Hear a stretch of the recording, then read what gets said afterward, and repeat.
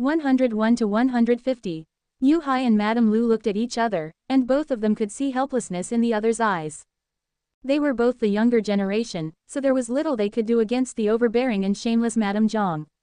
If they were too resolute and stuck to their guns, the two women in front of them would slander them in the village for being unfilial. On the other hand, if they yielded too much, this pair of locusts would gobble them up and devour everything they could get their hands on. Madam Li, why are you here again causing trouble? Just as the married couple were trying to find a solution, the sound of old Yu's voice resonated in and provided them with a glimpse of hope. Madam Li was still a bit timid in front of her father-in-law, so she weakly said, "Father, I was keeping mother company." Madame Zhang abruptly interrupted her and pasted a smile on her face as she spoke to old Yu. "Old man, second son still has a filial heart. Their family had come up with a new method of making money, so they were going to help us too." When old Yu heard what she said, he looked towards Yu Hai with a remorseful expression and a tinge of gratitude. This son of his had always been filial since childhood. Even if he had caught a tiny tit, he would always bring it back home to let everyone eat some. In fact, after he settled down and got married, he still always gave the money he earned to the general purse and didn't keep a private purse. He was not worthy of his son. He even pushed his son out of the family during his most difficult time. Fortunately, his son was able to survive and even his leg was preserved.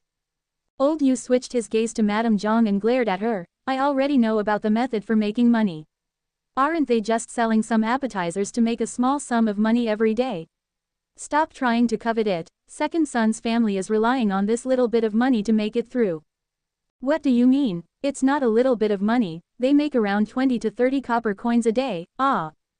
That's more than what you and eldest son brings home every day. This is second son's good intentions, so he should spread the wealth to the whole family. Husband, third son will be able to participate in the entrance examination for Rongshuan Academy soon. If he passes and then becomes a scholar who had passed the county-level examinations, he can get a lot of benefits. His whole family is living in town right now and doesn't he need money for living expenses?" Madame Zhang, once again, brought the topic of the conversation back to her younger son in an attempt to voice her complaints. As Madame Zhang rambled on, Xiao Cao and her family stayed mutely silent. It was obvious that she was forcing them to teach her how to make braised food. How did she manage to twist it around such that they were the ones volunteering for this? Although Xiao Cao had no qualms, her father was a different story. He had always been filial and was soft-hearted. In front of his father, Yu Hai wasn't able to refuse any request. In the end, Xiao Cao was forced to fork out a portion of the spices she had used yesterday and give instructions on how to use them to Madame Zhang. In a peak of fury, she pretended to forget to give the pair of women the complete details on how to prepare and clean the pig head and intestines properly. She had already reserved the pig head and offal in advance from Butcher Wang's stall at the docks marketplace. Furthermore, the butcher was a kind and honest man. To him, it didn't matter who he made money from, but it was more important to preserve his relationships with and not have a reputation of breaking his promises. Thus, their ingredient supplies would not be endangered in the future. She planned on doing business as usual. As for who could make more money, that would depend on their own abilities. Meanwhile, third young master Zhou Zixu had gone straight home after buying the pickled vegetables from the market and was able to be at the table in time for the meal. The three branches of the Zhou family had not separated, so they were all present in the parlor for the meal. In the main hall, the ground was paved with glossy marble tiles that had been polished as bright as a mirror.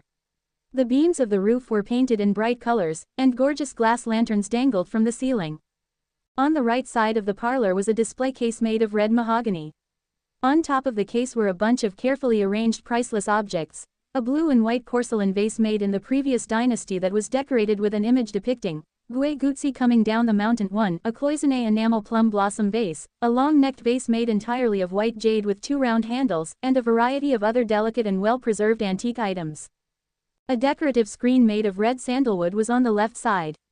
The screen was inlaid with white jade that was carved into a picture depicting 500 Luohan too. It was bright and beautiful and so luxurious that it was hard for a person to take their eyes away from it. The patriarch and matriarch of the Zhou family were sitting in the middle, and seated on their right was the Zhou family's eldest son. The head of the Zhou family had 3 sons and 2 daughters. The eldest son and second son were birthed by his wife. The eldest son was conservative in his business dealings and was only able to preserve their current family wealth. He was in charge of a portion of the family's businesses, and while he didn't make any big contributions, he also didn't make any large blunders. The eldest son of the Zhou family had 2 sons and a daughter. His oldest son was birthed by a concubine. Although his younger son was born by his wife, he had very little interest in doing business and had set his heart on his studies. He was truly a bookworm and pedant. His eldest son, on the other hand, had ambitions and grabbed every opportunity that came in order to show his abilities in front of the head of the family. Before he became an adult, he had helped his father supervise their store and had made sure everything was clear and orderly. He had carefully managed 2 stores, and they had increased their revenue by 1/3.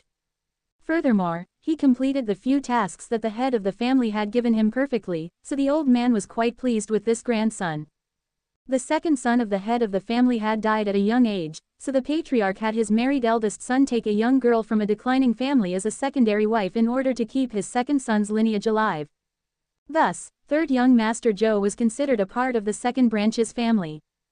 Third young Master Zhou's mother had a strong personality, so after she gave birth to him, she established herself as the widow of the second branch and severed all her ties with the eldest son.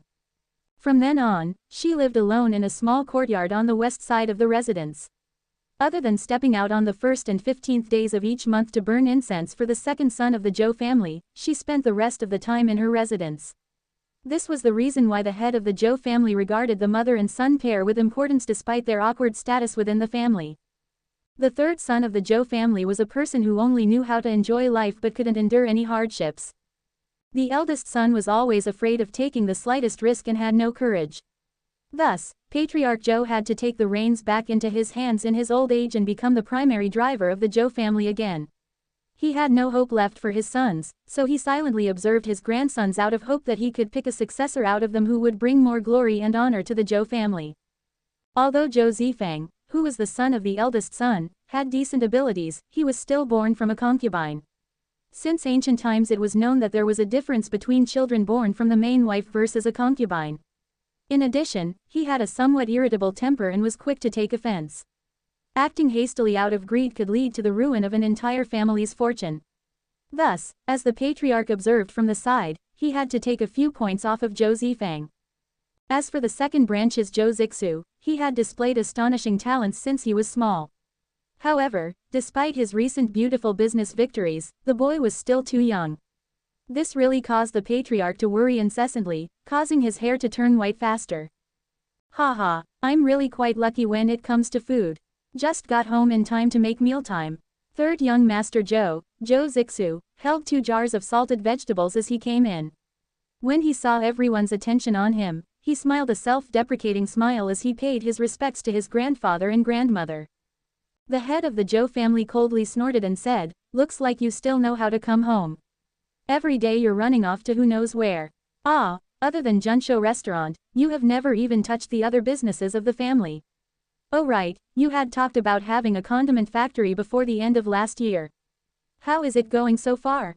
At your age, your father had already made waves in the southern provinces market." Because he had an awkward status in the family, Zhou Zixu's grandmother had raised him at her side since childhood to avoid having other people treat him badly. Thus, his relationship with his grandparents had always been good.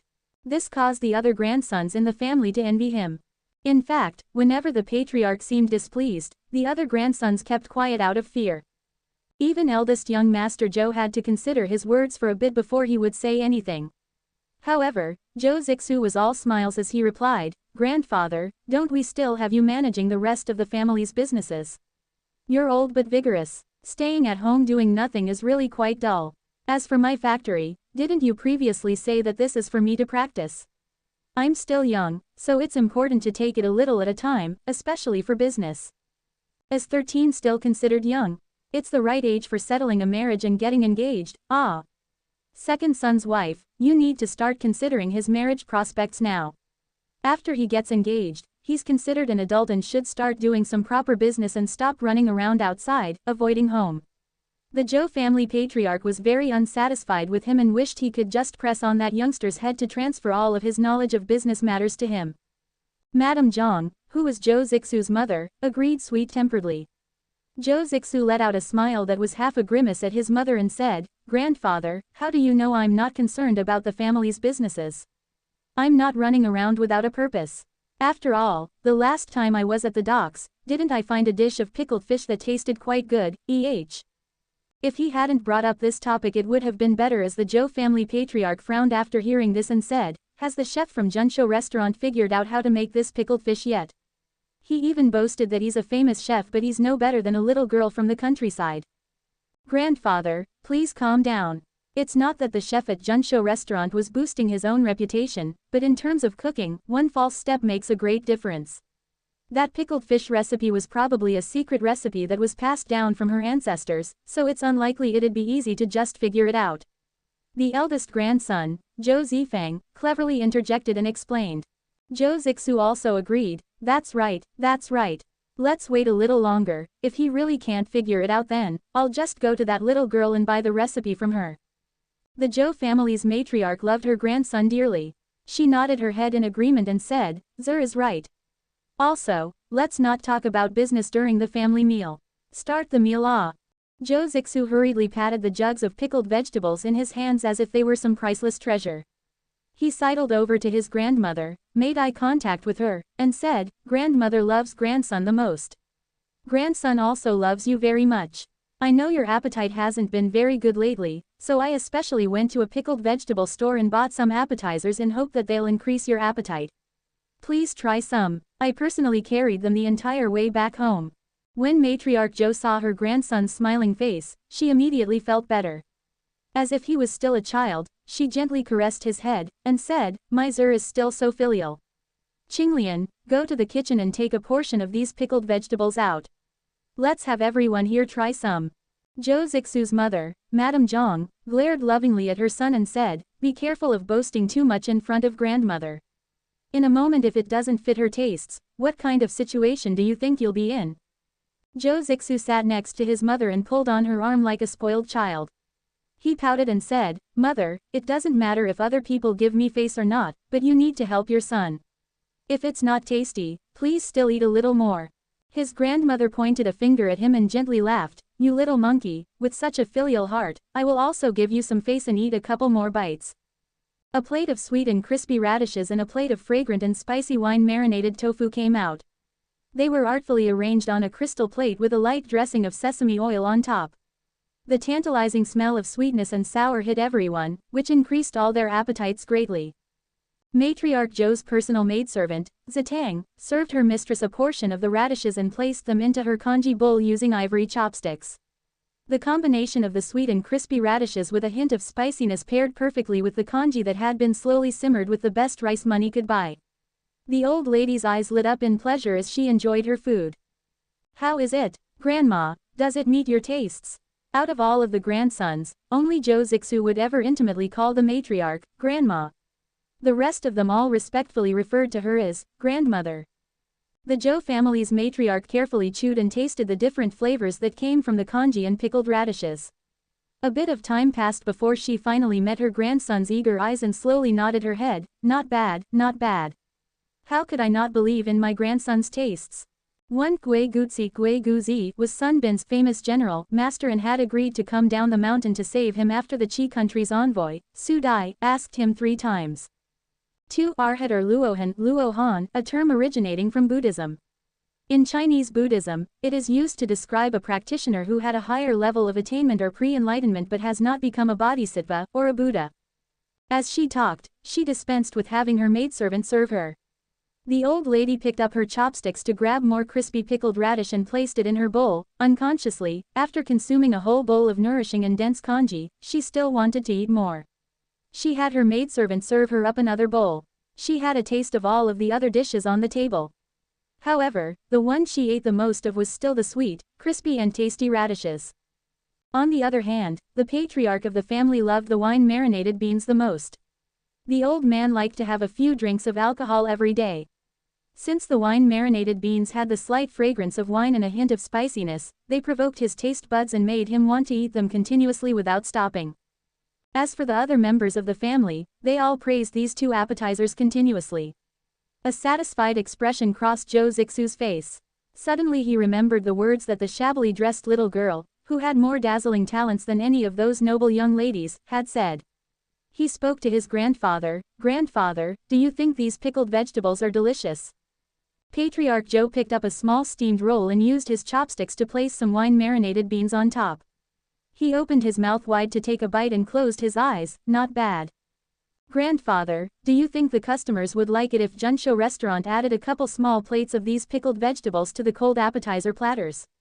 At the pickled vegetable stall, the little girl had offhandedly mentioned this idea, and it lit up a light bulb in his business-minded self. The patriarch's eyes, which had been comfortably closed, abruptly opened wide. He placed down the chopsticks in his hands and stroked his beard. He nodded and remarked in a gratified tone, "Grandfather has not missed the mark with you. You really are like second son. This idea is quite feasible, so I'll give it to you to handle." Zhou Zifang clenched his hand that was underneath the table into a tight fist.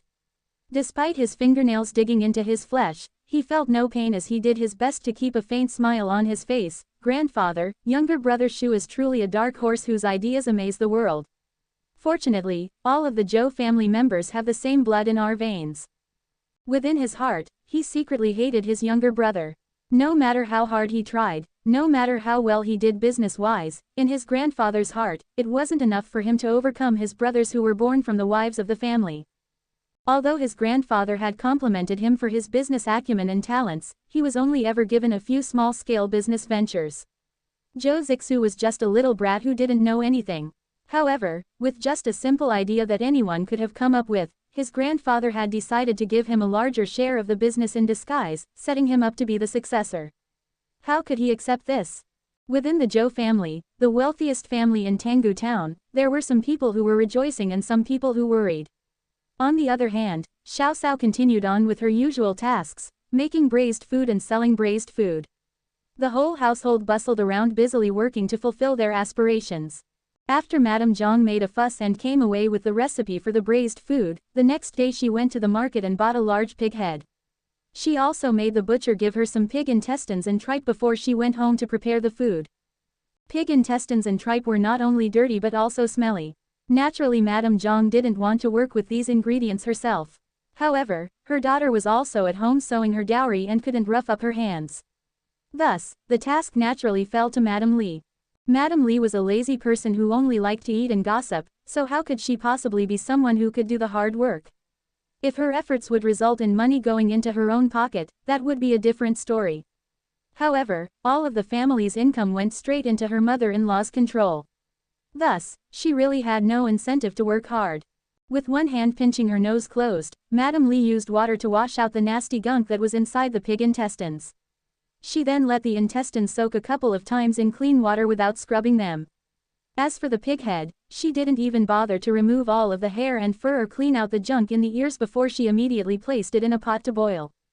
During the braising process, Madame Zhang didn't want to waste money by using too many spices, so she cut down the amount needed for each spice by half. As for the expensive seasonings, she directly left them out. With this, the taste of the product had also been diluted. The finished braised pig head meat and offal had a sickening stench of feces that could make anyone want to vomit. Who would want to eat something that smelled that bad? At the table, old Yu didn't even bother trying the plate of braised pig meat. Instead, he slapped the table and howled, "Is this food fit for humans to eat? Quickly take this off the table and throw it far away. How can anyone have the appetite to eat with a smell this disgusting around?" Third son Yubo was at home for one of his rare visits. However, the stench of the braised food made him dry heave a couple of times. He didn't even finish the egg that was added to each of his meals before he threw down his chopsticks and went back to his room. The door to his room was slammed forcefully shut. As for Yu Katie, she grabbed a pancake and some dried radish strips and went to the courtyard to eat her meal. Heitzi was the only person not affected by the horrible stench. Instead, he picked up a plump piece of pig head meat and ate it in large bites. Had Xiao Sao been there, she would have silently laughed, "This stupid boy. As long as it's meat, even if it smells worse than human excrement, he'll still eat it." However, they had spent around 10 copper coins to buy the pig head. In addition, the spices also cost money. All in all, they spent around 20 to 30 copper coins. If they threw this food away, wouldn't that be the same as throwing money away? Madame Zhang didn't care about any of this. That afternoon, she placed the braised pig head meat and intestines into a basket and dragged Madame Li with her to the docks. 1 copper coin for a portion of meat. This is the authentic Yu family's braised food. Tasty and cheap, big brother, buy a portion and try some. Under Madame Zhang's prodding, Madame Li managed to squeeze out a smile on her face as she advertised their wares. However, she was quite unwilling on the inside. It was quite an opportune time for them. There wasn't a lot of work under Foreman Sun, so the dock workers had all come early to wait for Xiao Xiao's braised food for 1 copper coin a portion. When they heard Madame Li yelling, all of them came over. As usual, Old Hao fished out 2 copper coins and casually asked, "Give me 2 portions of pickled fish, where's Xiao Xiao today? How come she's not here?" Pickled fish. The smile on Madame Li's face froze for a second. Madame Zhang, on the other hand, quickly took the money and said, "You're talking about my granddaughter, ah. She's busy today, big brother, we don't have any pickled fish today. We have pig head meat and intestines, do you want some?" Yes, give me 2 portions of pig head meat, larger portions please. Pig head meat was Old Hao's favorite dish. He had gotten used to buying pickled fish in the afternoons, so it was a nice surprise for him that he could get some pig head meat today. After taking over the oiled paper packet that Madame Zhang gave him, Old Hao weighed the contents in his hand a bit. He grumbled and sighed, "Why does it seem like they gave me a smaller portion of braised food today?" However, after thinking a bit, he thought, "This meat is so delicious and it's only 1 copper coin. A smaller portion is just a smaller portion." Old Hao impatiently ripped open his oiled paper packet, but the smell that came out wasn't the usual dense and appetizing smell. It was hard to describe, but it assaulted his nose, causing him to scowl. He used one hand to pick up a piece and discovered that the piece still had obvious bits of pig fur, standing up tall and proud. The braised food that Xiao Xiao sold for 1 copper coin a portion always smelled appetizing, had incredible flavor, but most importantly, she always cleaned the raw ingredients thoroughly. With this, even a fool could tell that there was something wrong with this braised food. Old Hao held his portion of pig head meat as he squeezed through the crowd. He waved the piece with fur on it in front of Madame Zhang's face and said, "Yo auntie, are you absolutely sure that Xiao Xiao herself had braised this pig head meat?" Of course. That bit of fur must have escaped our notice when we were preparing the food. Didn't see it then, big brother, I'll swap out a new portion for you, Madame Zhang stammered awkwardly with a stiff smile on her face. Seeing that the old woman was hemming and hawing, Old Hao knew something fishy was going on here. He placed that piece of meat back into the paper packet and shoved the whole thing into Madame Zhang's hand. "Go smell it yourself. Whenever you open a packet of Xiao Xiao's 1 copper coin a portion of braised food, the smell that comes out is so good. As for yours, I almost wanted to vomit from the stench. This absolutely is not something Xiao Xiao made. I don't want this anymore, refund me, refund me." Madame Zhang was like a pixie who want gold and silver only went in and never came out. If you wanted her to refund you, tough luck. The expression on her face turned frosty, and she yelled shrilly, "You already ate it and you want your money to be refunded. Do you think bullying an old woman is easy?" At this time, she had already sold more than 10 portions out. When the people surrounding her realized that something wasn't right, they put their coins back into their purses and stood at the side to watch and see.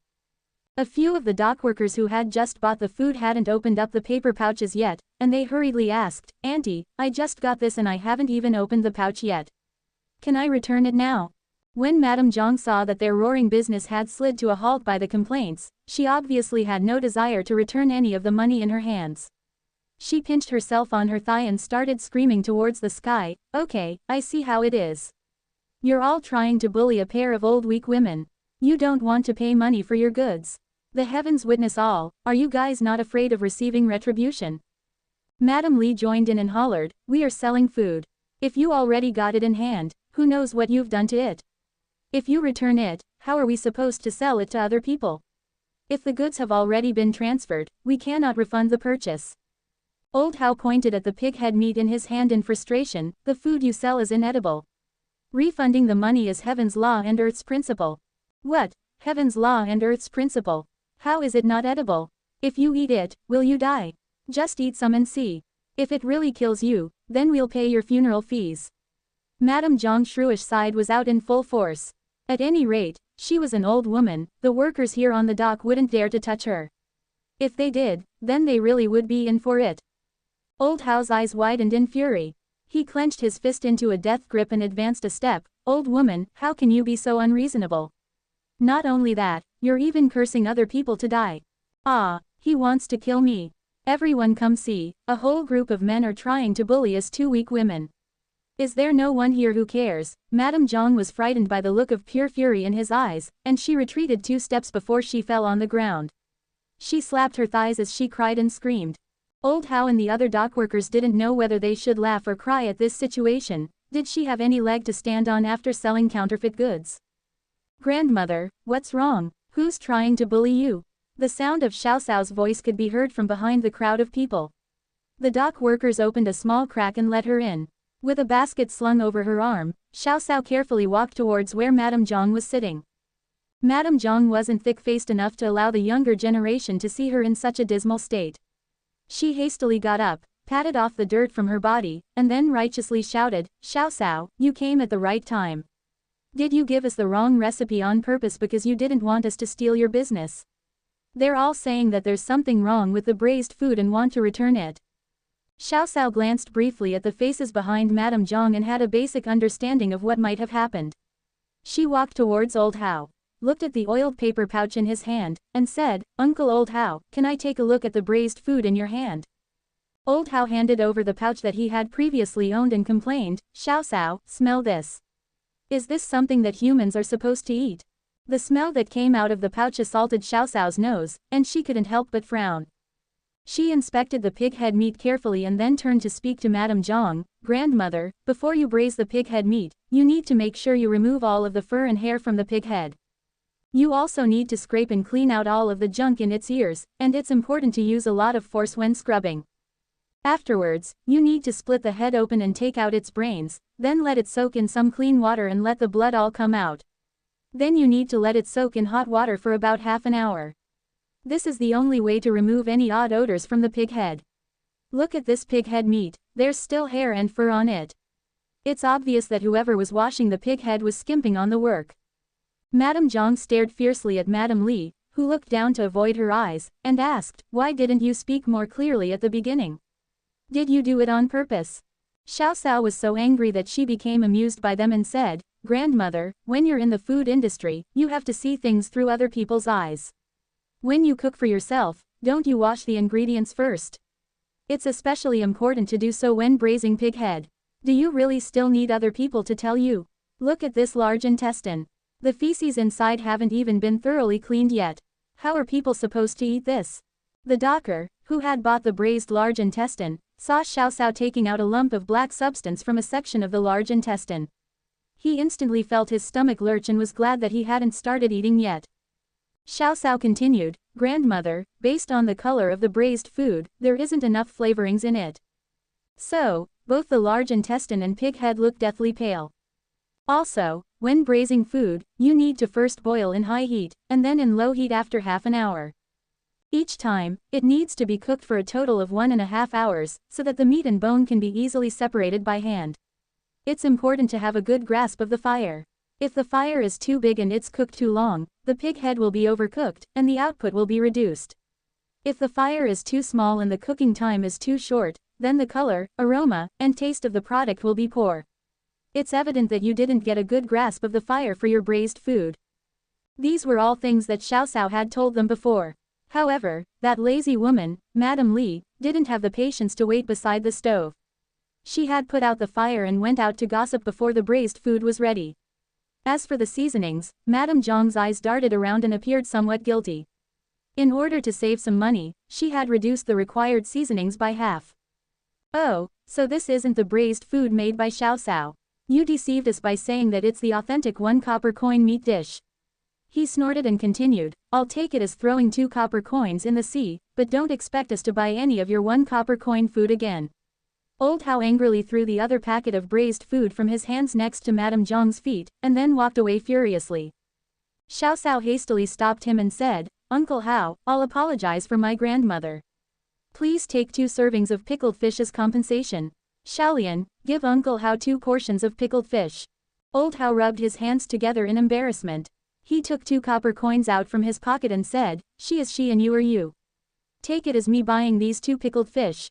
Xiao Xiao pushed back his hand that held the money and said, "When the elders do something wrong, the younger generation should also bear some responsibilities. Although we have already split from the main family, there's nothing wrong with using a few copper coins to show filial piety to our elders. Those who had bought braised food from my grandmother can come over to get the corresponding amount of pickled fish from me. The money that you gave my grandmother will be our way of showing filial respects to her." As soon as Madame Zhang heard that she didn't need to refund the money that she received, her anxious heart finally relaxed. Seeing that everyone was praising Xiao Cao for being filial and doing honest business, she sneered in disdain. As she counted the 10 or so coins in her hand, she inwardly resented that old Hao for not coming later. If it hadn't been for him, she could have earned a profit. When she thought about how she hadn't earned back half of the money that was used to buy the seasonings, she felt a piercing pain as if a part of her heart had been dug out by someone. When Xiaolian came over with the basket to give everyone the pickled fish, the crowd were surprised to find out that the two little girls looked exactly the same. Xiao Cao smiled and said, "Everyone, this is my twin sister Xiaolian. Yesterday, as well as every afternoon before, she was the one who came to sell the braised food." Old Hao was briefly stunned, and then he laughed. "I knew something was off. I had wondered why Xiao Cao isn't as talkative in the afternoon. So it turned out to be another person. It's ridiculous that we didn't notice it was a different person in the morning and afternoon for so many days. It's so interesting and funny." The pair of sisters who looked identical attracted the attention of even more people, and thus, Xiao Cao's business became more popular than ever. Brother 6, who had also come to buy 2 portions of pickled fish, glanced at the two sisters with his cold gaze. When he left, he had a rare smile on his face. He had guessed correctly. Madame Zhang and her daughter-in-law's gaze were filled with envy as they looked at the endless crowd around Xiao Cao. But, no matter how much they advertised, the news of their crude and inferior braised food had already spread among the dock workers. Their voices were already hoarse from all the shouting, but they still didn't sell another serving of food. Hence, they could only leave in disgrace. Later, when their braised food was finally edible, there still wasn't anyone willing to support their business. This was how business worked. Once a business lost its integrity, then it would be difficult to redeem themselves. After several times, the mother-in-law and daughter-in-law not only didn't earn any money, but they also lost their capital. The process of braising pig head and pig offal was very laborious. Neither of the in-laws were hard-working people, so they gradually lost their interest in making money from selling braised food. March should have been a good season for the weather to warm up and flowers to blossom. However, at the beginning of March this year, there was a cold current, which perfectly matched the saying, "There is a chill in the early spring air." Fortunately, Madame Lu and Xiaolian had already taken time to make new bedding for the whole family. They had opened up the old quilts, took out the cotton, and fluffed up the cotton. After that, they stuffed the old cotton into the new covers and used them as a cotton-padded mattress in place of the rice straw on top of the Kong bed. As for the new bedding, they had sewn 4 sets of new soft and fluffy cotton quilts. When Xiao Cao was covered with the warm and soft quilts, she sighed happily and rolled around on the bed, reluctant to get up. Madame Lu and Xiaolian were amused by her actions. When the cold wave came, Yu Hai immediately drove his donkey cart to town to give both his sons a new set of cotton-padded clothes. Although the clothes were made of cheap coarse cloth, the cotton inside was new and it had better heat retention than their old jackets. Xiao Cao and Xiaolian had also put on new jackets, which were blue with red flower patterns. They were snuggling with their parents on the Kong bed after dinner. The whole family looked out of the window with concern. Yu Hai sighed and said, "It seems like there's going to be peach blossom snow tonight." Xiaolian asked, "Father, what's a peach blossom snow?" Madame Lu patiently explained the changes in the solar terms to her, and then recited a farmer's proverb. In March, on the 3rd day of March, apricot flowers and peach blossoms will bloom all over the mountains. When the peach blossom blooms and the apricot flower withers, plums and prunes will grow up. As the peach blossom blooms and the apricot flower withers, persimmons will grow and the apricots will drop. If there's a spring snow in March, there won't be a high yield of fruits. In the end, she concluded, if it snows tonight, I'm afraid that the villagers who planted fruits this year will have a headache. Xiaolian looked out the window at the vegetable garden and said worriedly, "Then, will our family's vegetables be affected? I think we can harvest them in a few days. If it freezes, all our previous efforts would be wasted." Yu Hai looked at Xiao Cao and couldn't help but ask, "Cower, can those straw thatches withstand this snowstorm?" Xiao Cao looked at the little golden kitten napping on the bed and asked in her mind, "Little glutinous dumpling, will the vegetables that we planted be all right?" Didn't you say that if we watered them with your bathing water, they can resist drought, cold, and pests? Every night, it would absorb the spiritual energy of heaven and earth and recover its powers. Yes, in addition to soaking in water, it could also absorb the essence of the sun and the moon and turn it into its own spiritual power. The little golden kitten stretched, yawned, rubbed its little eyes with its paws, and then said, "Don't worry. As long as it doesn't last more than 3 days, it will be fine. I'm tired, so quickly help this divine stone get to bed." Go to bed, my butt. Wasn't it just taking off the multicolored stone and putting it in a jar of water? Xiao Xiao reluctantly brought over the jar that the little divine stone usually rests in and placed the multicolored stone inside. After that, she repeated what little divine stone said to her family. Xiaolian asked curiously, "Little sister, where did you find that useless stone? You're always soaking it in water like it's some kind of treasure. What's the use of this stone? Who's a useless stone? You're a useless stone. Your whole family are useless stones." Little divine stone angrily bared its fangs at Xiaolian as it mimicked the goddess of spirit's favorite pet phrase, saying it in exactly the same manner. After scolding her, it was so pleased with itself that it even showed a complacent expression. "Xiao Xiao, what's wrong with your little glutinous dumpling? Hurry and take it away." Xiaolian watched as the lazily sleeping kitten abruptly jumped on her head and scratched her hair with its tiny claws. It didn't really hurt, but it looked rather silly. The Yu family was still rather fond of the beautiful little golden kitten that suddenly appeared at their home. But, this little kitten was very proud and aloof. It usually ignored everyone except for Xiao Xiao. Xiao Xiao grabbed the grumpy little kitten and pacified it by caressing it on her palm. She smiled and said, "I found it by chance in the stream. Xiaolian, don't you think the rainbow color looks very pretty? I found that the color becomes even more vibrant if it's nourished in the spring water every day. Moreover, I noticed that our family's life has been getting better and better after I picked up this little rock. Perhaps, it's a lucky stone." Seeing her daughter treat a rock as if it were a precious treasure, Madame Lu felt slightly saddened within her heart. She secretly made up her mind to buy some accessories for her daughters after they earned money from selling the vegetables. Her daughters were already at the age when they liked to be well groomed. Time sure passed by quickly. That evening, smoke re-emerged from the Kong flues in Dongshan village, which had already been stopped for a period of time. Xiao Xiao's family had new mattresses and quilts, so they didn't really need to heat the Kong bed. The next day, the village was shrouded in a silvery white attire, as if everything was dressed in silver. Even the mountains were covered in snow and looked as if they were back in the ice and snow-covered winter. The pond behind the house was like a green jadeite inlaid within white marble, brilliant and clear. On top of the rows of old pine trees were snowballs of various sizes. In the bamboo forest, tall bamboo trees were bent by the heavy snow. Rows and rows of bamboo trees were covered by layers upon layers of silver cloaks. The sun rose from the east side of the mountains and shone brightly in all directions. The mountain village became particularly enchanting. The snow accumulated on the distant mountain peaks was like rosy clouds in the sky. Under the sunshine, a faint golden glow appeared on the treetops. The sparrows in the woods hopped around and shook the branches. The snow accumulated on the branches fluttered to the ground like powder. When reflected by the sunlight, it looked like a layer of silver fog. Xiao Xiao would always get seriously ill whenever it snowed in the past.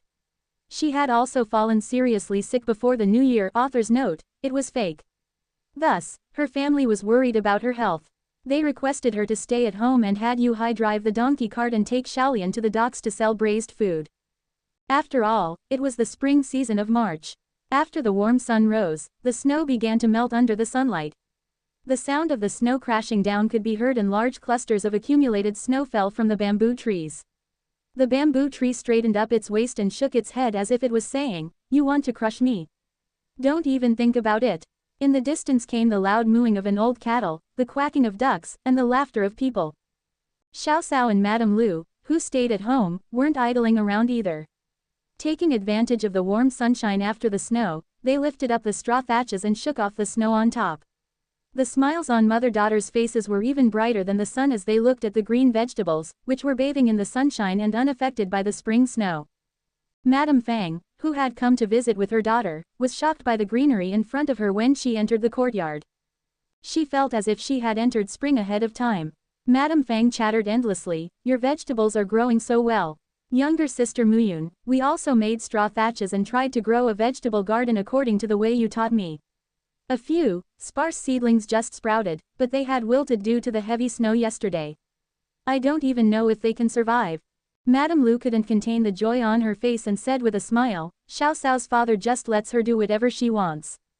I couldn't stop them, so I just let them plant the vegetables with the thought that we're just wasting several bags of seeds.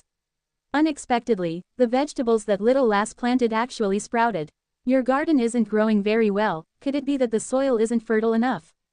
As you know, our yard has been deserted for many years and has accumulated a thick layer of foliar fertilizer. Xiao Xiao quickly said, the seeds for greens and mustard greens were scattered more densely in our backyard.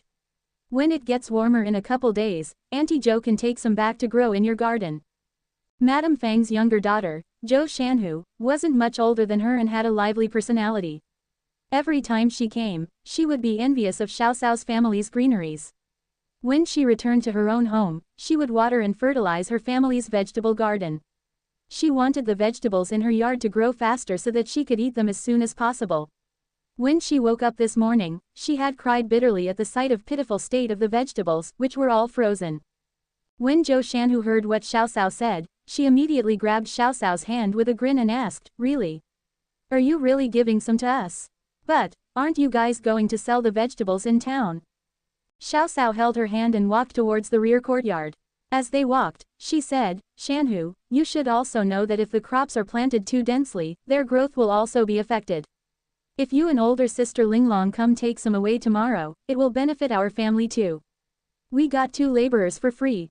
Hey, so that's what you were planning. Zhou Shanhu laughed and tried to pinch her tender cheeks, while Xiao Xiao smiled and dodged her. The 2 young girls were chasing and frolicking beside the vegetable garden, while Zhou Linglong followed behind them, smiling quietly. In the Yu family's main house, Madame Li was complaining to her mother-in-law. Mother, I think that second brother-in-law's family earns more than 10 copper coins daily from selling braised food. No matter what, they probably earn more than 100 copper coins. So that means they get 3 taels in a month, which is more than the income we get from our fishing boat. As Madame Li thought of the shiny silvers, she felt as if there were 25 kittens hiding in her heart, there were 100 claws scratching her heart. Of course, Madame Zhang was also envious of the second branch's income, but she couldn't just go take it from them. The old man wouldn't agree. Last time, when she got the braised food recipe from the second branch, that damned old man was angry at her for several days. When Madame Zhang thought of how the old man was being partial, she slammed the rough ceramic cup in her hand heavily on table and vented her anger at Madame Li. What's the point in talking about this? Can you get the money? It's all your fault. You can't even properly clean the pig offal and offended all the customers. Now, even if we stole the braised food that Xiao Xiao made and sold them, no one would be willing to buy them. Madame Li's face went from blue to white after being scolded. She thought inwardly, how am I the one who offended the customers? Weren't you the one who was so greedy that you refused to give them refunds? You even shamelessly threw a tantrum. Even those rough men on the docks avoid you whenever they see you. Her eyes darted around for a moment, and then she stealthily changed the topic in order to redirect her mother-in-law's anger. Mother, I can't believe second brother-in-law would act like this. He earns so much money every day, but he didn't even think of his parents. He appeared like such a good son in the past, but who knew, tisk tisk, he was never sincere and was just pretending all along. Madame Li was seriously stirring up problems for no reason. Before Yu Hai's family had split from the household, they had to hand in all their income. If they also handed in all their money now that they were living separately, what would their family eat and drink with? Madame Zhang snorted and angrily replied, he's a good son. He's completely disregarding his parents' life or death, while his own family is eating and living well. How is he good? He deserves to be crippled. It's karma. In the room, the mother-in-law and daughter-in-law were venting and making Yu Hai out to be a worthless person. However, they hadn't expected that an evil idea would emerge within the heart of a dark figure under the window, who had overheard them. The sky was clear and boundless the next day. The snow from a couple days ago had already melted and seeped into the soil. Xiao Xiao and her sister were walking home with a basket in their hands. Their baskets were completely empty. Xiao Xiao happily hummed as she touched her bloated purse. Xiaolian also had a delighted expression on her face and said to Xiao Xiao, little sister, the manager of the restaurant at the docks asked you to help make a meal for a table in the morning. Are you going to prepare the same dishes as before? Xiao Xiao smiled and said, This time, the guests are from the south, so they don't like spicy food and prefer sweeter flavors and vegetable dishes. I'm going to make new dishes on the basis of pearl balls and shredded pork with bean sauce. For the fish, I'm planning on making sweet and sour fish. Since it has a sweet and sour taste, the Southerners will definitely like it. Our family's bok choy and mustard greens should be ready to eat. The vegetable dishes will be sautéed mushroom and bok choy, and minced garlic with mustard greens. For the staple food, 3 delicacies vegetarian crystal steamed buns would be a good choice. It's exquisite and delicious. To be able to eat bok choy and mustard greens during this season, the guests will surely enjoy the meal. While the sisters were happily discussing the dishes for the meal and how much they had earned with the 2 taels that they were given, a dark shadow suddenly flew out from the withered bush on wayside and blocked the sisters' path. Xiao Xiao was alarmed in her heart. She looked around and noticed that there wasn't anyone else on the road. Although they had 2 people, they were only children who weren't even 9 yet. The other person had covered his face with a mask. Though he wasn't very tall, he looked very sturdy. Thus, he was more than capable of dealing with 2 thin and small girls. Take out your money, otherwise, I'll kill you. The masked man tried to make his voice sound deeper and pretended to sound vicious. But there was still a faint sense of immaturity within his voice. Upon hearing him, Xiao Xiao had determined that he wasn't very old and should be at the age when his voice was changing. They had earned more than 200 copper coins from peddling this morning. In the purse, she not only had the money they earned this morning, but also a deposit of 2 taels from the restaurant's boss. She was really reluctant to hand it over obediently. She stalled for time as she tried to think of a way to get away. Don't act recklessly. There's a lot of pedestrians on this road at this time. Roadway robbery is a felony. If you get caught and sent to the yamen, you will first be punished with 50 strikes. Even if you don't die, your skin will tear off. When the masked man heard her, all the flesh on his body trembled. He tightened his grip on the stick in his hand, pointed at the sisters, and angrily said, "Cut the crap and quickly hand over the money." Xiao Xiao looked around and quietly squeezed Xiaolian's palm. She suddenly had a look of surprise and loudly shouted behind him, "Uncle Zhao! Did you come to sell game?" As soon as he heard that it was the skilled fighter hunter Zhao, the masked man was so scared that the stick in his hand fell to the ground. He turned around and looked behind himself, while he got ready to escape. The moment he turned his head, Xiao Xiao pulled Xiaolian and ran in the opposite direction with all her might. When the masked man saw the empty path behind him, he finally realized that he had been fooled. He scolded at them, "Stinky brats, I definitely skin you alive when I catch you." After that, he swiftly ran after the sisters. Although the sisters took the lead, their legs were short and weak, and was soon caught up by the robber.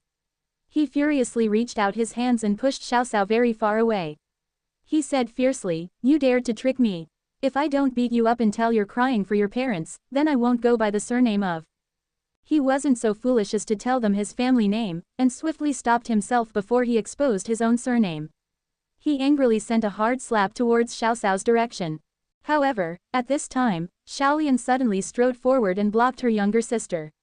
With a sharp sound of the clap, Xiaolian staggered several steps backwards and fell to the ground after being hit. Her fair and tender face instantly became swollen. Xiao Xiao rushed towards her to help her up. Her heart ached as she blew on her red and swollen face. She had always protected people who were close to her. For her younger siblings in her previous life, she had been in countless fights with people who had bullied them. She had, gloriously, won the title of a tigress. She tightened her fist and clenched her teeth. Directly fighting with the opponent would be her last resort. Based on his reaction when she tricked him earlier, he should know Hunter Zhao, Uncle Zhao.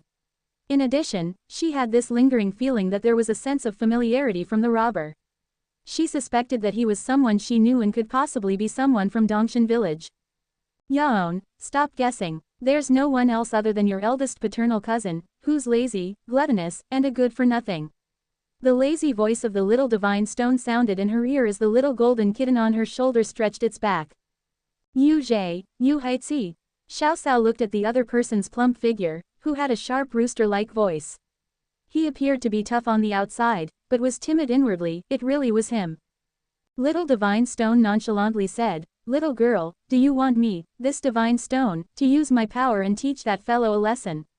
Although the little celestial stone had recognized Xiao Xiao as its master, it usually didn't treat her with high esteem. Xiao Cao knew that Yu Zhe appeared fierce and malicious, but he was actually cowardly inside. She recalled how, on the day she woke up, he got so scared that he nearly wet his pants because of a few words.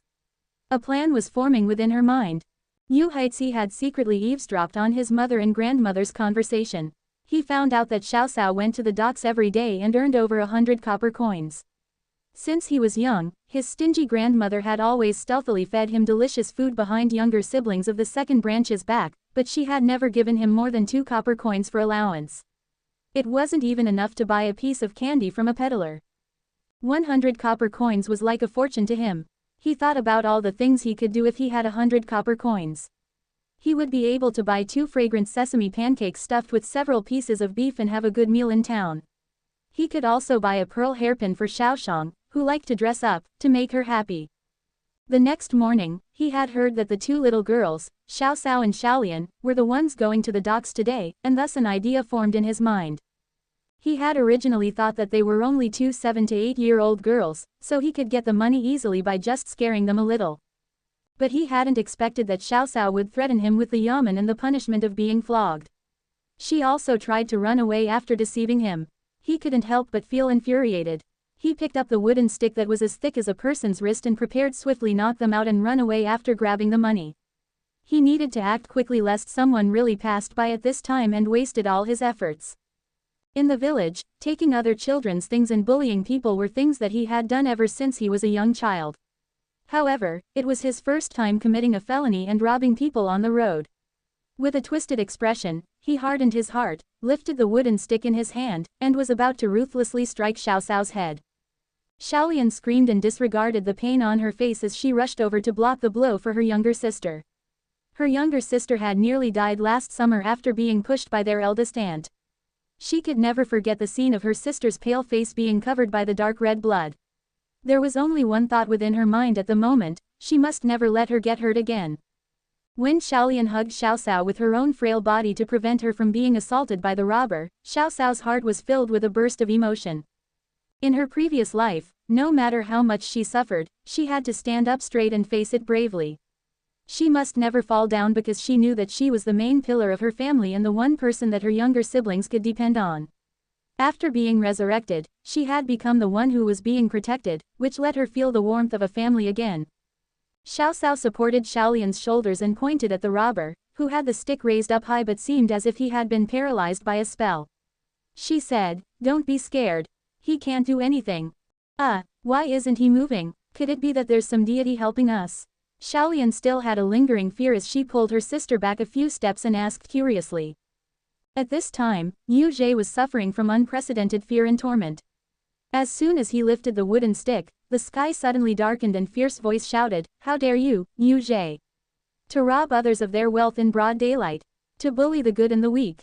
The King of Hell had sent this immortal to detain your soul and take you to the palace of hell for trial." Haixi was so frightened that he immediately lost all his senses the moment he looked up. In the dark sky, there was a tall, bulky figure with the head of an ox and the body of a human holding a steel fork. Wasn't he the sole messenger in the legends? His legs went limp from the shock.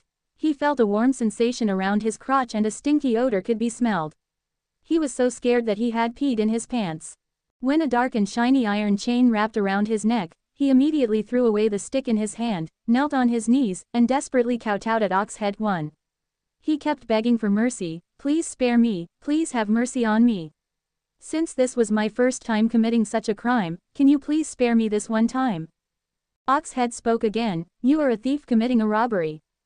You have also bullied the good and the weak and took possession of other people's properties. You shall be taken to the cauldron of boiling oil too. You will be stripped of your clothing and thrown into the hot oil pan to be fried. Just like a fish, the human skin will gradually be fried into a golden crisp as the hot oil in the pan crackles. According to the seriousness of the case, the severity of the punishment will be altered. You're a first-time offender, so being fried 2 or 3 times should be enough.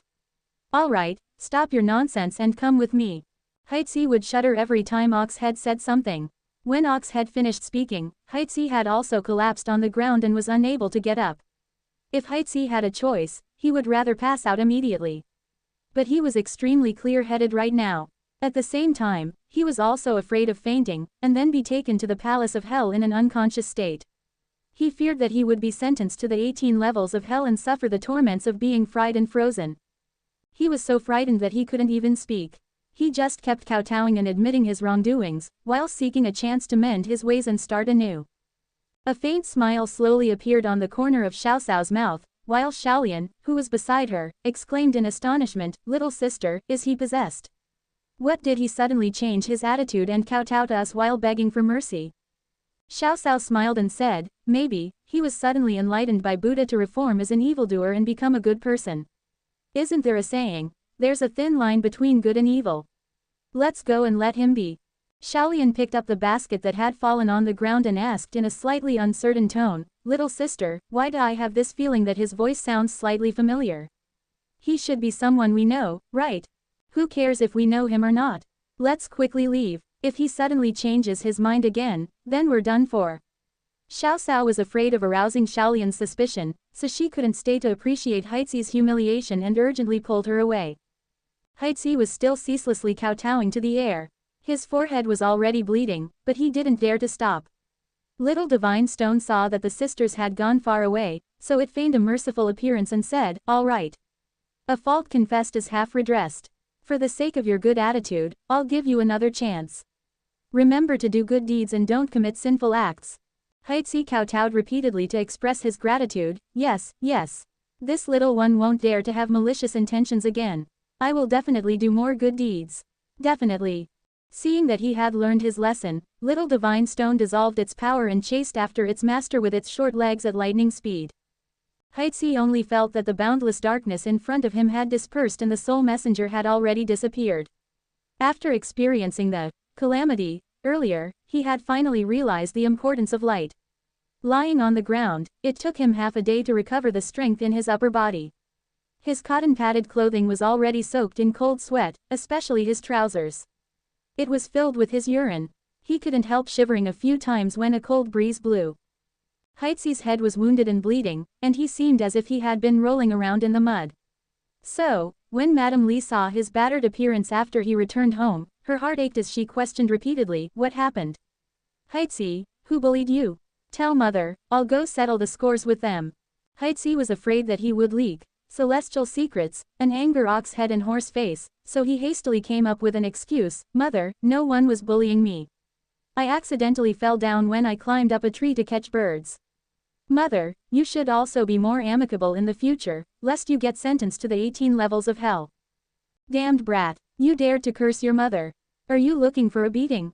Madame Li raised her hand, but when she saw the wound on her son's head, she put her hand down in distress. After suffering a scare and catching a cold, Heizi had a high fever throughout the entire night. The whole family scrambled to call for a doctor and get the medication. It took more than 10 days for him to completely recover from the illness. After he recovered, all the villagers of Dongshan village clearly noticed the changes in Heizi. The little bully who used to go around playing tricks and picking on people had disappeared. He had become polite and would come forward to help others when they needed help. Heizi had never helped out at home in the past, but now, he would chop the firewood for his mother and help his grandmother feed the pigs. He had also followed his grandfather out to the sea several times. Everyone in the family agreed that he had grown up and became serious and hardworking. For the next few days, life was simple yet warm. In the morning, at dawn, the little donkey called, Little Gray, took the sisters to the docks to sell the braised food that they made the previous night. The little gray donkey, who had been on the verge of death, was fed mystic stone water and bean fodder every day. Little Divine Stone had also graciously treated its illness. After a few days, it not only recovered from its illness, but it had also fattened up. Its originally dull and bleak fur had become glossy. As if it knew that Xiao Xiao was its savior, it was especially close to her and obeyed all her orders. Therefore, Yu Hai wasn't worried about his 2 8-year-old daughters driving the cart by themselves at all.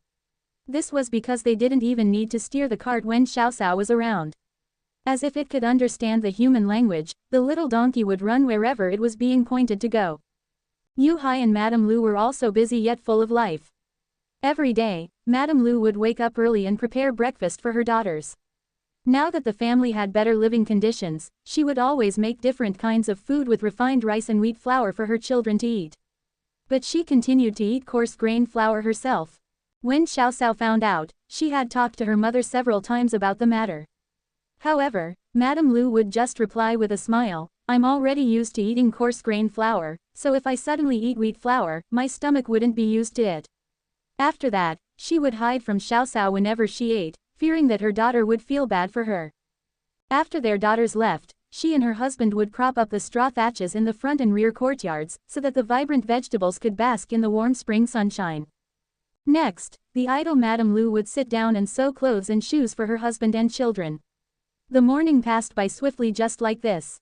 Yu Hai, on the other hand, went net fishing in the middle of the pond behind the house on the bamboo raft that he had made himself. Actually, he was only pretending to fish with a net for others to see. In fact, he was actually catching fish with the fish bait that his daughter had prepared. He caught a lot of fish every day, which made his neighbors envious. After he came back from fishing, Madame Mao had once asked him to let her husband borrow the bamboo raft and fishing net so that he could try to fish like him. However, after wasting an entire afternoon, her husband had only caught 2 or 3 catties of small catfish. She was so angry that she scolded her husband for not living up to expectations and that he didn't even know how to catch fish. Her husband, Qian Fugi, just laughed and said, "Brother Yu Hai is a first-class fisherman in the village. He had even caught a large shark in the sea before, let alone some small fish in the pond. How can we compare with him? We should just focus on raising our ducks." With the little donkey, they saved a lot of traveling time and Xiao Xiao had a lot more time on her hands. When they returned home at noon, she took a nice nap after eating a proper lunch. When she woke up, she fried the small fish and pickled fish with Madame Lu's help. In the afternoon, Yu Hai drove the donkey cart and took his eldest daughter, Xiaolian, to sell the pickled fish. In this way, Xiao Xiao could rest for the entire afternoon. When braising the pig head and large intestines in the evening, Xiao Xiao just needed to prepare the braising sauce and Madame Lu would be able to finish the rest of the process alone. Since the whole family worked together and divided the work, they weren't as busy and rushed. Today, the entire family had gathered around a table to eat lunch. They were probably the only family in the village with the luxury of eating 3 meals a day, which was, of course, suggested by Xiao Xiao. With the reason that breakfast was eaten too early and she couldn't sustain her hunger until dinner, she simplified breakfast, made lunch the priority, and pushed dinner back for 2 hours. The new schedule was basically the same as the 3 meals in modern time. Thus, Xiao Xiao was very satisfied with the results. For lunch, they had a plate of sautéed chives with dried bean curd and a bowl of thick fresh fish soup. The staple food was steamed buns made of wheat flour and sorghum flour. Originally, Xiao Xiao had suggested that they only eat wheat flour in the future, but Madame Lu, who was used to being frugal, wouldn't agree with her suggestion. She also said that Xiao Xiao was a spendthrift, who not only knew how to earn money but also spend money. So she was worried about how Xiao Xiao would manage a household in the future with her spending habits. Xiao Xiao didn't agree with her views. Didn't people earn money just to spend them? If people weren't willing to spend money, then there was no point in earning money. But she didn't argue with her mother. She intended to proceed step by step to slowly and subtly influence her mother. At this moment, they suddenly heard a series of rowdy noise coming from afar outside the door, and then a rushed knocking sound came from the door. The family, who were currently eating lunch, glanced at each other and wondered who knocked on the door so urgently. "I'll go open the door," Xiao Xiao said as she put down her chopsticks. She ran to the door and saw an anxious Qian Wen who was about to knock on the door again. With red and swollen eyes, little Shishtu was still wiping his tears ceaselessly as he stood behind him. Xiao Xiao was alarmed inwardly and hastily asked, "Brother Xiaowen, Shishtu, what happened? It isn't a break today." Seeing his older sister, little Shishtu, who had endured his feelings of fear and panic during this whole time, finally burst into tears. He choked with sobs and said, Second sister, eldest brother, he's dying." What's wrong with eldest brother? Don't cry and speak slowly." When Xiao Xiao heard his words, she anxiously grabbed his hand and shook it vigorously. Seeing that little Shishtu was crying so hard that he could barely speak, Qian Wen helped him explain, "We didn't have any classes in the morning, so little Shishtu wanted to go visit his older brother at the carpentry shop. Since I was free, I also wanted to go stroll on the streets and buy a new brush. Thus, we went out together. When we reached the woodworking shop, we found your eldest brother beaten and covered with wounds. He was unconscious and spitting out blood as he lay on the ground. The shop worker said that he was beaten up like this because he had stolen money from the shop. I and several classmates carried your older brother to Tongren Medicine Hall. After the doctor's examination, he said that your older brother had hurt his internal organs, and there was no cure. If Dr. Sun hadn't recognized little Shish-2, they might not have even treated him and directly carried him out. Dr. Sun told us to be mentally prepared. If the internal bleeding continues, he's afraid that even if Tuo-1 was alive, he wouldn't be able to save him. Hanger, my son Madame Lu, who had followed Xiao Cao over, turned ghastly pale when she overheard the bad news. She cried out, and then fainted.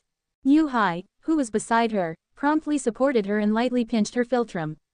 Despite the extreme grief within his heart, he was still the head of the family. If he also panicked, then this family would be in chaos.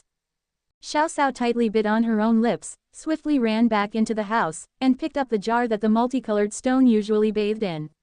The water inside was a high concentration of mystic stone water, which was enough to save someone's life. Xiaolian, go to our parents' room and get the jar with the money inside. Little Shish-2, you stay at home with mother. I'll go to town with father.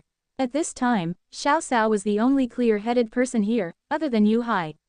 They shouldn't delay the matter any longer. They needed to quickly get to town and see if they could save her oldest brother. Madame Lu had slowly woken up. When she heard Xiao Cao's arrangement, she suppressed the sorrow with her heart and shouted, "No, I don't want to stay here. I want to go see my hanger. I know my son the best.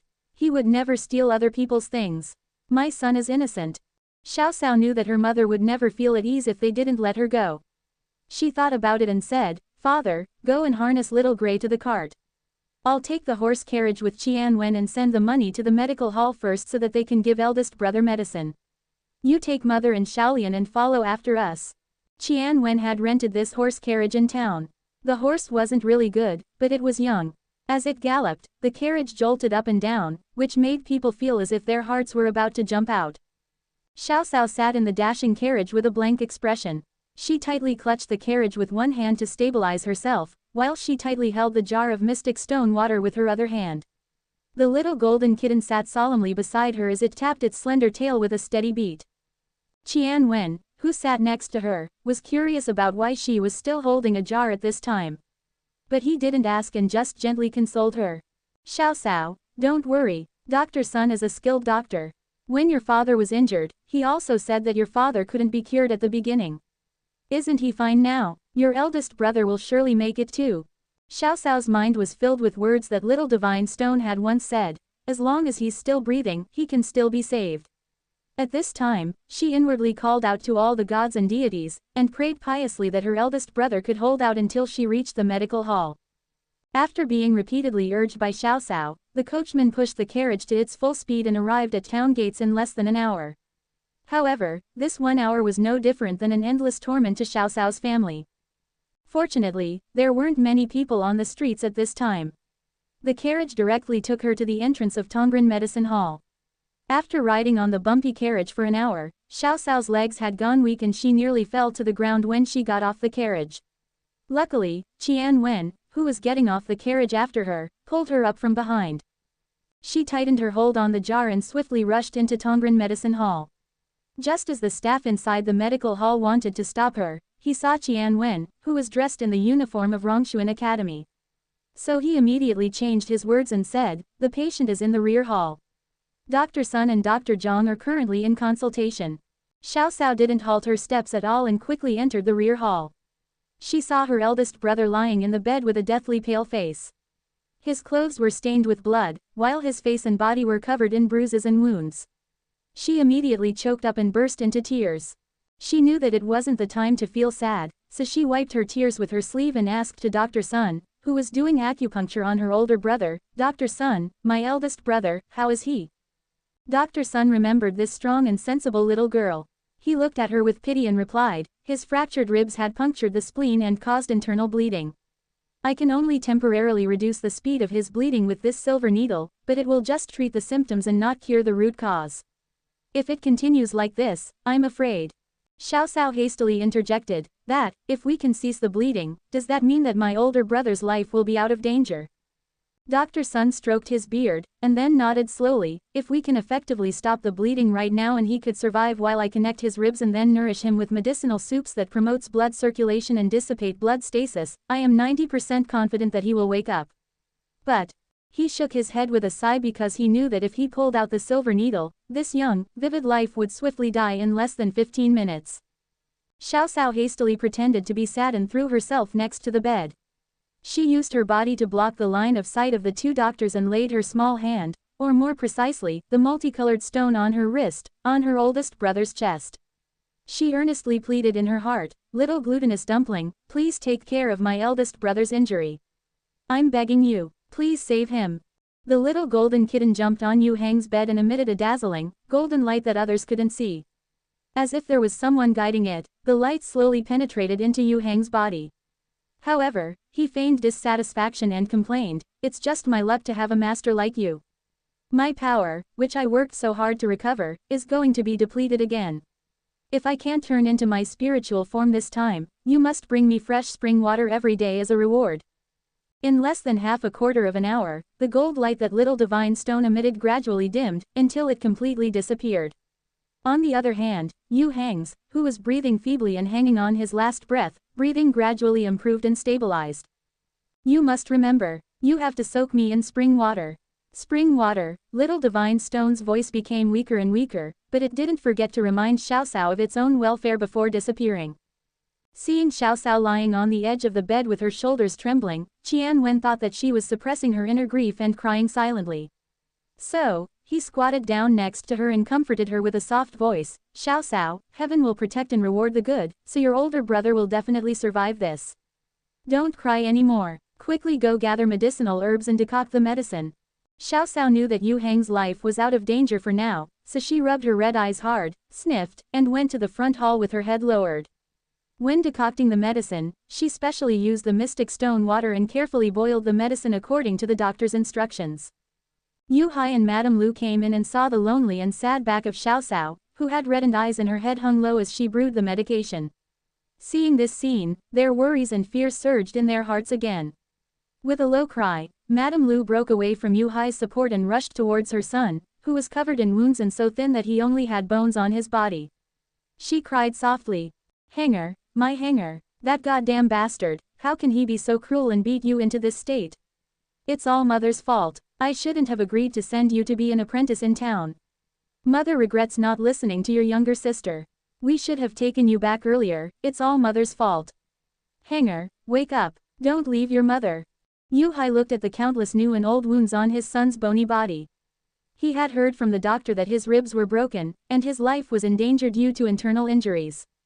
The tall and mighty man clenched his fist and brutally pounded on his own chest. What kind of man was he? He had sent his son into the tiger's den with his own hands and helplessly watched as he was beaten and tortured. Xiaolian and little Shish too cried so hard that they were gasping for breath. For a moment, there was a tragic scene inside the inner room. Qian Wen cried with them quietly, and from time to time, he would glance at the only calm person in the room, Xiao Cao. It was often said that people would act very abnormally when they were in extreme grief. So, he was afraid that Xiao Cao would do something unusual. At this moment, Xiao Cao looked up with cold and clear eyes.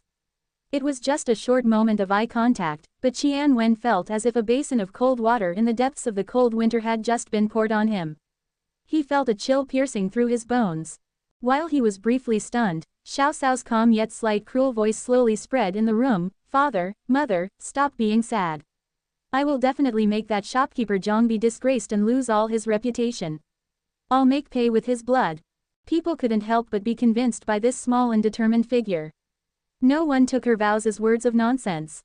Qian Wen only felt as if that thin and small figure had some kind of power that radiated a dazzling glow that people couldn't take their eyes off of. A young man's heart could help but throb for her. When the medicine was ready, Dr. Sun came in again to examine on Yu Hang's pulse and brought them a surprising news: the patient's internal bleeding has stopped and his pulse is also stable. His life is no longer in danger.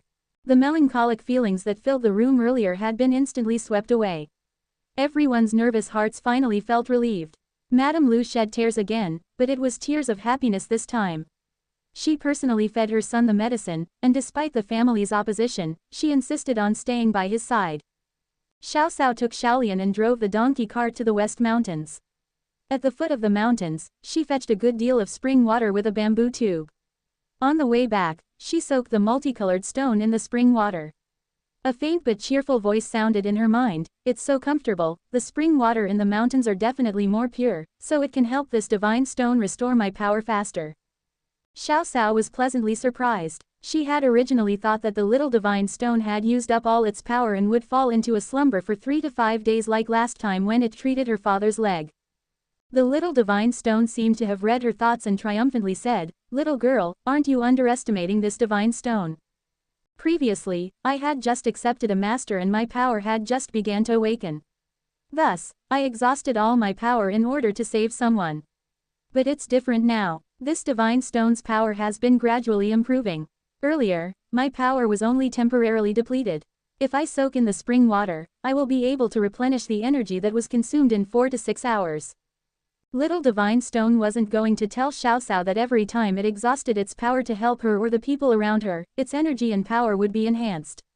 This was the reason it was willing to help those weak humans again and again. If it continued like this, one day it would be able to recover all its power, break through the confinements of this realm, and return to Goddess Nua's side. Xiao Cao looked up and saw dark clouds coming from the west.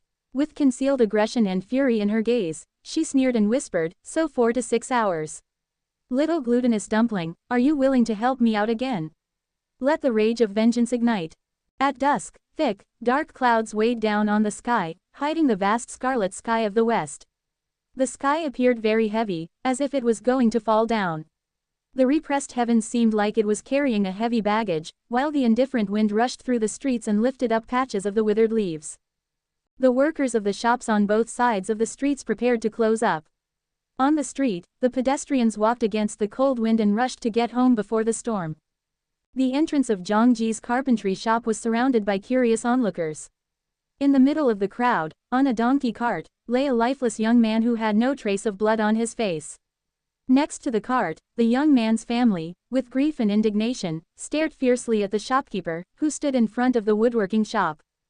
The ugly and ferocious-looking shopkeeper Zhang stood at the entrance with a worker who wielded a club in his hand. He grimly shouted, "Where did this group of country bumpkins come from? They actually dared to blackmail me, old Zhang. Don't you know who I am? Hurry up and leave. If you want to make trouble, then I'll send you to the yamen after a beating." A thin and pretty young girl confronted the sinister shopkeeper without fear. Her hair was tousled by the wind, causing it to stick to her small, pale face. Whether it was during ancient times or modern times, never underestimate people's curiosity for gossip. More and more people were gathering over. The whole family and Zhangji's carpentry shop were completely surrounded by the massive crowd of people. Xiao Cao, whose eyes were like bottomless pits, swept her gaze around the crowd and cried sorrowfully, "Fellow countrymen, this severely injured youth lying on the donkey cart is my eldest brother, who's an apprentice of Zhangji's carpentry shop. Shopkeeper Zhang is mean and cruel. He often beats, scolds, and abuses his apprentices. He doesn't even treat them like humans. It hasn't even been half a year since my pitiful older brother worked here, but there isn't any part of him that isn't wounded. Today, he had even been beaten until they broke his ribs and injured internal organs. Even Dr. Sun of Tongren Medicine Hall said that it's difficult to cure these serious injuries. My pitiful older brother is only 10 years old, yet his life is already hanging on a thread. Shopkeeper Zhang, shouldn't you give us an explanation?" Although Zhangji's carpentry shop was very famous in Tanggu town, shopkeeper Zhang was also infamous for being greedy, cruel, and immoral. Among the onlookers, a gray-haired old man sighed and shook his head, "What a sin. How can he be so ruthless to such a young child?"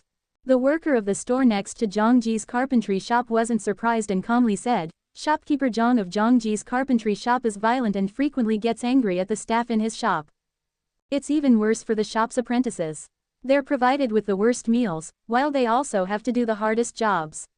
Moreover, they often get beaten for no reason whatsoever.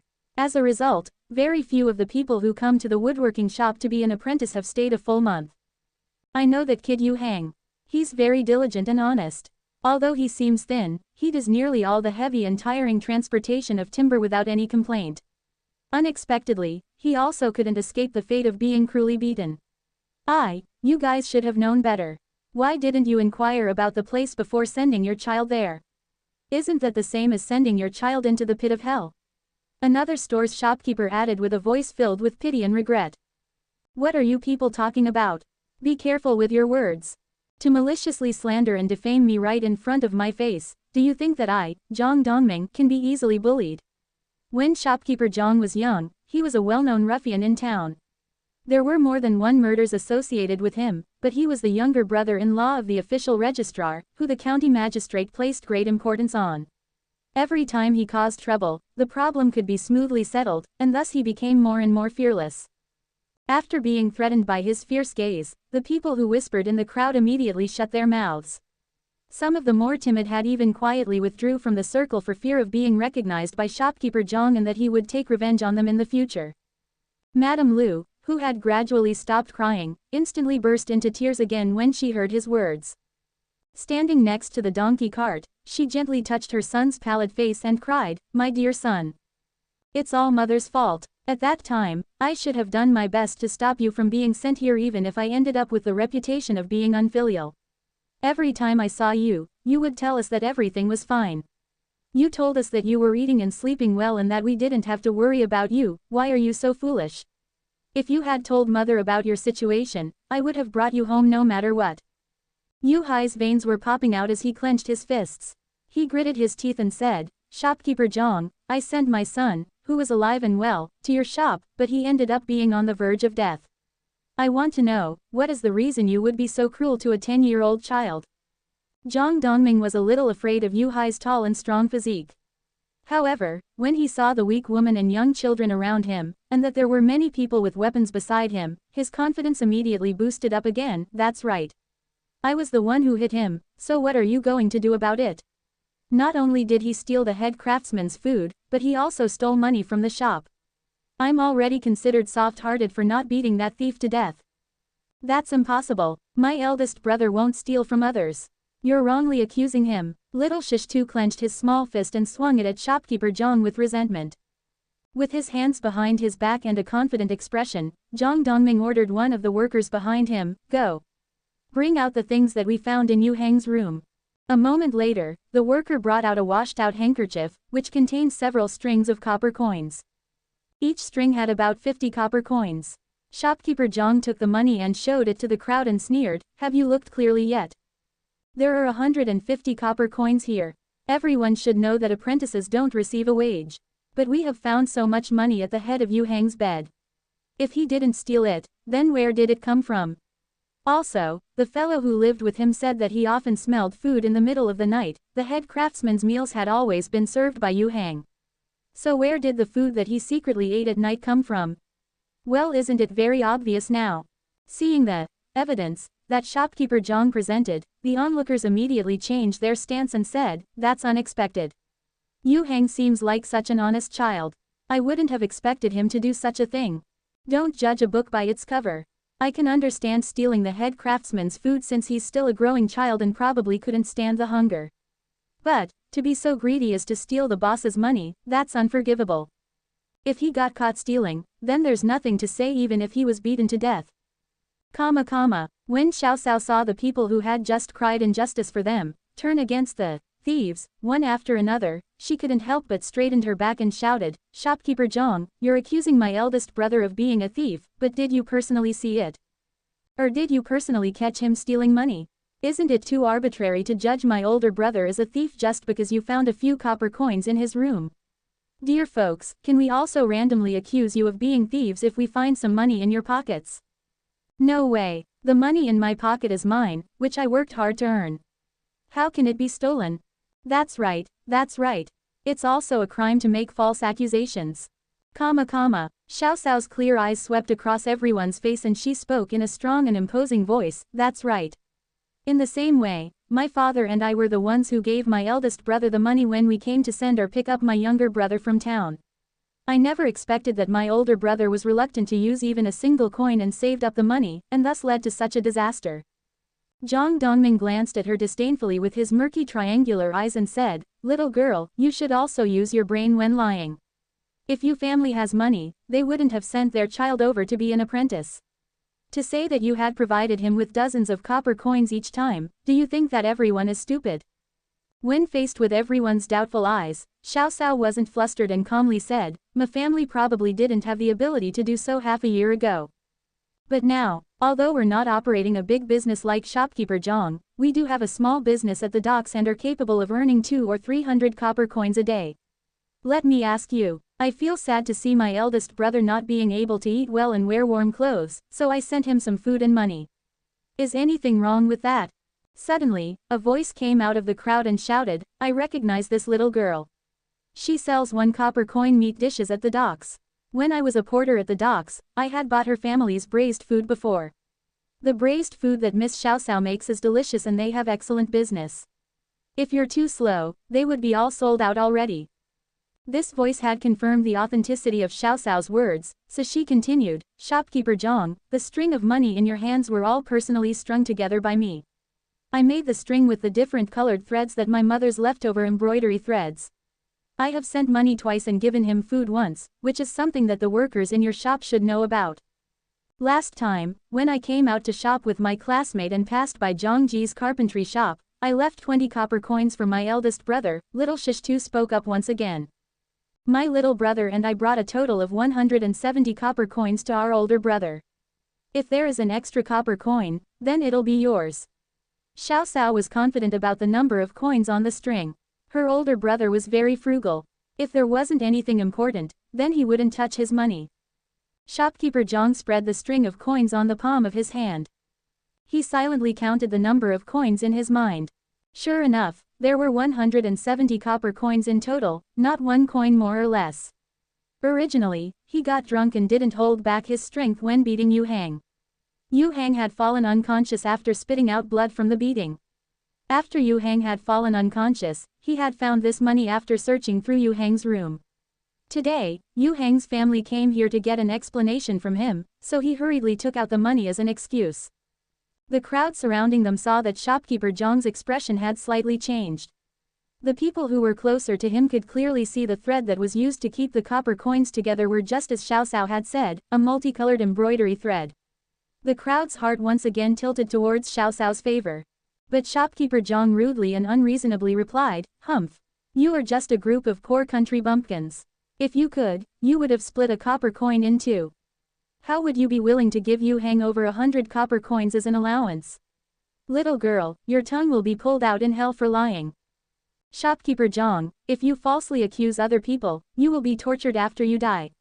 Xiao Xiao's jet black eyes looked just like night sky as a cold ray of light flashed by her eyes, making people can't help but shudder. "Moreover, we pay 1 tael of silver each month for Rongshuan Academy's tuition for my younger brother.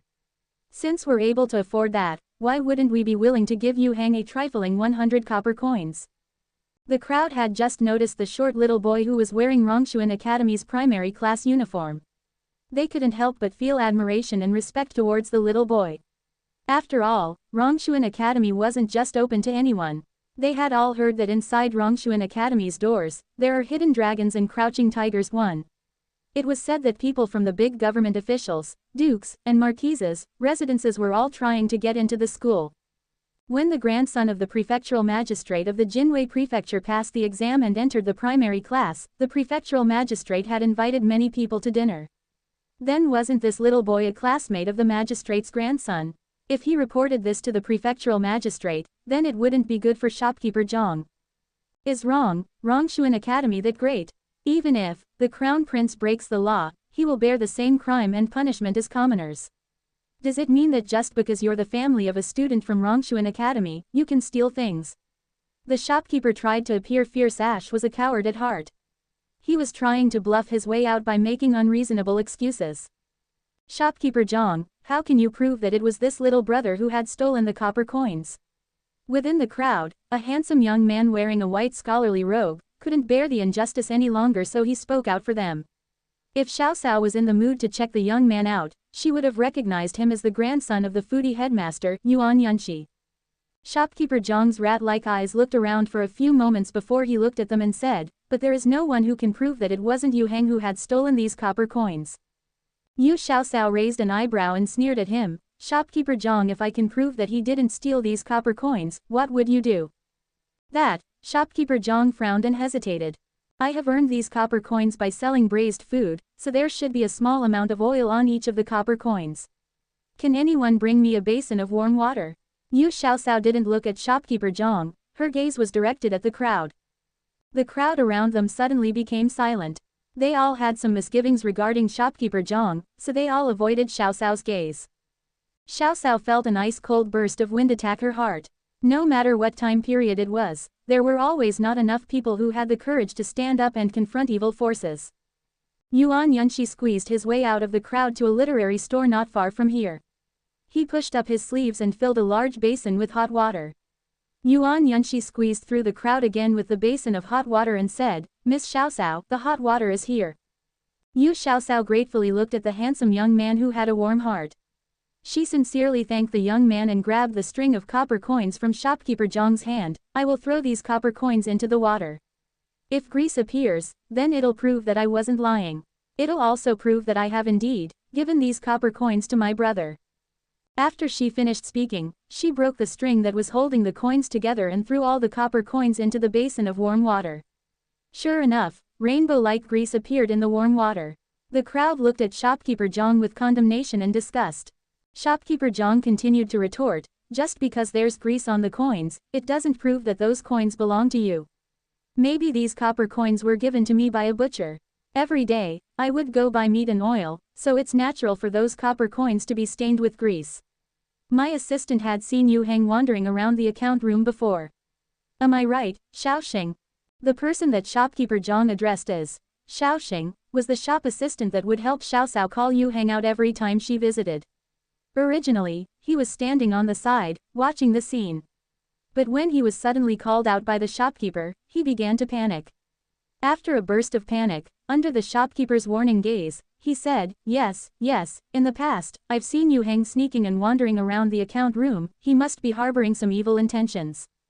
Yu Xiaoxiao's gaze was as sharp as a knife, her voice was brimming with fierceness when she interrogated the shop assistant, "This big brother, you will have to take responsibility for what you say. Have you seen my brother enter the account room with your own eyes?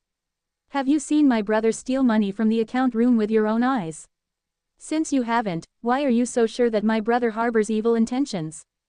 The shop assistant was young, he had only said those groundless accusations under shopkeeper Zhang's pressure. But he began to stutter and insist that he was right after Xiaoxiao's questioning. Shopkeeper Zhang glared at his assistant while secretly scolding his assistant for being useless. He countered, if he didn't have any evil intentions, why would he be secretly wandering around the account room? It's clear that he's doing that because he wants to steal money. "Shopkeeper Zhang, I've heard that your business has been doing well. Recently, I heard that you've received a job from an influential official from the capital, is that true?" Yu Xiaoxiao abruptly changed the topic of conversation. Zhang Dongming stroked the goatee on his chin and proudly said, "That's right. The woodwares from our Zhangji carpentry shop is famous throughout the capital. The man who works for Royal Prince Yang, Sir Fang, has ordered a screen and a bed from our carpentry shop. Humph, it was already nice of me not to report this Yu boy to the officials for stealing things, so what does a beating count for?" Yu Xiaoxiao indifferently looked at how shopkeeper Zhang was intoxicated by his success and said, "Since the business in Zhangji carpentry shop is doing so well, the amount of money going in and out of the account room should be around a few hundred to 1,000 copper coins, right? You said that my brother has been stealing for a long time, but instead of stealing more money from the mountain of money inside the account room, he only stole 100 copper coins. Is my brother stupid or what?" Shopkeeper Zhang choked on her words.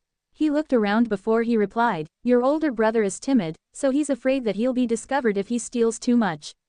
Little girl, stop making excuses and quickly take your brother away. I will be merciful and no longer look into the matter anymore." "Shopkeeper Zhang, the gods can see everything. My older brother isn't a thief, the gods know this and will do something about it. Yu Xiaoxiao swear to the gods that everything I said is true. I dare to use my life as a guarantee that my older brother would have never stolen anything." Yu Xiaoxiao simply exchanged a few words with the little divine stone in her heart before she vowed, "If these copper coins are stolen, my whole family is willing to be struck by lightning. I don't know if shopkeeper Zhang is willing to make a serious vow like me." Although shopkeeper Zhang had a guilty conscience, he pretended like he was unperturbed. He sneered and said, "Vow. It's only considered glib talk, who doesn't know how to do that?" He looked up and pointed at the sky, which was swimming with thick, dark clouds. He said with a strange voice, "Gods, I, Zhang Dongming vow." Rumble, rumble. Zhang Dongming hadn't even finished speaking yet when thunder began rolling in the dark clouds. Bright rays of lightning were faintly discernible in the clouds. Shopkeeper Zhang was frightened by this and retreated a few steps. In the beginning, his eyes were full of contempt, but now they were full of fear. It couldn't come true, could it? He had lived for over 50 years, and if he hadn't made thousands of oaths, then it should have at least been around hundreds. Wasn't he still living well? Humph. It was only a little girl who put a lot of importance on making an oath. What could a verbal oath do? What had happened before must have been a coincidence. Today was a cloudy day, so it's natural to see some thunder. While Zhang Dongming's heart was rolling over and over, the other people didn't notice the ray of light that shot forth from Yu Xiaoxiao's wrist and directly into the dense and dark clouds in the sky. Above the clouds, the god of thunder lazily fiddled with the thunder hammer in his hand. The god of thunder had blue skin and a pointed mouth. After he yawned, he finally absent-mindedly hit the hammer in his hand. After he hit the hammer, thunder immediately began to roll in the sky, enveloping the earth its muffled sound. The goddess of lightning had silver hair reached the ground and an enchanting figure as if she had just walked out of a painting. She was directly facing the mirror in her hand, trying to pop the pimple that had mysteriously appeared on her face. "Old wife, stop shamelessly showing off your beauty. We must make more lightning." The god of thunder couldn't help but remind her of their job. However, the goddess of lightning had actually exploded in fury after hearing his words. "Who are you calling, old wife? I'm charming and as beautiful as a flower, beautiful to the point that even birds and beasts are attracted by my looks." Author's note, after 1,000 words later, yet you've called me old, right in front of me. I think that you're tired of living. The goddess of lightning raised the hand that was holding the mirror and a ray of lightning shot from her hand, heading straight towards the god of thunder. The god of thunder easily dodged the lightning as he half-heartedly apologized. "Okay, I'm the one to blame. It's my fault for calling you an old wife, your beautiful wife, is that okay? We were demoted to this tiny space where there is barely any spiritual energy. Every day, we hit the hammer, beat a drum, and look at a mirror. There are no prospects here.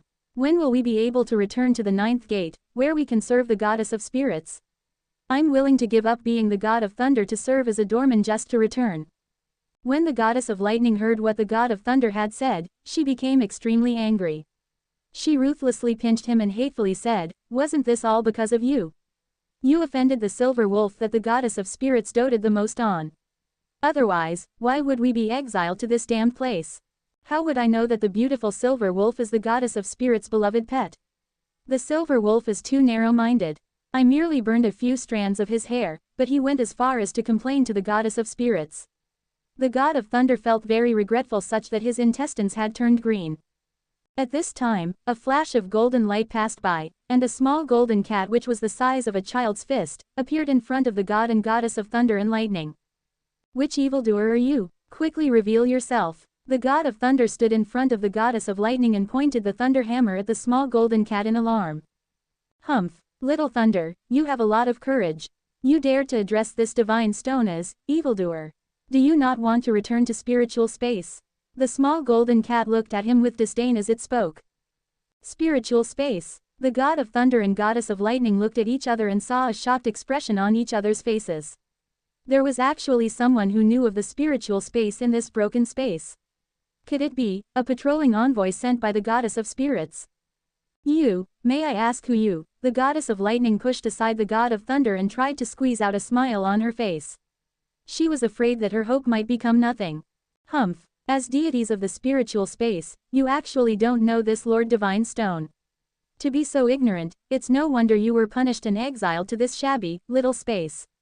How sad. What a pity." The small golden cat shook its head softly and sighed. With the god of thunder's fiery temper, how could he endure this mini cat's mocking?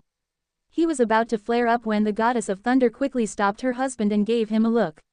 She smiled. "It was us who were ignorant and didn't recognize you. Were you sent by the goddess of spirits to check on us?" "Goddess of spirits? Humph, humph. She doesn't have the power to order this divine stone around." The little golden kitten lifted its head and snorted. "This divine stone serves under goddess Nuwa and is the only one to be favored by her. Even the goddess of spirits have to give me some faces. The great Pengu one split heaven and earth and created the world. Goddess Nuwa made humans with mud, and the goddess of spirits was leader of all spirits. These three gods of creation were known by all within the primeval realm. The goddess of spirits was the most famous one among the three gods of creation because not only did she create all spirits and living things besides humans, she also had an amazing ability. She was able to open up new spaces. When the spiritual energy within the primeval realm was becoming sparse and the cultivation world became increasingly silent day by day, the goddess of spirits created the spiritual space and set up new order for the cultivation world and the immortal world. The goddess of spirit was generous, but she tended to shield those who were close to her. Had the fiery-tempered god of thunder not offended the goddess of spirits, the god of thunder and goddess of lightning would still be living leisurely within the spiritual space, like a fish in water. This worn-down space was created by the goddess of spirits when she was still young and learning, so it wasn't very well made. As a result, the spiritual energy here was only 1% of what the spiritual space held, which wasn't conducive for cultivators to cultivate in. Most of the deities here were immortals from other spaces, who were sent here to cultivate and gain experience. Of course, there were also a few like the god of thunder and goddess of lightning, who had been sent down from the higher realms to reflect on their mistakes. The god of thunder and goddess of lightning had stayed here for about 700 or 800 years. It had been so long that they thought they had been abandoned forever. They thought that they would have to just continue living aimlessly while hitting the thunder hammer daily as the god of thunder. However, they had finally discovered new hope today. The god of thunder's eyes lit up after hearing the little divine stone's words. He moved closer with his pointed face and he spoke flatteringly, "May I ask what the Lord Divine Stone is here for?" As you know, as a mystic stone, it takes much longer and is more difficult to cultivate compared to humans and spiritual beings. It has been hundreds of millions of years since this divine stone had been obtained enlightenment under the refinement of goddess Nuwa. For a long time, this divine stone had been cultivating smoothly and without obstacles. But I encountered an obstacle when I was close to making a transformation. As the little divine stone recalled its days around goddess Nuwa's side, a trace of nostalgia emerged within its golden eyes. It was precisely because it had been irritated that it was stuck at the transforming stage that it went to provoke goddess of spirits' authority. As a result, it was banished to the mortal realm by the grudge-bearing Linger. The little divine stone was in an even worse situation than the god of thunder and goddess of lightning. It was sent to even more barren and shabby space, where there was barely any spiritual energy to speak of. After much difficulty, it finally found a place with a tint of spiritual energy. It recuperated in the creek in front of the Potala Palace in Tibet for several hundred years before being picked up by Lin Shaowen, who went there on vacation. It used all its spiritual power to transport Lin Shaowen's soul, who had died after falling down the stairs, to this realm and found a suitable body for her. However, it had accidentally acknowledged her as its master, forcing it to board the pirate ship. Since the situation had already turned out like this, it decided to go with the flow and take things as they come. Although Yu Xiaosao was weak, she was kind in nature. Helping her was the same as helping itself. In order to successfully return to the higher realm as soon as possible, the little divine stone dropped its pride and dignity and helped its weak master grow. With its head lowered, the small golden kitten sighed and continued, "In order to overcome the obstacle, goddess Nuwa let her sister, the goddess of spirits, send me to this space to cultivate experience. I inadvertently made a blood pact with a human and now I need to help her for a century. Once she dies, this divine stone can return." It turned out that it had come down from the spiritual space to gain experience. The god of thunder and goddess of lightning looked at each other. When they were in the spiritual space, they had heard that the celestial stone, which was left over after goddess Nuwa patched the heavens, beside goddess Nuwa had gained wisdom. However, they never expected that a rock could also cultivate into an immortal. Since the divine stone could return to the spiritual space after a century, they needed to be on good terms with this Lord Divine Stone. Hopefully, when it returns, it could put in a good word for them in front of the goddess of spirits, even if it was just 1 or 2 sentences. Based on the goddess of spirits' benevolent and generous personality, she would definitely remember them and forgive their crimes. "May I ask why Lord Divine Stone is looking for us, these little deities?" The goddess of lightning asked cautiously with a smile. Seeing that the two were quite obedient, the little divine stone swayed its slender tail and meowed. "This divine stone's master is in a difficult situation with a malicious businessman. I hope the two of you can act according to my orders later." But, if he wasn't an extremely evil person and this little god punished him with the thunder penalty without permission, it would be hard to justify this to the Jade Emperor of this realm. Although the god of thunder had a terrible temper, he was considered a good god who had principles. The small golden kitten gave him a contemptuous look. Are you an idiot? Who told you to kill him? You just need to create a little thunder and lightning to scare that wicked man. Can you do it? Understood. This little god knows what to do. The goddess of lightning pulled on the god of thunder, who was about to say something, and secretly glared at him, fearing that he would offend the divine stone. If that happened, they might have to stay here forever and never be able to get out of this situation. The little divine stone was very satisfied with how tactful the goddess of lightning was. It held its head high and chest out as it paced on the clouds and nodded, very good. After you guys accomplish this task, consider it as this divine stone owing you a favor. When this divine stone returns to the spiritual space, I will definitely plea for the two of you in front of the goddess of spirits. You will just have to wait for the decree to be pardoned. Thank you, Lord Divine Stone. Thank you, Lord Divine Stone. The god of thunder and goddess of lightning thanked the little divine stone profusely after they heard its words. Right now, if someone else saw this scene, they would surely split their sides laughing. It was quite weird to see two dignified immortals bowing to a small golden kitten who was only the size of a child's fist. Under the god of thunder and the goddess of lightning's escort, the mini golden cat transformed into a golden light and returned to the multicolored stone on Yu Xiaoxiao's wrist. Had it not been afraid that it would attract too much attention, it would have chosen to appear on Xiaoxiao's shoulder in its cat form. At this time, shopkeeper Zhang Dongming, who didn't believe in heresy, pointed at the sky and vowed in a peculiar tone, I, Zhang Dongming, swears to the heavens that if I wrongly accuse the young lad whose surname is Yu, then let the heavens strike me. Before he had finished speaking, the god of thunder and goddess of lightning had received the little divine stone's order, and a loud sound of thunder rang out. The sound of thunder sounded as if there was a landslide and the ground splitting open. It felt as if the ground vibrating.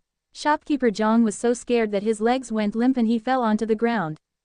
However, the goddess of lightning wasn't finished. She aimed the mirror in her hands at the signboard with the name, Zhangji's Carpentry Shop. A glaring beam of light flashed by and a bolt of lightning struck the signboard, turning it into a pile of ashes that happened to fall on Shopkeeper Zhang's head. Shopkeeper Zhang recalled of the oath he just made and thought that he couldn't escape this calamity. His eyes went still with fear, and a feeling of wetness spread down his thighs. After a few seconds of silence, the surrounding people began to talk amongst themselves. Heavens! Shopkeeper Zhang got struck by lightning. His oath has been fulfilled. The heavens has opened its eyes. It should just kill this black-hearted man. The grandson of old Lu's family from the neighboring village, who was sent over to be an apprentice, was beaten until his legs were broken. Now, the boy can never use his legs anymore. He's crippled but at least he's still alive. Over the past decade or so, there had been 2 apprentices who disappeared from this woodworking shop. Shopkeeper Zhang told others that they stole some items and ran off. But I reckon that these 2 children had most likely met with a disaster. What a sin! The heavens should have taken him away already. What a great strike! It would be even better if it hit more accurately and strike this vile and rotten man to death. Thank goodness, I borrowed 20 taels from here and there, and got my sir back. Otherwise, he would have ended up like the child from the Yu family. I don't know if the child from the Yu family can be saved. Yu Xiaoxiao looked coldly at shopkeeper Zhang, who lay paralyzed on the ground and had wet himself in fright. She said with hatred, Shopkeeper Zhang, I already told you that, the gods will always be looking over our actions. It's not that you're not going to be punished but rather it wasn't time yet. Now, do you still insist that my brother stole money from your store? Shopkeeper Zhang had already woken up after fainting briefly. However, he didn't have any face to confront the wetness between his legs and the criticism of his neighbors. After hearing Xiaoxiao's words, his heart was filled with respect and fear towards the gods, so he decided to fake death until the end. Yu Xiaoxiao saw the slight movement of shopkeeper Zhang's eyelids, and knew that he was pretending to be unconscious. He had beaten the sensible and clever Yu Heng until his bones were fractured and left with internal injuries, so she obviously couldn't just let him go like that. She needed to give him a deep and unforgettable lesson. Yu Xiaoxiao communicated with the divine stone in her mind, and then the little divine stone sent out its second command. Above the clouds, the god of thunder picked up his thunder hammer once again, while the mirror within the goddess of lightning's hands flickered repeatedly. In front of Zhang Ji's carpentry shop, the limestone slabs near where shopkeeper Zhang lay prone on the ground were consecutively struck by thunderbolts. The broken pieces of limestones flew onto shopkeeper Zhang's face and body. Zhang Dongming's ears were about to be deafened by the sound of thunder. He felt as if the snow-white thunderbolt was almost about to land on him. How would he dare to continue to lay on the ground and pretend to be dead? Disregarding how others would view him, he got up nimbly and tried to jump into the store to hide. But, as if they had eyes, the thunderbolts chased him the whole way and repeatedly struck at locations within 1 meter of him, cutting off the path into his store. The onlookers were afraid of being implicated by the thunderbolts, and all backed away. Only the members of the Yu family stood firmly in the midst of the lightning flashes and roaring thunder. With the fierce winds blowing behind them, they appeared somewhat solemn and tragic. Yu Xiaosao looked at him with a stern gaze. "Shopkeeper Zhang, aren't you going to plead guilty? Or, are you only willing to repent sincerely after the heavenly thunder strikes you on the head and turn you into a pile of dispersing ashes?" "I plead guilty, I plead guilty. It's all my fault, I should die. I hit Yu Hang when I was drunk and I was afraid of the consequences, so I made it sound like he had stolen money from me instead. Heavens, please forgive me, please forgive me." Zhang Dongming had been scared out of his wits. He held his head in his hands as he knelt on the ground crying for forgiveness like a broken record. Zhang Dongming actually had a good business acumen. Otherwise, the rich and noble people from the capital wouldn't bother coming to a backwards place like Tanggu Town to commission furniture. However, this man was not only miserly but he also had a fatal character flaw: he loved alcohol. In addition, his ability to handle alcohol was very poor. Every time he came across wine he had to drink it until he was drunk, and when he was drunk, he was given to violent tendencies. Towards the people around him, especially the apprentices who came from poor and impoverished families, he would either beat them up with his fists or find some other way to torment them to satisfy his violent cravings. Thus, most of the apprentices at his store didn't end up staying long as they all tried to find any method they could to leave. As for those who had no options, they could only be like Yu Hang, silently enduring until they lost their lives to him. Out of all of the apprentices, Yu Hang was considered to be one of the people who had lasted the longest time. He was naturally diligent and cautious when he worked, so the main teacher of the shop took better care of him. Thus, shopkeeper Zhang had fewer opportunities to make him his punching bag. Unfortunately, shopkeeper Zhang was like a rabid dog when he was drunk and didn't differentiate between innocent and guilty people before he bit them. In fact, in his drunken stupor, he didn't have any qualms causing the head craftsman trouble. Every time he was drunk, the apprentices in the store were out of luck, and Yu Hang often couldn't escape the fate of being hit by shopkeeper Zhang. This time, the head craftsman had left to purchase some lumber and took one of the tall and strong apprentices to help. He left Yu Hang in the back courtyard to practice carving and shaving wood. The head craftsman had noticed that Yu Hang was hardworking and clever, so out of the kindness of his heart towards this apprentice, he wanted to transfer some woodworking techniques to him. Yu Hang had been practicing his skills diligently and didn't expect calamity to suddenly fall upon him. Shopkeeper Zhang had been invited to drink alcohol with some people, and, when he staggered back to the shop, he headed straight towards the back court to satisfy his drunken urge to beat someone. Yu Hang had turned into his victim. Not only did he beat the child with his fists from head to toe, but the drunken man also picked up every piece of spare lumber there was around and hurled them at Yu Hang's tiny and weak little body. The boy tried to shield himself but in the end he spat up blood and stopped moving. This wasn't the first time he had accidentally killed an apprentice. In fact, shopkeeper Zhang never cared about the lives of his students who had come from powerless, destitute families. After killing them, he'd carelessly throw their corpses into a common grave and let the feral dogs drag their bodies away. Once he got rid of any clues or evidence pointing towards him, he would then make a false countercharge. Shopkeeper Zhang would bring his partner along to visit the dead apprentice's family and then accuse the apprentice of stealing something from the store and running off. Then, the timid family members would even have to kowtow to him and ask for forgiveness. Shopkeeper Zhang had a vague idea what Yu Hang's family's situation was like. He was the son of an ordinary, poor fishing family that had relied on fishing for generations. Yu Hang had no background and no status, so even if he accidentally killed the boy, what was the worst that could happen? However, who would have thought that the Yu youngster had a little brother who was studying at Rongshuan Academy and that he would be on break and want to visit his brother today? Thus, his crime had been exposed prematurely. In actuality, being exposed wasn't really a big deal either. All he needed to do was make up something that made it Yu Hang's fault and send his poor, trash family away. After all, weren't impoverished fishermen, who were on the bottom of the social ladder, all cowardly and timid? Why was there a silly girl who managed to lead him by the nose and make him make a vow to the heavens? Usually making a heavenly oath meant nothing, but why did the heavens act today and send lightning to punish him? In order to fix the problem now, his only choice was to kneel on the ground and ask the heavens for mercy and forgiveness. Zhang Dongming repeatedly knocked his forehead on the ground and the sound of his head tapping on the ground echoed. When he lifted his head, people could see a purple mark forming on his face. I was wrong, I admit my guilt. I am willing to pay for all of Yu Hang's medical fees. If, on the offhand, things get worse, then I will take charge of all of his funeral expenses. Pa, surnamed Zhang, stop cursing my older brother! Exclamation mark. Is being well off really that great? You should know, everything that people do here on earth is seen by the heavens. If you sin too much, don't be surprised when the heavens decide to punish you.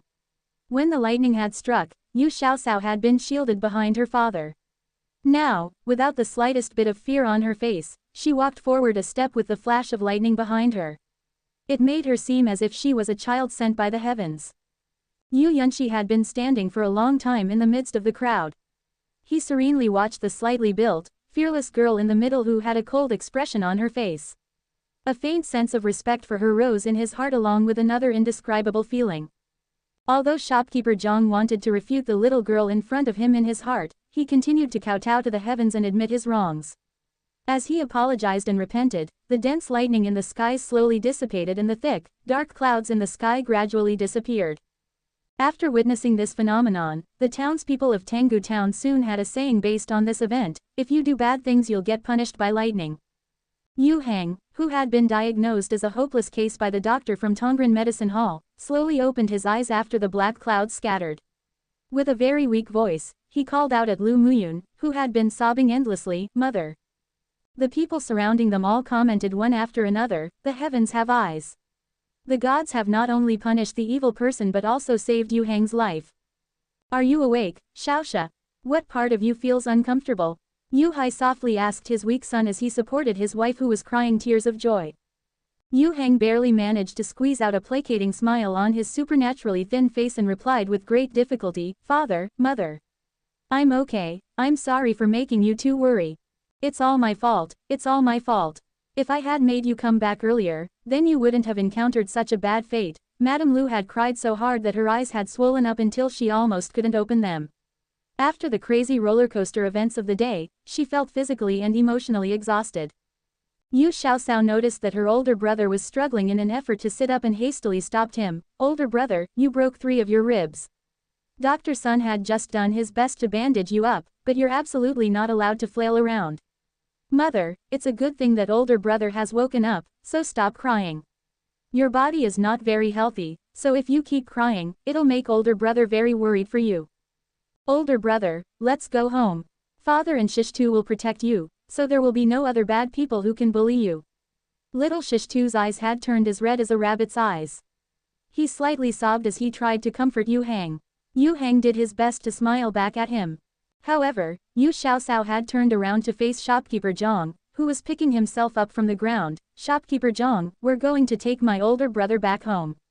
Do you have any problems with that?"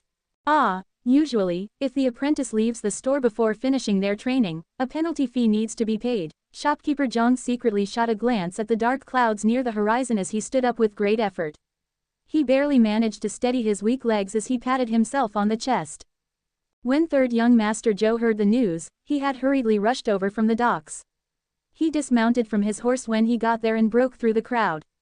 He came just in time to hear shopkeeper Zhang's shameless comment, so he coldly snorted and said, "Surnamed Zhang. We haven't even settled your debt from injuring someone, so how do you have the face to ask for a penalty fee? How about this, let's go to the county magistrate's office and settle things there." Everyone in town knew that Junsho restaurant's business had been roaring hot. After all, there was a 3-month wait to reserve a private room there. In addition, with the imperial merchant Zhou family behind the young master, how could shopkeeper Zhang not know the status of this youth in front of him? "Third young Master Zhou, what sort of relationship do you have with Yu Hang?" From Zhang Dongming's perspective, one was the son of a prosperous, rich family, and the other was the son of a poor fisherman. There was not much in common between the two. However, judging from the tone of third young Master Zhou's voice, why did it sound like he was on the side of the Yu family? Zhou Zixu casually brushed off some dust from his clothes as he inquired about Yu Hang's current condition. In addition, he learned the whole story of what had happened, including all of the details. Only then did he slant a sidelong glance at shopkeeper Zhang, who he had coldly ignored the whole time. He stated solemnly, "This young girl, Miss Yu, is someone I consider to be my younger sister. Whoever wants to bully my younger sister is telling me that they don't want to have a good relationship with me." Third young Master Zhou. Yu Xiaosao rolled her eyes inwardly, surnamed Zhou Ah, when did this girl become your younger sister? At most, we are only a couple of business associates, okay. Zhou Zixu seemed to be able to sense her inner thoughts and turned around to look at her reassuringly before he turned back to faintly smile at shopkeeper Zhang. For a split second, it seemed like the small and frail-looking figure of a young man had suddenly become tall and lofty.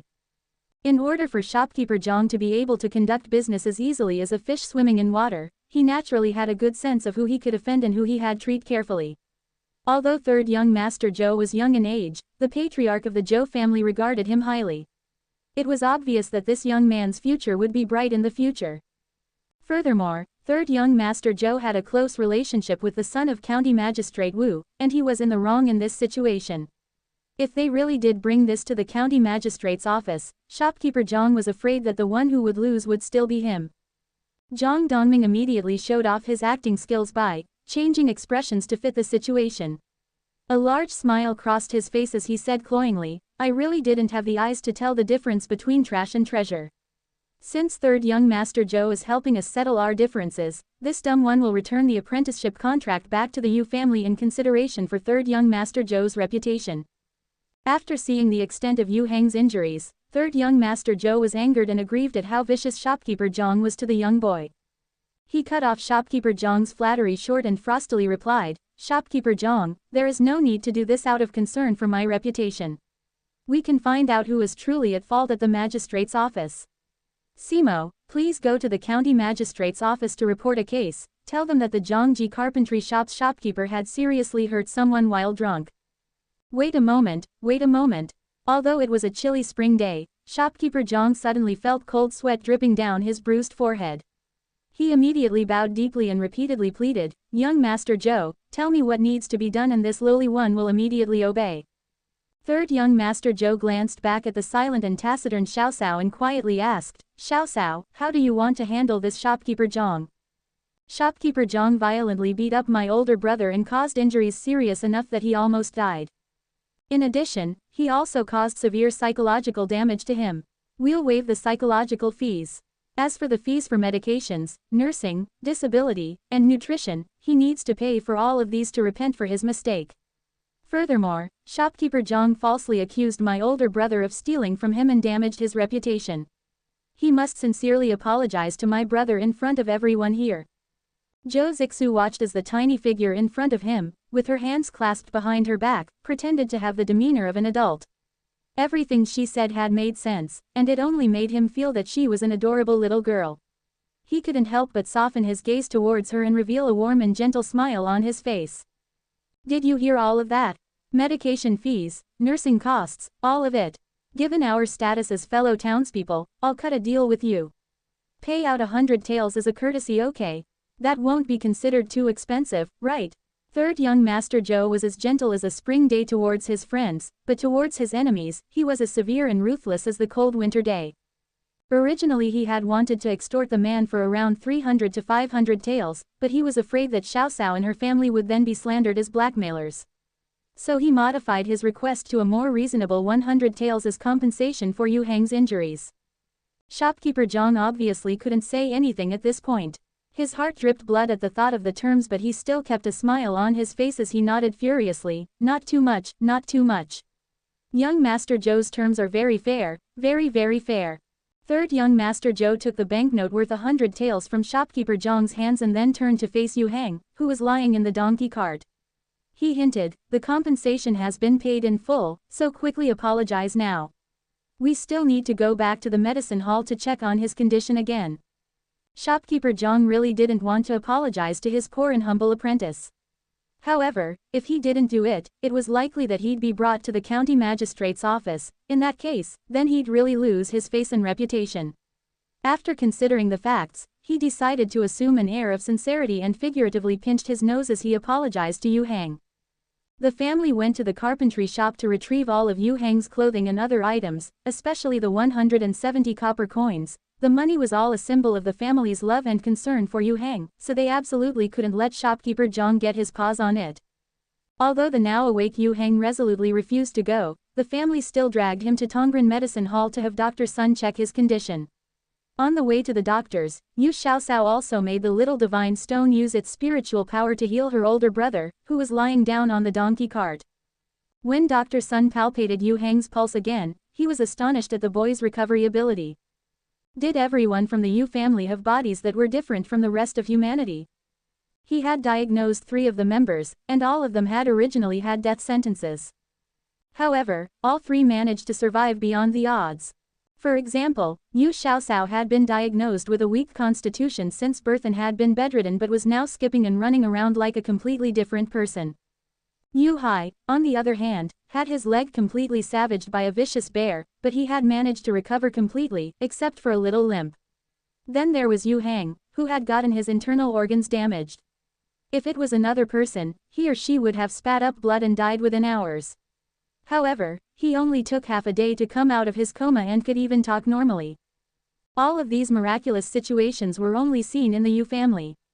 Was this a coincidence, or did Yu family have a secret, holy method to heal their bodies? Luckily, Dr. Sun was an ethical man and squelched down his hesitation and curiosity. He didn't try to investigate further into the Yu family and instead buried these thoughts deep inside his heart. The Yu family had already experienced too much suffering, so they really didn't need another problem to arise. With Dr. Sun's permission and Yu Hang's persistence, the family rejected third young Master Zhou's well-intentioned offer to have Yu Hang recuperate in one of his other residences and instead brought him home in the donkey cart. They cushioned the donkey cart with a thick layer of bedding, and Yu Hai, who was driving the cart, tried to have the cart move slower and more smoothly. However, the mountainous roads here were still a bit bumpy, so Yu Hang had to suffer a bit while traveling.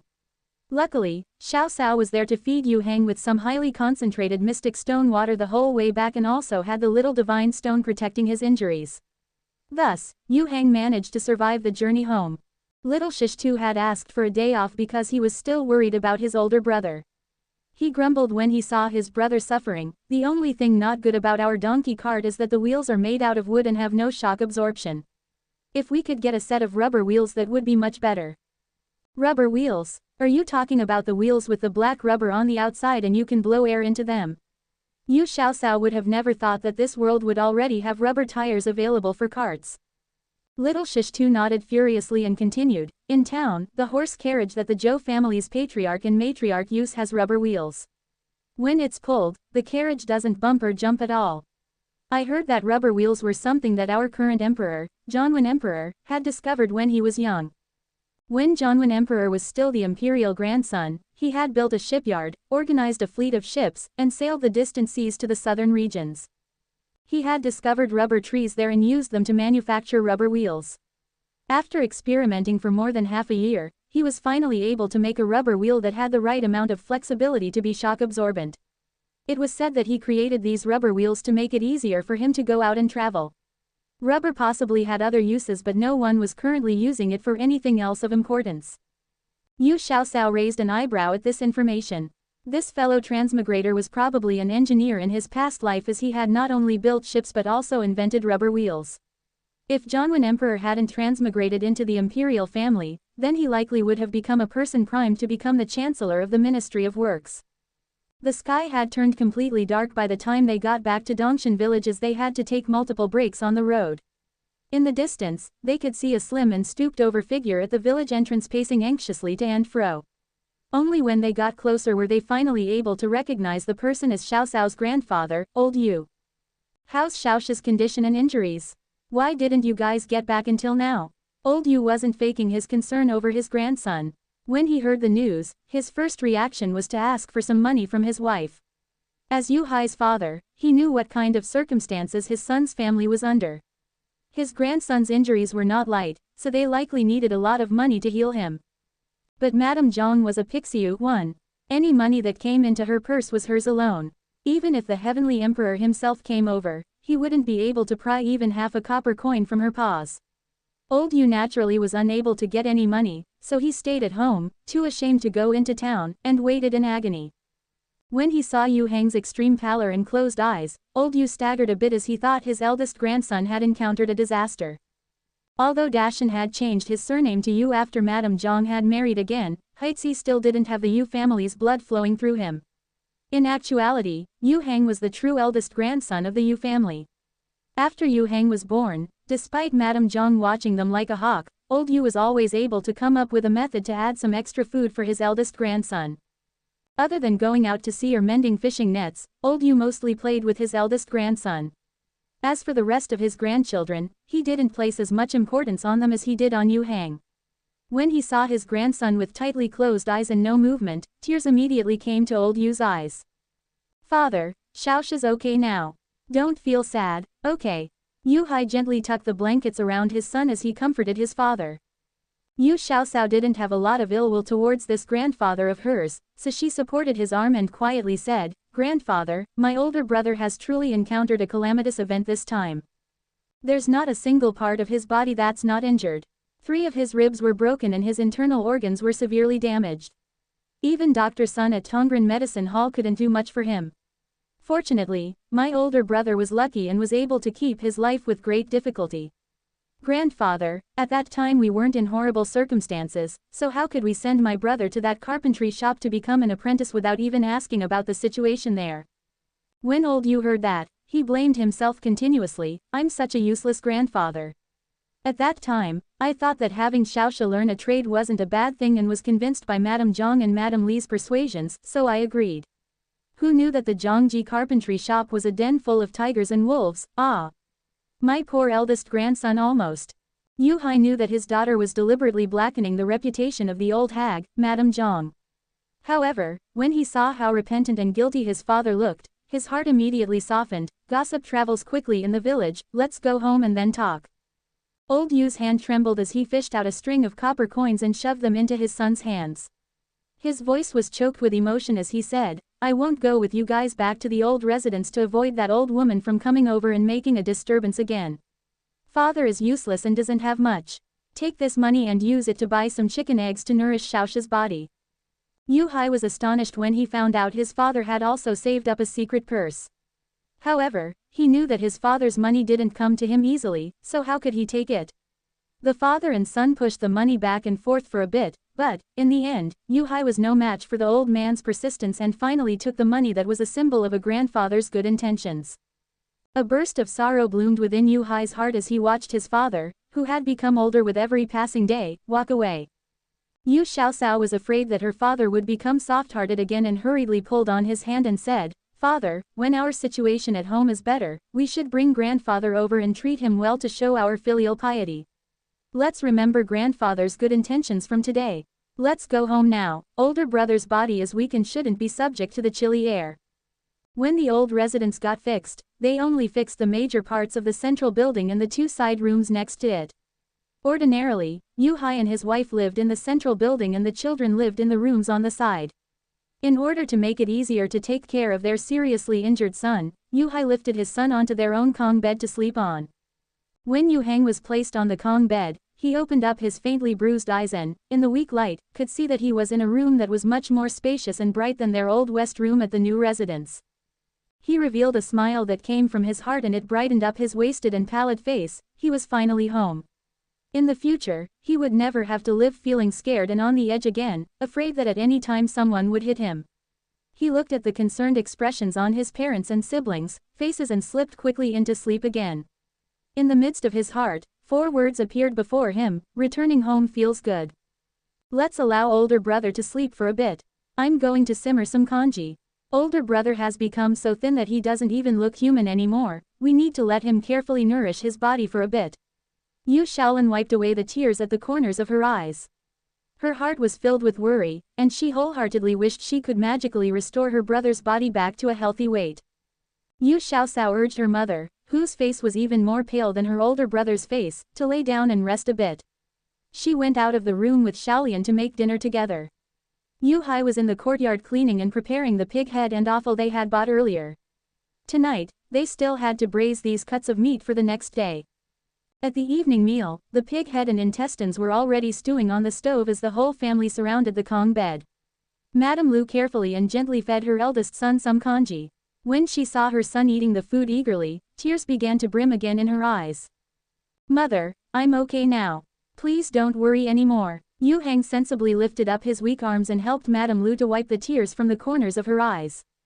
Yu Xiaosao also comforted their mother. "Mother, they always say that, after escaping a calamity, fortune will abound. Older brother will definitely have a bright and good future now.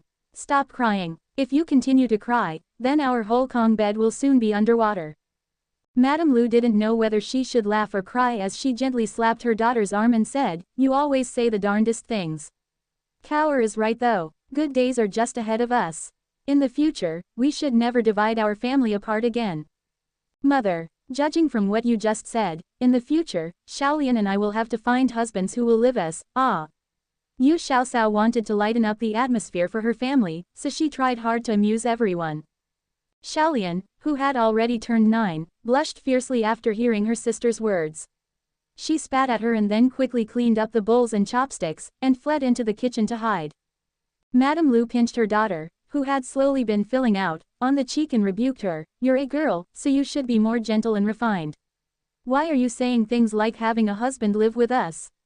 If word of this came out, then will you two have any reputations left here? In the future, will there be a mother-in-law who would want you too?" No matter what the time period, everyone discriminated against the men who lived with their wives' families.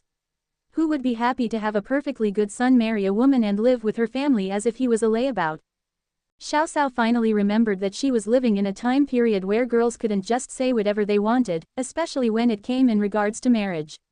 The people here were much more conservative than those living in modern times. Yu Hai helped his son wipe his face and wash his hands and feet. He gently smiled and placated Madame Lu. Cower is still young and spent 7 to 8 years of her life lying on the bed indoors. What does she know right now? In the future, you just need to teach her a little more. Don't yell at the child anymore.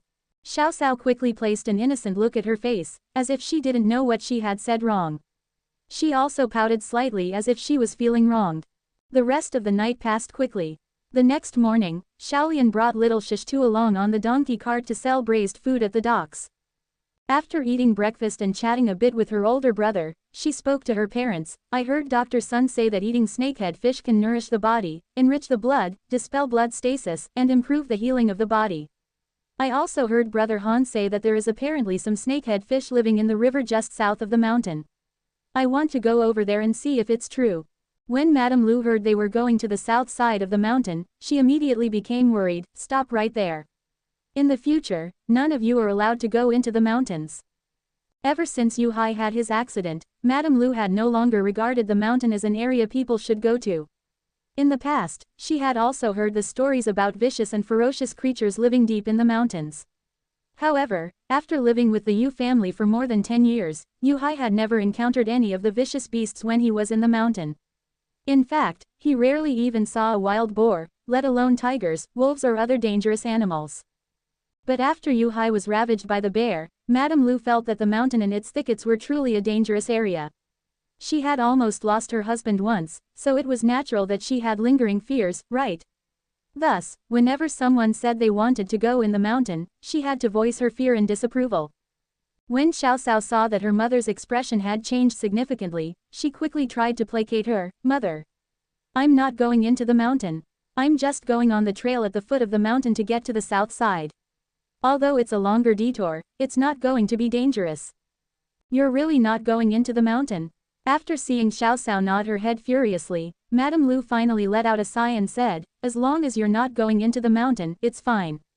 Yesterday we caught a lot of fish in the net, so we have more than enough to make pickled fish this afternoon. Just let your father accompany you and make sure to bring more dry rations along. If you're going around the foot of the mountains, I'm afraid you won't get back before it's dark." Yu Hang, who was lying on the bed recuperating, overheard their conversation. He struggled to sit up, but a sharp twinge shot through his chest and he grimaced in pain. When Xiao Xiao saw this, she hastily ran over to support him up. After propping him up using bedding behind his back to allow him to recline slightly, she said, "Older brother, stop moving around. If there's anything you need, call mother and she can help you. The most important thing for you to do right now is to let your body heal. Stop thinking about random stuff. Younger sister, Dr. Sun told me that I'm recovering quickly. There's really no difference if I get to eat snakehead fish or not. We're too far from the southern part of the mountain, so don't bother going there. Don't we already have fish at home? Just use what we have to make a stew and it'll still be very good." Yu Hang didn't want his family members to run ragged for his sake, so he did his best to persuade them from going. "Older brother, stop being such a worrywart.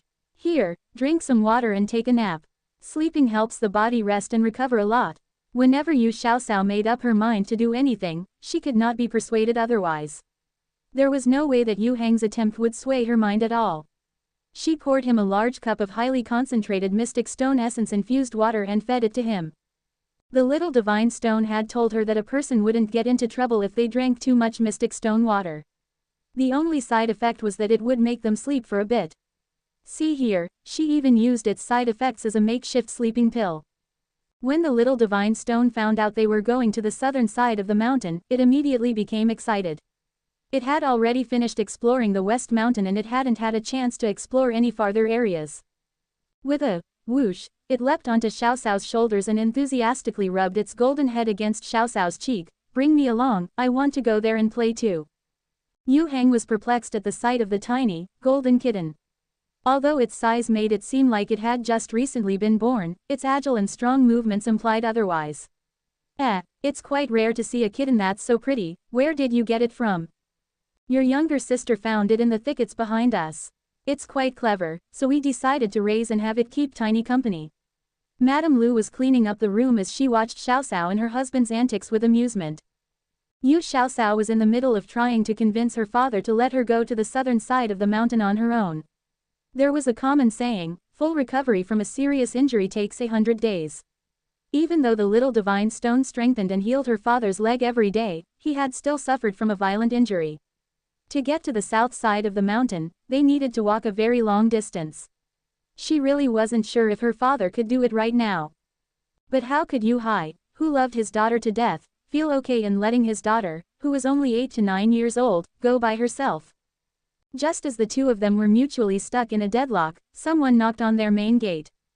Zhao Han stepped in with a hunting knife in one hand and his hunting bow and arrows slung over his back. "Good morning, Uncle Yu. Xiao Xiao, you didn't go to the docks today to sell braised food, eh?" When Yu Xiao Xiao saw the impressive-looking and decked-out Zhao Han, her eyes lit up. She ran over to pull at his hand and spoke to her father. "Father, didn't you say you don't feel comfortable letting me go by myself? Then let Brother Han go with me then. Dr. Sun had said that you need to let your leg heal for a little longer." Zhao Han grinned when he heard Xiao Xiao explain what was going on. What a coincidence. The prefectural magistrate's son is getting married, and he wanted to reserve a pair of wild geese. At the southern side of the mountain is a pond filled with reeds. There should be some wild geese migrating from the north resting there. Since Xiao Xiao also needs to go to the southern side of the mountain, it works perfectly since it's on the way. "Uncle Yu, I'll accompany Xiao Xiao, so don't worry." With the Zhao Han's help, Xiao Xiao was finally able to convince her father to stay at home after another bout of wheedling. Before they left, Yu Hai warned them continuously to be cautious. In the end, Madame Lu had to intervene. "Husband, if Xiao Xiao doesn't leave now because of you, she won't be able to come home today." Only then did Yu Hai reluctantly let his daughter leave. After she had traveled out of sight from her father, Xiao Xiao let out a long sigh. When she saw the amusement glimmering in Zhao Han's eyes, she said with a bit of embarrassment, "Having an overprotective father is sometimes quite inconvenient." Zhao Han chuckled. "Uncle Yu is just concerned about you. I never would have expected that a big, hulking man like Uncle Yu would be so attentive and worried about his children." Yu Xiaoxiao merely shrugged and didn't say anything more. She followed Zhao Han from behind as they traveled. They arrived at the foot of the West Mountain and there were a bunch of burial mounds messily interspersed in the area. Weeds grew in abundance and grave markers dotted the entire landscape. From time to time, the sounds of feral dogs yelping and crying could be heard. Yu Xiaoxiao shortened her stride and didn't dare to glance sideways. She was afraid she might see something inauspicious. Zhao Han had looked back at her without paying much attention to his surroundings and noticed the tight expression on her face. He frowned, thinking that there might be something incredibly dangerous around them, and then realized that Xiaoxiao was only an 8 to 9-year-old little girl. Normally, her actions and words were too similar to an adult's, so it was very easy for other people to forget her actual age. Zhao Han slowed down a few steps to allow Xiaoxiao to catch up until they were walking side by side. The top of Xiaoxiao's head didn't even reach his armpits, which once again served as a reminder to him that the little girl next to him was young and inexperienced. Don't be scared. Although the area we're walking through is somewhat isolated and desolate, there won't be anything like an undead monster appearing in the wilderness, if that's what you're worried about. If you're scared, you can hold on to the corner of my jacket. Zhao Han had been taught from childhood that a distance between sexes should be kept at age 7 and older, so he didn't feel comfortable holding Xiaoxiao's hand. Thus, he could only suggest this solution. Xiaoxiao inwardly rolled her eyes. Hold on to the corner of your jacket. Do you think I'm a 3-year-old child? Ah. Let me set things straight. Inside, I'm almost 30 years old, an adult. Do you really think I'm worse than you, a 12 to 13-year-old preteen? In order to prove that she wasn't afraid, she deliberately lengthened her strides and took large steps. Zhao Han absent-mindedly kept up with her and stayed alert to their surroundings in order to keep the tiny girl next to him shielded underneath his wings. Luckily, the messy graveyard didn't take up a large area, so the two of them managed to quickly go past it and get to the foot of the mountains. How about we walk on the large road at the foot of the mountains? If they traversed across this mountain range, which wasn't considered very tall, they would be able to get to their destination very quickly. On the other hand, if they traveled on the road winding around the foot of the mountain ranges, it would take them at least twice as long. Had Zhao Han been traveling on his own, he definitely would have picked going over the mountain range. However, when he thought about Xiaoxiao's age and body constitution, he hesitated. Yu Xiaoxiao had long thrown her mother's warnings out of her head. She raised her head to look at the mountain range in front of her and thought it wasn't very high. In addition, she could clearly see the mountain trail squiggling through the peaks, which showed that this road was often used by people. She raised her voice and announced grandly, "Let's go. Up the mountains." After she said that, she took the lead and dived into the forest thicket. Zhao Han helplessly followed behind her as he tightly held onto the hunting knife in his hand. Yu Xiaoxiao walked as she carefully observed the environment on both sides of the trail. From time to time, she would scuttle into the underbrush and use the rope she brought to set some traps in areas where small animals like to run. Zhao suddenly interjected after seeing the rope traps in Xiaoxiao's hands, "Every time I set traps with you, the odds of success increase by a lot. Why is this so?" In the past, when he set traps on his own, he would consider it to be a good day when 3 out of the 10 traps caught prey. However, whenever he set traps with Xiaoxiao, the odds would increase to around 5 to 6 successes per trap. Sometimes, it was even higher. It really made him feel puzzled. Xiaoxiao's hands paused for a brief moment before she regained her composure. After all, she had lived for almost 30 years in her past life and knew how to bluff convincingly. She glanced at Zhao Han as if nothing out of the ordinary had happened, and cheerfully said, "Well, that's obvious, it's because my moral character is good, ah." Did having a good moral character really have anything to do with setting traps? Zhao Han started to think that the question he asked was a bit childish. Maybe it was really all just a coincidence. After she used up all of the rope traps she brought from home, the road they walked on gradually became more precipitous. In some areas, she even had to use both her hands and feet to climb over. Zhao Han was in the front opening the way. From time to time, he would hold his scabbard and let Xiaoxiao drag on it as she climbed. This way she could save some energy. The little divine stone had transformed into its golden kitten and took the lead, running ahead. Occasionally, it would dart into some dense undergrowth or climb onto some branches to swing on or even leap over a boulder. Suddenly, it acted as if someone had pressed down on it to keep it still. Its bright eyes stared at a nearby cliff and its nose lightly twitched. Unaware, its tail started to swish back and forth. "What's wrong, little glutinous dumpling? Did you find something?" Xiaoxiao had spent more than a half-year in constant contact with the little divine stone, and, while she didn't know its every movement like the back of her own hand, she at least had an inkling on how to interpret its body language. After noticing the look of concentration on its face, she knew that there was something to be found. Spiritual energy, really dense spiritual energy. Something is giving off a stronger spiritual energy than the Lingzi mushroom or ginseng at Tongren Medicine Hall. There must be a true treasure in front of us. The golden kitten's ears quivered, and it scrambled toward the area with the cliff. Little glutinous dumpling, wait for me. Xiao Cao had a decent amount of confidence in the little divine stone's sensing abilities. Something that could make it this excited and run so quickly was definitely out of the ordinary. Xiao Cao pushed aside the weeds that had reached half a person's height and struggled to follow from behind. Be careful. Zhao Han swiftly threw out his hand and grabbed Xiao Cao's arm just in time to save her from falling into a deep ditch that was hidden in the underbrush. He dragged her back up and said, make sure to look where you're going. Be careful not to fall down. Thank you, Brother Han. Little glutinous dumpling ran over there and I need to find it and bring it back. After receiving a fright, she took Zhao Han's help to surmount that deep ditch and cautiously traversed through the thick weeds. Zhao Han was in the front, opening up a path. He kept finding ditches left and right, and made sure to warn her. At last, he finally said out of worry, how about you wait here and I go catch the cat for you? Is that okay? Xiao Cao slightly frowned and inwardly thought, do you think the little divine stone is a real cat that you can catch just because you want to? Ah. Little glutinous dumpling is afraid of strangers, so I'm afraid if it sees you, it'll run away even farther. I can see up ahead that little glutinous dumpling has stopped, so let me look instead. In front of the cliff, she could see the golden kitten glittering in the sunlight under a bit of lush green undergrowth. From afar, the scene resembled a golden diamond surrounded by precious jade. It took a bit of time for the two people to pass through the thick weeds. When they got to the side of the cliff, they noticed that the little kitten was using its claws to dig at some type of vegetation buried in the ground. It kind of looked like a bustling little groundhog. Zhao Han watched as the little golden kitten dug at the plant furiously. The top of plant grew a large set of compound leaves and around it were smaller leaves that were all oval-shaped. He thought it seemed somewhat familiar and hesitated before he said, Xiao Cao, is your cat a spiritual creature? Looks like it somehow recognizes ginseng. Ginseng, are you saying that little glutinous dumpling is digging up ginseng? Judging from the little divine stone's obvious excitement, Xiao Cao had a premonition that this stalk of ginseng was definitely out of the ordinary. It was probably older than 100 years. 100-year-old ginseng, they hit the jackpot. Xiao Cao scuttled a few steps closer and took out a small trowel from the basket on her back. She carefully helped the little golden kitten to excavate the ginseng. Before long, a stalk of ginseng that was shaped like a human and was about 30 to 40 centimeters long came out of the ground. Zhao Han's voice wavered in emotion, this ginseng must be at least 100 years old.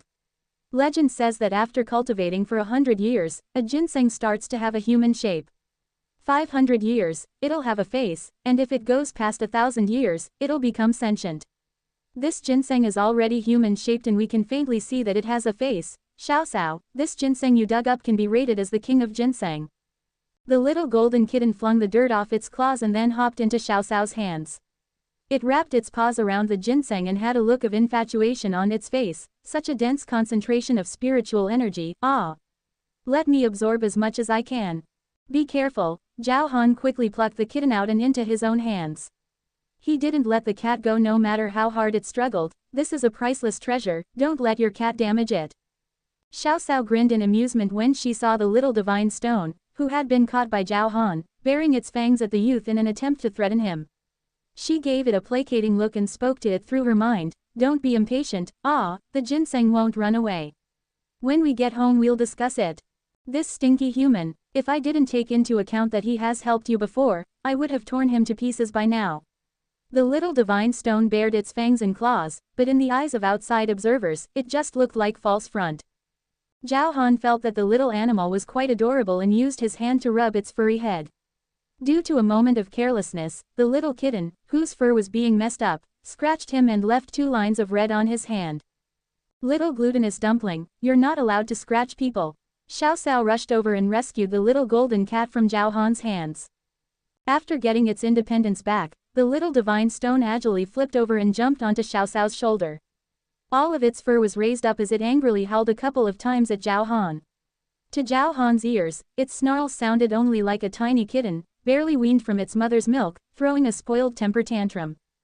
Xiao Cao used some long grass to wrap the ginseng and secretly added a few drops of mystic stone water to help it stay fresh.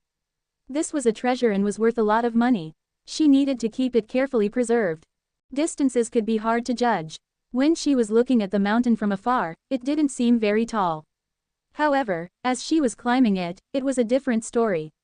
Luckily, Yu Xiaoxiao had over half a year's worth of nourishment with the mystic stone water, so her body was much stronger than before. In addition, she also had Zhao Han helping her from time to time, so the two of them were able to easily cross through the mountain in a short amount of time.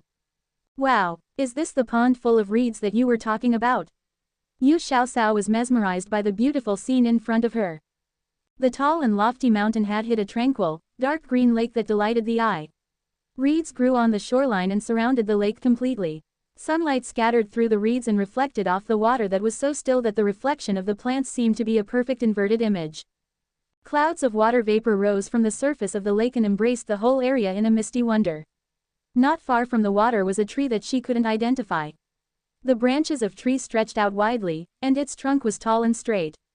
The thick, misty fog that enveloped the area created a feeling that they were in a heavenly paradise. In winter, the reeds lay dormant. The feathery tips of the plants gently swayed in the wind, which looked like the plumage of a red-crowned crane dancing in midair. Towards the bottom of the reeds, a few tender, verdant shoots peeked out of the earth and vigorously reached up towards the sky. Multitudes of unnamed birds were in the surrounding area. They sang, jumped around on branches, played, and occasionally tilted their heads to size up these two unexpected guests. Zhao Han advanced a step and stayed alongside Xiaoxiao. He gazed into the distance, taking in the tranquil serenity of this utopian land, and said, "Indeed. This field of reeds is bracketed by mountains on three sides, and they shield this area from the biting cold northern winds. Even in the wintry and freezing 12th month, this area is still as warm as spring. Many of the migratory birds who return earlier will spend some time in this place in early spring to rest. Look, there's some wild ducks. We should search this area and see if we can find any wild duck eggs." Yu Xiaoxiao became instantly excited and dove into the reeds. Zhao Han looked in the direction that Xiaoxiao was pointing and frowned deeply. He quickly caught up to Xiaoxiao in about 3 steps and looked left and right to protect her. He stifled a laugh and said, "Xiaoxiao, do you know what wild geese look like?" "Wild geese? Of course I've seen them, but I've only seen them when they're flying in the sky. They're up so high, so I can't really tell what exactly they look like. Brother Han, do you know how to identify wild geese? If you don't, how are we supposed to catch some?" Yu Xiaoxiao chattered on as she swept her gaze through the underbrush. Giggles escaped from Zhao Han as Xiaoxiao looked at him oddly. He pointed towards the wild ducks that she had identified earlier and grinned widely. "Those are wild geese. Wild ducks look very similar to domestic ducks. Male ducks have green plumage on their heads, which is why they're called mallard ducks. Wild geese, on the other hand, have brown outer feathers, white bellies, flat mouths, short legs, and webbed feet. Usually a flock will live near the water. When they fly, they like to arrange themselves into." Yu Xiaoxiao peeked in between the reeds and carefully observed the wild geese. She pouted, What? I think they look quite like ducks." Alright, since you say they're wild geese, then they're wild geese. If we catch the wrong animal, and the prefectural magistrate's son beats you out of fury, then don't blame me." When Zhao Han heard her prattling on and on, he laughed and shook his head. He retrieved his unique long bow from his back and placed an arrow on the string. He then took aim at the closest wild goose. "Wait just a moment, wait." Yu Xiaoxiao hurriedly used her hand to push down his bow and frowned. For his wedding feast, didn't the prefectural magistrate's son want the wild goose to be alive? What if you're not careful and kill it with your arrow? Wouldn't that ruin all of your hard work? Wild geese are very cautious, and most people are unable to approach them closely. They also spend a lot of time on the water, so if I don't use a bow and arrow, how else am I supposed to catch them? I'm a good archer, so as long as I hit the goose's wings, it won't be able to fly off." Zhao Han confidently raised his bow and arrow again. Yu Xiaoxiao still disagreed with his idea. An injured wild goose won't look good either at the banquet. "Give me a second to think of an idea." Wild geese lived together in a large flock and were very wary, so they were quite hard to catch. Thus, most people used a swan to substitute for the goose during their wedding rites. The prefectural magistrate's son's fiancée was the youngest daughter of the mayor of the capital. Because her father had an important and high position in the capital, the prefectural magistrate naturally wanted to make sure the wedding rites went off perfectly in order to prevent the in-laws from looking down on them. Thus, even though the date of the wedding was more than half a year away, they had started looking all over the place for some live geese. However, it was the beginning of spring right now, and most of the migrating geese flocks hadn't flown back north yet. If this bed of reeds didn't have a heavenly terrain, it'd be hard to find some geese feathers, let alone some live geese. Yu Xiaoxiao thought deeply for a short period of time and then suddenly clapped her hands together. I have an idea, but I'm not sure if it'll work or not. What's your idea? Let me hear about it. Zhao Han was in the middle of pondering whether he could go into the water and get close to the flock of geese when he absent-mindedly replied. Yu Xiaoxiao said, we can bend my sewing needle into a large fish hook and then place some food that the wild geese like to eat on it. When the goose eats the bait, then we can pull the string and reel the goose on. As long as the fish hook is able to grab onto the goose's neck, it won't be able to run away. Zhao Han thought for a bit and then decided there weren't any other options for them, so he might as well give it a try. Xiaoxiao heated up her sewing needle until it turned red and used an iron tool to strike it until it formed a hook shape. While she was doing that, Zhao Han was busy catching some fish and shrimp that the geese liked to eat. When he was done, he gave the bait to Xiaoxiao. After finishing her simple fish hook, Yu Xiaoxiao secretly sprinkled some mystic stone water onto the bait and then had Zhao Han fling the hook with bait towards the flock of wild geese. The bait landed about 3 to 4 meters from the edge of the group of geese. The wild goose in charge of keeping watch squawked a few times. The flock immediately scattered in all directions and some of them even flew into the sky. Zhao Han beat his hand out of a bit of annoyance as he thought they had failed on the first try. Just as he was about to pull the hook in, Xiaoxiao stopped him. Wait a little bit. Catching wild geese is the same as catching fish. There's only one true method, and that's you need to wait. Let's wait and see. When he saw how confident Xiaoxiao was, Zhao Han tampered down his temper and crouched down into the reed bed. He attentively observed the movements of the geese flock. When the group of geese that scattered realized that there wasn't any danger, they quickly returned. The bait had a large concentration of spiritual energy, and it quickly attracted the attention of a few of the animals that were closer. A large and powerful male goose fanned its wings as it swiftly came towards the bait. It swooped down its neck and snatched the hook in its beak as it proudly looked back at the rest of its competitors. When some of the wild geese saw that the food had already been taken, they decided not to fight for it. Others, on the other hand, were not to be outdone and flung themselves at the winner, stretching out their necks in an attempt to steal the food from the winner's mouth. The victor nimbly dodged the loser's attacks and swiftly swam away. It gently dropped the hook with the food on it next to its female companion and used its neck to gently rub the female's body. The male goose also didn't forget to look back warningly at the other geese that were coming over. The female goose showed her gratitude to her mate before she gracefully dipped her head and swallowed the hook that smelled so tantalizing. I almost can't bear to catch them. She had heard that wild geese lived together only in pairs, which was why flocks only had even numbers of geese, and that when one of the partners died, its companion would have a great desire to commit suicide. Seeing the scene in front of her, compassion rose inside Xiaoxiao's heart. Zhao Han also felt touched at the scene and softly said, "Don't worry, after the banquet, these geese will be let go alive." After he finished talking, he silently reeled in the fishing line. The female goose, who had swallowed the bait, was gradually being pulled over. Her companion also followed behind her and acted like a faithful knight to his princess. "Let me pull the fishing line, and you can hold on to the fishing net I brought along. When the male goose gets closer, use the net to catch him."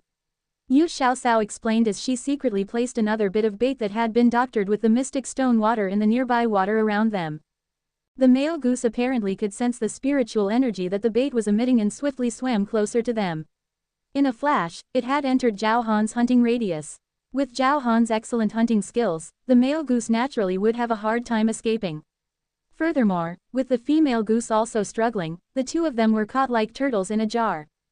Yu Xiaoxiao braved the risk of being pecked by the goose and carefully retrieved the fish hook from the female goose's mouth. She was afraid the goose had injured its throat, so she stealthily fed it a few mouthfuls of mystic stone water. Zhao Han thought the whole situation was very weird. Originally, the female goose had been struggling mightily, but when it came into Xiaoxiao's hands it was more docile than a domesticated duck. It lay motionless in the little girl's hands. As for the male goose in his hands, it was still fighting violently, and his hands had already been pecked furiously by the animal several times. It hurt quite a lot. Yu Xiaoxiao couldn't just stand by idly and watch the youth suffer. She lifted the female goose in her hands and walked over. When the male goose saw that the female goose had been caught, it struggled even more mightily. With Zhao Han's bright eyes watching her, Yu Xiaoxiao couldn't easily use her cheat item, Mystic Stone Water, to fix the situation, so she had to use the bait that was previously soaked in the water instead. She fed the male goose with it and only then did both geese settle down. They tied up the geese's feet and then placed the two animals into a basket that Zhao Han had carried over. After covering the basket with a lid, they had completed their mission of the day. As for catching a snakehead fish, it also took a bit of time even though she had her special fish bait. There was no way around it. Xiaoxiao's unique fish bait was too popular with everyone. All of the fish fought to eat the bait, and they ended up catching 5 to 6 catties worth of carp.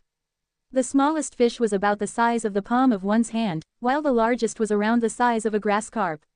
Without much effort, Xiaoxiao's fish basket soon filled up very quickly. Luckily, by the time they almost ran out of bait, they managed to catch a big snakehead fish that weighed around 2 to 3 catties. As for the remaining fish bait, Xiaoxiao didn't plan on bringing it home and used the rest to catch more fish. In the end, she had caught too many fish and needed to have Zhao Han string them up on a rope and help her bring them home. This time, they not only caught 3 snakehead fish but they also caught a lot of other fish that made the trip worth it. Xiaoxiao released the smaller fish back into the lake, but she naturally took the larger ones back home as her spoils from war. On the way home, Zhao Han carried the majority of their gains, and Yu Xiaoxiao only had to carry the couple of snakehead fish and the ginseng.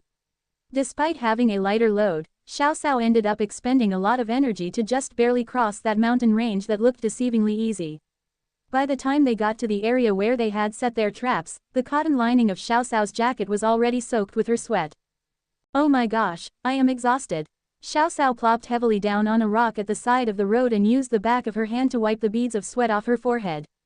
A trail of gray dirt was left on her face afterwards. Zhao Han looked at Yu Xiaoxiao, who looked like a cute, dirty little kitten, and grinned, "Sit down and rest here, I'm going to go to the traps and take a look." Despite carrying 2 fat and large geese in his bamboo basket and having both of his hands holding strings of fish, Zhao Han wasn't even winded after crossing over the mountain range. Xiaoxiao watched him walk with pure envy. "Ah, he's definitely someone who practices martial arts. The difference between us is just too big." Zhao Han placed the bamboo basket and the strings of fish on the ground next to Xiaoxiao and warned her repeatedly, "Be careful. Even though there shouldn't be any ferocious animals in this area, sometimes wild boars or dogs can appear. If anything happens, scream loudly for me. I have a very good moral character, so my luck shouldn't be that bad, right?" Xiaoxiao carelessly replied as she stroked the male goose's sleek feathers on his back. Zhao Han was a little bit confused when he heard Xiaoxiao's reply. What did a person's moral character have anything to do with coming across a wild boar or another animal? And what was this, pointy one thing that she mentioned? However, he didn't try to clarify. He was already used to Xiaoxiao saying random things from time to time that didn't quite make sense. After making sure their surroundings were safe again, Zhao Han went into the shrubbery that was about half a man's height. He only came back, fully loaded with game, after all of the sweat on Xiaoxiao had dried up. She had set a total of 10 traps earlier, and, to avoid rousing Zhao Han's suspicions, she only sprinkled Mystic Stone Water around 5 to 6 of them.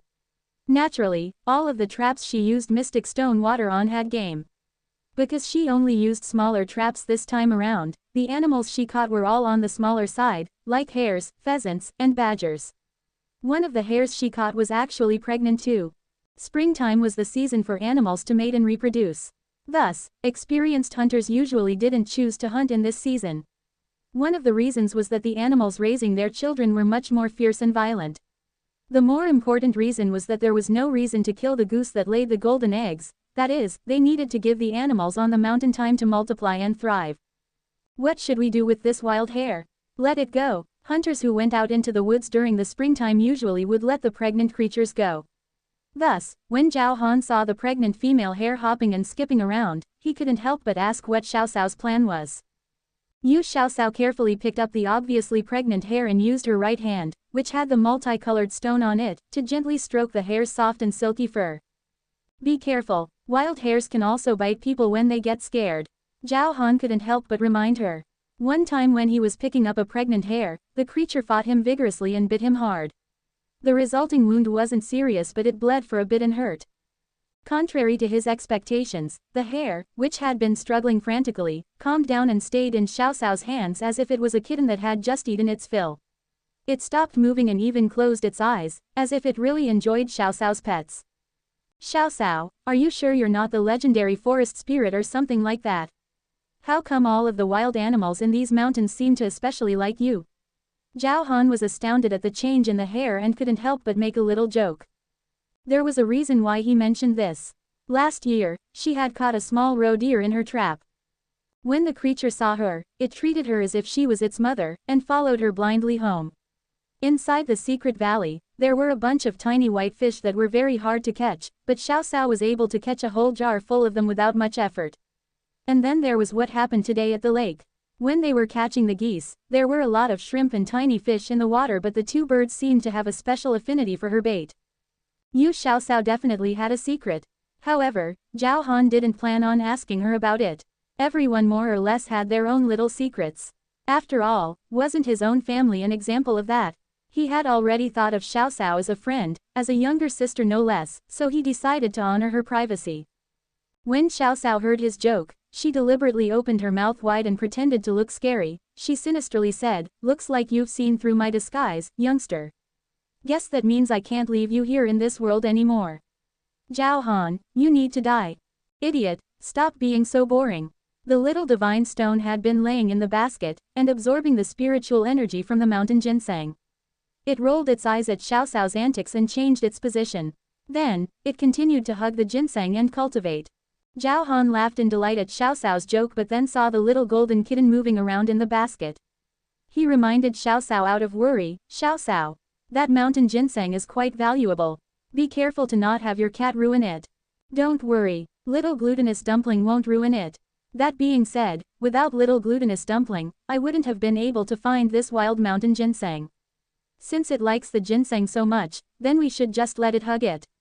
Xiao Xiao, on the other hand, wasn't a bit concerned at all. Zhao Han took out the two large geese from the basket on his back and placed the game they just caught and the fish into the basket. Luckily, he had brought a large enough basket for this trip. He held a wild goose in each hand and then glanced at the golden kitten that was dozing with its eyes closed. He smiled, "Your kitten is truly a treasure. It could actually find a ginseng in all of those weeds. I've heard of hunters training dogs to catch prey, but I've never heard of training a kitten to find medicinal herbs. I only recently picked up this little kitten, and it usually gets to freely range at home. So I'm actually not very familiar with this cat. Perhaps this is just a coincidence. Have you ever heard of animals that can specifically find medicinal ingredients?" Xiao Xiao also placed her bamboo basket on her back. One of her hands still held the pregnant wild hare. She had already made a decision that she was going to bring this hare back home to be raised. It was said that hares and rabbits multiplied very quickly. In the future, even if she didn't go into the mountains, she could still have rabbit meat at home to eat. Zhao Han looked at her for a long moment and then faintly smiled. "How come I have a feeling that every time I'm with you, coincidences seem to happen more often?" "Haha, that's because I have a good moral character, ah." Xiao Xiao acted as if she had accidentally avoided his gaze and pretended to be extremely happy as she skipped down the road back home. At home, they found out that little Shishtu had only went back to the town to return to school after confirming that his older brother was okay. Yuhai had gone with his older daughter on the donkey cart to sell pickled fish at the docks. The only person in the courtyard was Madame Lu, who was darning clothes. When she saw her younger daughter push the gate open, Madame Lu looked up at the sky and the expression on her face immediately changed. "This child, is really disobedient. Didn't you promise me before you left that you would go on the road that winds at the foot of the mountain, right? How could you be so reckless? What if something happened to you? Do you want your mother to live anymore?" "Auntie, please stop scolding Xiao Xiao. It was my idea to go into the mountains. I've walked on that trail for multiple times and I know there's nothing dangerous on there. Auntie, if you want to scold someone, scold me instead." Zhan Han had followed Xiao Xiao into the courtyard and had heard Madame Lu rebuking her, so he quickly pulled the responsibility onto himself. The tight expression on Madame Lu's face relaxed slightly, but she was still a bit discontented. "Xiao Han, don't blame Auntie for making a big fuss about nothing. After what happened with your Uncle Yu last time, Auntie is truly afraid now." Zhao Han took the basket on his back that was filled with game, placed it on the ground, and replied in an understanding tone, "Auntie, I know you're trying to do the best for Xiao Xiao. Don't worry. In the future, I won't bring Xiao Xiao into the mountains without your permission first. This is the game and fish that Xiao Xiao caught, please quickly put them away." "Oh you silly child, why do you always treat yourself like an outsider? In the past, when your uncle you and your father went into the mountains, they always split the game 50-50. We don't need to get bogged down with who owns what between our two families, okay?" After receiving Zhao Han's promise that he wouldn't secretly bring Xiao Xiao into the mountains, a smile finally appeared on Madame Lu's face. She picked up 3 large fish, 2 pheasants, and a hare, and stuffed them into Zhao Han's basket, ignoring his protests. "Mother, leave the wild hare for me. I want father to weave a basket cage and house this pregnant hare with that male hare together. Hares can give birth to a litter after about a month. In the future, we will always have rabbit meat to eat." Yu Xiaoxiao hastily took the male hare out of the basket and swapped it for the badger. After seeing the mother and daughter pair acting like this, Zhao Han knew that if he continued to refuse it would only make things more awkward. Instead, he smiled and said, "Okay. Then I'll just politely accept these. Xiao Xiao has a good hand at raising animals, so I'm going to leave these 2 geese at Auntie's house. The next time I go into the prefectural city, I will stop by and pick up the geese to bring to the prefectural magistrate's residence." "Oh right, Xiao Xiao." Before Zhao Han exited through the gate, he suddenly asked, "Do you plan on keeping that ginseng for now or do you want to sell it? If you want to sell it now, you may not be able to get a good price in town. You should wait until I go into the prefectural city and I can help you inquire a bit." Yu Xiaoxiao thought that with the mystic stone water, she probably wouldn't need to use this old ginseng and said, "Then I'll have to humbly ask Brother Han to ask around then. You also know our family's current circumstances. If we sell off the ginseng, I think we should completely redo our house and then buy a few more plots of land. With my mother here, we probably can't go into the mountains to hunt anymore. We should just settle down and plant fields. Don't you make good money from selling your food? If you don't farm, do you really think you guys will starve?" Zhao Han lightly joked. "Oh that's true." Yu Xiaoxiao lifted her head proudly, however, as a family of peasants, it's still better to have more plots of land at hand. The beautiful spring sun had already leapt out of the horizon at which the sky and the water was merged. Thousands of red clouds overflowed and blended with the morning mist rising slowly from the top of the mountains and turned into a multicolored halo. Today was a rare sunny day. The sun was warm and cozy, so it felt comfortable to be caressed by its big, warm hands. It had only been 5 days, but Yu Heng already felt that he was close to recovering from his injury. He only occasionally felt a sore pain around the chest area, where his ribs were broken. From the window, he saw his youngest sister's busy figure in the courtyard. He slowly sat up from the Kong bed and carefully supported himself against the wall. He put on his shoes and slowly walked out the door. Yu Xiaoxiao, who was in the vegetable garden in the yard, lifted the straw thatches that were used to keep the vegetables warm, and revealed the green, tender seedlings. About 70 or 80% of the land in the courtyard was used as a vegetable garden. Leafy greens with short growth periods were planted in the garden in the yard. In addition, the mystic stone water definitely had a role in accelerating the growth of the crops.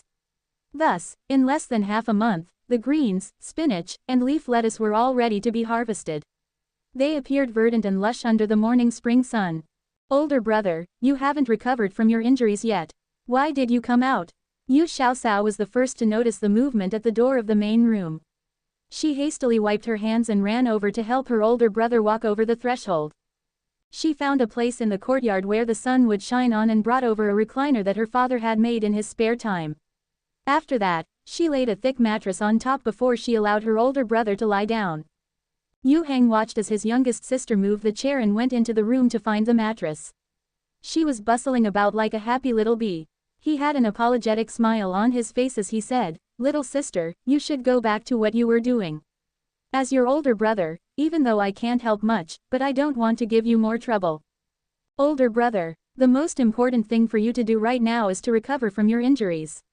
Wouldn't you be able to help out when you're healed? Look, the vegetables in our garden are already ready to be sold.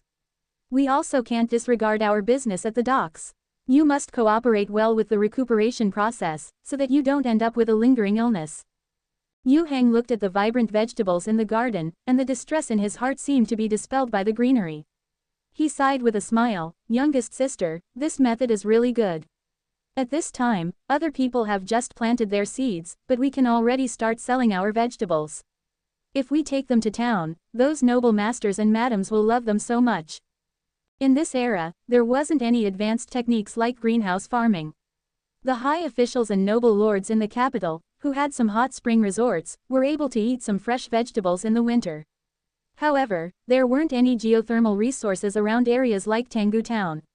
Thus, it was very difficult for them to eat fresh vegetables during winter and early spring. Yu Xiaosao covered his leg with a quilt, and then began to harvest the vegetables. She carefully dug out the greens one by one. After that, she asked Madame Lu, who had just finished tidying the kitchen, to help wash them with clean water, shake them dry, and neatly stack them inside the bamboo basket. The droplets of water on the bok choy made it look so fresh and juicy that she couldn't help but swallow her saliva after gnawing on radishes and cabbages for the entire winter. Mother, should we eat hot pot this evening? She could buy a chunk of pork bone to make a thick soup, and also a few pieces of soft tofu. There were homegrown bean sprouts in the pot and several big fish in the water vat. They also had fresh and tender greens. She couldn't think about it anymore, or she would start drooling. Hot pot. Madame Lu and her eldest son looked at each other and knew that the little lass had come up with a new dish. However, Madame Lu felt somewhat reluctant since their one-of-a-kind vegetables would certainly sell for a good price. Xiaosao was aware of her mother's thoughts and explained, "Mother, why do we work from dusk to dawn to make braised food and earn money? Aren't we doing this so that we can live a good life? If we make money but are unwilling to spend it on our own family, then isn't that the same as being a money grubber?" "This child, who are you calling a money grubber?" Madame Lu rebuked Xiaosao with a glare. But Madame Lu had a sudden realization after hearing her daughter's words. Her daughter was right. Weren't they earning money to ensure that their family could eat well and wear warm clothes and get out of the hard times? If they weren't even willing to let their own children eat their own homegrown vegetables, then what was the point of them working so hard to earn money? While the mother-daughter pair engaged in small talk, they were also busily working with their hands. After a while, they had filled several bamboo baskets with vegetables. At this time, Yu Hai came from the backyard with a basket full of fish. He laughed, "Though the pond behind our house isn't very big, there's quite a lot of fish in there. I've been fishing there for over half a month, but there's still a lot of fish." "Cower, what did you put in the baits?" All the big and small fish were crazily fighting for them. It was so gratifying to watch. "Quickly put the fish down. You go to town with Cower. How can she handle so much vegetables by herself?" Fortunately, Shaolian took the ox cart from the neighboring village to the docks this morning, otherwise it would be inconvenient for you two to go to town. Madame Lu said as she helped load a basket of vegetables onto the donkey cart. The donkey, named Little Gray, had recovered from its illness already. After being nourished by the mystic stone water, it looked sleek and lively. It was nearly impossible to tell that it was as thin as sticks and barely breathing just half a month ago. Everyone who had seen the Yu family's donkey all praised it for being very clever. It didn't need anyone to guide it and would obediently walk along the road by itself. When it encountered pits and holes, it even knew to avoid them. It seriously saved people so much energy and effort. People who were close to Yu Hai all knew that the donkey was half dead when they first bought it. They all praised Yu Hai for being an excellent animal breeder. To be able to raise a dying animal until it was plump and strong, wasn't that already the best proof? Later, because of this, there were people who would persistently request Yu Hai to treat their sick livestock. Fortunately, he had Yu Xiaosao as a secret weapon, so they were able to cure all of the sick animals. Such sorrow. Ever since Dr. Yu came back, there wasn't a single person who came to seek Xiaosao for medical treatment. Although Dr. Yu repeatedly claimed that his little disciple, Yu Xiaosao, had already surpassed her teacher, she was still too young after all. There was a saying, "Young people can't be trusted with important tasks." Thus, most people still believed that the white-bearded Dr. Yu seemed more reliable. After saving a few animals, Yu Xiaosao suddenly ended up becoming a vet. Moreover, her fame spread far and wide. Even her maternal grandmother on the other side of the mountains had heard about her reputation. Xiaosao seriously felt speechless at how things turned out. However, the reason she studied medicine was merely to hide her secret weapon, the mystic stone water. She didn't care whether other people believed her, as long as it could benefit her family. The sun is winking at me. The birds are singing for me. I'm a hard-working and non-clingy little demon. Don't ask where I came from. And don't ask where I'm going. I just want to pick the most beautiful flower. And give it to my little princess. The king told me to patrol the mountains. So I wandered around in the mortal realm. 1. Yu Hai enjoyed the first couple lines. My daughter's singing is pretty good. She must have gotten it from me. However, Yu Hai felt that something was off the more he listened to it. Why did his good daughter become a little demon? This child had become so daring that she wasn't even afraid of being taken away by a Taoist master. My daughter. What demon? Have you heard too many supernatural stories? Yu Hai couldn't help but interrupt Xiao Cao when he heard her singing the line, "Catch a monk for dinner." The donkey cart had already reached the main road, and there were more and more people on the road. When facing the curious gaze beside her, Xiao Cao giggled and said, "That's right, father. Grandpa you knows a lot of supernatural stories." A white-bearded grandfather, who was riding backwards on a donkey, chuckled and said, "The little girl has a crisp voice," which was very pleasant to hear. The content of the song is also very interesting. I didn't know little goblins can also be so cute. This white-bearded old man was white and plump. He had a healthy and hearty appearance. Even though he was dressed in coarse cloth, he was obviously someone who lived a respected and privileged life. There were also the filial sons and grandsons, who were guiding the donkey for him and carried the bags. Their clothes couldn't even conceal the bulging muscles on their bodies. When coupled with their alert gazes, they were definitely some sort of guards.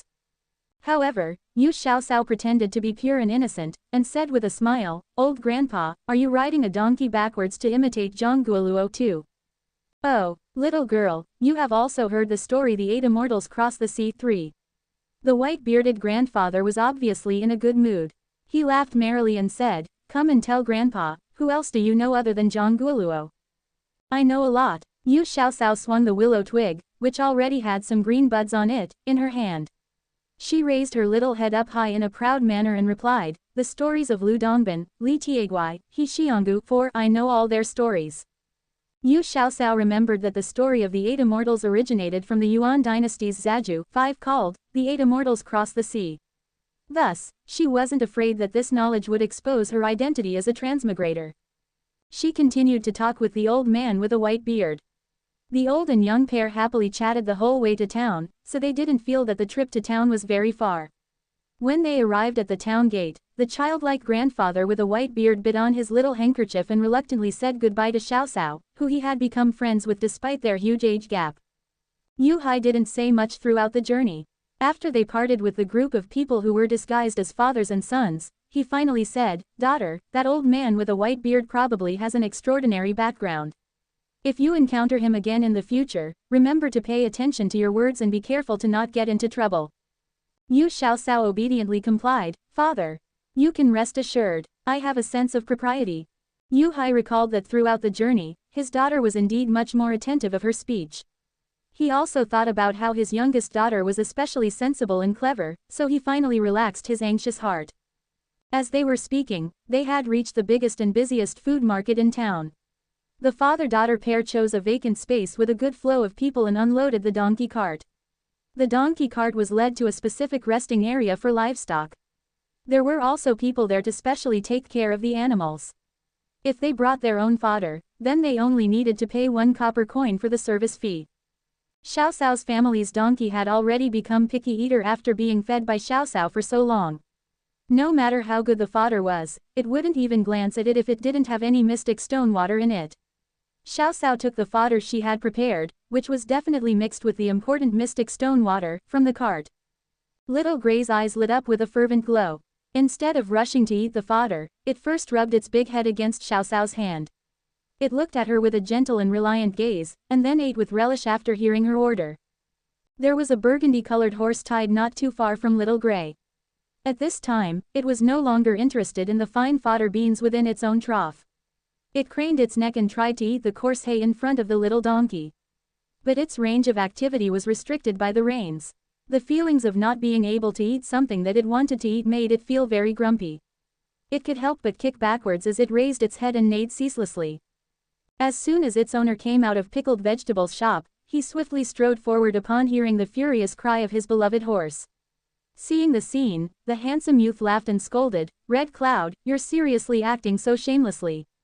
Why aren't you eating the fine fodder beans but coveting others' hay instead? You're really such a disgrace to be fighting for food with a little donkey.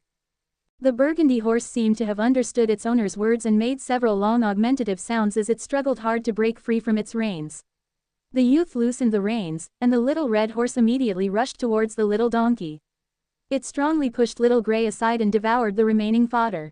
It even neighed fiercely at Little Gray with dissatisfaction, as if it was blaming Little Gray for not leaving more hay for him.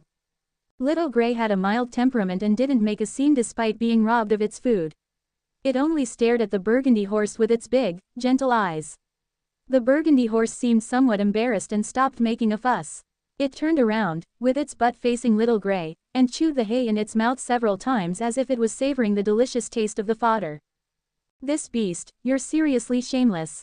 If you like hay, then I'll tell the horsekeeper to prepare some for you when we get home. The youth gently touched Little Gray's polished and smooth hair. He patted it and said, "Sorry about that, buddy. Old man, give my bag of fodder beans to the donkey owner as compensation later." The old man, who was in charge of taking care of the horses and livestock, also smiled merrily and promised. The youth led his beloved horse, who was still reluctant to leave, out of the food market, and rushed all the way to the capital. His mother was worried about his younger brother, who had gone on an ocean-going voyage recently. So, her appetite hadn't been very good. They had changed several cooks, but there still wasn't any improvement to her appetite. Madame Wu, whose husband served in Tanggu Town, told them that there were several types of tasty and refreshing pickled vegetables in Tanggu Town's food market.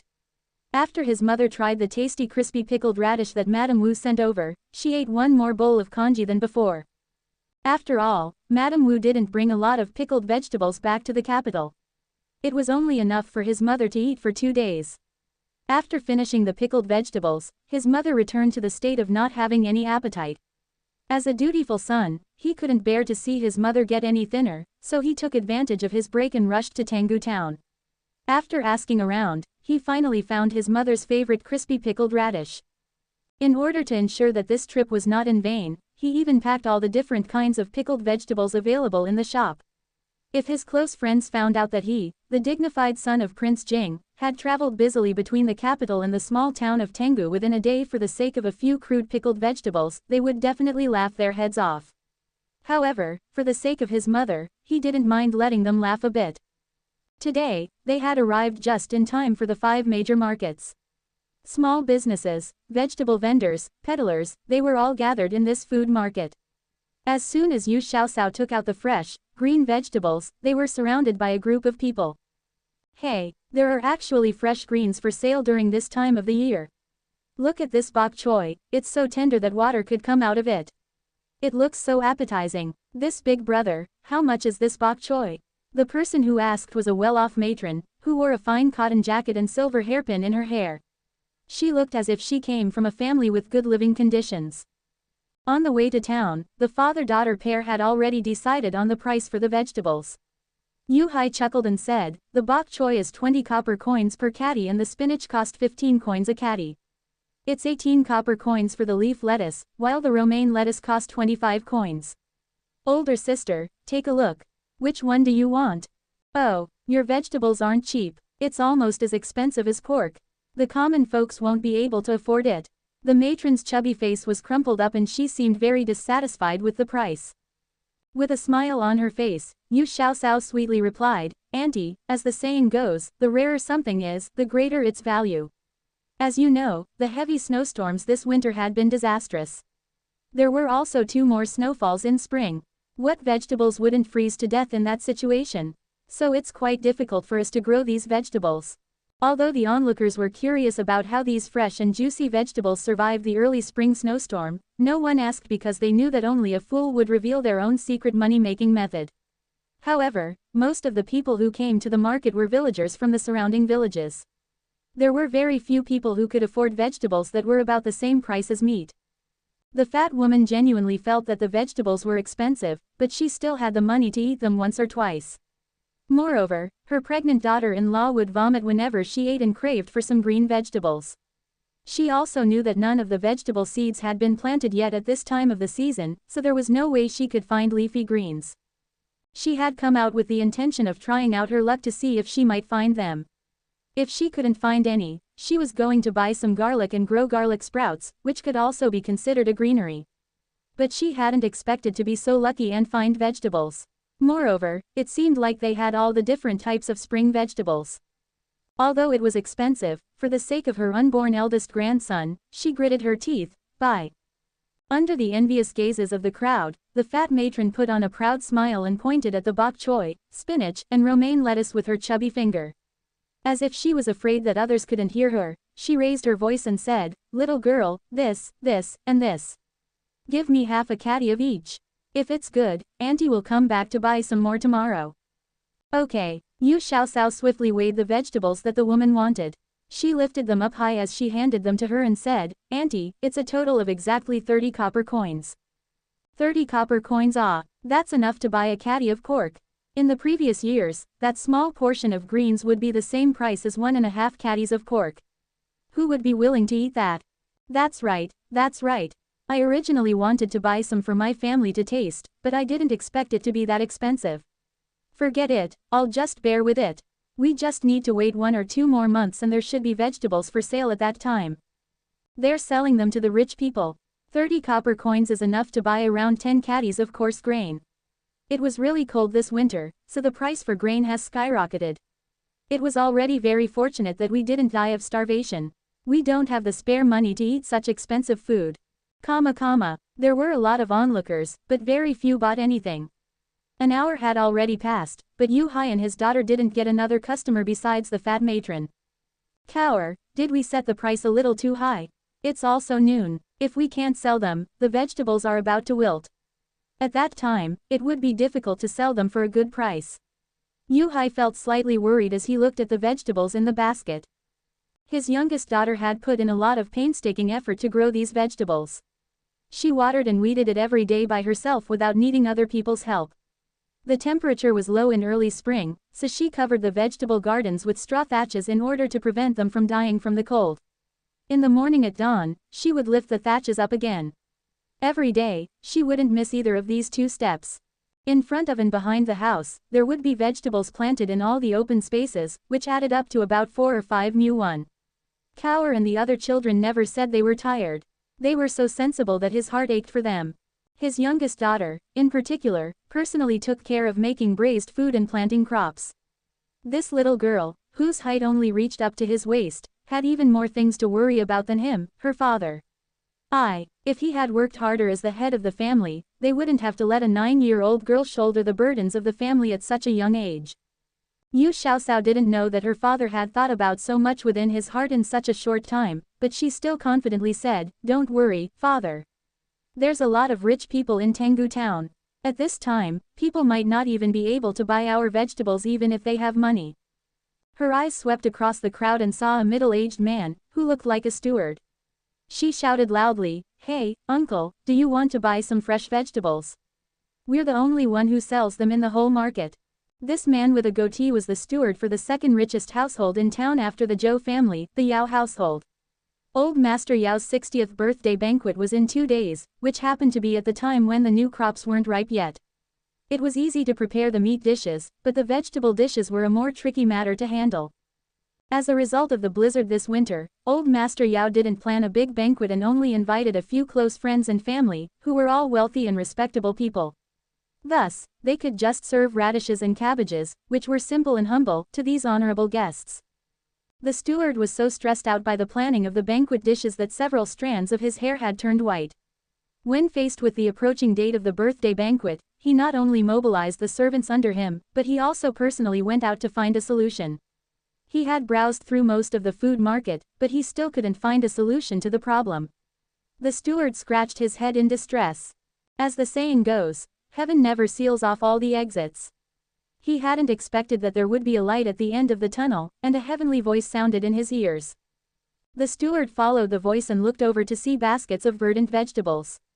They looked so fresh that he couldn't even take his eyes off of them. The steward's eyes brimmed with tears of joy. He was saved.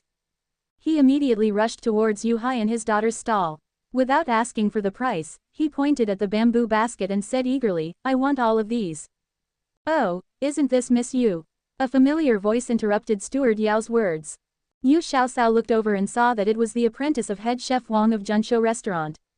He was the worker in charge of collecting and purchasing ingredients, Qian Xiaoduo. Miss Yu, it's been a long time since I have seen you deliver game to our restaurant. My teacher has been talking about you for days. Qian Xiaoduo was surprised to see the baskets of green vegetables. Even for a wealthy family like their bosses, it wasn't easy to be able to have several different vegetable dishes on the table during this season. They had to spend a large sum of money to build a greenhouse in order to grow the vegetables. How did the Yu family grow fresh vegetables at this time? There were some things going on at home. We might not be able to send game to your restaurant anymore in the future. But Uncle Zhao and Brother Han are both skilled hunters. They will surely send enough game to your restaurant. In the past month or so, numerous things had been happening one after another in their family. First, her father had gotten injured. Then, they separated from the main family and had to repair their new residence. After that, they worked on selling braised food at the docks. In addition, her older brother met with a mishap. After thinking about this, she realized that it really had been a long time since she visited Junshou restaurant. Miss Yu, you're selling vegetables. Every family had their own problems, so Qian Xiaoduo didn't ask about it anymore. He looked at the baskets of greens and said, seriously, what should I say about you? If you have such rare green vegetables, why didn't you send them to Junshou restaurant? Our restaurant will take all the vegetables you have. There's no need to set up a stall. Let's go, let's go. Take them all to our restaurant. Wait, seeing that Junshou restaurant staff wanted to take the basket, Steward Yao panicked and loudly shouted, you should follow the rule of first come, first served. I have already placed my order on these vegetables. Little girl, take this money. If it not enough, come find me. Steward Yao shoved a purse into Xiaosao's hands for fear that she wouldn't accept it. Xiaosao didn't know whether she should laugh or cry as she weighed the pouch with her hands. There were at least 20 or 30 taels inside. For example, the romaine lettuce, which was the most expensive, cost 25 copper coins per catty. With 20 or 30 taels, he could buy over 1,000 catties of lettuce.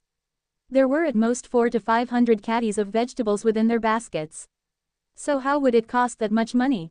For the sake of their restaurant, Qian Xiaoduo definitely couldn't give up on this opportunity. He didn't back down and said, Steward Yao, our Tanggu town has clear law and order and prohibits buying and selling by force. Miss Yu didn't say that she wanted to sell them to you, so it's useless even if you give her the money. Steward Yao was so angry that his beard was about to curl up. He pointed at Qian Xiaoduo and shouted, who's forcibly buying and selling things? The little girl is selling vegetables, while I want to buy vegetables. This is a fair deal. Even if we take it to the county magistrate, I will still be in the right. Don't think that just because you have the backing of Junshou restaurant and the Zhou family that you can turn white into black with a few words. You're willing to buy, but are they willing to sell? You're stuffing the money into their hands. If that's not buying by force, then what is it? The two of them continued to quarrel, and they each had their own reasons. From ancient times to present, there was never a lack of curious onlooker wherever there was a dispute. In a short moment, the four of them were surrounded by a tightly packed crowd of people. Yu Xiaosao and her father looked at each other helplessly. They couldn't let the two of them continue arguing as if they were in a cockfight. Xiaosao quickly went forward and pulled Qian Xiaoduo back a couple steps, and then said to Steward Yao, Steward Yao, right. Can your master finish all these vegetables in a day? If they can't finish it, then it won't be fresh anymore. Steward Yao was so anxious that his forehead was sweating. Little girl, I'll tell you honestly. Our old master's birthday banquet is tomorrow. Everything else is already prepared, but we just urgently need these greens for the banquet. How respectable would it be if they were able to bring out fresh vegetables for the banquet during this season? Steward Yao thought that if he could accomplish this task, his master certainly wouldn't treat him too badly. The head steward was already getting old and it was about time for him to retire. Maybe he could take this opportunity to make further progress towards a promotion. With that thought, Steward Yao's tone became even more urgent. Little girl, being sincere and honest is very important in business. Let's be honest, didn't I come first and said that I wanted to buy these vegetables? Qian Xiaoduo was also anxious. County Magistrate Wu's son personally reserved a table at Junshou restaurant and said that they were entertaining a distinguished guest from the capital. He asked the kitchen to be extremely alert and be sure to prepare an impressive meal for the guest. The manager said that, With County Magistrate Wu's background, the identity of the guest must be incredible to be addressed as a distinguished guest. Junsho restaurant was famous for its oyster sauce dishes. But oyster sauce was usually used for vegetable dishes. Where would they find leafy greens at this time? He also came with the mentality of trying, but he didn't expect that he would actually find them. However, someone else already claimed the vegetables that he had been worried about before him. Fortunately, the vegetable vendor was an old acquaintance of Junsho restaurant and had a good relationship with their young boss. Thus, he summoned his courage and brazenly fought over the greens with the other person. Seeing Yu Xiaoxiao's gaze, he could only tell her the truth, "My little lady we also have an urgent need for them. The honored guest of County Magistrate Wu will be at the restaurant soon." As soon as Steward Yao heard that Junsho restaurant was buying the vegetables to serve the honored guest of County Magistrate Wu, he was also at a loss of what to do. He could only look at Yu Xiaoxiao and her father in hope that they would make a fair judgment. Yu Xiaoxiao bit her lower lip and thought for a moment, and then said, "Steward Yao, your old master's birthday banquet is tomorrow, so let's do this. Let's give these vegetables to Junsho restaurant first since they need them for the feast at noon. Steward Yao, leave us your address. We'll go back and pick up a batch of vegetables, and then send them to you. Is this all right?" Steward Yao understood the principle of, a commoner shouldn't fight with an official. He had already lost all hope when the staff of Junsho restaurant revealed their use for the vegetables. However, when Yu Xiaoxiao said that her family still had vegetables at home, the spark of hope rekindled again. He thought about it and said, "Miss Yu, I won't bother you to deliver them to us. Why don't you just wait a moment and let me go get a horse carriage? I'll go back with you. Leave an address. If you don't deliver them to us, where would we go to find you guys?" Since there were still more of the vegetables, they could do a favor for Junsho restaurant. "All right, Steward Yao, we'll wait for you at the back entrance of Junsho restaurant." It was quite a far distance from Dongshan village to town, so of course Yu Xiaoxiao was happy that she didn't need to make an extra trip. Steward Yao nodded and quickly left. He had to act swiftly in case they got annoyed from waiting and leave first. If that happened, he wouldn't even have any more tears to cry. Seeing that he had gotten the greens, Qian Xiaoduo was in a very happy mood. At this time, someone asked about the price of the vegetables, so he waved his hand and shouted, "Sorry, our Junsho restaurant has already bought all the vegetables. Please come earlier tomorrow." He didn't need Xiaoxiao to say anything and tactfully moved the baskets onto the donkey cart. By the time Yu Xiaoxiao came back with the little donkey in her left hand and a bag of fodder beans, which came from an unidentified person, in her right hand, the 400 or 500 caddies of vegetables had been neatly stacked on the donkey cart. Qian Xiaoduo laughed flatteringly and said, "Miss Yu, you've got a good donkey. It probably cost a few taels, right?" Yu Xiaoxiao pulled the donkey cart and walked to Junsho restaurant. From time to time, she would chat with the enthusiastic Qian Xiaoduo. This fellow usually seemed like a quiet person, but as if a switch was turned on today, he had turned into a chatterbox. Fortunately, Junsho restaurant wasn't too far away. It only took a few minutes to get there. When the donkey cart entered the back door, the manager, who had heard the news, rushed over with surprise. "Aiya, big brother, Miss Yu. You guys are seriously our Junsho restaurant's big lucky stars. These vegetables came at just the right timing. You guys quickly unload the vegetables."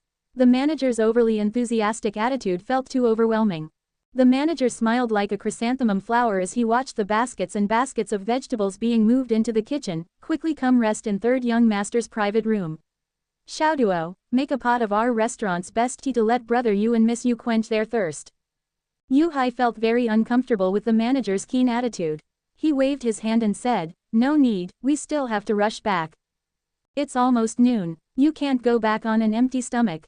Our third young master went to the dock early in the morning and should be coming back soon. If he found out that I let you and your daughter go home hungry, he will definitely blame me.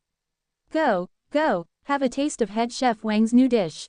Without letting them refuse, the manager pulled on Yu Hai's arm and led the father-daughter pair to third young master Zhou's private room. They had come out early in the morning and stayed at the food market for half of the day, so Yu Xiaoxiao was really somewhat thirsty. She blew on the tea, drank it in one gulp, and smacked her lips. "The tea's pretty good and very fragrant." The manager watched as Yu Hai and his daughter, who were oblivious to the worth of the tea, drank the excellent tea that cost a dozen taels per ounce without any thoughts. However, he didn't dare show contempt and hastily refilled their cups. When the manager of Junsho restaurant served the high officials and noble lords, he usually acted neither humble nor arrogant. But at this time, he engaged in small talk with Yu Hai and his daughter in a very approachable manner. In the middle of their conversation, the door of the private room was pushed open and third young master Joe came in with an oiled paper bag.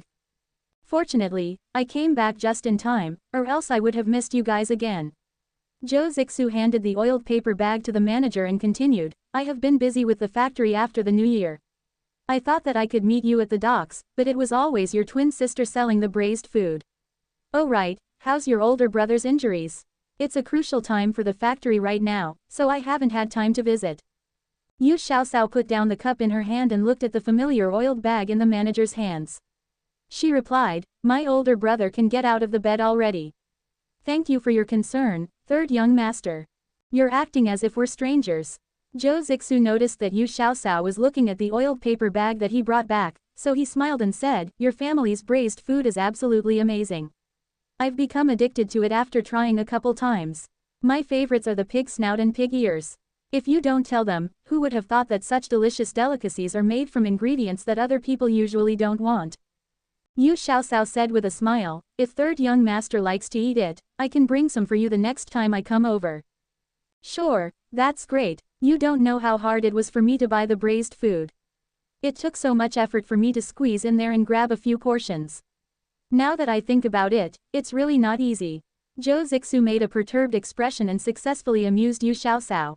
Yu Xiaosao laughed and said, in order to appease your wounded heart, I will be merciful and personally make spicy sliced pork ear and pig head meat with mashed garlic for you.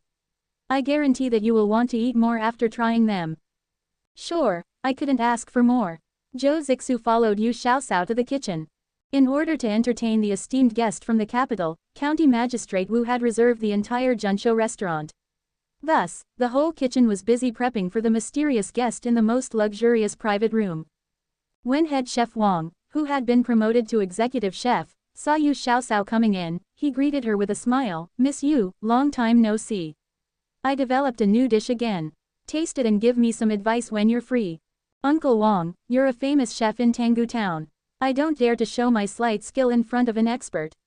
Yu Xiaosao washed her hands and busied herself in the kitchen unreservedly. For the two dishes, besides taking a little more time to mix the chili oil, everything else were ready-made. Moreover, she had the help of the kitchen staff who all competed to be her assistant. Thus, in a short time, the mouthwatering, spicy sliced pork ear, and pig head meat with mashed garlic were completed. Head chef Wang, of course, didn't miss the opportunity to learn. He stopped the work in his hands and inwardly memorized all of Xiaosao's steps for mixing the chili oil. Not only did he blatantly learn the secret methods, but he also asked questions from time to time, can the chili oil used for the pig ears also be used for other cold dishes? Of course, with head chef Wang's intelligence and wisdom, you can definitely make more and more delicious dishes. After Yu Xiaosao finished making the two cold dishes, she left the kitchen to avoid delaying the kitchen from doing their work. After leaving the back kitchen, they were just about to go up to the second floor when they encountered a group of well-dressed people. They were all clustered around an old man, who had a healthy glow and wore a bright yellow belt around his waist, and they were also about to go up the stairs. Ah Shu, you're back, County Magistrate Wu's son greeted him and looked towards Yu Xiaosao who was behind him. He frowned slightly and whispered, Ah Shu, didn't I ask you in advance to clear out the restaurant? Why are there other people here? Before Zhou Zixu could answer, he heard a resonant voice saying, oh. Isn't this the little demon who patrols the mountains? What, did you also come to eat? Yu Xiaosao felt as if she had heard this voice somewhere before, so she looked over. The fat old man wore an ivory headdress, a dark brown brocade gown, and had a bright yellow belt with jade inlays fastened on his waist. Wasn't he the white-bearded grandfather who had talked with her about the 8 immortals cross the sea all the way to town this morning? So, he was the honored guest of the county magistrate. She had guessed that he had an extraordinary background, but she hadn't expected that he was a member of the imperial family from the capital. It would be a foolish question to ask how she knew that he was part of the imperial family. Other than members of the imperial family, who would dare to wear a bright yellow belt on his waist? Wouldn't that be like starting a rebellion? County Magistrate Wu was a middle-aged man with elegant features and refined manners. He was slightly stunned as he looked at the little girl who was dressed in coarse cloth. She had a young appearance and was short in stature. It was inevitable that he had some doubt within his heart. How did the Emperor Emeritus know someone from the countryside? However, his confusion was resolved when he recalled how the Emperor Emeritus and his entourage were dressed this morning. The Emperor Emeritus was born and raised in poverty, so he had always been friendly to the commoners from the same poverty-stricken backgrounds. Thus, it wasn't surprising for him to become acquainted with a few commoners when he traveled incognito. "Oh, aren't you the old grandfather who rode the donkey backwards this morning?" Yu Xiaoxiao feigned surprise and asked. The retired emperor walked forward with a laugh and stopped 2 steps away from her. He nodded and said, "That's right. We just parted this morning and met here again. We really have a predestined relationship." He looked around with his big, bell-like eyes and clicked his tongue. "County Magistrate Wu, this restaurant that you recommended doesn't seem that great. It's already lunchtime, but there's no other customers beside us and this little girl. It seems that their food doesn't taste very good. Should we go to another restaurant?" Third young Master Zhou and Yu Xiaoxiao exchanged eye contact and had imaginary black lines on their heads. County Magistrate Wu had already reserved the entire restaurant, so how would there be other customers? County Magistrate Wu couldn't just say that he had reserved the entire restaurant in order to entertain him, the Emperor Emeritus. The retired emperor hated being treated with the extravagant bureaucratic style the most when he traveled incognito. Thus, Magistrate Wu didn't know how to respond for a moment. At this time, Yu Xiaoxiao spoke up to defend Junshou Restaurant. "Old grandpa, the food here tastes delicious. You will know after trying it." The imperial guards and servants of the Emperor Emeritus inwardly sneered and thought, "You're just an ignorant and inexperienced little girl. Do you really think that your words will sound convincing? It's better to not say anything at all." The Emperor Emeritus was in a good mood and wanted to tease the little girl. "Oh. Then tell me, what delicious food do they have here?" Yu Xiaoxiao didn't think and immediately listed, "There's a lot. Listen to me: steamed lamb, steamed bear's paw, steamed deer's tail, roasted duck, roasted chicken, roasted goose, braised salted duck, marinated chicken, cured pork, preserved eggs, smoked pork belly, deep-fried dried pork, sausage, assorted meat, smoked chicken, boiled pig tripe, steamed 8 treasure pig, glutinous rice stuffed duck, pheasant in clay pot, pot-cooked quail, assorted braised food, braised duck, stewed shrimp, braised prawn, fried shrimp." She counted her fingers and recited the tongue twister that she used to enjoy all in one breath. She listed them one by one without taking a breath. Third young Master Zhou widened his eyes and wondered if there were that many dishes in his restaurant. How come he didn't know? "Oh my, you're quite an articulate speaker. You have practiced the announcing the names of dishes one very well. Little girl, are you a staff of the restaurant?" When the Emperor Emeritus heard the familiar tongue twister, he had to conceal the elation within his heart. He had never thought that there would be another transmigrator in this world besides him and the little brat in his family. "Calm down. I have to calm down. I can't slip up and reveal myself, lest this clever little bunny gets startled and runs away." But Yu Xiaoxiao was already shocked by what he said. How did he know that I was reciting the tongue twister, announcing the names of dishes? Could it be that the old grandfather in front of me is also a transmigrator? *T, what's wrong with this world? This world is being penetrated so much that it's going to turn into a sieve. Calm down, I must be calm. Whether the other party is a transmigrator or not, I still can't let him notice anything. She showed an innocent and pure expression and replied with a smile, "Old grandpa, didn't you ask me what tasty dishes they have? I just listed the names of the dishes for you. Well, is there any that you like?" "This kid, just keep pretending." The Emperor Emeritus scolded her as a little fox in his heart but didn't expose her. He continued to cooperate with her and said, "Well, you listed too many dishes earlier. This old man doesn't have a good memory, so I couldn't remember most of them. How about this? Just pick several of the best dishes in the restaurant and serve them." Third young Master Zhou instructed the manager, "Go, serve all the specialty dishes of the restaurant. I hope you, our honored guest, will give us more valuable advice. Little girl, you should stay and introduce the dishes to us." The retired emperor smiled like a big gray wolf who was luring a little white bunny. Yu Xiaoxiao rubbed her nose and apologized, "Sorry, I'm not a server in this restaurant, so." "This girl, you just recited so many alluring dishes and aroused this old man's appetite, yet you're suddenly taking back your words. Are you making fun of me, Fifth Lord?" The Emperor Emeritus performed his special face-changing skill. In an instant, the originally friendly and childish old man had turned into a powerful and domineering superior. His companions couldn't help but be covered in cold sweat due to his formidable aura. Yu Xiaoxiao was alarmed in her heart and suddenly realized that the dignity of the imperial family was inviolable. She recalled that the mood of the royals and high officials in the novels were always uncertain. They could be laughing happily a second ago but take someone's life in the next. In an instant, her little face turned ghastly pale with fear and her eyes reddened.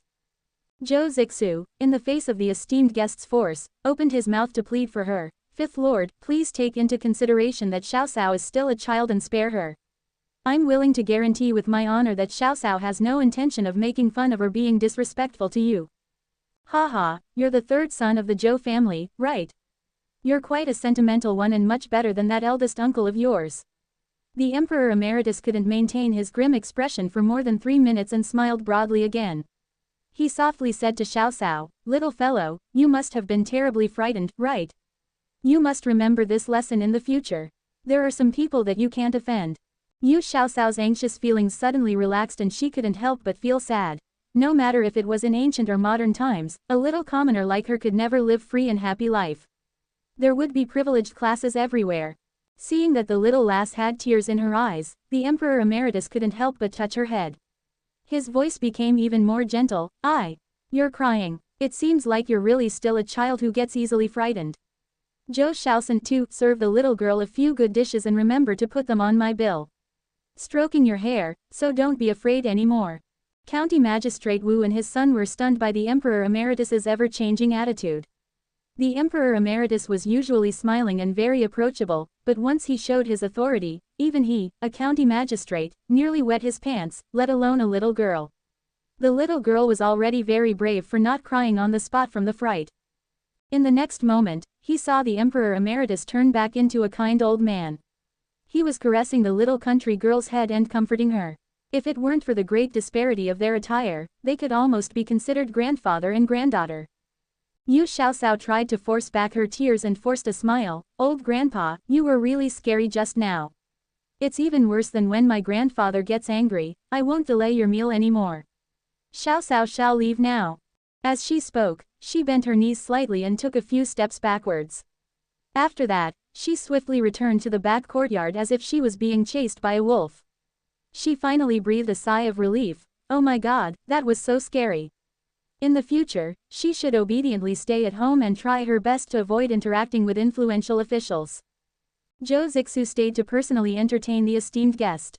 After the manager arranged for the distinguished guest to sit in the private room, he instructed the kitchen to serve the food. When he saw Yu Xiaoxiao, who still had a lingering fear, in the middle of the yard, he lightly tapped her head a few times and said, You. In the future, be careful with what you say. If you offend someone that you shouldn't offend, nobody can save you. The manager was several years older than Yu Hai. He really liked this clever little girl and treated her like a junior in his family. As for what happened earlier, he also broke out in cold sweat for her. It was fortunate that the noble lord wasn't someone who was picky and vengeful. Otherwise, even this little girl's family would have to suffer with her. Yu Xiaoxiao obediently nodded her head and asked in a low voice, if I go up now, would I run into them? No, the honored guests are already seated. Quickly go back upstairs. Brother Yu is probably anxious from the wait. After the manager replied, he entered the kitchen. Yu Xiaoxiao, like a little mouse avoiding a cat, crept up to the second floor. But she ended up being shocked by the county magistrate's son, who pushed open the door and came out. What are you doing? You're acting like a thief. Young Master Wu was quite impressed by this little girl who had good cooking skills. Last time, even that picky fellow, Yuan Yunxi, drank 2 big bowls of the fish stew that this little girl made. Earlier, if third young Master Zhou hadn't pleaded for her, he almost couldn't resist speaking up for her. Yu Xiaoxiao was somewhat embarrassed as she awkwardly touched the back of her head.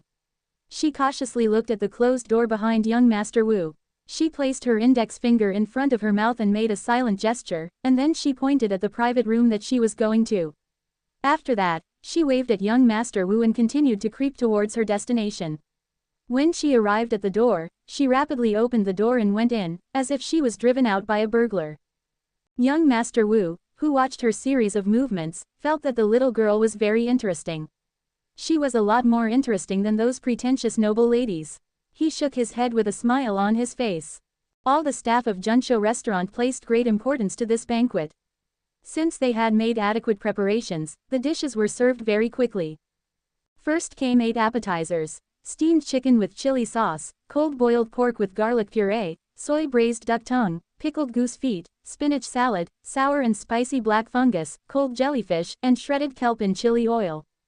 As he listened to Third Young Master Zhou's introduction, the Emperor Emeritus, who was the guest of honor, tasted each dish one by one, and nodded frequently to express his satisfaction. Suddenly, his eyes focused on 2 dishes that should have not appeared on the table. They were so familiar and nostalgic. County Magistrate Wu followed his gaze and frowned. Didn't you say that it was 8 kinds of cold dish? Why are there 2 more? Zhou Zixu also saw the 2 dishes and felt alarmed in his heart. Weren't these the Yu family's braised food that he brought back from the docks? Didn't he tell the servers to bring them to his own room? Why did they bring them here? He recalled the main ingredients of these 2 dishes, pig head and pig ear.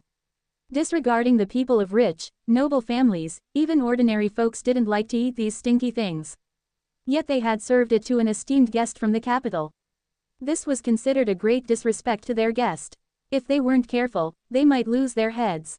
At that thought, Zhou Zixu's back was immediately covered in cold sweat. He smiled flatteringly and said, "The waiter must have made a mistake. I'll take it away." Wait, the Emperor Emeritus immediately stopped him. Pig head meat with wine was his favorite when he was still a general in his previous life. It had been decades since he had eaten it. He missed it so much that he had even dreamt of himself gnawing on pig head meat. When he was still the emperor, he had also ordered the imperial chef to make braised pig head. But none of them tasted the same as the one in his memories. The more he couldn't eat it, the more he wanted to eat it. He was already approaching 70 years old, so he really wanted to eat an authentic braised pig head before dying. The Emperor Emeritus's eyes were about to be glued to the pig head meat with mashed garlic. He decided to think of a high-sounding reason to keep the dish. Since they're already here, just leave them.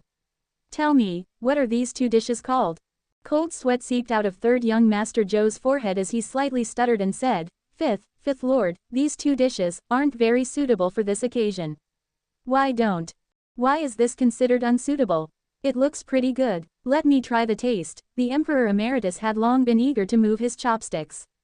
Thus, he used this perfect chance to reach towards his favorite food, pig head meat. However, County Magistrate Wu didn't dare to let this great Buddha, the Emperor Emeritus, try the dish. He hastily moved the plate of pig head meat with mashed garlic in front of himself and said with a smile, "Fifth Lord, why don't I try it first? If it tastes good, let's keep it." The Emperor Emeritus watched as the fatty meat that was about to enter his mouth moving away from him again. He furrowed his thick brows and scolded, "Why are you being such a busybody? Are you going to let me eat or not? This isn't the imperial palace. There's no need to be so troublesome over trifling matters. My lord, it's precisely because this isn't the imperial palace that we have to be extra careful. With your status, if something happens in Tanggu Town, I, the county magistrate of Tanggu Town, won't be able to compensate even if my entire family is beheaded. County Magistrate Wu cried incessantly within his heart. "My lord, why don't this old servant test the dish for you?" The fat old man behind the Emperor Emeritus, who had a pale and beardless face, asked humbly in a slightly feminine voice. He was the head steward court eunuch of palace affairs that had served the Emperor Emeritus for decades. When the retired emperor had just ascended the throne, there were a lot of people who wanted his life. Hence, the food testers had been frequently changed one group after another. In the end, head steward Lu Fusheng, who was later promoted to the head steward of palace affairs, was the only one who remained by his side. He ended up accompanying the Emperor Emeritus for over 30 years. Head steward Lu still had a lot of face in front of the Emperor Emeritus.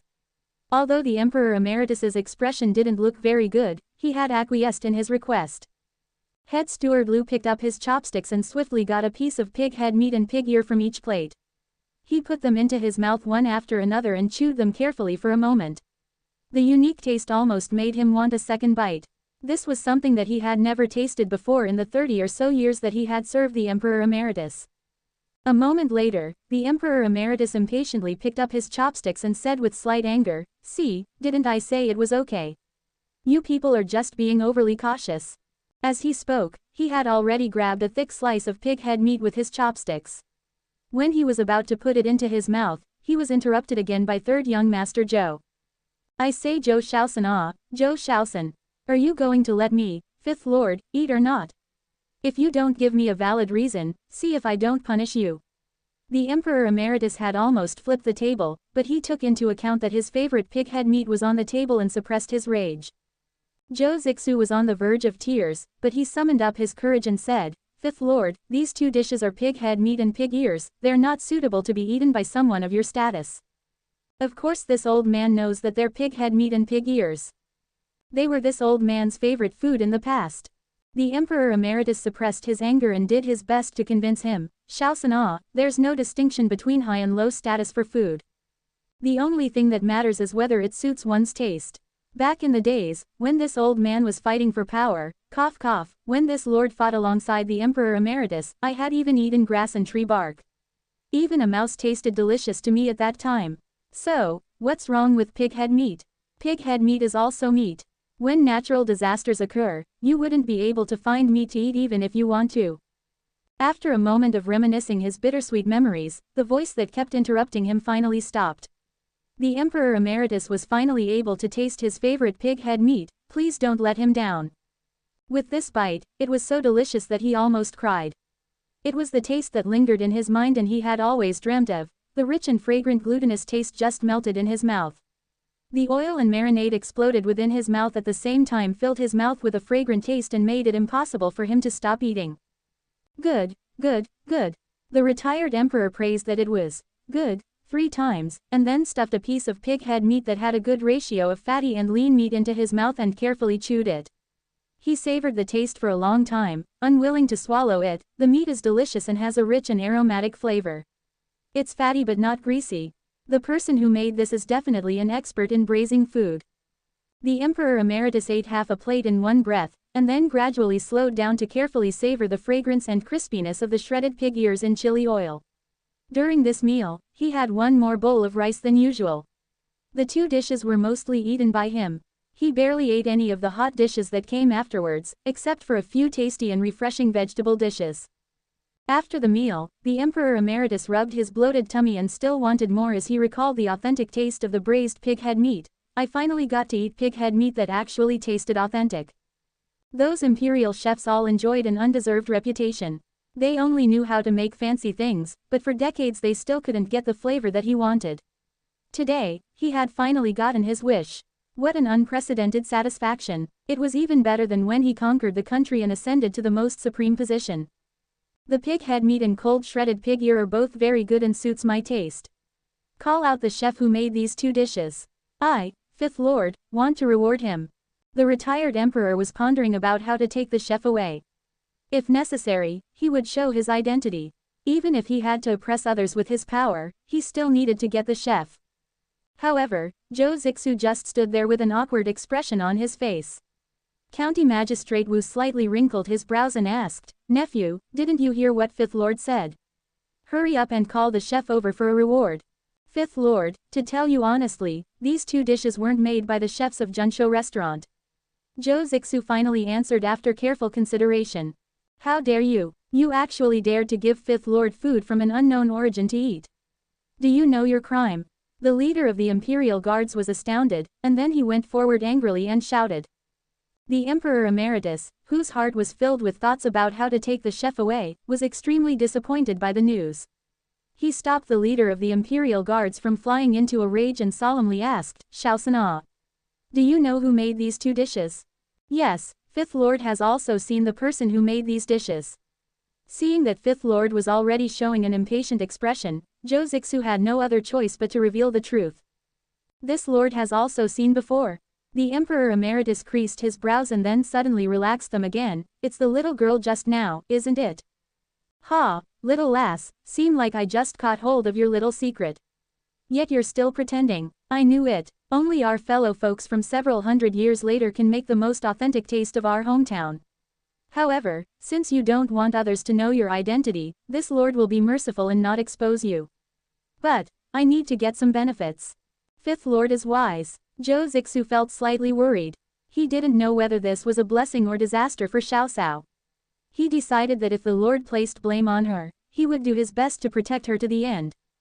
Reward. This lord ate very happily today. There will be many rewards.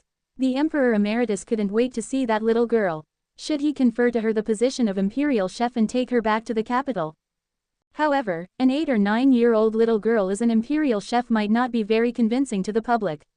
Or maybe, he could let his third son accept her as his goddaughter and bestow her the title of royal princess. Then he could request for her to accompany him, her god-grandfather, in the temporary imperial residence. That wouldn't be too unreasonable, right? While the Emperor Emeritus contemplated how to abduct the little girl, Yu Xiaoxiao had knocked on the door and came in. She was followed by the restless Yu Hai. This commoner, Yu Hai, greets the lords. Yu Hai respectfully saluted County Magistrate Wu. Only then did Yu Xiaoxiao follow her father and kneeled down behind him. In the vicious old society, civilian at the bottom of the society had to kneel when they saw influential figures. I seriously can't get used to this. Well, I'll just take it as going into temples and worshipping Buddha. Yu Xiaoxiao was in the middle of making endless unspoken criticism when the Emperor Emeritus waved his hand. Don't stand on ceremony. Give them seats. I don't dare, I don't dare. He was someone that even the county magistrate didn't dare to speak in front, so how would Yu Hai dare to casually sit down? It was probably better to answer him while standing. When the Emperor Emeritus noticed that his easygoing attitude didn't dispel the anxiety of the father and daughter pair, he didn't continue to insist. Instead, he used a homely tone to ask the slightly more cautious Yu Xiaoxiao, "Little girl, were you the one who made the braised pig heat meat and pig ears? Pig head and pig ear? Didn't third young Master Zhou buy them for himself to eat? He wouldn't have served them to the important guest, right? She couldn't afford to take responsibility if something bad happened after he ate her food." Yu Xiaoxiao glared fiercely at third young Master Zhou, and then meekly replied, "Yes, it was made by this commoner." Don't be nervous. The braised pig heat meat is very good. It really suits this lord's appetite, so I wanted to reward you. Tell me, what kind of reward do you want? The retired emperor pondered inwardly whether it was somewhat inhumane to make such a young child leave her hometown and her parents. This chapter is updated by bestnovel.org. Yu Hai was afraid that his daughter, who wasn't afraid of speaking her mind, would make an outrageous request, so he hastily interjected, "My daughter's skills are unremarkable, so she is fortunate to have pleased your gracious self. We cannot accept your reward." The Emperor Emeritus was in an extremely good mood as he stroked his long white beard. The expression in his eyes as he looked at Yu Xiaoxiao seemed akin to the one that an old fox who had spotted its prey would sport. He said, "This old man's words are always worth 9 sacred tripods. If I say I want to reward you, then I have to reward you. Little girl, tell me whatever you want. There's nothing that this old man can't do." When Yu Xiaoxiao saw the old man acting like a rascal again, she immediately forgot her previous interaction with him and became brave again. She pouted slightly and said, "Fifth Lord, you're boasting a little too much." With one glance the Emperor Emeritus stopped the lead imperial bodyguard from flipping out. The genial smile remained on the old man's face as he said, "Girl, tell me exactly how I'm boasting, okay?" Yu Xiaoxiao saw that Fifth Lord didn't have any signs of being angry, so she gave her father a reassuring look before she smiled innocently. "Fifth Lord, earlier you said that you would give me whatever I wanted. If I wanted the imperial sword that would give me the power to bring down an incapable ruler or nobles and that would let me kill without question, would you have that? What about the golden medal that would allow me to avoid the death penalty 3 times, would you have that? What about a jade pendant that would represent the emperor himself in person, would you have that?" Xiaoxiao, stop joking around. Yu Hai almost fainted on the spot after he heard his daughter's daring words. The Emperor Emeritus, however, didn't seem to mind at all and casually flipped his hand. "The words of children carry no harm. Little girl, did you read too many novels? Do we have an imperial sword that lets you kill without license or a gold medal that allows you to avoid the death penalty in the Great Ming Dynasty? If we did, I would definitely give it to you." Yu Xiaoxiao noticed that her father's lower lip had turned white out of fright, so she stopped challenging his heart's ability to keep up with her antics. She revealed a bashful smile, "That's right. All of the protagonists from the novels say the same thing, right? I guess all of the books are full of lies. They're not necessarily trying to trick people. In the unofficial histories, it is written that old matriarch Shi I had a dragon staff that had the power to bring down an incapable ruler or corrupt officials. It really could switch the ruler. The Emperor Emeritus sank into his thoughts and contemplated, should I create a controlling device for that stinky brat at home? County Magistrate Wu apparently noticed something and cautiously said, "Fifth Lord. The unofficial histories are only unofficial, so there might not be actual truth to the stories.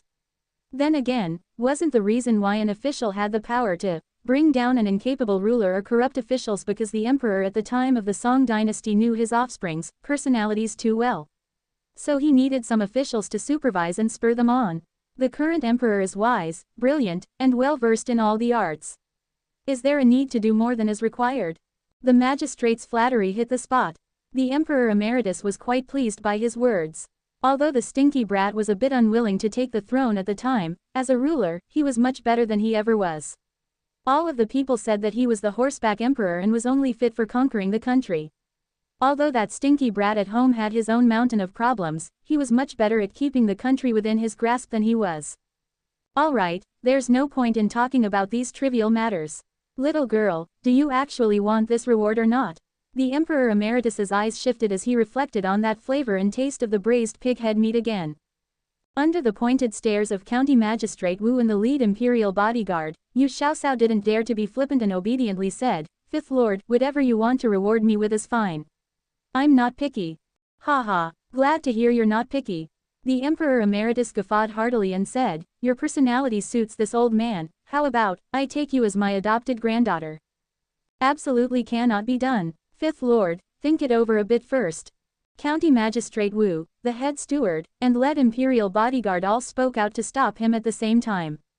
What a farce. If the Emperor Emeritus adopted a granddaughter, then the lowest rank she would receive would be a royal princess. It was unfathomable that a little girl who was born in the rural countryside could go across the wide social gulf in one step to become a royal princess just by cooking 2 dishes that the Emperor Emeritus liked to eat. If this story came out, wouldn't the people denounce the imperial family? Yu Xiaoxiao had already pretty much guessed Fifth Lord's true identity, so how could she have the courage to become his adopted granddaughter? She hastily replied, "Fifth Lord, this commoner does not dare to climb the ladder. How about you reward me with some money instead, a tangible benefit?" Heh. At this moment, third young Master Zhou had come in from the outside just in time to see Yu Xiaoxiao's shameless expression as she asked for a reward. It was quite funny, but he also thought she was quite cute like this. The Emperor Emeritus didn't know why everyone made such a big fuss about him adopting a granddaughter. Why did they all think it was a bad idea? Arg, the same problem. When he was the emperor, he could no longer come and go as he pleased, or live a leisurely life. Now that he wasn't the emperor, why didn't he have freedom either? He held onto his temper and looked at his attire. He casually took off a mutton-fat jade pendant from his waistband and held it in front of Yu Xiaoxiao. He made a face and said, "This is for you, take it and amuse yourself with it." "Thank you very much, Fifth Lord. This commoner will definitely treat this jade pendant as a family heirloom. It will only be passed through the male descendants of my family who will remember your grace for all eternity." Wow, she hit the jackpot. It was an authentic mutton-fat jade pendant, In modern times, such a piece of jade would be invaluable. The Emperor Emeritus was tickled by her reaction, and the dark expression on his face brightened as he grinned. "Little girl, you know what's good. This is a genuine mutton-fat jade piece, so it is definitely worth becoming a family heirloom. Okay, little girl, so this recipe of yours for the braised pig head meat, is it a secret recipe that can't be given to outsiders?" "Fifth Lord, if you don't think this commoner girl's braised food is too crude, then I will gladly offer the recipe to you. There was not a recipe out there in the world that was more valuable than this type of mutton-fat jade pendant. That being said, if a high-ranking official took a liking to your recipe, one had to weigh the consequences if one wanted to conceal it. However, in the future, can this commoner girl still sell braised food?" Yu Xiaoxiao didn't want to renounce her business at the docks. Although they didn't make a lot of money from selling braised food, the business had still helped her family pass their most difficult time. The Emperor Emeritus smiled, "Keep selling your braised food. This old man won't be using your recipe to make money in the future." Yu Xiaoxiao picked up a brush and then remembered she didn't know how to write traditional characters. Luckily, the previous owner of this body was originally illiterate. She awkwardly held the writing brush and looked imploringly at third young Master Zhou as she laughed dryly. Zhou Zixu understood without needing to hear anything and took the brush from her. He dipped the brush into ink and glanced at Xiaoxiao.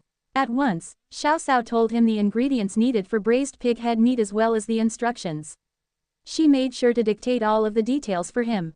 Although Zhou Zixu's handwriting was a bit youthful, his writing still had a strength of character, so it was obvious that he had spent some time practicing his writing. All of the young masters of the Zhou family started classes at 3 and learned how to write at age 5. Although third young master Zhou was still quite young, he had already spent 8 to 9 years practicing his calligraphy. It was clear that his efforts were not in vain. When the Emperor Emeritus received the braised meat recipe, he was so happy that he grinned until his eyes disappeared into his face. He commanded the head steward to carefully store it and then looked him in the eye. "I won't be taking this recipe for free. Steward Liu, take out 300 taels, we will be buying this recipe with that money." Yu Hai felt like his heart had gone for a ride on a tiny boat in the rough seas today. It had been going up and down his throat the whole day. At any time, he felt like they could be condemned to eternal damnation. The final outcome, however, had truly stunned him silly. His reckless, younger daughter must have had a god protecting and blessing her. Her earlier brazen and audacious requests didn't offend these nobles, but instead she received expensive rewards beyond his imagination. In addition, they also made a lot of money from selling their braised food recipe. Could it be possible that his daughter had really been transformed by the god of fortune's magic? After they sent off the noble guests, Zhou Zixu pointedly stared at Yu Xiaoxiao with an inscrutable expression on his face. He looked at her for so long that she thought that she might have something weird on her face, so she even used her sleeve to roughly wipe it. When she saw nothing came off, she asked him in puzzlement, "Third young master, what are you looking at? It feels like the longer I know you, the less I can understand your thoughts. Sometimes, you give off a feeling that you're just a little sister next door who's good at cooking. Other times, in situations where other people wouldn't know what to do, you seem to have no trouble. Tell me the truth, did your family pick you up from the side of the road? Are you actually a maiden from a noble family who had gotten lost among the people?" Zhou Zixu felt like his head was going to explode, so he couldn't help but ask her. Yu Xiaoxiao opened her clear and limpid eyes widely and glared at him for a second. She replied somewhat unhappily, "You're the one who was picked up from the side of the road. I'm a true-blooded maiden from the Yu family. If you don't believe me, my father is right there, you can ask him." Yu Hai's eyes, which were very similar to his daughter's, were also opened wide as he spoke in a low and muffled voice. "My cower is related to me and her mother by blood and bone. How could she possibly be a child we picked up from the side of the street?" Young Master Zhou really likes to make jokes. Zhou Zixu also realized that he was being a bit rude and smiled. "Apologies, I didn't think before I spoke. However, Uncle Yu, do you think your Yu family is the descendant of some previous noble family that had lost its luck? Or possibly descendants of an imperial cook?" Yu Hai shook his head and stated with certainty, "All 8 generations of our Yu family were poor peasants, and we have all relied on fishing to make a living. There is no way we could have any relation to a noble family. As for my cower's culinary talents, I can only say that she has a natural gift for it. She came up with most of the recipes by herself." Zhou Zixu thought that this was inconceivable. For a little fisherman's girl, who wasn't even 9 years old, being able to eat her fill would already be considered quite good. How could she possibly come up with a braised food recipe that required such a complicated ratio of spices? Yu Xiaoxiao saw third young master Zhou looking over at her again with an assessing gaze that seemed to be full of disbelief. She shrugged casually and said, "If I said that all of these recipes came to me in a dream, would you believe me?" Zhou Zixu unexpectedly nodded his head and firmly asserted, "Of course I'd believe you. Why wouldn't I believe you?" Yu Xiaoxiao was stunned for a moment before a bright smile bloomed on her face. "Then doesn't that answer your question? Perhaps the god of food or the god of cooking in heaven saw that I, Yu Xiaoxiao, had an astounding culinary talent. Thus they were intrigued and liked it, and decided to give me some pointers in my dreams." Zhou Zixu raised an eyebrow. In his heart, Yu Xiaoxiao had just become even more mysterious. "All right, might as well get back to business. Xiaoxiao, Junshou restaurant would also like to buy your braised pig head recipe from you. In the future, other than your family, don't tell anyone else. Here, I'm giving you a banknote worth 300 taels, so make sure you take care of it. I already sold the recipe once, so how could I sell the recipe to another? Luckily, that noble person only bought the recipe for his own use and didn't restrict me from selling it to other people. If you think it's useful, then just take it." Yu Xiaoxiao was not necessarily a person who was overly greedy for money. From her perspective, it didn't matter how much money she had, none of it was equal to having a close friend stepping forward bravely in a moment of crisis. As for third young Master Zhou, at the present time, he was worth being friends with. The admiration third young Master Zhou had for Yu Xiaoxiao increased significantly. From his standpoint, the thing the Yu family lacked the most was money. Their business at the docks was good, but it was still a small-scale business. In one day, they only made around 100 or so copper coins. In order to earn 300 taels, they would need to sell braised food at the docks for a few years, and even then they might not make that much. However, Yu Xiaoxiao had refused his offer like it was not a big deal, almost as if he was offering her 3 copper coins instead. Where else would he find a friend who was as generous and shrewd as her? However, how could he, Zhou Zixu, take advantage of his friend's goodwill? He persevered. That's not okay. My Junsho restaurant has already profited a lot from you, Xiaoxiao. How could I possibly take your recipe for free? If you refuse to take the money, then Junsho restaurant will never sell the braised pig head meat or the pig ears. Yu Xiaoxiao was in a very good mood after earning 300 taels and an extremely valuable jade pendant. She had barely managed to be generous this one time, but the person in question was not grateful at all. After trying to persuade him, third young Master Zhou's bullheadedness came out in full force, and he adamantly disagreed with her. The head manager of Junsho restaurant saw that the two people were stuck in a deadlock. He knew his boss's personality very well, so he started to persuade Yu Xiaoxiao, Miss Yu, don't feel embarrassed for taking 300 taels from us. After all, we are businessmen. Using your recipe, Junsho restaurant can make that money back very soon, and in fact, make even more than 300 taels in profit. If you don't take this money, it will actually be our loss. Yu Xiaoxiao saw that third young Master Zhou was resolute and had made up his mind. She thought for a bit and then said, since you say it like that, then I will give you another recipe. For these 2 recipes, give me 500 taels. In the future, I might be able to come up with more recipes that are new. If Junsho restaurant needs them. We need them, we absolutely need them. Third young Master Zhou impatiently blurted out his thoughts before the head manager could reply. Third young Master Zhou trusted Yu Xiaoxiao's cooking talents beyond a doubt. Since she could transform ingredients that other people didn't touch, such as pig head and offal, into food that people clamored for, it was obvious that she could do the same with other ingredients. If pig head and offal could be transformed into delicious braised food, what could she do with ordinary or even ingredients of the highest quality? When Junsho restaurant had just been established, the owners of Fulin restaurant had colluded with a few smaller restaurants to squeeze them out of business. At the time, all of the established restaurants in Tanggu town already had their regular customers. As for Junsho restaurant, it could be said that they were just trying to survive on the edges of the restaurant world. Also, the Zhou family had also made this restaurant's success into a trial for third young Master Zhou. When Junsho restaurant was being suppressed by their competitors, the family didn't get involved at all. This made the owners of Fulin restaurant even more rampant and brazen. It wasn't hard to imagine the difficulties that they had encountered. Things turned around when Yu Xiaoxiao appeared. That was when they were able to push out a new dish, oyster sauce vegetables. That alone was enough for Junsho restaurant to reveal its talents among all of the other, older restaurants. In addition, it helped them to attract some of the other restaurants' regular customers, and now they were the regulars of Junsho restaurant. With that, Junsho restaurant was able to set down its roots in Tanggu town and was now striving to become one of the best restaurants. Third young Master Zhou firmly believed that with Yu Xiaoxiao's braised food recipe and her other, unknown recipe, Junsho restaurant would be able to become the best restaurant in all of Tanggu town.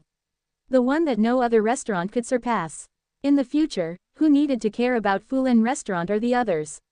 None of them would be able to compete with Junsho restaurant. In addition, Zhou Zixu's ambitions went far beyond than the 3 plots of land that Tanggu town stood in. In his heart, there were a lot more places he needed to conquer. They had already started building a Junsho restaurant in the capital. If they wanted to become an established, famous restaurant in the capital, then it wasn't enough to rely on the oyster sauce vegetables alone.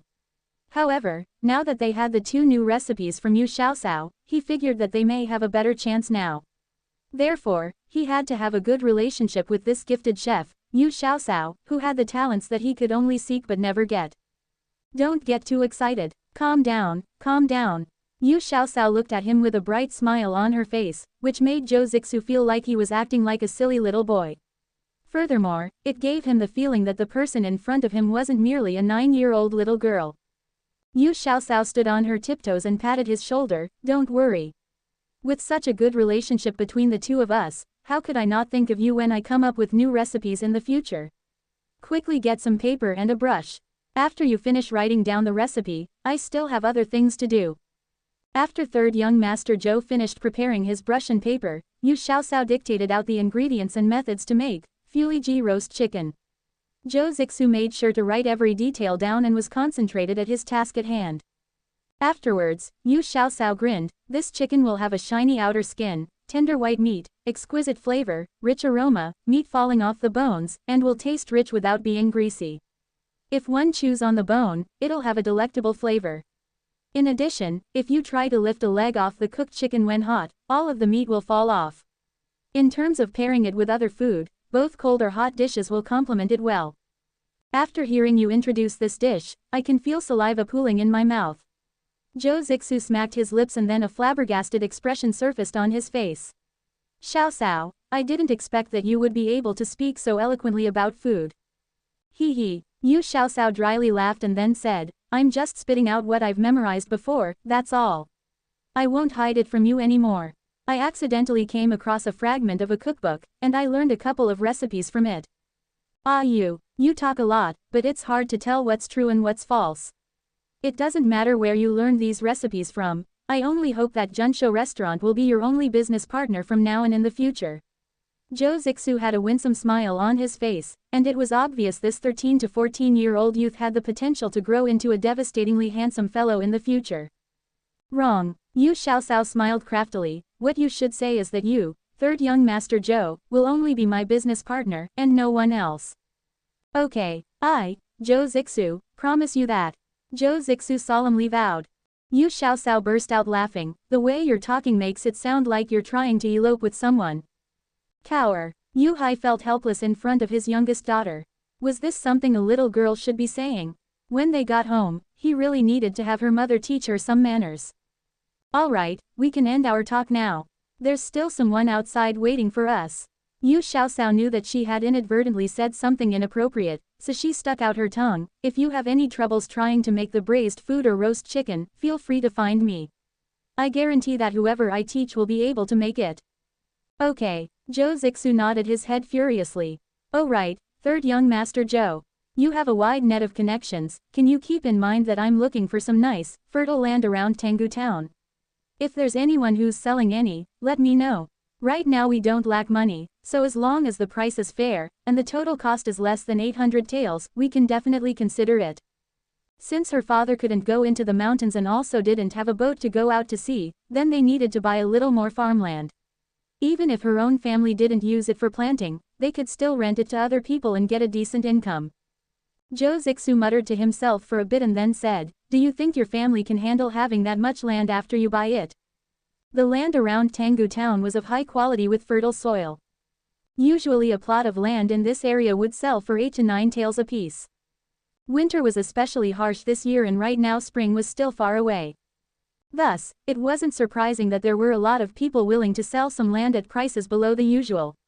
With 800 taels, they could likely buy more than 100 plots of the best land available. From his understanding, out of all the people in Yu Xiaoxiao's family, the only adult male in his prime was Yu Hai, but even he had an injury to his leg. Why did she think her family would be able to use all of this land? If my family can't handle it, then we'll just rent it out. We can hire some tenant farmers to till the land, it should work, ah.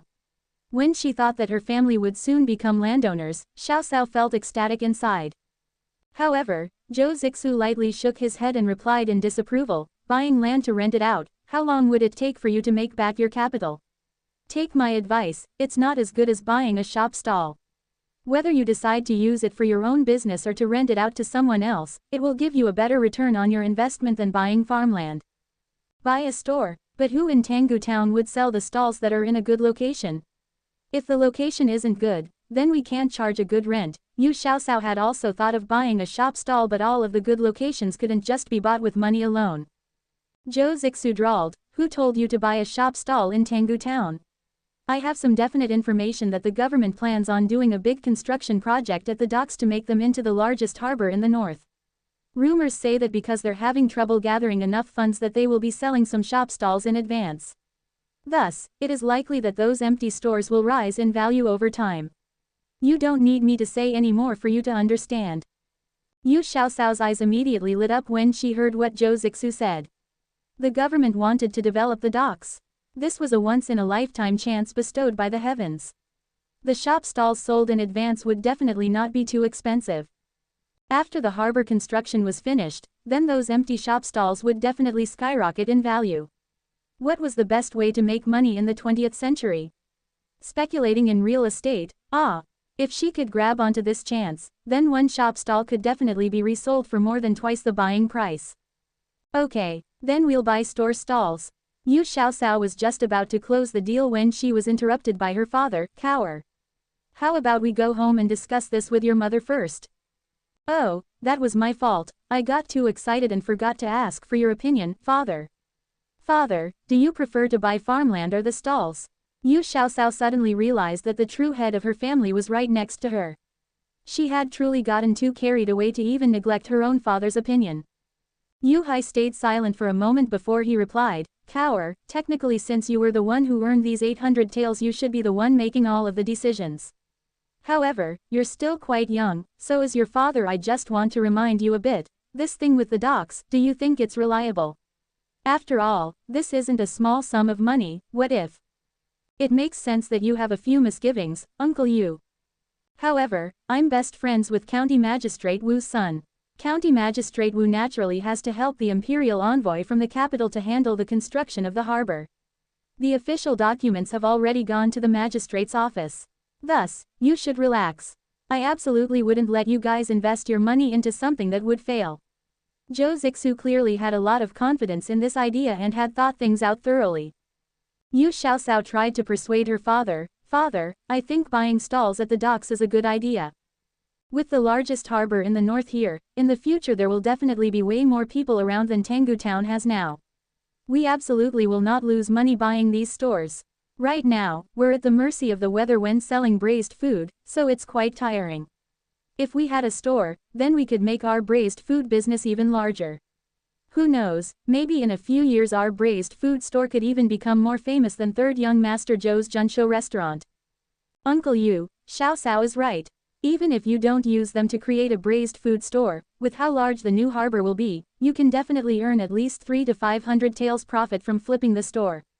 With that money, you can definitely buy as much farmland as you want. Do you think that's worth it? In terms of grasping business opportunities, Zhou Zixu was definitely one of the best around. When he heard the opinions of the two, Yu Hai also felt his heart skip a beat. He squeezed his hand into a fist and clenched his teeth before he made a decision, okay. Let's use all of the 800 taels to buy shop stalls. Cower, you need to prepare yourself mentally just in case all of this goes south. If it does, you're not allowed to cry. Yu Xiaoxiao rolled her eyes and remarked, if it goes south, then it goes south. When you do business, sometimes you win and sometimes you lose. This is nothing new. Then again, even if our luck is that bad, it'll just be as if we didn't make any money today, nothing else is lost. Zhou Zixu didn't expect the father and daughter pair to be so adaptable with money, especially since they had both grown up in impoverished conditions. His impression of the Yu family improved another notch, and he gently chuckled, I definitely dare to vouch for this business venture. You absolutely will not lose. If you actually do lose out on this, then it's all on me, okay? No, we can't take you up on that offer. Yu Hai waved his hand repeatedly in refusal. Father, it's getting late now, let's go back and pick some vegetables for the steward of the Yao family. Let's hurry, we don't want him to think that we are going back on our promise. Yu Xiaoxiao finally recalled that the Yao family's steward was likely waiting at the back door of the restaurant. Almost 4 hours had passed for this little detour of theirs. If they didn't leave now, they would be losing this opportunity. By the time the group of people had arrived at the back door of Junsho restaurant, the steward from the Yao family had already been waiting for a long time. If the guard at the back of the door wasn't strict, he would have long barged in to find the person he needed. My little lady, you've finally come out. The steward from the Yao family had already promised his master that he would definitely make sure to succeed in his mission to buy vegetables. If something went wrong at this point, then he wouldn't know what he could do. Yu Xiaoxiao replied somewhat apologetically, I'm sorry, Steward Yao. I was delayed by something that happened in Junshou restaurant. Steward Yao, we had a situation come up at Junshou restaurant that required this girl's help, so we went over our time. Zhou Zixu had the most perfect smile on his face. Hopefully I didn't delay your issue for too long. Of course not, of course not. Steward Yao repeatedly affirmed. What a joke. Just what were the backgrounds of this father and daughter pair that made third young master Zhou, the most capable son of the Zhou family, personally escort them to the door? And also have him treat them so courteously. Yu Xiaoxiao casually waved her hand at third young master and said, we're leaving. If you have any other issues, just come to Dongshan village to find me. Oh right, my family moved back to our old residence. It's at the foot of the West Mountain, so don't go to the wrong place. Alright, safe travels. The smile on Zhou Zixu's face became more sincere when he was interacting with Xiaoxiao. Suddenly, Yu Xiaoxiao remembered how much her family's donkey cart jostled on the road and couldn't help but ask one additional thing. Third young master, would you happen to be able to get a hold of some rubber cart wheels? Zhou Zixu glanced at her simple and crude-looking donkey cart, slightly smiled, and promised, I got it. I guarantee that I will get you a donkey cart with inflatable rubber cart wheels. The cart can be more simple, but the shock absorption qualities of the wheels must be very good. You also know that we have to travel through a stretch of mountainous roads. Sitting on our current cart right now is simply just torture. Yu Xiaoxiao stuck out her tongue and smartly replied. I promise I'll complete the mission. Zhou Zixu asserted confidently. After they left Junshou restaurant, Steward Yao sat in the Yu family's plain donkey cart. As for the Yao family's horse cart, there was a small servant driving it, following the donkey cart from behind.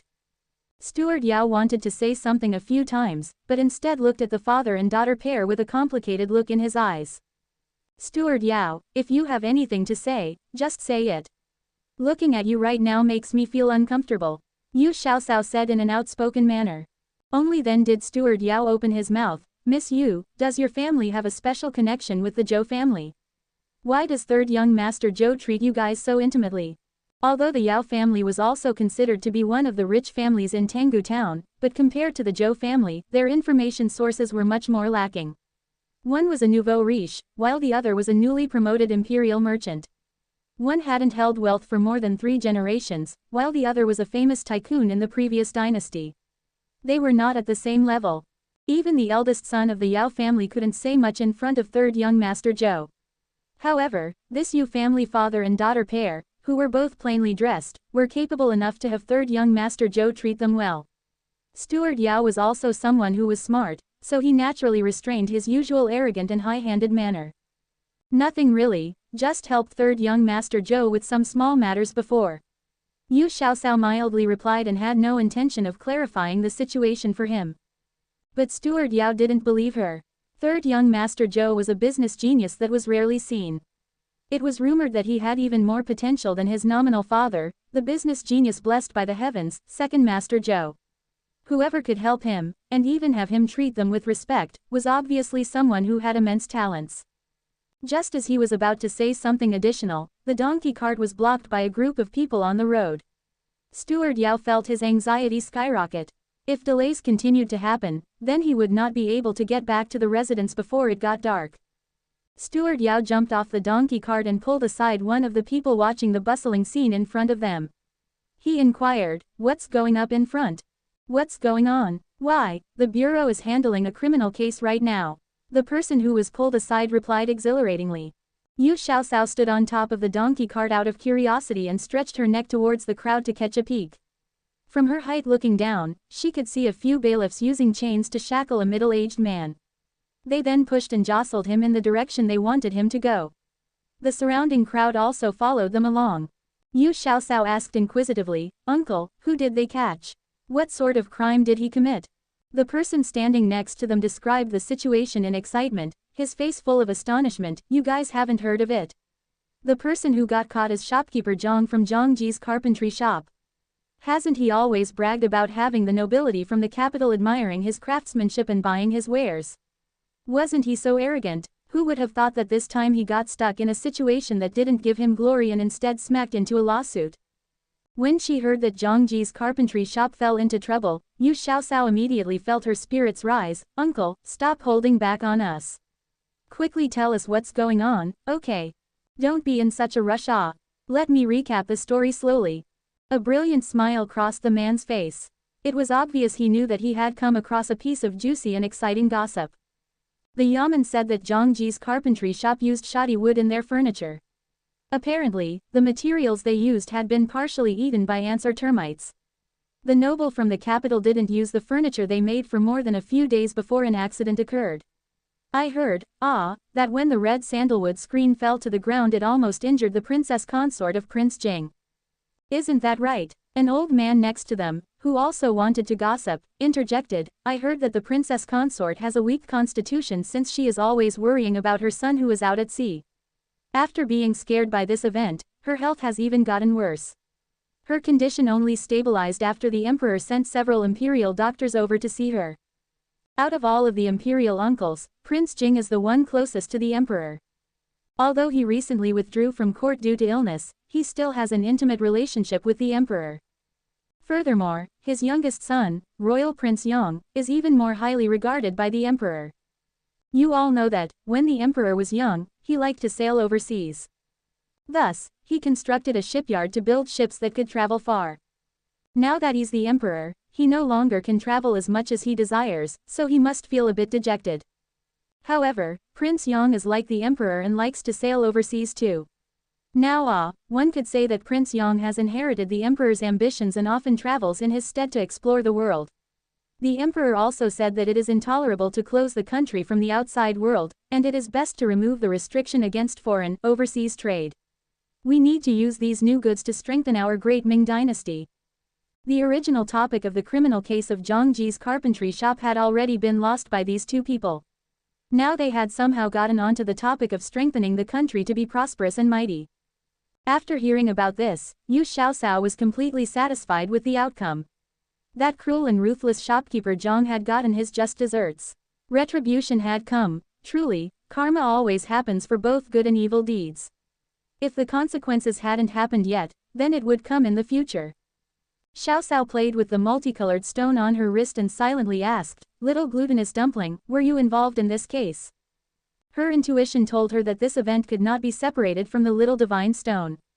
Out of nowhere, a mini golden kitten jumped onto her shoulders. The little cat licked its claws and cleaned its ears. It asserted arrogantly, this divine stone only used its claws a little to create this event. Are you grateful? In actuality, it was finding it difficult to calm down. After helping its master again, it could truly feel the good effects of its actions. It was convinced that, in the near future, it would be able to restore all of its spiritual power and be released from its shackles, and then return back home next to the goddess Nuwa. It was so looking forward to that day. Tell me quickly, how did you arrange this to happen? Xiaoxiao took the little golden kitten off of her shoulder and placed in the palm of one of her hands. She lightly pinched at its soft and fluffy paws, but the kitten quickly slapped away her hand out of dislike. It wasn't enough force to hurt or tickle. In fact, in other people's eyes, they would have thought that the cat was playing around with its master. Yu Hai suddenly noticed the little kitten in his daughter's hands and inquired, When did little glutinous dumpling get here? How come I didn't see it until now? Yu Xiaoxiao paused for a second before she came up with a plausible excuse, I'm also not sure how it followed us. Little glutinous dumpling often appears and leaves like the wind. Maybe it was hiding in one of the vegetable baskets, taking a nap, and we accidentally brought it into town. Is that the truth, little glutinous dumpling? She grabbed onto the little fellow's paw and lightly waved it around. The arrogant little divine stone forcefully pulled its paw back and glared at her fiercely. Do you think this is a plausible excuse? Sounds stupid to me. The two people next to them wound down their conversation and noticed the kitten in Xiaoxiao's hands. The old man stroked his shaggy beard and smiled. This little kitten has a bright coat color. It's so rare to see a cat that's so beautiful. It's just too small, must be only a month old, right? It's not easy to take care of a kitten that left its mother too early. You're the one that's hard to raise, your whole family is hard to raise. HMPH. The little divine stone erupted in anger again and whipped its paws at the old man, revealing its sharp little nails. Yu Xiaoxiao gently stroked the little fellow's back and managed to placate it with great difficulty. She was really afraid that the little divine stone would leap up and start clawing the old man's face. Alright, there's no use staying angry at a person who does not know he is wrong, so don't lower yourself to his level. Quickly tell me, how did you create this situation? Yu Xiaoxiao deliberately changed the topic to catch the little divine stone's attention. The little kitten arrogantly lifted its head up and snorted coldly, HMPH. Stupid humans, if this divine stone decided to go to his level, wouldn't that be lowering my status, EH? Quickly tell me, stop dawdling Yu Xiaoxiao kneaded its head. Stinky master, you're messing my beautiful fur up. The little cat used its paws to scratch an ear and forcefully shook its head. In order to avoid having its master get another chance at rubbing its head, it continued, in actuality, it was quite simple. That day, when we were confronting him, this divine stone smeared some mystic stone water on the furniture in his warehouse. After a period of time, it will naturally attract insects. That wooden screen for Prince Jing's estate had been inhabited by termites. Termites are astonishingly destructive, so it's obvious that a wooden screen with termites in it wouldn't stand up for long. That princess consort is quite unlucky, the screen only broke and fell when she was passing by. This shopkeeper Zhang won't ever be able to dig himself out of this hole after startling Prince Jing's wife. Retribution really came quickly. Yu Xiaoxiao curved her lips up into a smile, which revealed the depths of her happiness. You're too cool, little glutinous dumpling. That princess consort is really too unlucky to be an accidental victim in this case. I sincerely hope she recovers soon. After all, I do have some sort of connection with Royal Prince Yang. Judgment came down quickly. All of the evil things shopkeeper Zhang had done in the past had also been revealed. It was said that officials had dug up the old skeletons of some adolescents in the back courtyard of the carpentry shop.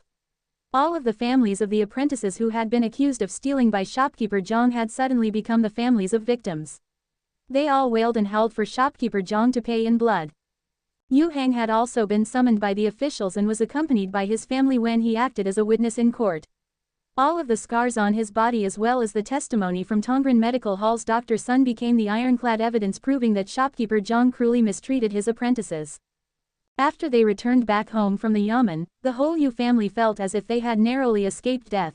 If Yu Hang was more unlucky, then wouldn't he also had become one of the skeletons buried in the back courtyard of the carpentry shop? Finally, the notorious shopkeeper Zhang had been sentenced to a beheading at the end of autumn. In addition, all of his property was confiscated. After all of the carpenters and apprentices at this shop were investigated and found to be innocent, they were all let go. Traveling from the town back to their home took over 2 hours of time. Although Steward Yao was burning with impatience, there was nothing he could do. Luckily, the Yu family's donkey, which looked very ordinary, had a decent speed and wasn't any slower than the Yao family's horse cart. However, after seeing Yu Xiaoxiao's ghostly white face and an expression that seemed to be a sliver away from vomiting from being jostled in the cart, Steward Yao had no choice but to ask a couple of times whether they should slow down. No need. Yu Xiaoxiao took out the pouch of water she took everywhere with her and drank a mouthful of mystic stone water. Her stomach immediately calmed down.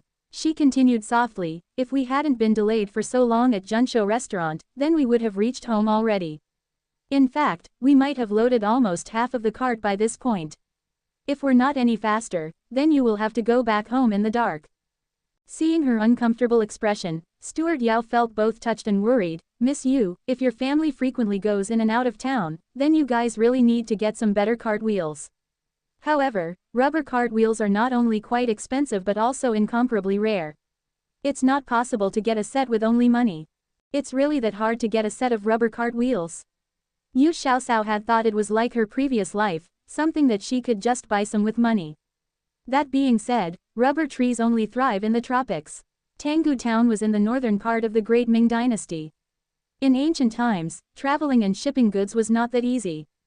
Steward Yao nodded his head when she asked the question. It's said that it is hard to manufacture rubber wheels, and the output is extremely low. All of the high-ranking officials and noble people in the capital get first dibs, then the officials in the rest of the country. As for people like my master's family, those with money but no power, they had to run around pulling strings to just buy one set. However, you shouldn't worry too much, Miss Yu. The Zhou family are imperial merchants, and they have a lot of connections with the nobility in the capital. Since third young master Zhou promised you, he absolutely will be able to get you a set. Yu Xiaoxiao wasn't doubting third young master Zhou's reliability. However, in her heart, she did feel like she owed third young master a big favor. As they were talking, the donkey cart had just rolled into Dongshan village. Under the old elm tree at the entrance of the village, there were several old villagers chatting. When they heard the sounds of hooves, all of them looked over. "Old you, it's your second son's donkey cart that's come back." An old man swayed as he stood up. He placed a hand at his eyebrows to look in the distance, and only then did he squat back down. With a voice that had a hint of envy in it, he said, "Your family's second son is quite capable, ah." After separating from the family for not too long, he bought a donkey cart and started a business selling things. Old Yu's eldest brother, Yu Lichun, unhurriedly stood up and slowly replied, "You guys can only see the good side of things, but can you remember their difficulties? When Dahai split from the family, he had been seriously injured and no one knew whether he would be able to keep his leg. Dahai's wife also has a weak body and their Xiaoxiao has had a bad constitution since birth. A few days ago, Xiaoxia had been pummeled until he was at death's door. Luckily both Dahai and Xiaoxia were fortunate and weren't fated to die yet." Old Yu's face flushed red in embarrassment under the knowing gaze of his older brother and the implication in his words. He looked at the horse cart that was right behind the donkey cart and quickly changed the subject. "I've never seen the horse cart that is behind Dahai. I'm not sure if Dahai and his family need help right now. I need to go over and see." Father, eldest uncle, Yu Hai had also seen them and pulled on the little donkey reins to slowly cut down the speed until they stopped at the village entrance. Yu Xiaoxiao also sweetly greeted them, "Eldest granduncle, grandpa. Are you guys chatting here?" Yu Lichun's face lit up with a kind smile. "Xiaoxiao, did you into town with your father? Did you go to Tongren Medicine Hall and have Dr. Sun check you guys out? Your complexion doesn't look too good." Yu Xiaoxiao rubbed at her bright and radiant little face and grinned, "Eldest granduncle, the donkey cart was going too fast earlier, so I feel a little dizzy from being bumped up and down. Don't worry, I'm perfectly fine. If you don't feel well, you need to tell your father. Don't endure a minor sickness until it becomes a serious illness. If you don't have enough money, eldest granduncle still has some." Yu Lichun couldn't forget what had happened that past winter. The vision of a motionless Xiaoxiao in her father's arms was engraved into his memory. Yu Xiaoxiao felt a burst of gratitude arise in her heart. "Thank you, eldest granduncle. Xiaoxiao will remember your words." Old Yu took a glance at the properly dressed steward Yao and pulled Yu Hai aside. He quietly asked, "Who is that person? What is he here for? Did you get into trouble in town?" Although steward Yao was only a servant in the Yao family, his attire was about the same as other prosperous families in town. In old Yu's eyes, he was not someone that they could afford to offend. "Father," Yu Hai helplessly replied, "he's a steward at the Yao family. Tomorrow is Patriarch Yao's birthday celebration, and they need to pick some vegetables from my house. I'm no longer a strapping young lad, how could I possibly just randomly cause trouble? Picking vegetables? How are there any vegetables to be had in this season? No one has even planted any vegetable seeds. You're not trying to trick your father, right?" Old Yu still didn't feel relieved. It's necessary to forgive his terrified attitude. After all, it's better to be careful than to make a large blunder. Yu Hai didn't know what else to say and continued, "If you don't believe me, then come with me to the old residence and check it out yourself, okay? Village elders, we are against the clock right now. Would it be possible to make a long story short and try to finish up?" Steward Yao glanced at the color of the sky and a worried expression appeared on his face. Old Yu swallowed down the words he was about to say when he heard the steward's remark and repeatedly nodded his head with a smile. Of course, of course. Then we won't delay you folks anymore." Under steward Yao's eager gaze, Yu Xiaoxiao waved farewell to her eldest granduncle and hopped into the donkey cart again. This time, the horse cart was in front to open the path, so no one else dared to stop them again. However, word quickly went through the whole village. People all said that Yu Hai was seriously too capable to be able to forge a connection with a rich family in town. The horse cart stopped in front of the gate at the old residence.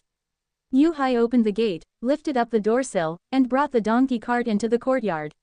He didn't bother unharnessing the donkey before he asked Yu Hang, who was lying on a long chair getting sun, in a loud voice, "Xiaoxia, where's your mother?" "She's in the backyard doing laundry." "Father, what's going on?"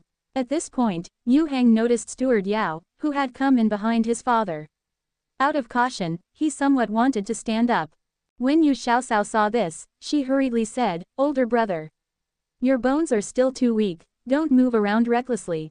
I'll go into the back courtyard and get mother to help us harvest vegetables." Madame Lu had already heard the sounds of her husband's voice. She shook her dripping hands, walked in from the rear court, and asked, "You're back. How did selling the vegetables go?" "We sold out. Keep the laundry there for now and help us pick some vegetables first. Steward Yao still needs to hurry back." A hint of excitement was threaded in Yu Hai's voice. A whole cart of vegetables was sold for 20 taels. If he told this story to other people, who would believe him? His daughter was really too amazing. Selling vegetables at the price of meat, but there truly were people who would buy them.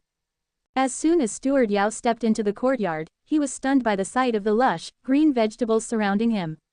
It was a very large space and had to be at least 7 to 8 plots of land.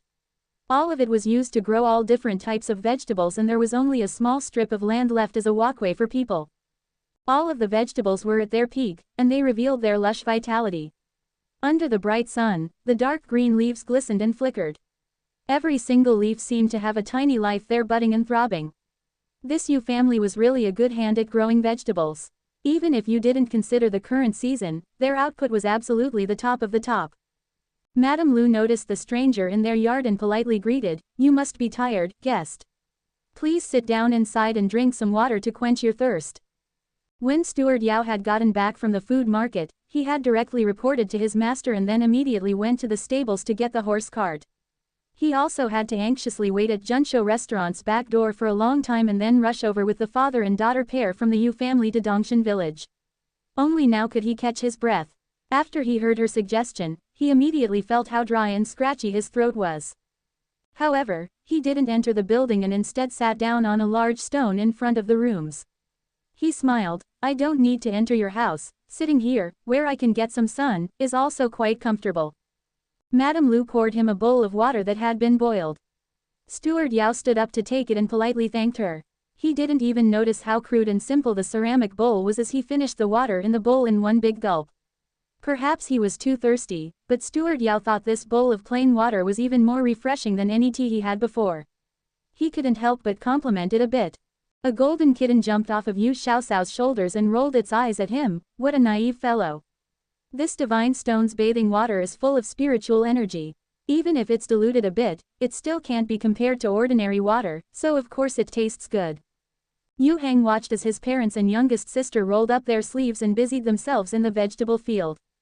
Ever since he had come home, he had to watch the rest of his family run around the house day in day out.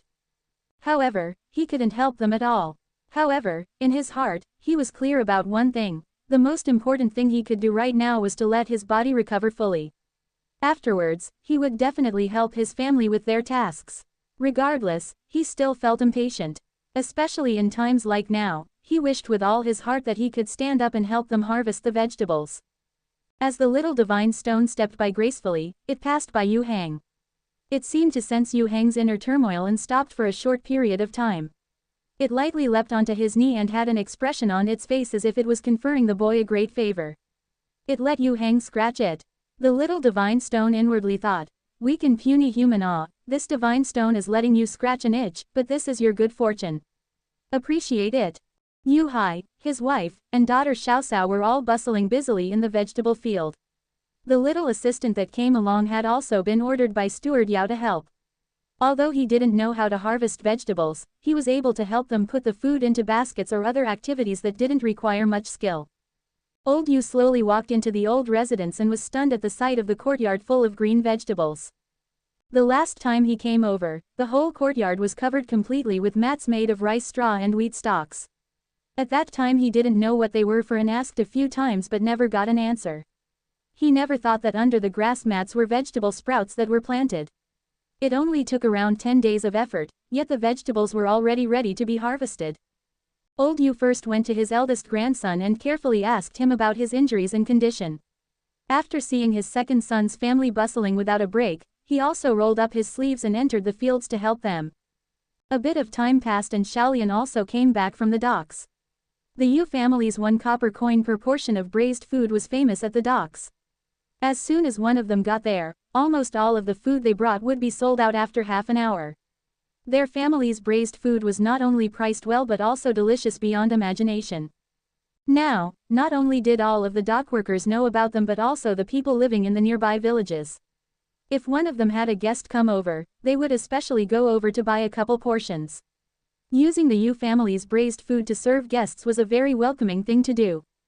Had Xiaolian not waited to the ox cart from the neighboring village, then she would have long gotten back after all of the braised food sold out. With the addition of Xiaolian, their harvesting speed increased perceptibly. Before long, all of the baskets that Steward Yao brought with him had been stacked full with lush green vegetables that looked incredibly appetizing. While the family was harvesting vegetables, Steward Yao had gone to Yu residence's back courtyard as well as the nearby pond. He saw that there were also vegetable fields in the back that spanned around 3 to 4 1. There were cucumber and string bean vines climbing on vegetable frames. Eggplants and hot chili peppers were all growing vigorously in neatly laid out rows. There were also lettuce and carrots. However, he couldn't see how large the carrots were as they were underground, but the carrot leaves were lush and vibrant green.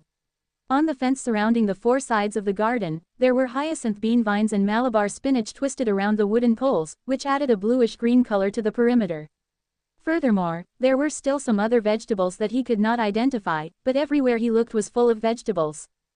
He was convinced that before long all of these vegetables would be ready to harvest. At that time, other people's vegetables would only be tiny sprouts. Steward Yao was very well aware what it meant for Yu family since they were able to sell vegetables more than a month out of the regular season. He looked at their simple and crude-looking residence as well as the unadorned rooms. As of now, the Yu family looked destitute and poor. However, with their ability to grow vegetables, they were absolutely about to become rich very soon, right? Steward Yao now really didn't have the guts to scorn the Yu family. At last, all of the baskets of vegetables were weighed and moved onto the Yao family's horse cart. In total, they had bought 680 caddies of vegetables. Steward Yao knew that old Master Yao was very picky. If he found out about the Yu family's vegetables, then in the future they would definitely have many more dealings to come. Thus, he generously agreed to pay for all of the vegetables using the price for romaine lettuce, 25 copper coins per caddy. When old Yu saw that the vegetables, which usually sold for around 3 to 5 copper coins a caddy, being sold for 5 to 8 times the normal price, his eyes opened wide in shock. He almost couldn't believe his ears. "Dahai, are you not afraid that the rich folk will blame you guys for setting the price of vegetables at the price of pork?" "Grandfather, we're doing business fair and square. One is willing to buy and the other is willing to sell, why would anyone blame the other?" Yu Xiaosao held up a basin of water to let her grandfather wash his hands and then continued, "The Yao family is a well-known rich family in town. They've eaten meat all winter and have long been tired of it. If you don't believe me, go ask Steward Yao whether the patriarch of the Yao family wants to eat meat or does he want to eat our family's vegetables, okay? But, these are merely green vegetables if we're selling it at such an expensive price, isn't that overcharging other people?" Old Yu felt a bit uneasy about all of this.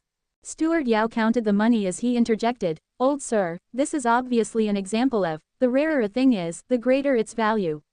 Right now, at this season, if you want to eat green vegetables, even if you have money you might not be able to get any. Your family's vegetables are the only ones on the market in town right now. Even at a more expensive price you guys wouldn't have to worry about it not selling." As they talked, he took out 2 large ingots of shiny silver and placed them into Yu Hai's hands. He then said, "Big brother, this is 20 taels, make sure you keep them safe." Yu Hai waved his hand, "There's no need to give us this much. 680 caddies of vegetables only comes out to 17 taels total. You're taking such good care of us, how could we possibly take more of your money? Just keep the extra money for now. Think of the additional 3 taels as a security deposit. Make sure you leave some of the vegetables in the back courtyard for me, your brother. Don't sell it all to Junsho restaurant." Steward Yao also knew the value of planning ahead for greater rewards. "If you guys take my security deposit, in the future it will obviously be very easy to buy vegetables from you." Yu Hai still hesitated a bit but Yu Xiaoao had already taken the money away. She grinned, "Since Steward Yao said so, in the future, if you need any vegetables, just give us a holler and we'll deliver them to the Yao residence." Steward Yao nodded his head repeatedly, "That's what I wanted to hear. I know you guys are short-staffed, so in the future I will have people bring a cart over to your place to buy vegetables. Xiaozi, remember the route. In the future, you will be in charge of buying vegetables. Make sure you do well and not let me, your adoptive father, lose any face." Steward Yao had directed the last part to the little assistant who was driving the cart. That little assistant was also a clever and nimble fellow, so he nodded his head as if he was pounding garlic paste with it. A joyful smile tinged with admiration crossed his face. Going from an assistant who took care of the horses to a person in charge of purchasing was a big change. It not only was a large promotion but also his future treatment and pay would be vastly different. That was because the purchasing position was one that had a lot of profit involved in it. In the future, he really needed to show his filial respect to his adoptive father. Without his adoptive father promoting him, how else could he, Xiaozi, possibly get such a position with the multitudes of other servants at the residence? Thank you, Godfather. Thank you, Godfather. Xiaozi continuously thanked Steward Yao as if this was the only way he could truly express the depths of his gratitude. Do your job well. In the future, when you have more contact with the Yu family, make sure to treat them with more courtesy. Especially that little girl. She has a lot of ideas and you absolutely cannot slight her. On the way back home, Steward Yao gave him some words of advice to help Xiaozi develop properly. Later on, Xiaozi repeatedly went back and forth between Dongshan village and Tanggu town. He always kept his adoptive father's advice close to heart and warmly called Yu Hai and his wife, uncle and auntie. In addition, he also helped them to do some work around the house. He had an almost brotherly relationship with Yu Hang, who was about the same age as him. Furthermore, he took care of Xiaolian and little Shish too as if they were his own younger siblings. Every time he came to buy vegetables and produce, he would always bring some pastries and cakes for them. As for Xiao Sao, who looked almost exactly the same as Xiaolian, he had unconsciously developed deep feelings of respect for her. By nurturing these relationships, Xiaozi never came back to the Yao residence empty-handed, even in rougher times when the harvest was not as good. By successfully managing his tasks, he naturally received more promotions. He rose from a purchasing assistant to an assistant steward in the purchasing department, and then to the head steward in charge of the purchasing department. By the time his adoptive father became the chief steward, he, at the age of 20, had become the residence's youngest head steward. At that time, he was still unmarried, and so, the maid servants in the residence all saw him as an ideal marriage prospect. The first-ranked maid servants, who had previously disdained him, now all looked at him with a different expression in their eyes. As for himself, he finally had enough courage to request to marry the maidservant he had secretly admired for a long time, Lu Shou. She was the personal maidservant of the matriarch. As a favor, the matriarch betrothed Lu Shou, who had already reached a marriageable age, to him. After his adoptive father retired, Xiaozi replaced his father to become the chief steward of the Yao residence. All of these changes started during that fateful bright and brilliant afternoon, when he had gone with his adoptive father to go to Dongshan village and met the noble person who would transform his destiny for a lifetime. Of course, these are all future events. Right now Xiao Sao was sitting on a small stool and staring at her family's courtyard vegetable fields as if she was caught in a spell. Yu Hang looked at his little sister staring blankly and quietly asked, "Little sister, what are you thinking about? Why are you so focused right now?" Xiao Sao twisted her head around and looked at him. She arranged the blanket to cover his legs more securely and then turned around to look at the fields again.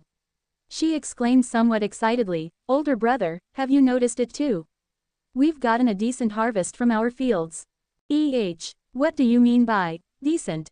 Previously their family had also planted some vegetables in the front and back of their rooms. The soil there was poor, and they had only planted the most common types of vegetables for their own use. Had they ever bothered to calculate the output from those small stretches of land? However, in Xiao Sao's previous life, her parents had been vegetable farmers before they passed away. At that time, she was already in middle school and often helped them calculate the output of their fields and the amount of profits they made. There was chemical fertilizer in her past life, so 1 mu of land planted with vegetables could produce around 2,500 caddies of harvest. In their courtyard, they had around 70 to 80% of a mu of land, and they had already sold around 1,000 caddies worth of vegetables. From her rough estimate, they had only picked less than half of what was available. In other words, they could probably get at least 3,000 caddies of vegetables for each mu planted. Perhaps they could even get 4,000 caddies. This truly was considered a very high yield. After calculating up to this much, she figured that they could get around 70 to 80 taels total for the vegetables grown in the front courtyard alone. The back courtyard was growing vegetables that had a longer life cycle, so they could likely be sold for a higher price. They could easily get around 100 taels for each mu of vegetables. Thus, this meant that they could get around 500 taels alone from this early spring harvest. The more Yu Xiaoxiao calculated, the more excited she felt. Her eyes seemed to glitter with an internal light and she wished she could kiss the little divine stone a few times in happiness. The little golden kitten was lying on Yu Hang's knee, enjoying the pleasure of getting pets when it suddenly felt chills run through its body. The fur on its back immediately stood up. Something's not right, there's danger approaching. Just as Yu Xiaoxiao was staring at their vegetable fields fixedly, as if she had just seen a giant lump of gold, suddenly the sound of a voice no one wanted to hear came through the gate. Where is everyone? Did you all disappear into thin air? Why is the gate closed in the middle of the day? Is it because you guys did something that set off your guilty consciences and are afraid people will come find you? Xiaoxiao quivered and then leapt off of her stool. She rushed towards the gate, pulled open the heavy door, and saw Madame Zhang standing oddly there. The old woman's face was as unpleasant as before. Grandmother, why did you come over? Yu Xiaoxiao barely restrained the feeling of disgust in her heart and managed to squeeze out a smile. What, did you guys make your door too high that your own grandmother can't come over anymore? Li Guiwa had a self-satisfied look on her face. The copious amount of fat on her face squeezed her eyes until they were a thin line, very similar to a rat's eyes. Her eyes flickered around as if she was a thief. Madame Zhang pushed Xiaoxiao aside with an arm and marched into the courtyard. She gloomily looked all around at the stone walls around the courtyard and sinisterly remarked, "You guys don't have money yet you built your walls so high. Are you trying to discourage thieves or are you trying to keep me out? Is there a difference? You're the biggest thieving threat around. Other people are cultivating fortune, meanwhile, you're such a miserly old hag that you would even scrape off whatever profit you could get from the ground full of dirt." Yu Xiaoxiao silently roasted the old woman in her heart as she replied, "Our old residence is a bit too close to the West Mountain. In the winter, we're afraid of wild animals searching for food. Won't they come down from the mountain and harm people? Grandmother, don't be so sensitive, these walls are to protect us from wolves. Just look, when we first moved out, we weren't sure if we could save my father's leg. My older brother had been sold off to be an apprentice, so it was only mother and us weak little girls around. If there really were some vicious wolves around, what were we supposed to do? So we didn't bother trying to fix the house much and instead used the money my maternal grandmother sent us to lay a taller wall." This seemingly simple explanation actually held a lot of hidden nuggets. First of all, you made us split off from the main family with pretty much nothing when my father was seriously injured. In addition, you almost pushed my older brother to a situation where he would lose his life. If this was someone with thinner skin, she wouldn't even have the face to come to their gate. Next, not a single copper coin out of the money used to build these walls came from you. Thus, do you have any qualifications to voice your unnecessary opinions? However, was there anyone else in the world who could even compete with Madame Zhang's shamelessness? It was hard to tell whether the old woman really didn't catch on to Xiaoxiao's silent implications or whether she was pretending, but she only glanced briefly at Yu Hang, who was lying helplessly on the deck chair in the courtyard. She then turned her attention to the wide expanse of vegetables growing in the courtyard. Madame Li immediately understood her role in this play and stated, "Second brother-in-law truly has a filial heart. He planted so many vegetables but he doesn't know how to properly show his respect to his elders. He's only preoccupied with earning money. Of course we have to think of all possible ways to earn money. We need money to build a fence and repair the house. Moreover, we also have a lot of debt. It might seem like my father's leg has recovered, but he'll feel unbearable when he uses too much strength. It's all right during the day, but it would be so painful at night that he can't even sleep. He has been able to endure thanks to the painkillers that Dr. Sun prescribed.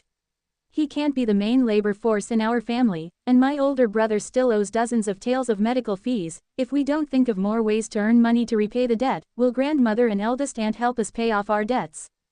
Yu Xiaoxiao had long seen through their intentions, so she persistently complained about her family's suffering.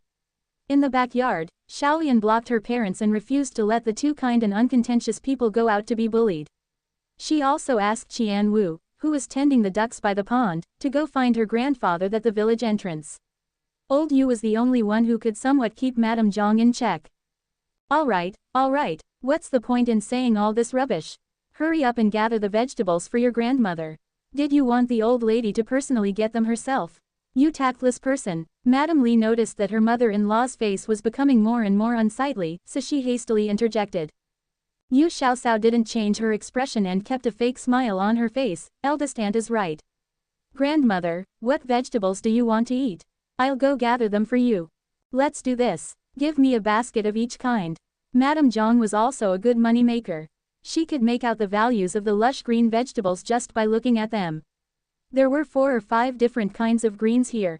If she got a basket of each, it would be at least 4 or 5 catties, which should cost several taels.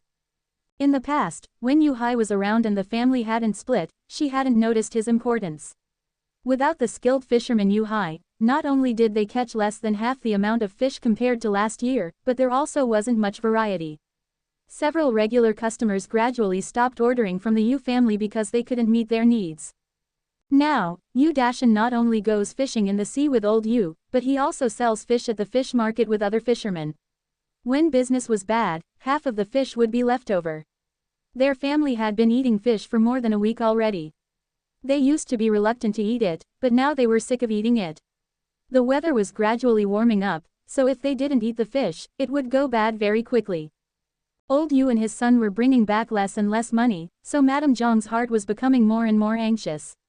Her youngest son had sent a letter saying that he wanted to study at Rongshuan Academy and needed money for brushes, ink, and books. Also, the rent for the residence they rented in town had expired and her youngest grandson, little Dudu, had gotten sick at the beginning of spring. All these matters that required money had piled one on top of another, one after another. Seeing that there was less and less money in her hands, Madame Zhang felt as if a fire was burning her heart. She couldn't eat nor sleep well, and had a few mouth ulcers. When she heard from Madame Li that the second branch was beginning to sell their vegetables, she briefly pondered and thought of an idea. However, Yu Xiaoxiao wasn't like her parents, who were easily bullied by Madame Zhang. She sneered and said, "Grandmother, aren't you going to eat the vegetables to prevent hunger? With 4 or 5 baskets of vegetables, even if you guys eat a lot, wouldn't it take at least 20 days to finish everything? Aren't you afraid that the greens will rot in the baskets and be wasted? It's none of your business. Your grandmother told you to pick the vegetables, so just do as you're told. What's with all your nonsense?" Madame Li had already impatiently started gathering the vegetables herself. After eating boiled cabbage and radish and mixed grain flatbread for the entire winter, her eyes were already green with greed when she saw all the green vegetables. She had never been so eager to eat stir-fried vegetables. "Eldest aunt, be careful not to trample on the vegetables." Before Yu Xiaoxiao even finished speaking, Li Guiwa had already stepped on the lettuce under her feet. Every green vegetable was a shiny piece of silver. Xiaoxiao's heart ached incessantly. Right at this moment, a golden light, like lightning, launched towards Li Guiwa. With a loud scream, Li Guiwa covered her face and sat down in the vegetable field. Her huge butt had slammed into the vegetable garden. If the vegetables were alive, they would surely scream before dying. Whose cat is this? How can you let it out to scratch people?" Madame Li looked and saw a tiny kitten that wasn't even the size of a fist. It was covered in golden fur and was staring fiercely at Li Guiwa with its golden eyes. It showed a fierceness that was disproportionate with its size. "Little glutinous dumpling, good job." Yu Xiaoxiao praised the little divine ceaselessly within her heart. She just keeps blabbering and her voice sounds as bad as a pig being slaughtered. She's so freaking noisy. The little divine stone licked its claw with dissatisfaction. It glared at Madame Li with hostility as if was about to jump up the next second and rush towards its prey. "My face." Li Guiwa took off the hand she used to cover her face, but was startled by the blood on her hand. That damned cat actually dared to scratch her face. What should she do if it scarred? If Xiaoxiao could read her mind, she would definitely roast her relentlessly. "Eldest aunt, even if your face isn't disfigured, you don't look that good either. You have a face that affects the appearance of the city."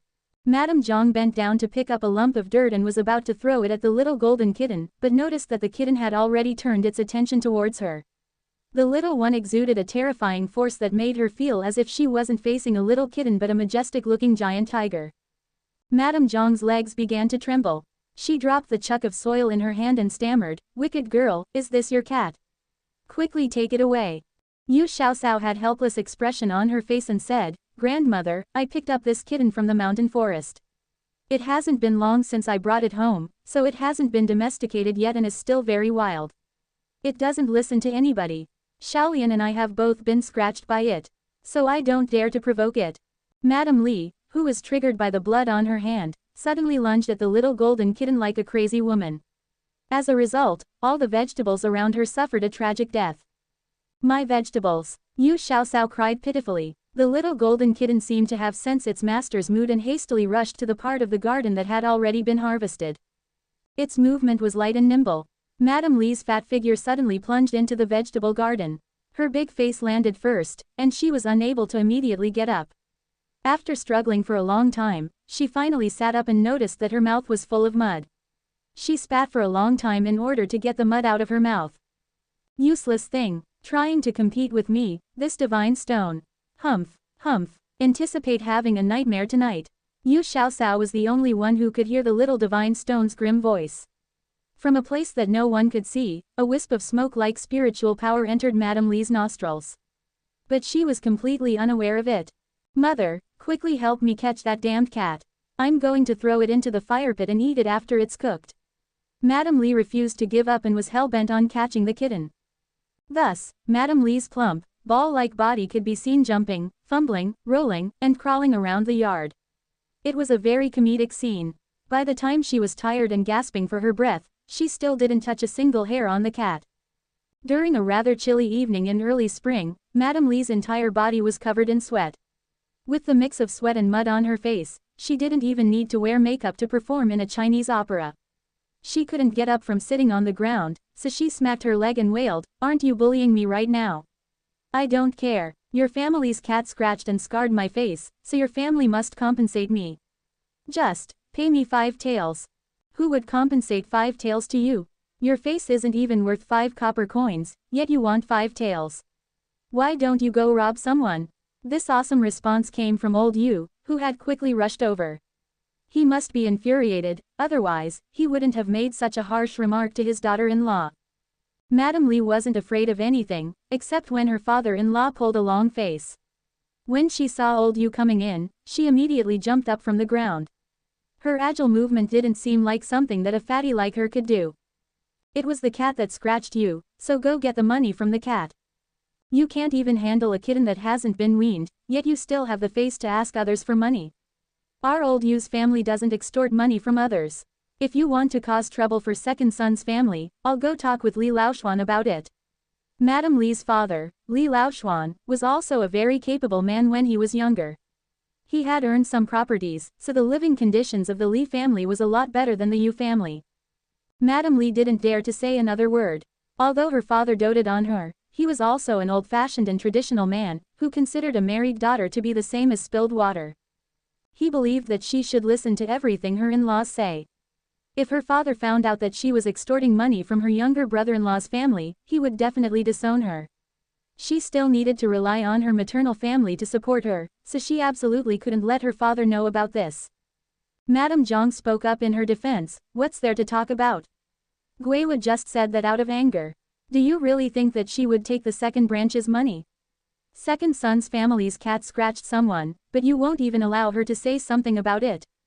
I haven't even said anything about you yet. What are you doing here? Did you come to ask second son for vegetables?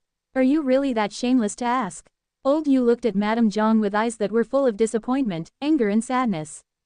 When the second branch were in their most difficult times, she had forced them out of their home. His second son had risked half his life in exchange for the money they got from selling a bear.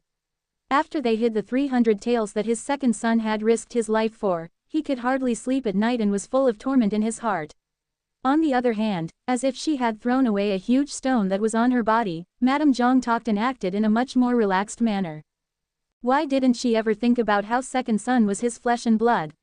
He believed that he had never been biased toward Dashan and always treated him like his own son.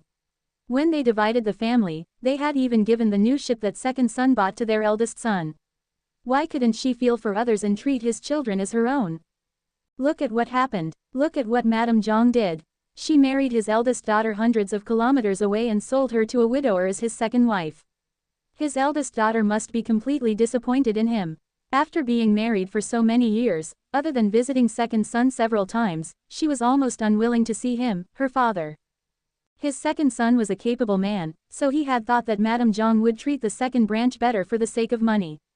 But what happened? When his second son was seriously injured and on the verge of death, Madame Zhang had forced him to propose to separate from the family. She only gave them the rundown old residence and a measly 2 taels. Old Yu felt that his tolerance was reaching the limit. He couldn't let Madame Zhang continue to do whatever she wanted. He had to show his authority as the head of the household. When faced with her husband's furious gaze, Madame Zhang felt somewhat afraid in her heart. However, she still insisted, "Isn't Katie's fiancé's family going to send the betrothal gifts over soon? I was thinking about how we don't have anything to serve them at home, and then I heard that second son's family has planted vegetables. As a son, what's wrong with paying filial respects to his parents by giving them some vegetables? Sending the betrothal gifts, isn't that next month? Didn't we already plow the vegetable fields and plant the seeds? The crops should be ready by next month, so why do we need to ask second son for vegetables? It's not like you don't know about the living conditions of second son's family. As his parents, even if we can't help him, we shouldn't add to their misfortunes and cause more trouble for our children. What would others say about us?" Of course, old Yu didn't believe her nonsense and immediately exposed her. Shouldn't a son be filial to his parents? What would others say? Do you think that others won't gossip about a son who eats and lives well while his parents barely have enough to eat? Madame Zhang was an expert at pestering others endlessly. Old Yu frowned and became even more displeased. "What do you mean by, we barely have enough to eat? Although we're not making as much money from selling fish as before, it's certainly enough to feed our entire family. Moreover, you still have a lot of. It's for our third son's studies, so no one is allowed to touch it." Madame Zhang valued her youngest son the most and no one was allowed to touch him. When she heard old Yu mention her savings, she instantly startled and glanced at Xiaoxiao with a guilty conscience. Old Yu felt even more furious within his heart. "Whenever money is mentioned, you always say that it's for third son's studies. Yet you run over to cause trouble for second son's family when they have already split from the family. Your heart is seriously too biased." "I'm biased? You're saying that I'm being partial? After I married you, I gave birth to and raised your children. I don't waste money on food or clothes. Who am I doing all this for? Was it for myself? I just want to foster a scholar from our family so that our whole family can live a better life. Who am I being biased to? Eldest son is my biological son, have I ever been partial to him? Second son is more capable than eldest son. I also remember all his contributions to the family.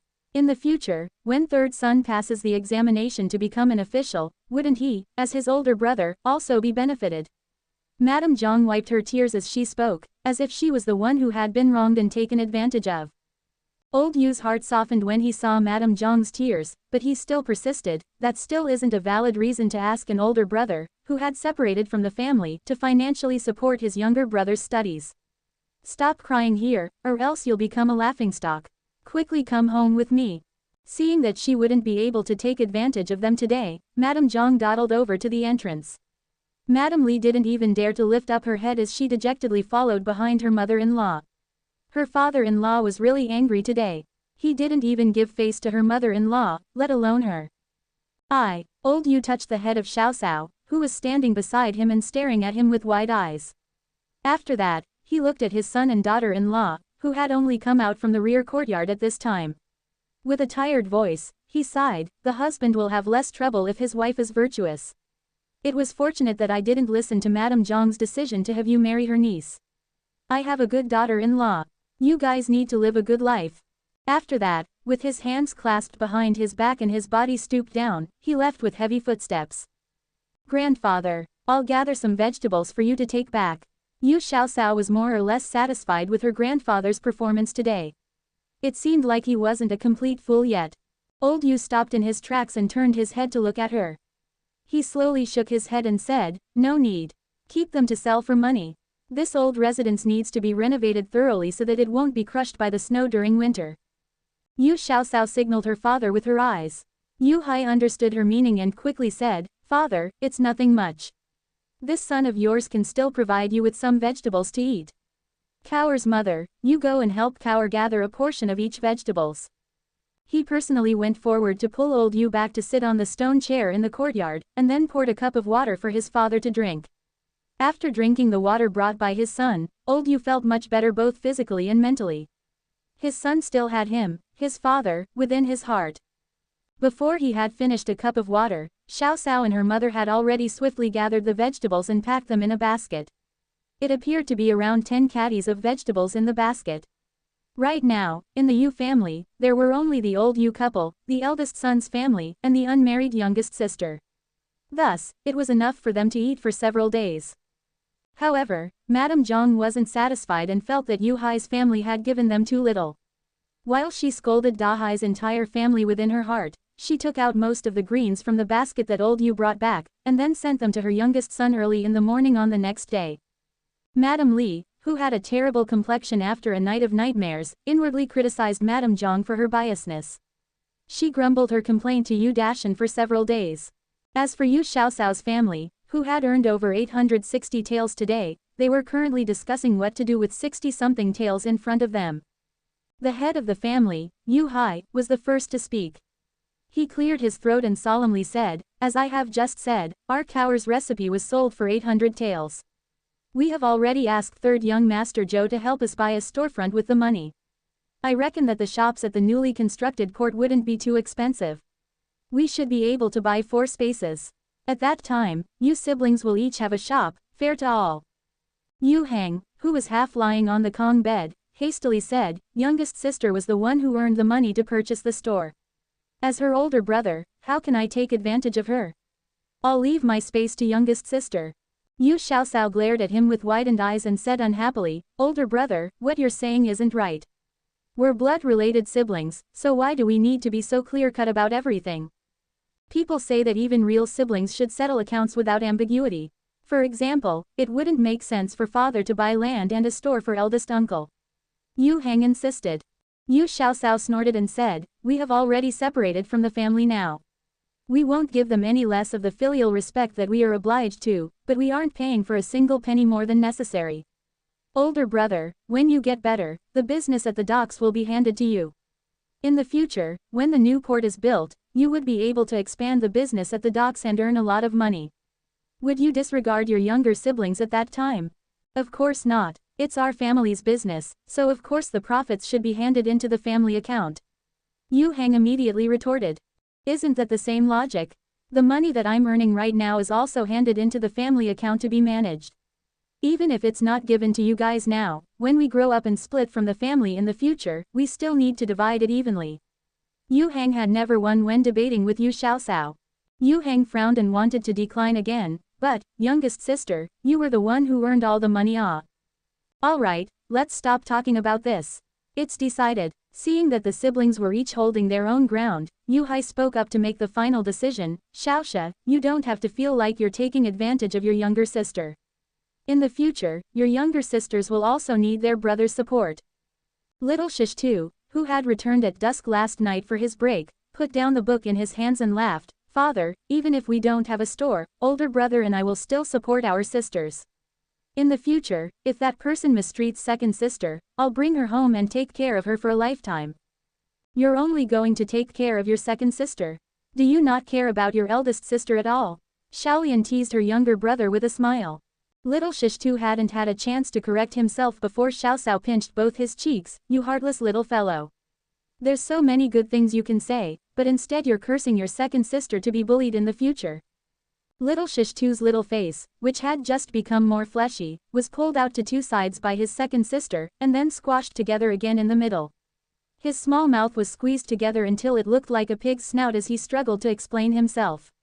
He, who would become a high-scoring top scholar in the imperial examination in his teens, was currently being bullied by his second sister. After Yu Xiaoxiao played enough with his face, she finally let him go mercifully. Little Shish too covered his face, which had turned red from being pinched, and muttered with a pout, "Second sister, I'm wrong. Who dares to bully you? You're the one who is going to bully others."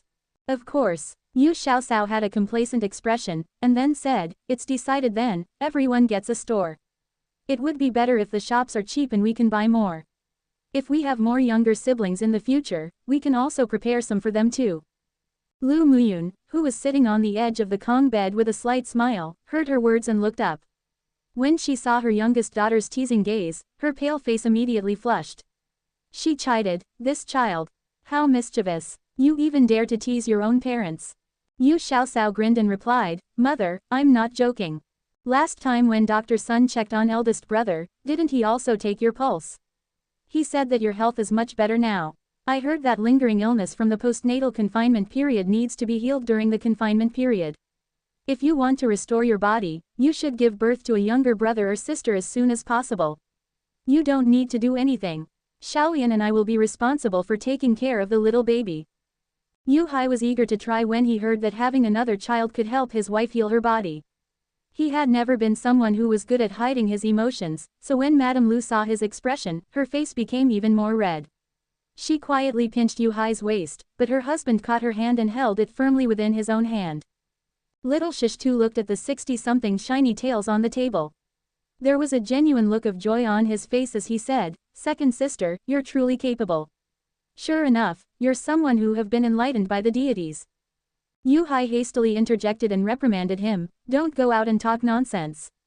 Your second sister was able to come up with so many recipes because she picked up a remnant of a recipe book and has some talent for cooking. If someone asks you in the future, just tell them that. Do you guys understand?" Yu Hang and Yu Xiaolian nodded solemnly. Little Shishtu mischievously replied, "Don't worry, I'm not stupid. I won't sell out my older sister. I heard from my classmate that his hometown was rather ignorant and conservative. They had burned to death an older sister from the same clan because she could see strange things.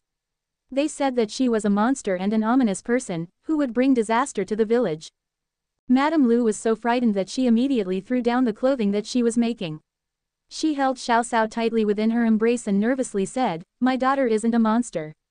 Our cower will only bring good luck to others. Isn't cower the reason our family's living conditions improved? Little Shishtu, you can't speak carelessly in the future. Understand?' 'I know, I understand.' Little Shishtu also realized that the severity of the situation and was so scared that he didn't know what to do. Xiao Cao was reluctant to leave her mother's gentle and warm embrace. With a happy smile on her face, she changed the topic, 'What do you guys want to do with this 60-something taels? Should we save it up, or spend it?' The head of the household, Yu Hai, looked down and thought for a moment before saying, 'How about this? After spring plowing, let's knock down the old residence and build a new 5-room house. We can also widen the yard a little bit. No, it's a newly built fence, so that would waste too much time and energy. It's better to renovate the old residence and build a 3-room house next to it, and then enclose it with stones. This way, Xiaosha wouldn't have to worry about the house when he gets married in the future. We can make a door in the middle so that it's more convenient for us to come and go between the two buildings.' Yu Xiaocao really didn't want to be too close to the two outrageously annoying people, Madame Zhang and Madame Li.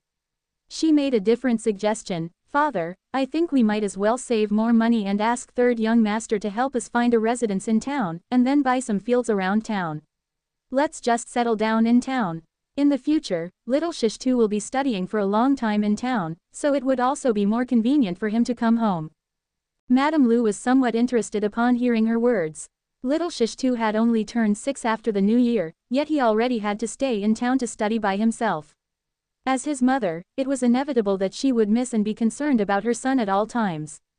Yu Hai lowered his head and pondered for a moment, and then slowly shook his head. 'Our roots are in Dongshan village after all. You guys are still young, so you don't quite understand the principle of being sentimentally attached to your homeland. Besides, your grandfather is still living here. No son would enjoy a happy life in town, while leaving his elders to suffer in the countryside.' Little Shishtu frowned and muttered, 'But younger uncle lives in town.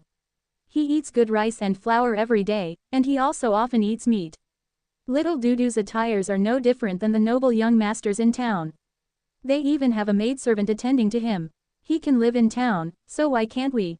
Little Shishtu had been studying at Rongshuan Academy for less than a month, but his younger uncle, Yu Bo, had already went to the academy to visit him 3 times. Although Rongshuan Academy didn't prohibit visits by relatives and friends, if it happened too frequently, it may leave a bad impression on the teachers. Little Shishtu has also tried to obscurely remind his younger uncle, but his younger uncle didn't seem to have heard it at all and completely disregarded his feelings. On one occasion, he happened to meet the headmaster at the entrance of the academy. The headmaster stopped to talk to him cordially and was praising his second sister's culinary skills when his younger uncle came over. After he introduced him to the headmaster, as if he was burning the bridge after crossing it, his younger uncle didn't even look at him again and only cared about talking to the headmaster. The headmaster obviously didn't want to talk to younger uncle, but he just tactlessly continued to flatter him. It was so freaking embarrassing. After the headmaster left, younger uncle invited him to his house for a meal that day for the first time. There wasn't any coarse grain in their kitchen at all, and was full of polished rice and wheat flour instead. There was a large piece of meat being cured inside a jar and chicken soup cooked in the pot. They were eating better food than the rich families in the neighboring villages. Before they had split from the main family, their family didn't have enough food to eat and warm clothes to wear, yet they still had to save up money to support younger uncle's nobleman-like lifestyle in town. Little Shishtu felt very sad when he thought about that. Even the chicken soup and stir-fried meat that he ate at noon seemed tasteless. Our family put all hopes on your younger uncle. Your grandmother is anticipating your younger uncle to pass the examination to become an official, and then get her a title of a ranked noble madam. Thus, she naturally wouldn't treat your younger uncle too badly. Yu Hai gave a somewhat weak explanation. Xiaolian pursed her lips and muttered in a low voice, "Younger uncle relies completely on the family's support, yet he can still live in town. So why can't we buy a house in town when we make our own money? Actually, our Dongshan village is close to the mountains and sea, and the villagers are simple and warm-hearted. Everyone will help each other out when needed. Isn't that better than living in town and being unfamiliar with the people and surroundings?" Yu Hai was still a little reluctant to leave the village that he was born and raised in. Yu Xiaosao had already arrived in this world for over half a year. She knew that people in ancient times had an extraordinary attachment to their homeland, so she didn't continue to insist. She thought about it and said, "Then let's build the house first. After we sell the vegetables in the backyard, let's buy a house and farmland in town." Almighty second sister. Second sister is like a nouveau riche. Being influenced by Yu Xiaosao, little Shishtu would throw out a couple of strange terms from time to time. This was something that everyone was already used to. As usual, all the money was kept and managed by Xiaosao. Yu Hai pretended to be dispirited and heavily sighed, "It seems like I might lose my position as the head of the household very soon. Someone is trying to seize power." Xiaolian giggled and said, "We can all rest assured since the money is being kept by younger sister. She is just an accountant at most. Father and mother still makes the decisions in our family. Really, why do I feel like Kaur makes the final decision more often?" Yu Hai feigned an aggrieved expression, making the entire family laugh. Yu Hai laughed so much that his ribs started to hurt, but he still couldn't stop. Little Shishtu joined in the fun and exclaimed, "We'll listen to whoever is right. Second sister is our family's cash cow right now, so in terms of making money, we can't go wrong as long as we listen to second sister." Everyone burst out in laughter again and teased little Shishtu for being a little money grubber. Yu Xiaosao really liked the atmosphere at home. Her father didn't have the autocratic and dictatorial characteristics of a feudal parent at all. He would just be somewhat pedantic occasionally. Her mother was completely devoted to her children. Her gentle motherly love and tolerant feelings provided the children with enough freedom to mature. The genuine concern and friendly affections among the siblings let her gradually forget her previous life, and truly regard herself as a member of the family. The following days were busy and fulfilling. Every night, they had to work overtime to make braised food and pickled fish to be sold the next day, which Xiaolian and Xiaosao took turns to sell at the docks. On the days that she didn't need to go to the docks, Xiaosao would plow the fields that had been harvested and plant new vegetable seeds. The current temperature was more suitable for growing vegetables. With the addition of the little divine stone's strengthened powers, the mystic stone water's ability to accelerate growth had enhanced.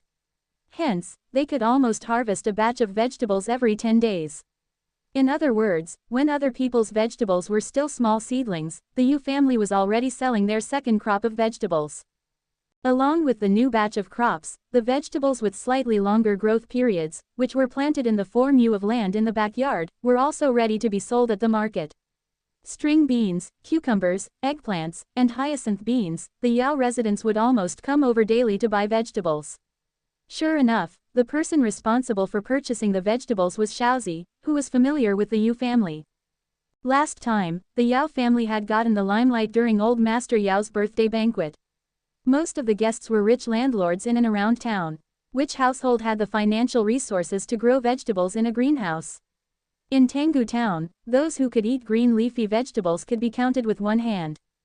At the Yao family's birthday banquet, not only did they have a variety of vegetables, they also provided a sufficient quantity of the greens to ensure that the guest ate to their heart's content. Furthermore, the vegetables that had been watered by the mystic stone water not only tasted better but also contained a light amount of spiritual energy, which made people want to eat more and more. After that, the Yao family never stopped purchasing vegetables from them.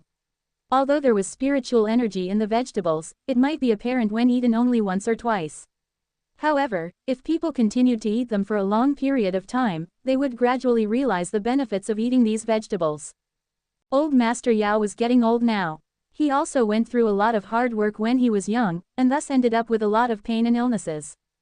Ever since he began eating the vegetables bought from the Yu family, not only did he become more energetic, his health was also getting better and better. In the past, there was a chilly sensation in his bones and joints during rainy and cloudy days. It had been raining continuously this spring, but his rheumatic pains didn't act up. Recently, many of his old pals said that he appeared much younger after seeing him. As the temperature got warmer, there was an increase in vegetables being sold in the food market. The steward who was currently in charge of purchasing goods and necessities felt that it was unnecessary to travel so far to buy vegetables every day, so he instructed his subordinates to go buy the vegetables at the food market. But the members of Yao family immediately noticed the difference of the vegetables after their first bite. They summoned the servant responsible for buying the vegetables and found out that it wasn't vegetables from the Yu family. The old master flew into a furious rage. Even though he didn't fire the purchasing steward for this incident, he assigned an assistant for him. The assistant turned out to be Xiaozi, who often traveled between Dongshan village and town. The head of the Yao family immediately ordered, in the future, only buy vegetables from the Yu family. It doesn't matter if it's more expensive because the Yao family doesn't lack that kind of money. It's fine as long as the old master is happy. As a result, the Yao family became Xiao Cao's family's first regular client. Their second regular client was none other than Junshou Restaurant. In the absence of new crops, Junshou Restaurant was still able to provide fresh greens. As a result, they had another increase in patrons.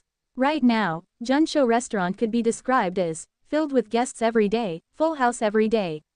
A lot of times, when people wanted to go eat at Junshou Restaurant, they still needed to make an appointment or wait in line. Of course, this wasn't all due to the Yu family's vegetables, but also partly because Junshou Restaurant introduced a new dish, roasted chicken. Junshou Restaurant's roasted chicken was absolutely delicious. Rongshuan Academy's headmaster Yuan was a renowned gourmet. After tasting it, he commented, "The meat is tender and chewy, and comes right off the bone. With a brilliant color, the whole chicken is round and full. It has a perfectly savory and delicious taste. A unique taste with a lingering fragrance." Not only did he finish an entire roasted chicken alone, he also packaged several back. His action caused his grandson, Yuan Yunxi, to feel extremely speechless. Speaking of this roasted chicken, head chef Wang had wasted around 20 chickens as he tried to perfect the recipe. However, he was still unsuccessful after many attempts. With no other choice, third young master Zhou personally took him to Dongshan village to learn from the teacher. There were more than 10 procedures when preparing a small roasted chicken. It needed to be slaughtered, scalded, massaged, washed, plucked, simmered, blanched, dried, fried, braised, and more.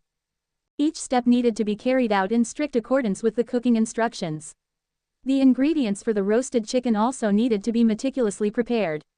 In addition, it was also very important to have an accurate grasp of the duration and degree of heat when cooking the roasted chicken. Therefore, Yu Xiaocao had to personally demonstrate 3 times before head chef Wang finally mastered the skill. As soon as the roasted chicken was introduced, it quickly created a new trend. If you haven't eaten Junshou Restaurant's roasted chicken, then you're too behind on the trend. Anyone who had a bit of money and status would be too embarrassed to go outside if they hadn't tried this delicacy from Junshou Restaurant because they were afraid of being asked.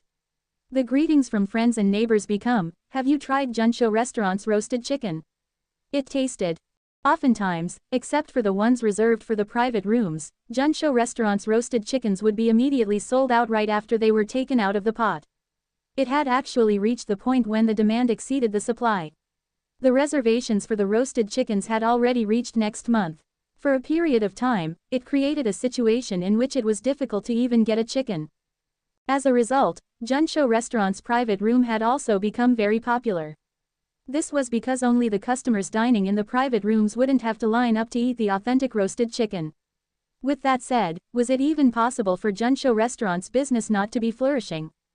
The popularity of the roasted chicken also led to the increase of people raising chickens in the villages around Tanggu town. An example would be Xiao Xiao's family's neighbor, the Zhou family, who had raised 1 to 200 chickens in their home. They didn't sell very well during the new year, and thus caused Madame Fang to be so worried that she didn't even eat or sleep well. No one would have expected that after Junshou restaurant came out with the hot-selling dish, roasted chicken, it would also cause the demand for chickens to increase day by day. The price of chickens was also nearly 1/3 higher than usual. As a result, Madame Fang didn't have to worry about not being able to sell her family's chickens at all.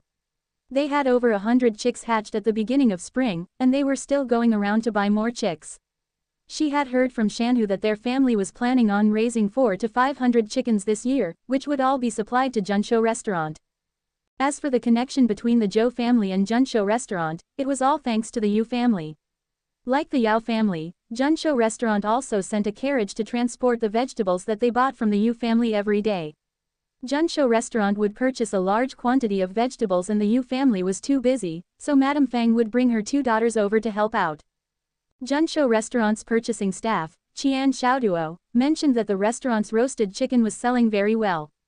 The other staff, who was responsible for buying the chickens, had been running around all the surrounding villages so much that his legs had slimmed down.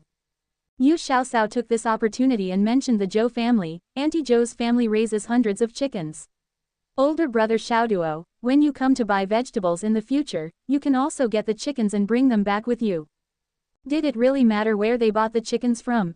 With the current hot demand for Junshou restaurant's roasted chicken, 1 or 2 hundreds of chickens could be sold in just a few days.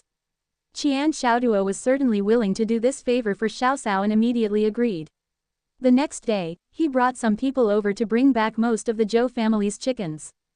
The Yu family's other neighbor, Madame Mao, was green with envy.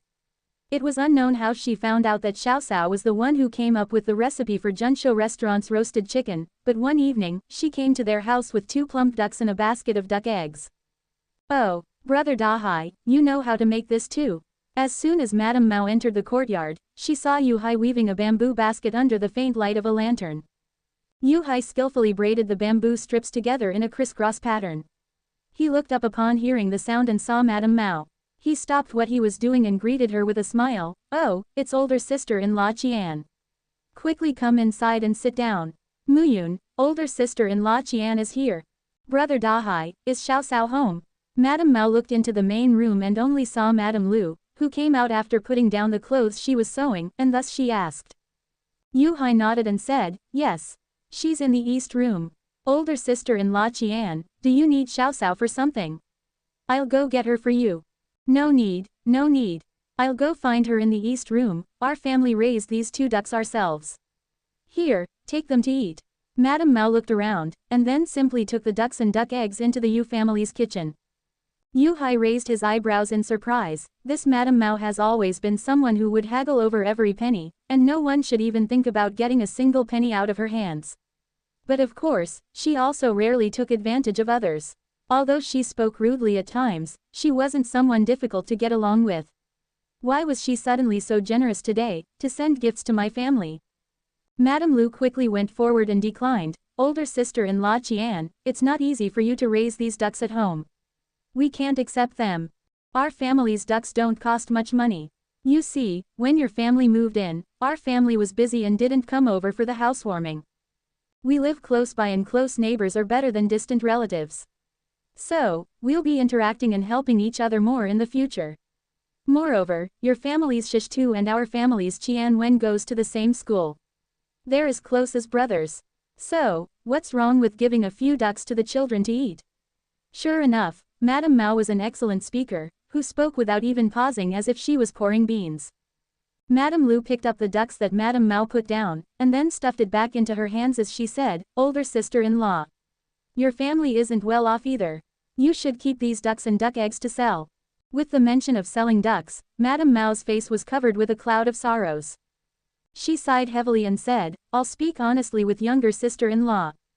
The heavy snowstorm at the beginning of winter has also negatively affected the sales of our ducks. Raising ducks for nearly a year not only cost efforts, but it also requires a lot of food. If we can't sell them, we will be losing a lot of money and time.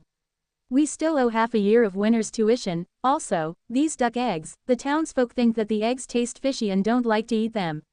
So I can only helplessly watch as they go bad. Every family had their own problems. Madame Lu listened with deep sympathy, but she could only console Madame Mao with feeble words.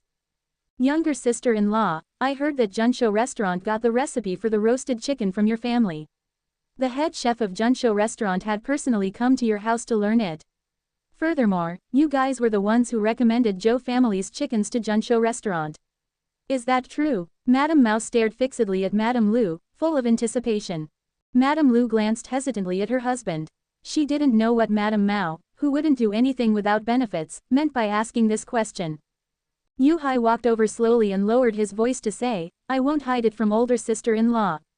The recipe for the roasted chicken really did come from our family's cower. But no matter how you found out this news, please don't spread it out to others. With an expression that showed she understood, Madame Mao also spoke with a lowered voice, Brother Dahai, rest assured. This older sister-in-law, isn't a blabbermouth. But there's something I don't quite understand. With such a good recipe, why didn't you guys set up your own roasted chicken business, but instead benefited Junsho restaurant? Yu Hai thought about it and said, we have been doing business with Junsho restaurant for some time now. Junsho restaurant's third young master Zhou usually takes good of us. As for the roasted chicken business, we are short on manpower and also afraid of bringing trouble to our family. Thus, it's better to sell the recipe. The Yu family were only ordinary people, who had no power or status.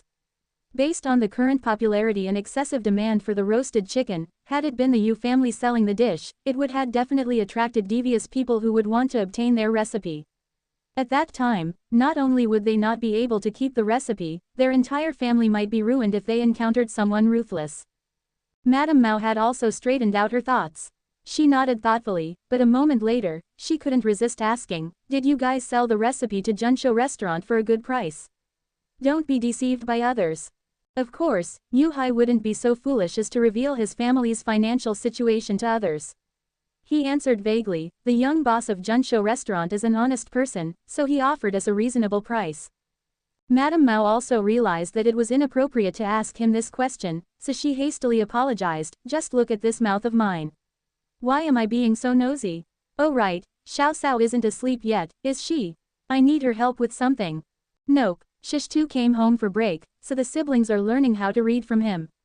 His youngest daughter said that if their business got bigger in the future, they would need to replenish their stocks, do bookkeeping, and sign contracts. So, it was absolutely out of the question for them to not be able to read and write. Everyone in the family, including him and his wife, had to learn how to read and write. As Madame Mao followed Yu Hai and his wife and headed to the east room, she said, your children really love learning. Our family's Qian Wu would throw a tantrum whenever we tell him to study.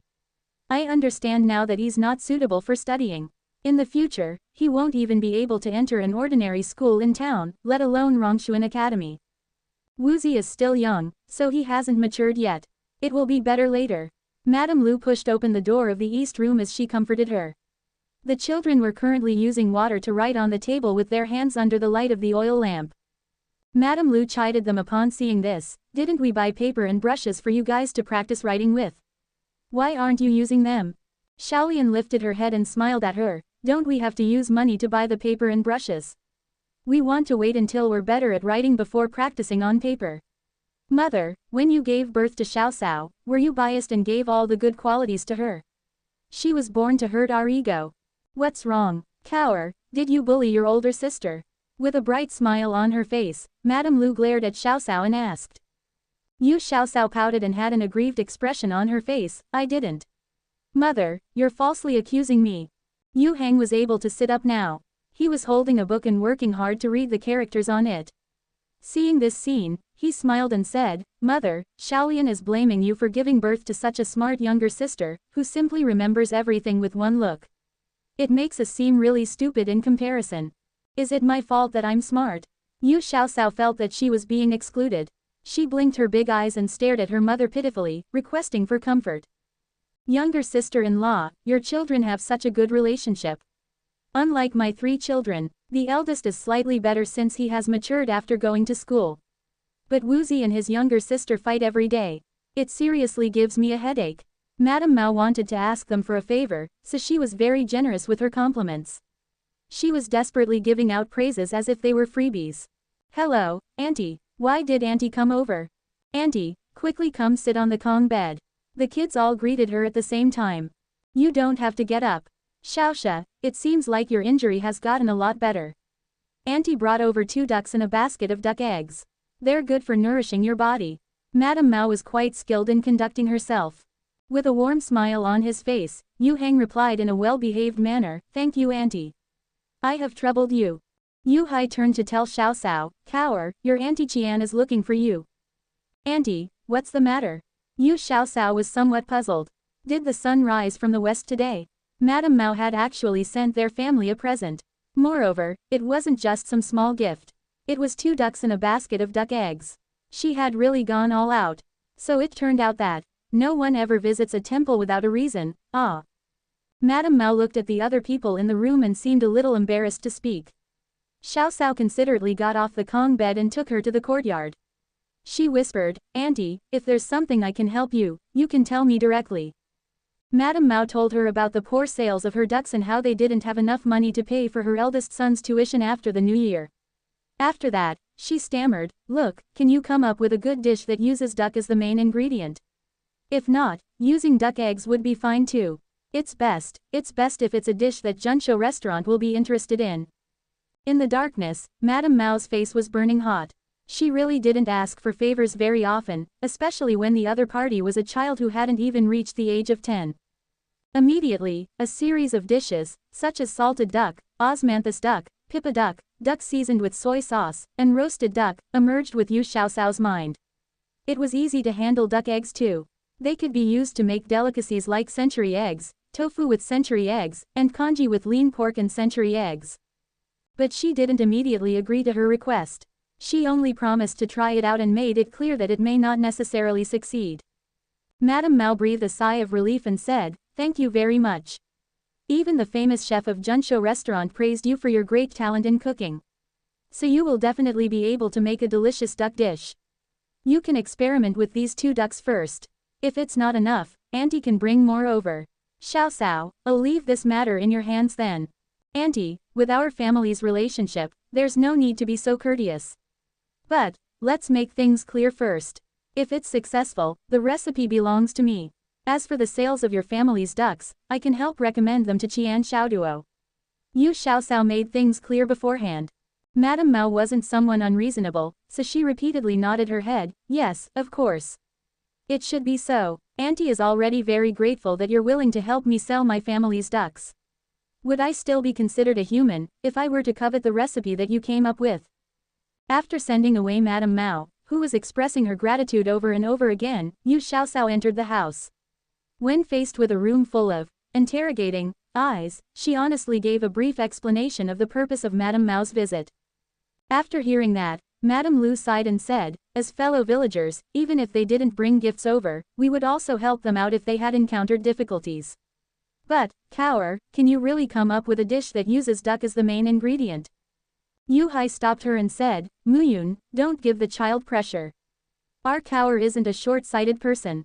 If she didn't have any ideas at all, she wouldn't have easily accepted those ducks and duck eggs." Xiaolian laughed and said, "Youngest sister, have a good sleep tonight.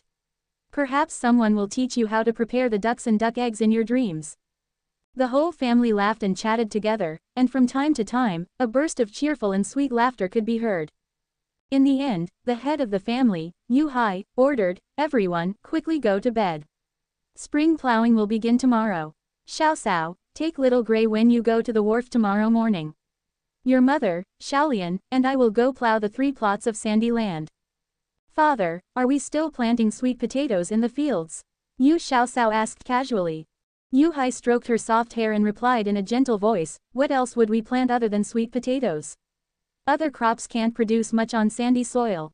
Yu Xiaosao abruptly asked, "Sandy soil is the best place to grow watermelons. Father, can we somehow get some watermelon seeds?" "Watermelon? Never heard of it. How about, tomorrow I'll go to the grain store in town and ask." Yu Hai trusted his daughter unconditionally. Even if it was something he had never heard of before, he would still do his best to help his daughter achieve what she wanted. Yu Xiaoxiao didn't hold much hope. Watermelon wasn't a grain, so why would the grain store have the seeds? The rest of the night quietly passed by. The next day, when the first light of the day shone on the seedlings in the garden, all the members of the Yu family had already gotten up. Yu Xiaoxiao wanted to wait for Qian Xiaoduo, and then ask him to send a message to third young master Zhou. So, it was still Xiaolian who went to the docks. Third young master Zhou was someone who had even been to the capital, so he must be experienced and knowledgeable, and thus he should know what a watermelon was. It would be even better if he could help her buy some watermelon seeds.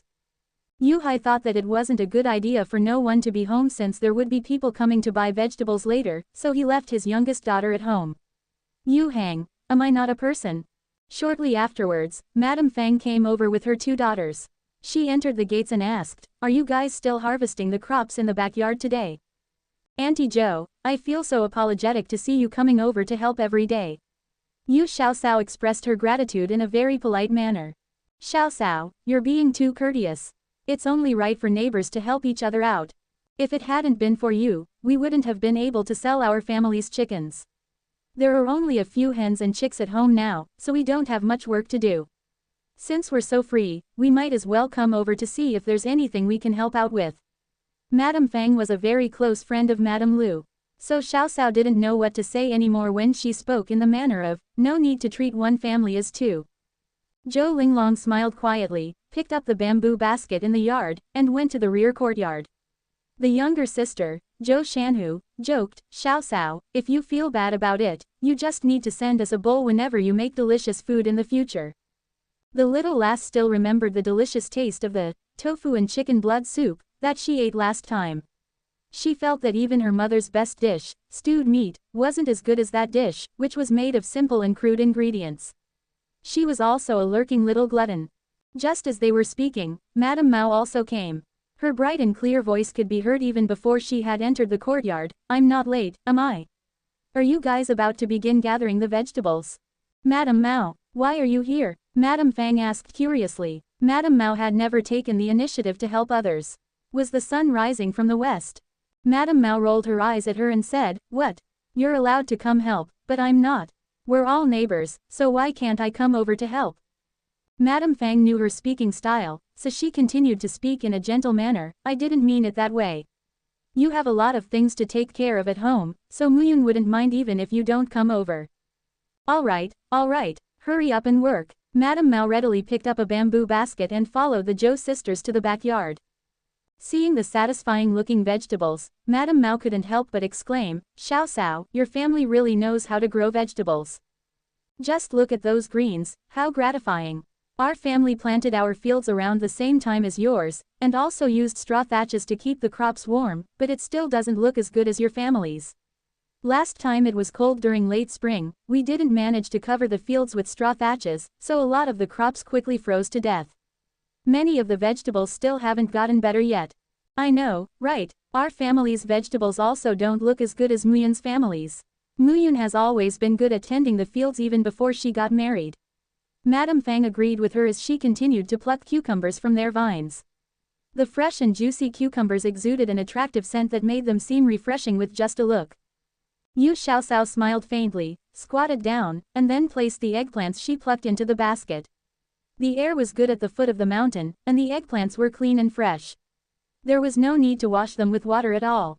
Zhou Shanhu picked a tomato that had ripened early, and wondered, "What is this?" "A persimmon, but don't persimmons grow on trees?" Yu Xiaoxiao explained to her in a soft voice, "It looks like a persimmon, but it's not. It's called tomato, and was exported here from a foreign land. It's also called wolf peach. Try it, it's sweet and sour, and rather tasty." She originally thought that tomatoes had not been introduced into China at this time, and had just nonchalantly mentioned it to third young master Zhou. But she hadn't expected that third young master would actually get the seeds for her. As a result of planting them a little too late, only a few ripe tomatoes could be found from time to time. Wolf peach. So this is what a wolf peach looks like. Zhou Shanyu's father and older brother were street vendors, so they were naturally more knowledgeable than the ordinary folks. Upon hearing this, Zhou Linglong snatched the tomato from her younger sister's hands and said to Xiaoxiao, "My father said that wolf peach is poisonous, and rich families only admire it as an ornament. Why is your family growing this?" Yu Xiaoxiao found another ripe tomato, wiped it with her sleeves, and then disregarded the Zhou's sister's hindrance and took a big bite. The sweet juice immediately filled her mouth. Tomatoes watered by the mystic stone water tasted even better than the ones she ate in her past life. They could just be eaten as fruits. It's fine. When faced with the Zhou sister's terrified gazes, Xiaoxiao smiled and revealed her spotlessly white and neat teeth. She said, Junshou Restaurant's third young master Zhou said that ripe tomatoes aren't poisonous. Moreover, Junshou Restaurant also uses tomatoes in their dishes. She used third young master Zhou to increase the credibility of her words. She didn't know whether the people of this time period had discovered the edibility of tomatoes or not. However, it would definitely be confirmed in the future. Is it really edible? After hearing Xiaoxiao's words, Zhou Shanhu had already believed her for the most part. Seeing that Xiaoxiao was still fine after eating an entire wolf peach, the Zhou sisters finally believed that wolf peaches were edible. After eating the sweet tomato, Yu Xiaoxiao was full of strength and continued to bend down to pick eggplants. When she lifted her head, she saw that the Zhou sisters were still studying the tomato. So she said, tomatoes are really delicious. You guys will know after tasting it. No need. We're just wondering why there would be a rumor that such a beautiful tomato is poisonous. It's really strange. You guys still need to sell these tomatoes. Zhou Shanhu had a slightly more lively personality, but she wasn't a greedy person. Yu Xiaoxiao straightened her waist and walked around the tomato field. She found several tomatoes that had ripened early and stuffed one into each of their hands, and then gave one to Madame Fang and Madame Mao respectively. She said, there's only a few, so we can't really sell them anyways. Come on, try it. Let me know what price we should sell them for. After declining several times, they decided not to be so courteous anymore when they heard what she said. Zhou Shanhu eagerly stuffed the tomato into her mouth and took a big bite. The red juice flowed down the corner of her mouth, so she hastily licked it back and said, so sweet. It's really tasty. It's even better than a lot of the fruits that I have eaten. Xiaoxiao, I think you can just sell these tomatoes as fruits. Zhou Linglong acted in much more reserved manner. She copied how Xiaoxiao ate it earlier by taking a small bite first, and then she softly sucked it. The tomato juice inside was sweet and sour, and it tasted very good. She nodded her head in agreement with her younger sister's words. Madame Mao and Madame Fang were also full of praises. Xiaoxiao, it seems like someone is knocking on your family's gates. Zhou Shanhu had finished eating her tomato and was now enviously staring at her older sister, as if she was, Zhu Baji One, eating a ginseng fruit. She had good ears, and heard a knocking sound coming from the front gates. After experiencing Madame Zhang and her daughter-in-law's disturbance last time, the Yu family would lock all the doors when there was no one in the front yard. Yu Xiaoxiao quickly ran to the front yard, while still holding on to 2 tomatoes. As soon as she got out of the backyard, she saw her older brother holding onto the door and walking out carefully. He was obviously trying to walk outside. Older brother, stop causing trouble. It takes 100 days to fully recover from serious injuries. The doctor said you will need to rest for at least 3 months before you can get out of bed. Quickly lie down on the recliner. I'll open the door. Yu Xiaoxiao stuffed the tomatoes into her older brother's hands and helped him lie down on the recliner. Yu Hang sighed helplessly, I feel that my ribs are almost healed. I don't feel much pain as long as I don't make vigorous movements, ow. It hurts, right? Pain means that the bones haven't recovered yet. Be obedient and rest. Yu Xiaoxiao lightly pushed his chest. She glared at him when she saw him reveal a painful expression. Yu Hang looked at the back view of Xiaoxiao, who went to open the door, and muttered, little steward. Can't believe you would actually do that. Eldest maternal uncle, second maternal uncle, eldest maternal aunt, third uncle, why are you guys here? Yu Xiaoxiao unlocked the latch, opened the door, and saw several people standing in front of the door. She couldn't help but cry out in surprise. Xiaoxiao's third uncle, Yu Zhong, looked inside the courtyard and smiled, I heard from second brother that you're alone at home picking vegetables today. There must be a lot of work, right? Your eldest granduncle told me to come over to help you. I can manage. Auntie Zhou and 2 older sisters came over to help. There's also Auntie Qian. Xiaoxiao quickly guided them into the yard. Eldest maternal uncle Lu Pei's hair was dripping wet from either the morning dew, or the sweat from hastily running over. With a smile on his simple and honest face, he loudly asked, Xiaoxiao, did your father go to the fields? Let's quickly go over to help them then. Seeing that they didn't need his help at home, Yu Zhong turned to Xiao Xiao's two maternal uncles and said, "Do the two older brothers know the way to the fields? I came over to help too. Since there's not much to help out with at home, I'll go help turn up the soil. Come, I'll take you guys over." Xiao Xiao finally understood the reason for her uncle's visit. She was moved by their intention and said, "Eldest uncle, second uncle, you guys have much more land to work on at home. Everyone is busy with spring plowing right now. If you guys came over here, would grandfather and the rest of the family be able to handle all the work?" Eldest maternal aunt caressed Xiao Xiao's fair, delicate face and wiped off the dirt on her chin. She smiled and said, "Your maternal grandfather is worried about your family's spring plowing work. He said that your father's leg isn't very nimble and Xiaoxia is injured. So, since your family has less land, we should help plow and sow your family's fields first." Yu Zhong also smiled and said, "Our family also thought that way. Many hands make light work.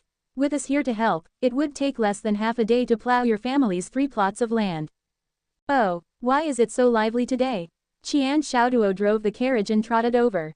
From afar, he had seen a number of people standing in front of the Yu family's old residence. He was afraid that something had happened, so he accelerated the speed of the horse carriage and rushed over quickly. "Older brother Xiaoduo, you came pretty early today. We haven't even finished gathering the vegetables. You can sit in the yard, take a sip of water, and rest for a bit." Yu Xiaoxiao had noticed that he usually came with the Yao family's Xiaozi, so she looked behind him. Sure enough, the Yao family's horse carriage was coming over. Qian Xiaoduo laughed bitterly and said, "Miss Yu, our young boss treats you as his younger sister. So how can this lowly one let you call me, older brother? Please just call me Xiaoduo. You are you and he is he. Our relationships don't interfere with one another." Yu Xiaoxiao smiled sincerely. Lu Pei looked at the sky, and then told his wife, "You don't have to go to the fields. Stay here to help gather the vegetables and with the cooking. Xiaoxiao, we'll go to the fields first. Eldest uncle, second uncle, you guys have rushed over from so far away. Have a drink of water and rest for a bit." Her maternal grandmother's family lived in Qishan village. When coming over, they needed to travel across a big mountain. Seeing that her uncle's trouser legs were wet from the morning dew, she knew that they had set out before dawn. "No need, we'll go plow the fields first." Second maternal uncle Lu Han had a more quiet temperament and didn't talk much. Seeing that she couldn't get them to stay, Xiao Xiao got water bags from the kitchen and filled them with diluted mystic stone water. Then, she had her uncles take the water bags with them. Not only would drinking the mystic stone water quench their thirst, but it could also eliminate fatigue. Under Yu Yang's lead, her maternal uncles set out to the fields. Xiaozi's carriage has also arrived at the entrance and began unloading the bamboo baskets. The bamboo baskets used to pack the vegetables were all made by Yu Hai. They needed a large quantity of baskets every day, so when he was free at night, he would chop some bamboo and weave baskets. "Miss Xiaoxiao, starting today, we need double the amount of vegetables. Our old master's friend had a meal at our estate and said that our vegetables tasted better than the ones that they bought. The two families live close by, so they wanted me to help them buy some vegetables. The vegetables that the Yao estate bought were mostly for the master and stewards to eat. They didn't need a lot every day, so half a carriage was enough." Thus, he was still able to transport the vegetables even after doubling the amount needed. Qian Xiaoduo drank all the water that Xiao Xiao gave him in one breath. After finishing, he wiped his mouth with his sleeve and smiled, "Mountain spring water is surely different. There's a sweet taste to it. My whole body is full of strength after drinking it. Xiaozi, drink quickly and start working." Every time Qian Xiaoduo came, he would drink a bowl of the Yu family's water. Although it was just plain water, it was more refreshing than the best tea. Xiaozi also swiftly finished drinking his bowl of water. He waved his arm and laughed, "Go. Let's go gather vegetables." These two would help with some work every time they came, as if it was their own home. With the addition of 3 labor forces, the vegetable picking speed was naturally much faster. A few moments later, the empty baskets were filled with fresh and juicy greens. Xiao Xiao washed a few cucumbers and gave one to each person. "They're homegrown, so don't act so courteous. Try and see how it tastes." Madame Fang refused and shook her head repeatedly. "Your family's vegetables aren't sold at a cheap price. These cucumbers probably weigh a few catties, which can be sold for several hundred copper coins. Don't waste them, quickly put them in the basket." The little glutton Zhou Shan, who had already opened her mouth wide, and just hadn't put the cucumber into her own mouth yet. She pouted her lips when she heard her mother's words, but she conscientiously put the cucumber into the bamboo basket. Xiao Xiao quickly stuffed the cucumber back into her hands and said, "You guys have been helping for nearly 2 hours. What's the big deal with eating a cucumber? Do you think that our family are misers?" This child, eldest Aunt Madame Han glared at her, and then smiled at the people who had helped out. Although the child's words sound rude, she is honest and sincere. So just eat, just eat. Seeing that they were still hesitating to eat, Yu Xiaoxiao broke the cucumbers one by one and showed it to them. She smiled and said, "They're broken, so they can't be sold." This kid, Madame Fang didn't know whether she should laugh or cry. She picked up the broken cucumber and took a bite. The crisp and juicy mouthfeel, and the light and sweet taste, immediately conquered her taste buds. "Wow, Xiaoxiao, even your family's cucumbers taste better than others," Zhou Shanhu exclaimed as she ate. Of course, cucumbers watered with the mystic stone water were not only big but also delicious. Xiaoxiao naturally couldn't directly tell them these things, so she just smiled and said, "You just think it's delicious because it's the first time you're eating cucumbers in half a year. Later, when your family's cucumbers are ripened and you eat too much of them, you won't think it's tasty anymore." Qian Xiaoduo gnawed on the cucumber in big mouthfuls and grinned, "This cucumber is really good. Miss Xiaoxiao, what kind of fertilizers do your family use on the fields? The crops grow so well and fast. Yesterday, the cucumbers weren't even ready to be harvested, but we gathered 2 baskets today. The weather has warmed up now, so it's natural that the vegetables grew slightly faster." Xiao Xiao made a random excuse. Fortunately, Qian Xiaoduo's family weren't farmers and he had just casually asked without the intention to dig deeper into the topic. After the vegetables were weighed and the money was paid, Qian Xiaoduo and Xiaozi hurried back. Junshou restaurant was still waiting for the vegetables since they needed to use them to serve customers. Madame Mao and Madame Fang had already left while they were weighing the vegetables. Her eldest maternal aunt, Madame Han, was stunned as she looked at the 50 taels in Yu Xiaoxiao's hands and spoke incessantly, "I didn't expect vegetables in this season to be so expensive. A caddy of cucumbers cost 30 copper coins. Isn't that almost the same price as pork?" Yu Xiaoxiao smiled at her, gave her a red tomato, and said, "At this time, crops like cucumbers and string beans haven't ripened yet. The rich people in town want to eat fresh greens and they don't lack the money to buy them. A plate of smashed cucumber salad at Junshou restaurant costs 1 tael. This price is considered rather trivial for them. A plate of smashed cucumber salad could be made with just one of Xiaoxiao's family's cucumbers, so Junshou restaurant's expense was no more than a few dozen copper coins. A plate of cucumber could earn them 100-fold in return. Tisk tisk, who else would be able to do this?" Madame Han noticed that it was still quite early and wanted to go help out in the fields. Xiao Xiao hastily stopped her and said, "Our family doesn't have much land, so my parents and uncles are enough for the job. Eldest aunt should sit down for a rest and eat a tomato. Help me clean the ducks later." "Tomato, I thought it was a persimmon. I was just wondering where you got this persimmon from during this time of the year."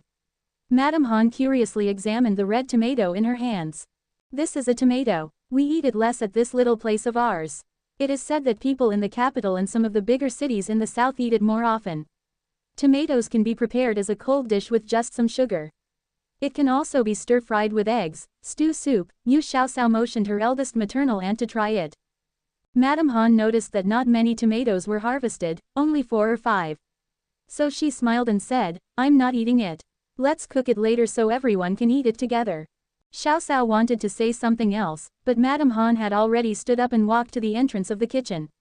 She picked up the ducks, which had their legs tied up, and was about to walk to the well. "Wait a moment, eldest maternal aunt. I'll go get a large basin to hold the duck blood." Speaking of duck blood, Xiaoxiao couldn't help but think of delicious food such as duck blood stewed with tofu, and duck blood soup with vermicelli. Madame Han thought about it and smiled. "It turns out that not only chicken blood, but you can also make delicious food with duck blood. Ah. So duck giblets can also be eaten then." Xiaoxiao nodded her head and said, "Later, I'll braise the duck gizzard, duck liver, and duck intestines. We will have another dish for lunch. It's too bad we don't have vermicelli for the duck blood. Let's just make duck blood stewed with tofu then." Madame Han skillfully slit the duck's neck and dripped the blood into the basin. She asked, "Vermicelli? What's that? Is it tasty?" Eldest aunt hasn't heard of vermicelli before. Could it be that vermicelli didn't exist during this era?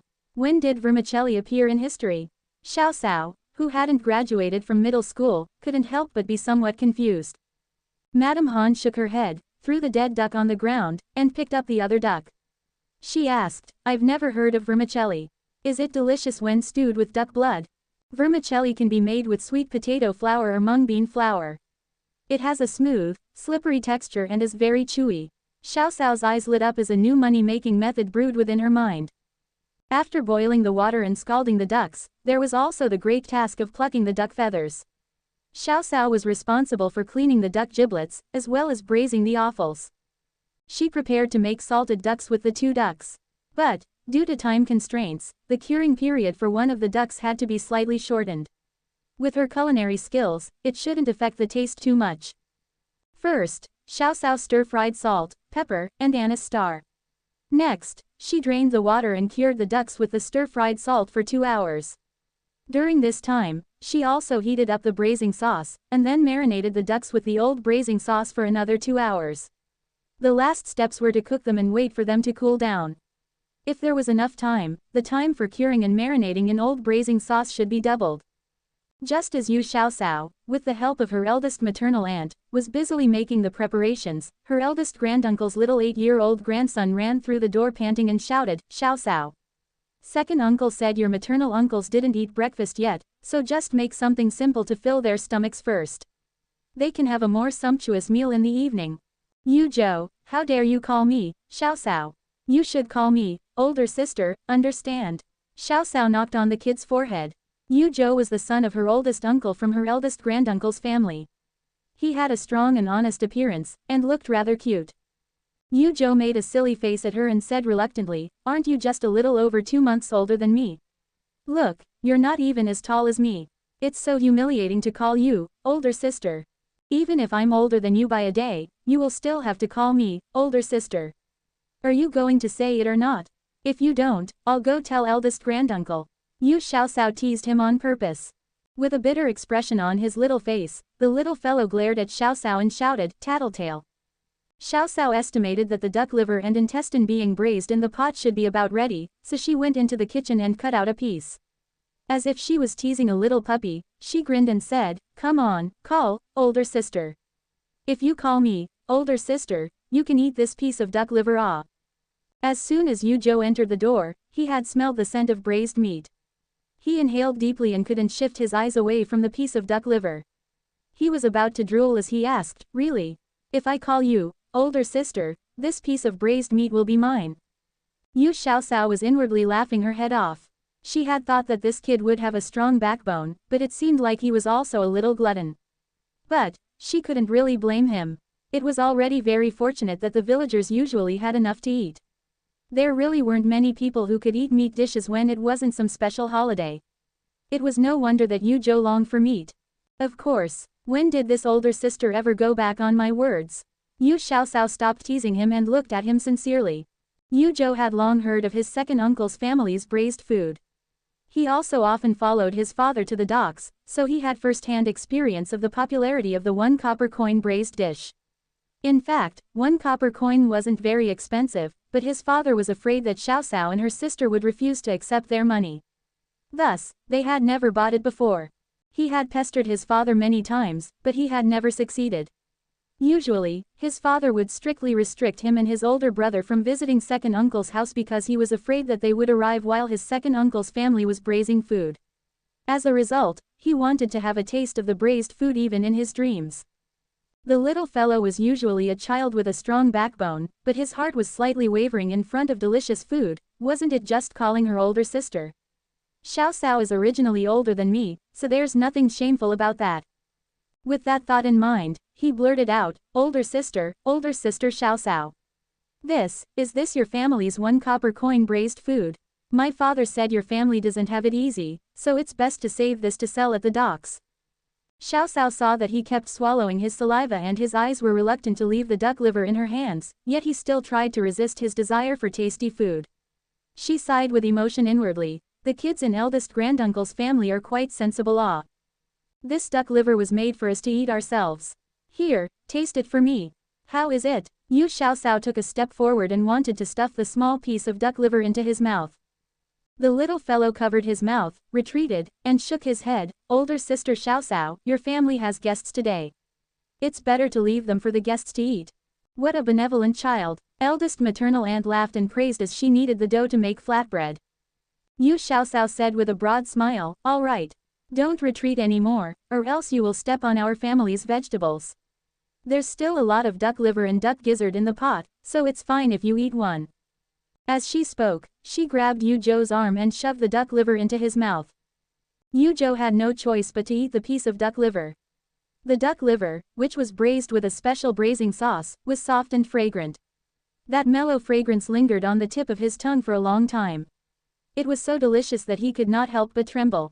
Older sister Xiaoxiao, I heard that you were the one who came up with the idea of braised food. Your culinary skills are amazing. I have never eaten something so delicious before. Yu Zhou immediately became a loyal fan of Xiaoxiao's cooking. Xiaoxiao smiled. To be subdued with just a small piece of duck liver, he was indeed a little glutton. Yu Zhou, help older sister with something. Go to the neighboring village's old Luo's family and buy some tofu for me.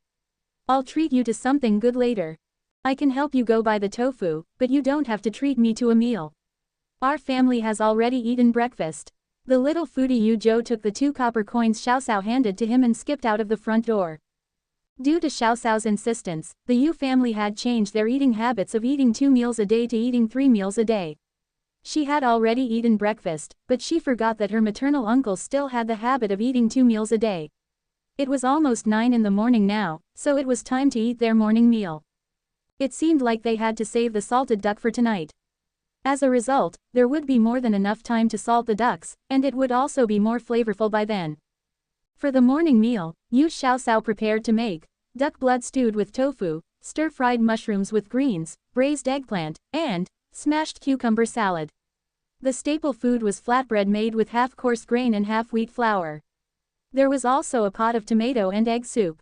After leaving behind a small plate of each dish, she and her eldest maternal aunt carried the food basket and pot, and walked valiantly to her family's field. Eldest granduncle's family's farmland was closer to the village, so she had seen her eldest granduncle's hale and hearty figure from afar. The old man was working hard in the fields with his eldest son, eldest grandson, and 2 daughters-in-law. Eldest granduncle, have you eaten yet? Let's eat together. Yu Xiaoxiao was quite close to her eldest granduncle.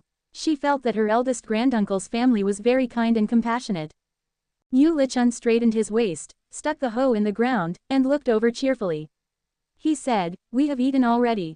Xiaoxiao, are you bringing food over to your father and uncles? Yes. Eldest granduncle, oldest uncle, eat some more with us. Yu Xiaoxiao smiled sincerely. Oldest paternal uncle Yu Shi waved his hands at her and said with a smile, no need. Quickly deliver the food to your father. Don't starve the guests. Yu Xiaoxiao chatted briefly with her eldest granduncle before she picked up the basket again and walked towards her family's farmland. It was true that many hands made light work. The 4 men and Madame Lu had already turned up more than half of their 3 plots of land. It looked like they would be able to finish in the afternoon. Father, mother, eldest maternal uncle, second maternal uncle, third uncle, it's time to eat. Yu Xiaoxiao put the basket on the edge of the field and shouted with her hands around her mouth. Wang Ergo and his wife was currently eating their meal beside the edge of the field. Wang Ergo sniffed and then looked at Xiaoxiao's family's food basket with a grin. He moved closer and asked, Xiaoxiao, what tasty food did you make? It smells really good. Without waiting for Xiaoxiao to respond, his wife had twisted his ear and pulled him back. She yelled at him, are you a child? You actually have the shame to go ask for food. Even if you're not ashamed, I am. When Wang Ergo was young, he was also a lazy, good-for-nothing loafer, who engaged in misdemeanors. Fortunately, he married a powerful wife. His wife was born in poverty and had strong self-esteem. She had gotten rid of most of Wang Ergo's bad habits. It's alright, Auntie Wang. I cooked a lot of food. Let's eat together. Yu Xiaoxiao offered. Wang Ergo was overjoyed and was about to agree, but his wife pinched him on his waist. Wang Ergo's wife smiled at Xiaoxiao and said, Xiaoxiao, we're full already. Auntie is very grateful for your offer. Go down to the field. We need to finish plowing these 2 plots of land today. Yu Hai, who had arrived at the edge of the field, watched the pitiful-looking Wang Ergo being taken down to the fields to work by his wife. He couldn't help but say, Erguzi is blessed to have such a good wife. Father, you're also quite lucky ah. Yu Xiaoxiao winked at Madame Lu's direction. Lu Pei chuckled and said, that's right. Isn't it your good fortune to be able to marry my younger sister? Madame Lu's face turned bright red from her older brother and her daughter's teasing. She glared at them, and then quickly lowered her head to ladle the soup. Yu Hai, on the other hand, smiled and nodded incessantly, yes, that's right. I have accumulated 3 lifetimes of good fortune to be able to marry Muyun. Why are you acting like them? Madame Lu's face was brimming with love as she gave him a chiding gaze. After that, she looked towards the bowl of tomato and egg soup, which looked very appetizing with its red and white colors, and asked, what's this red thing? It's not chili pepper, is it? There were a few ripe tomatoes in our backyard, so I made a soup with them. It's very refreshing. Everyone should try it. The soup should be served before the meal. Yu Xiaoxiao helped distribute the bowls and chopsticks to everyone's hand. Yu Zhong moved closer and looked at the food basket. He was stunned. What a sumptuous breakfast ah. Yu Xiaoxiao handed him a bowl of tomato and egg soup and gave him a pair of chopsticks. Yu Zhong didn't know whether he should accept them or not. I have already eaten. Then eat a little more with us. It's unreasonable to not provide a meal for you when you helped out with the work. Eldest aunt helped urge him. Yu Xiaoxiao also continued to persuade him. The duck blood stewed with tofu had conquered everyone's taste buds. The tofu was smooth and tender, while the duck blood was fresh and tasty. As for the braised duck giblets, the duck gizzard was very chewy, and the duck intestines were very delicious. The stir-fried mushrooms with greens had the perfect combination of colors, fragrance, and taste. It was very refreshing and had the perfect mouthfeel. With a thick sauce, the braised eggplant was glossy and flavorful. With the addition of the tomato and egg soup, which they had never eaten before, it was much more lavish than the meals that ordinary people served to their relatives. Hey, didn't we tell you guys to just make something simple? Why did you make so much food? Lu Pei looked at his wife with slight anger, as if he was blaming her for not stopping Xiaoxiao. His younger sister's family's living conditions wasn't very good. Yu Xiaoxiao hastily said, eldest uncle, all the ingredients were homegrown and gathered on the spot, except for the tofu, which cost 2 copper coins. You guys have worked hard in the fields, so, of course, you have to eat a good meal. Otherwise, how would you have enough strength to work? Yu Hai gave his 2 elder brothers-in-law a pancake each, and told his own younger cousin, this duck blood stewed with tofu should be eaten while it's still hot. Our cow's cooking is pretty good. I guarantee that you will want to eat another meal after eating this. Quickly eat. Everyone, quickly eat. The men cast away their inhibitions and began eating. They shouted fervent praises as they ate. Yu Hai also chimed in with the compliments, like he was old Wang selling melons, praising his own products. Yu Xiaoxiao was embarrassed by their praises. She smiled and said, Father, I'm worried about older brother being home alone, so I'll go back first. Just leave the bowls and chopsticks here. I'll come get them later. Go, go, you don't need to come back later. It's fine to let your mother take back the tableware later.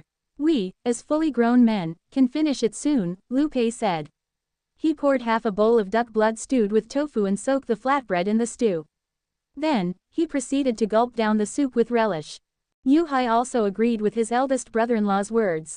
He said to Xiaoxiao, hurry and take your eldest maternal aunt back home to eat, or else the food is going to get cold.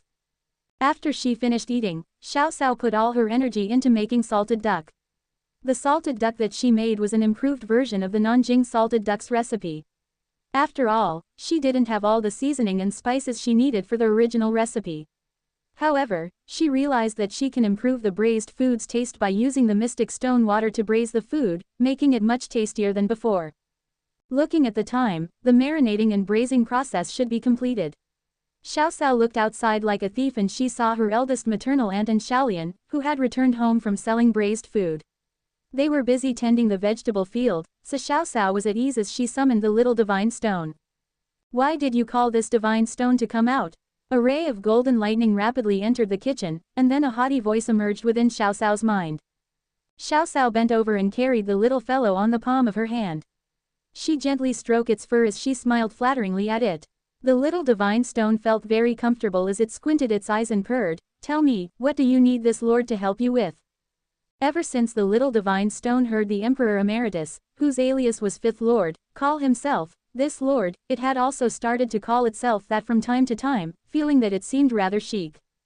One of the two ducks need to be slightly air-dried. My omnipotent Lord Glutinous Dumpling, can you help me? Yu Xiaoxiao used her fingers to scratch the little kitten's chin as she fawned over him. Humph, you're bothering this divine stone over such a trifle matter. Although the little divine stone felt very comfortable as Xiaoxiao scratched him, there was a sense of impatience within its tone. Seeing that you have served this lord very well, I'll reluctantly help you again just this once. The little golden kitten waved one of its paws, and one of the pickled ducks quickly shriveled and dried at a speed that was visible to the naked eye. When Xiaoxiao saw that it looked about ready, she quickly told the little divine stone to stop. If the duck was dried out too much, it would also impact the salted duck's taste. At this time, the men had returned from the fields. She could hear Lu Pei blustering loudly, "Younger sister, your family's sweet potatoes haven't sprouted yet, right? That's okay since your family doesn't have a lot of land. We can just bring some over from our fields. It won't interfere with the sweet potatoes' growth." Yu Hai gulped down a few mouthfuls of cold boiled water. Then, he smiled and said, "We're not going to plant sweet potatoes this year. Xiaoxiao said she wants to try and plant some watermelons. She just asked the owner of Junsho restaurant help her find some seeds." Watermelon, will that thing be filling enough? The two brothers, Lu Pei and Lu Han, had never heard of watermelons before, so they couldn't help but ask in unison. It was inevitable that farming families would be most concerned about filling their stomachs. However, Yu Zhong often traveled outside of the village and was more well informed. So, he had heard of watermelons before, but still asked with slight concern, "I know that watermelon is a kind of fruit. But second brother, none of us had ever planted any watermelons before. What if the climate here isn't suitable for planting it? If you have no harvest, what will you do?" "That won't happen. I have confidence in my family's cower." This was mainly because the Yu family had earned some money from their business recently, so they didn't need to rely on that 3 plots of farmland to make a living. Thus, Yu Hai had unconsciously gained confidence. Yu Zhong also felt that his little niece seemed very capable, so he didn't persuade him anymore. He smiled and said, "Then that's good. I can't wait to taste it. Third uncle, there's a lot of new things for you to try in the future. Have you heard of salted ducks? You can try a few pieces later." With the little golden kitten in her embrace, Xiaoxiao poked her head out of the kitchen, made a funny face at him, and exclaimed cheerfully, "Salted duck, I've never tasted it before, is it tasty?" Saliva began to flood in Yu Yang's mouth when he remembered the duck blood stewed with tofu and tomato egg soup he ate at noon. Yu Xiaoxiao raised her imaginary tail in a rather arrogant manner and said, "The products made by Xiaoxiao are certainly always premium products. I'm developing this dish for Junsho restaurant. How can it be lacking?" "What, did Junsho restaurant come to ask you for more recipes again? They earned a lot of money from selling the roasted chicken, yet your family didn't even receive anything.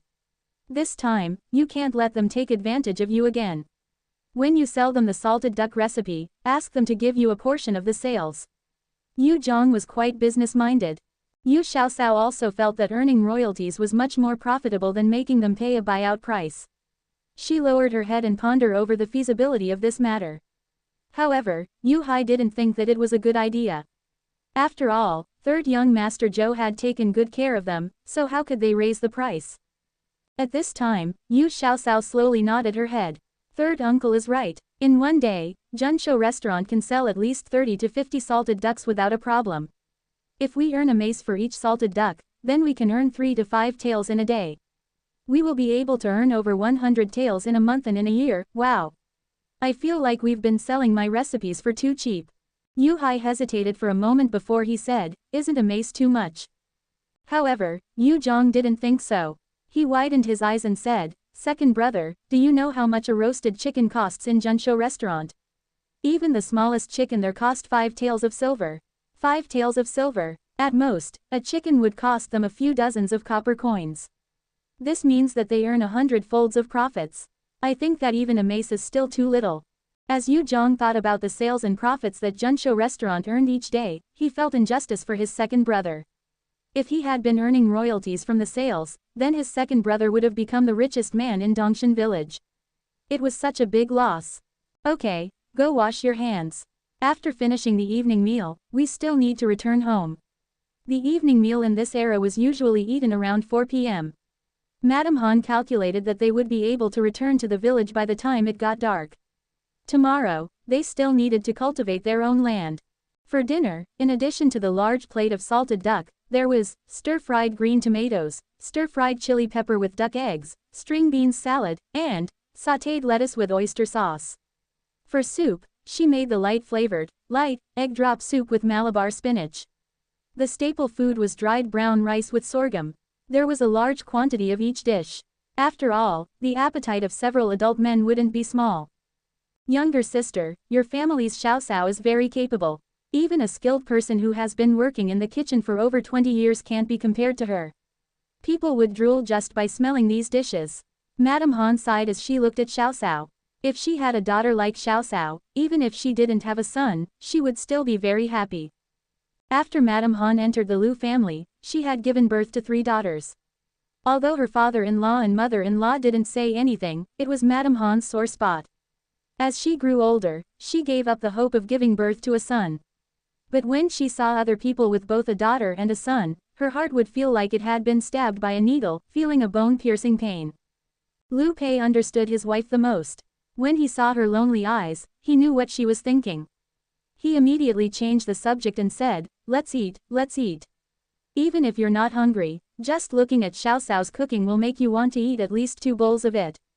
Lu Han, who was honest and dull, opened his mouth and said, younger sister, your family doesn't have very good living conditions either. We are all one family, there's no need to make so many dishes. A few pieces of coarse flatbread and a plate of salted vegetables is enough for us.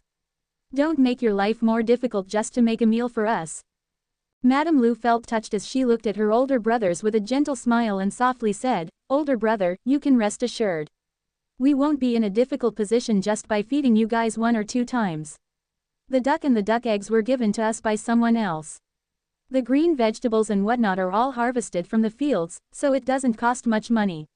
You can eat the meal with ease and confidence. After they heard what she said, the menfolk no longer held back. Each person held a large and thick porcelain bowl that was filled to the brim with 2 types of grain and began to gobble the food down without any restraint.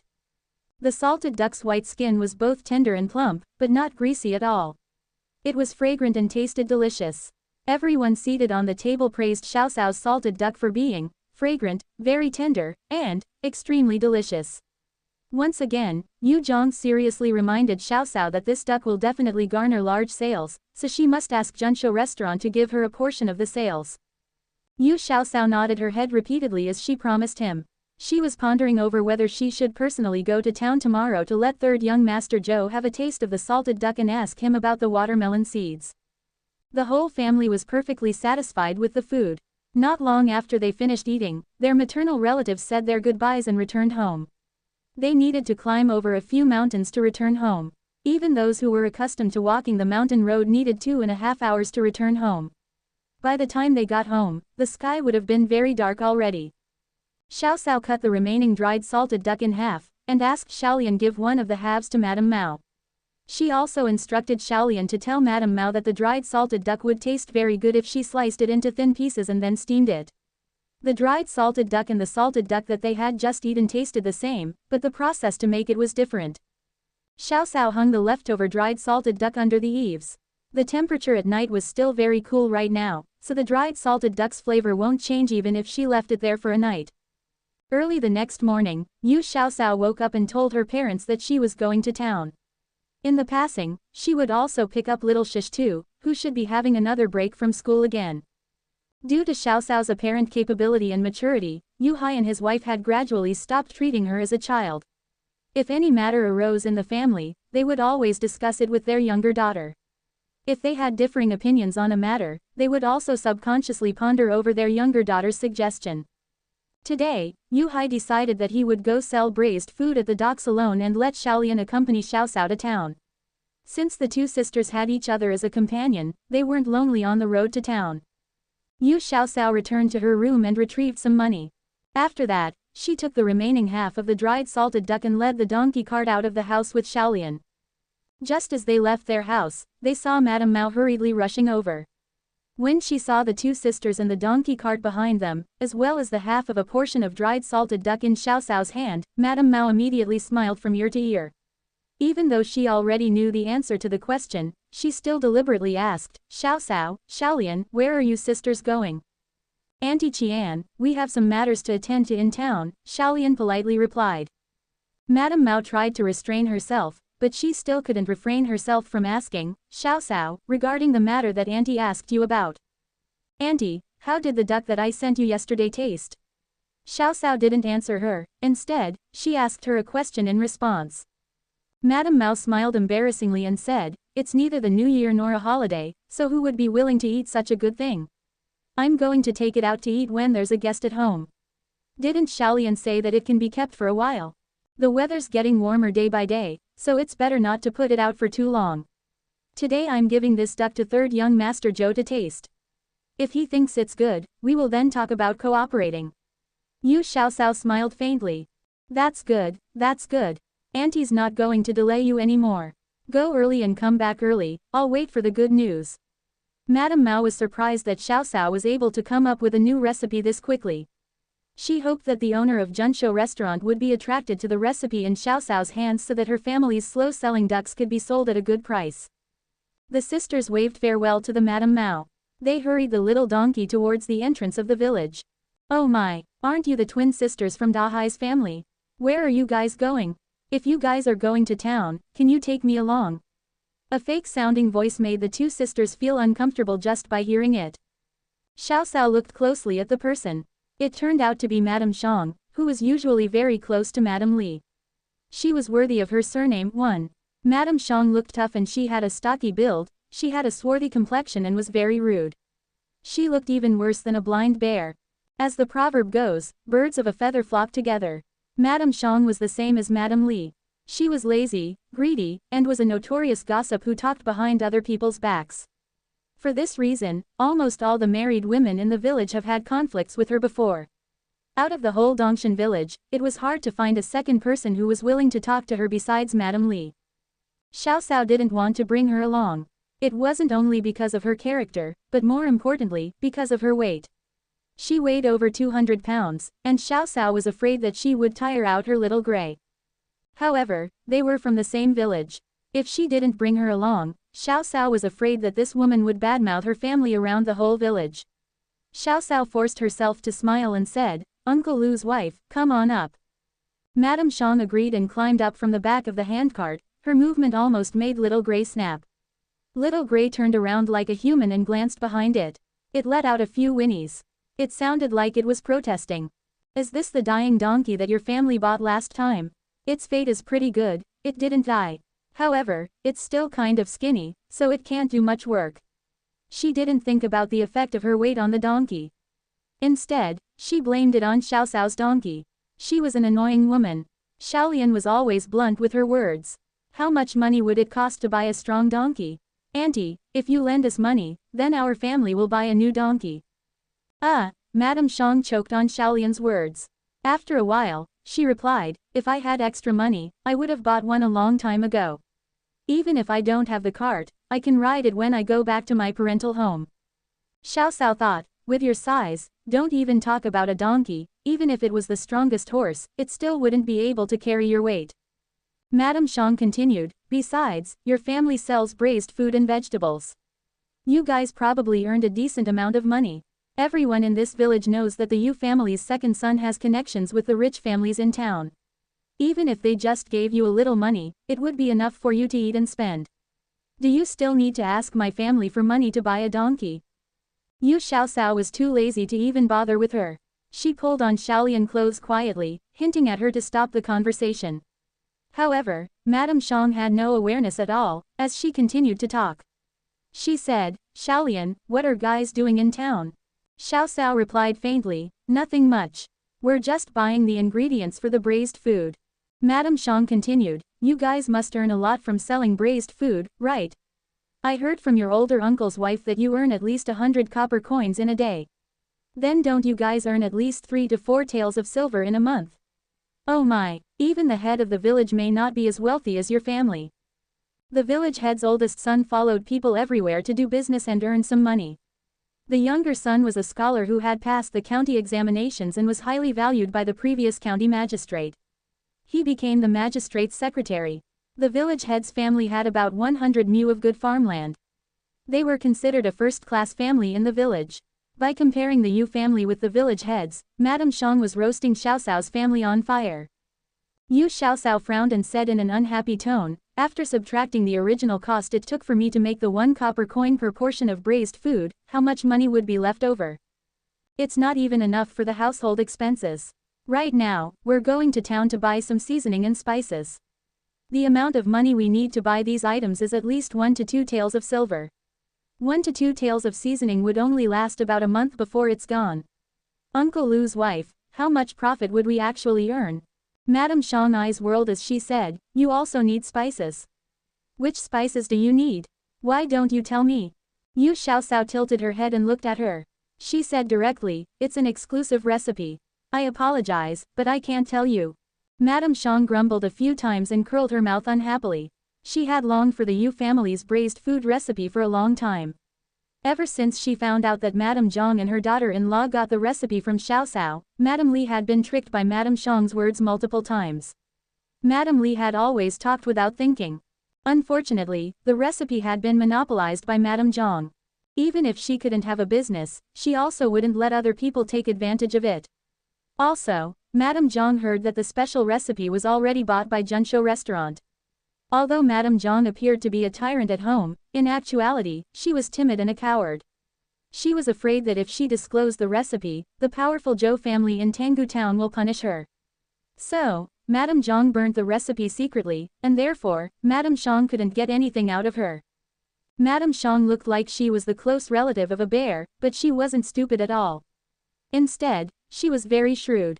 She knew that she couldn't get anything from Madame Li, so she wanted to get the information from the sisters by tricking them, thinking that it was easy to trick the kids. The result was that she got rejected by Xiaoxiao. Madame Xiang silently cursed the Yu family's 8 generations of ancestors. After that, the sisters ignored whatever Madame Xiang said, so she stopped looking for trouble herself. The more you paid attention to Madame Xiang, the more she would climb all over you. It was best to give her the cold shoulder. When they arrived at the entrance of the Tanggu town, the sisters abandoned Madame Xiang using the excuse that they were going to different places. Madame Xiang even shamelessly asked the sisters when they were going back to the village so that she could have a free ride home. Xiaoxiao said, "We need to stay in town for a day. We need to pick up my younger brother in the evening, then we can go back. If Uncle Lu's wife is busy doing something, you can ride the cart from our neighboring village before noon to get back. I have nothing to do. What would I have to do? So, it's a deal. I will wait at the town entrance in the evening and ride your cart home."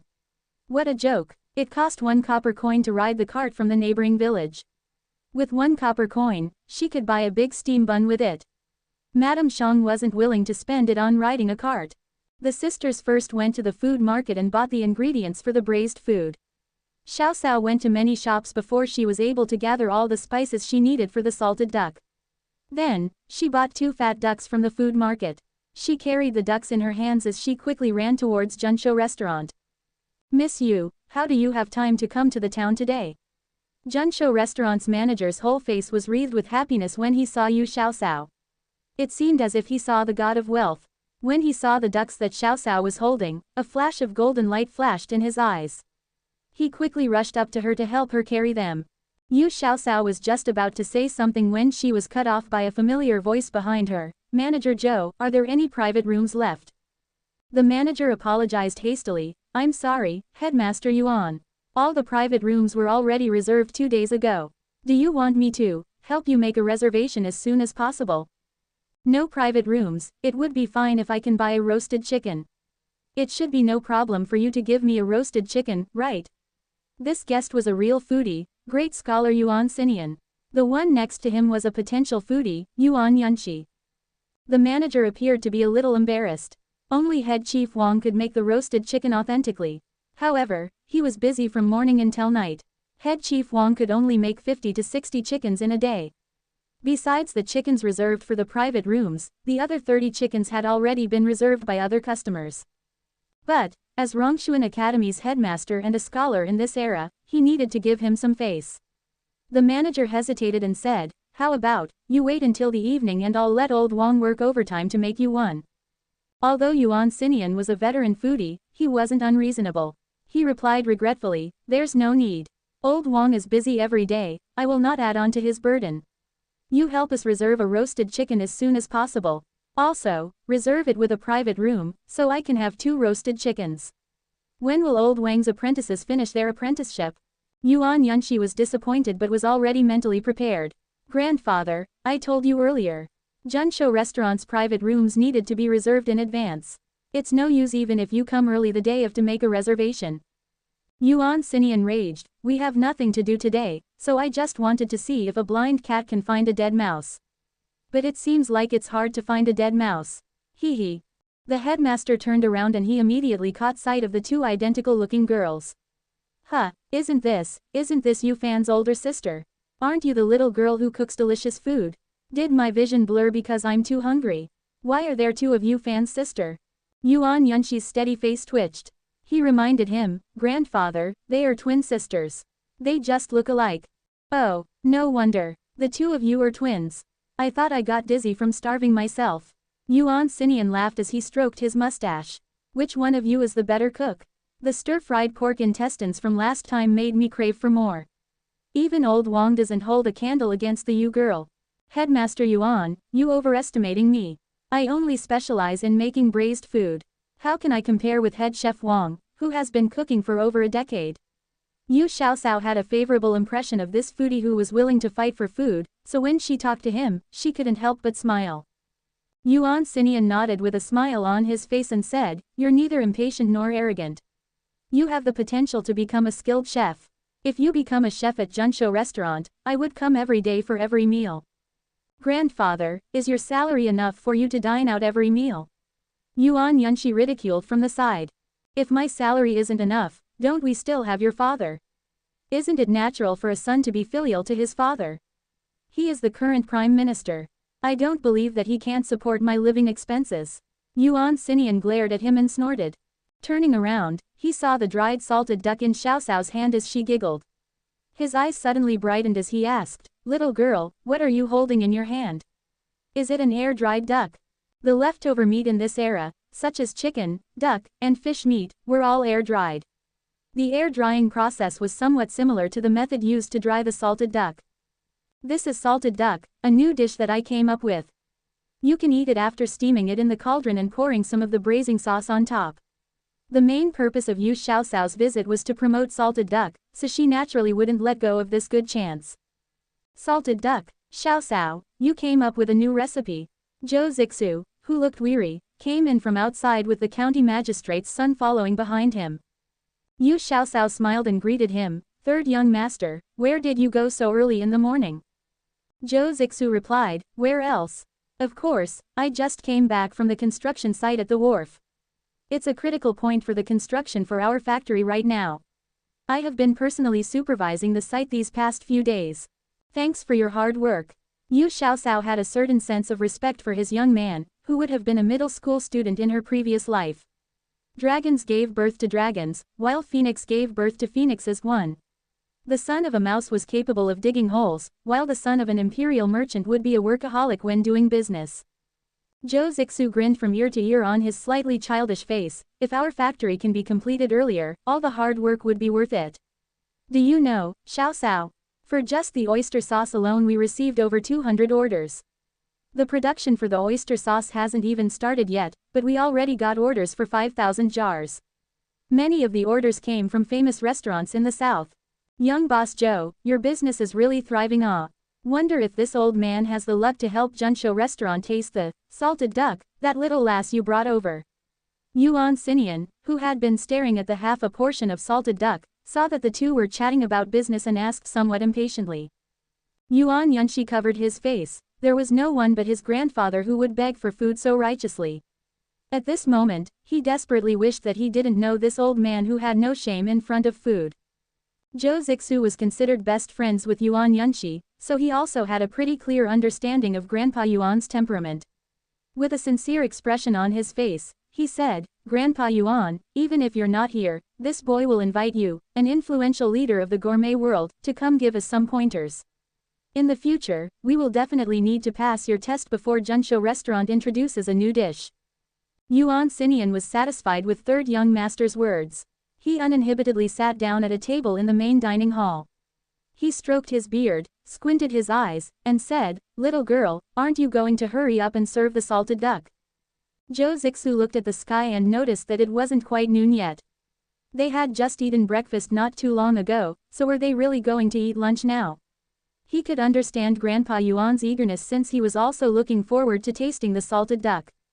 But, they still needed to let the host make some preparations, right? "Grandpa Yuan, how can I let you sit in the main hall? I have a private room kept in reserve. Please come with me. Didn't you say that the private rooms needed to be booked in advance?" "What's this? Manager Joe, are you looking down on this old man?" Without his persona as a famous scholar, Yuan Sinian was just a gluttonous, stubborn old man. The head manager smiled flatteringly and said, "Headmaster Yuan, that private room is a place reserved for our boss to rest in. It's not used for guest reservations." "Guest reservations? Can those outsiders compare with this old man? Our Yunshi grew up wearing the same trousers as your young master. I'm Yunshi's grandfather, so I'm naturally also your boss's grandfather. How can I be considered an outsider?" Yuan Sinian fumed and glared with rage. Third young master Zhou quickly pretended to scold, "That's right. Be more careful in the future. Grandpa Yuan isn't an outsider. Don't let this happen again." "Grandfather." Yuan Yunshi saw that his grandfather wanted to say something, so he hastily signaled him with a frown. Yuan Sinian angrily glared at his grandson, and then headed for the second floor. This old man is becoming more and more childish as he gets older. Seeing the old man walking away quickly and vigorously, young Master Wu smiled and exclaimed in a somewhat rueful manner. Yuan Yunshi, on the other hand, apologized to third young Master Zhou Zixu. The old man is right. What's our relationship with each other? There's no need to be polite like strangers. Let's all go try Xiaoxiao's new dish. I'll take Xiaoxiao to the back kitchen first and then have a couple of drinks with you guys later." Third young Master Zhou patted his shoulder and said nonchalantly. Yu Xiaoxiao's mouth twitched. Why is a group of little brats drinking wine? Does he really think that he's a big boss? Nevertheless, she just criticized them within her heart and wasn't so foolish as to say it aloud. "Third young master, you should go entertain your guests. I can go to the kitchen myself." The kitchen was the place that Xiaoxiao had been to the most in Junsho restaurant. It wasn't an exaggeration to say that she could find her way over even with her eyes closed. However, third young Master Zhou smiled and said, "It's nothing. We're all close brothers. Manager, serve them some good tea." Third young Master Zhou brought Yu Xiaoxiao to a secret kitchen in the rear courtyard.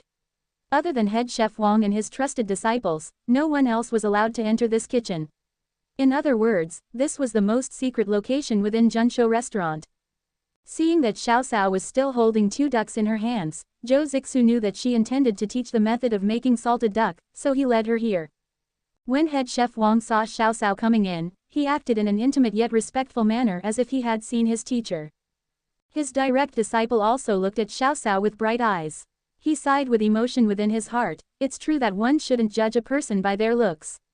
A little girl from a fisherman's family, who was less than 10, was the creator of the famous dishes that supported half of Junsho restaurant. If he hadn't seen it with his own eyes, he seriously wouldn't have believed it. "Ayo, just look at you. It's fine if you just come, why bring gifts?" Head chef Wang took the ducks from Xiaoxiao's hands and joked. "Hey, an additional dish for your boss's lunch. If he likes it, then we can talk about the rest later." Yu Xiaoxiao shoved the half a portion of salted duck into head chef Wang's hands. Head chef Wang wrinkled his brows as he looked at the salted duck in his hands and thought, this isn't just an ordinary, air-dried marinated duck, is it? How can Miss Yu's products not be an exquisite dish? There must be something special about this. Why wait until noon? This fatty can't wait any longer. Funger, go steam it. Miss Yu, is there anything else we need to do? Head chef Wang consulted modestly. Yu Xiaoxiao shook her head and said, don't pour out the broth produced when steaming the duck. It tastes better together. Oh, by the way, there's only half a duck. Headmaster Yuan of Rongshuan Academy is still waiting to try the dish. Yu Xiaoxiao had to remind head chef Wang so that he wouldn't keep all the salted duck. If that happened, wouldn't that old man, Headmaster Yuan, hold a grudge against her? Old urchin, old urchin. When people got old, they needed to be coaxed. The duck had already been cooked in brine, so it was ready after being steamed for 30 minutes. If someone accidentally entered the private room at this moment, they would definitely see a strange scene. It wasn't mealtime, but a group of people were sitting around a table and staring covetously at the only dish on the table, salted duck. They looked like a pack of wolves surrounding a poor little bunny. This old man is going to dive in. Older people had thicker skin after all. Yuan Xinian was the first to pick up his chopsticks, grab a piece of the snow-white duck meat, and chewed it slowly in his mouth. With his eyes slightly narrowed, he chewed very slowly, and even his beard appeared to be tilted upwards. It has a full shape with a plump body and white skin. The meat is tender and compact. The crisp and fragrance of the dish leads to an endless aftertaste. A long time later, under everyone's expectant gazes, Yuan Xinian gradually opened his eyes and moved his lips slightly, as if he was relishing the delicious taste of the salted duck. While Yuan Xinian was evaluating the dish, head chef Wang had already stuffed a piece of duck meat into his mouth. After trying it, he also gave a high appraisal of, it has crispy skin, crunchy bones, and tender meat. With the perfect amount of saltiness, it's fatty but not greasy and lean but not dry. Although the three younger ones, including Yuan Yunqi, didn't make exquisite comments, they expressed their appreciation for the salted duck with practical actions. Seeing that the young fellows were about to devour the duck meat, Yuan Xinian didn't have time to savor the taste anymore and swiftly grabbed the last 2 pieces of duck meat at once. Under everyone's envious gazes, he leisurely savored the last pieces of the delicacy. Yu Shaolian imagination of what nobles would be like was completely shattered as watched these so-called nobles nearly fighting for just a piece of duck meat. She inwardly thought, he's already so old, but he's not even as reserved and well-mannered as my younger brother. Miss Yu, are you selling this salted duck's recipe to us with the usual conditions? The head manager had only tried 1 piece of duck meat, but he couldn't stop thinking about it within his heart. Later, when salted duck is added to Junshou restaurant's menu, he, the manager, definitely wouldn't miss out on it. Yu Xiaoxiao glanced at third young master Zhou with a slight smile and didn't say anything. After experiencing the popularity of the roasted chicken, Zhou Zixu naturally knew the value of this dish. He understood very clearly that with the roasted chicken and salted duck, it wasn't an exaggeration to say that Junshou restaurant's business would be flourishing every day. The recipes for these 2 dishes were created by this indifferent and quick-witted young girl. In the future, she might have even more novel and delicious recipes. If he wanted to cooperate with her for a long time, he naturally had to adopt a long-term plan to secure bigger returns. Thus, it wasn't suitable to buy a recipe with merely 300 taels. I have a proposal, Xiaoxiao, let me know what you think about it. Zhou Zixu was someone who worked on important matters, so he swiftly thought of an idea for discussion. Yu Xiaoxiao looked at him and still had an indifferent smile on her face as she said, "Third young master, please speak." Let's take it as you, Xiaoxiao, making an investment with the salted duck and roasted chicken recipes. In the future, you will receive 10% of the profits for each roasted chicken or salted duck sold. You can either be paid monthly or annually. What do you think? A 10% profit of a roasted chicken would be 5 mace, which was 4 times more than the dividend that Yu Xiaoxiao had expected. Hence one could clearly see third young master Zhou's sincerity. Everyone at the table knew about the hot sale of Junshou restaurant's roasted chicken. She would receive 5 mace per roasted chicken sold. Based on the calculation of a minimum of 50 chickens sold daily, she would receive over 700 taels in a month. In a year, even Yuan Xinian, a great scholar who regarded money as dirt, couldn't help but silently gasp.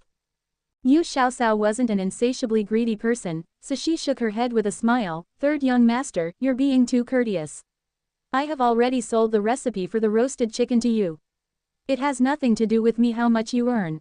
Though I am a daughter of a peasant family, I can still adhere to the 2 words, sincerity and honesty. Yuan Xinian stroked his beautiful beard and gently nodded. Not many people would be able to reject a yearly income of around 1,000 taels. As expected, the upbringing of this Yu family was very special. With an older sister like this, Yu Fan's character wouldn't be too bad either.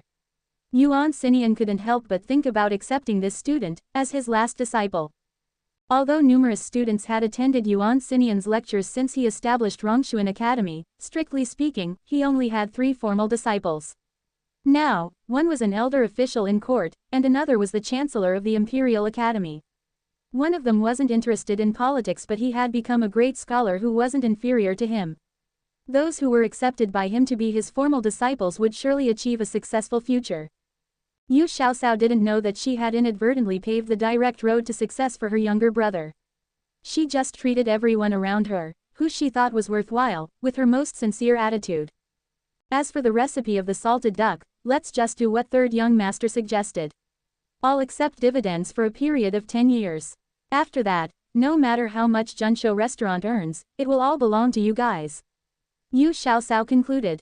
The head manager, who originally thought that the young boss had suggested a deal that put Junshou restaurant at a disadvantage, felt that the proposal was acceptable after he heard Xiaoxiao's words. In the future, Junshou restaurant would have more and more branch restaurants, and thus the sales of the roasted chicken and salted duck would be a large and unpredictable number. If they gave the Yu family 10% dividends from each branch, wouldn't the Yu family become leeches stuck on Junshou restaurant? Moreover, ones that they couldn't get rid of. At this time, the head manager admired his young boss's keen perception of people more and more now. Miss Yu really was third young master's noble benefactor. Yuan Xinian coughed and reminded, "Little lass Yu, didn't you bring 2 ducks here just now? Will it be ready by noon?" With so many people sharing the few pieces of duck earlier, it wasn't even enough to fill the gaps between my teeth. The others all looked at him with contempt. You ate more than half of the plate of duck, yet it still wasn't enough to fill the gaps between your teeth. How big are the gaps between your teeth? Yu Xiaoxiao smiled and said, "The process of making salted duck is very complicated and time-consuming. It takes 6 to 8 hours just to cure and braise the duck. If we start making it now, I'm afraid we'll have to wait until the evening to eat it. Slow work yields fine products." Aha, this old man can understand. Then, let's just have a simple lunch, and wait until the evening to have a feast. Little lass Yu, I wonder if this old man has the luck to try the roasted chicken personally made by you. Everyone covered their faces in shame. Headmaster Yuan. Great scholar Yuan. Prime Minister Yuan's father. Does your son know that you're so shameless? Yuan Yunshi's pale face was burning hot as he looked at Yu Xiaoxiao with an apologetic gaze.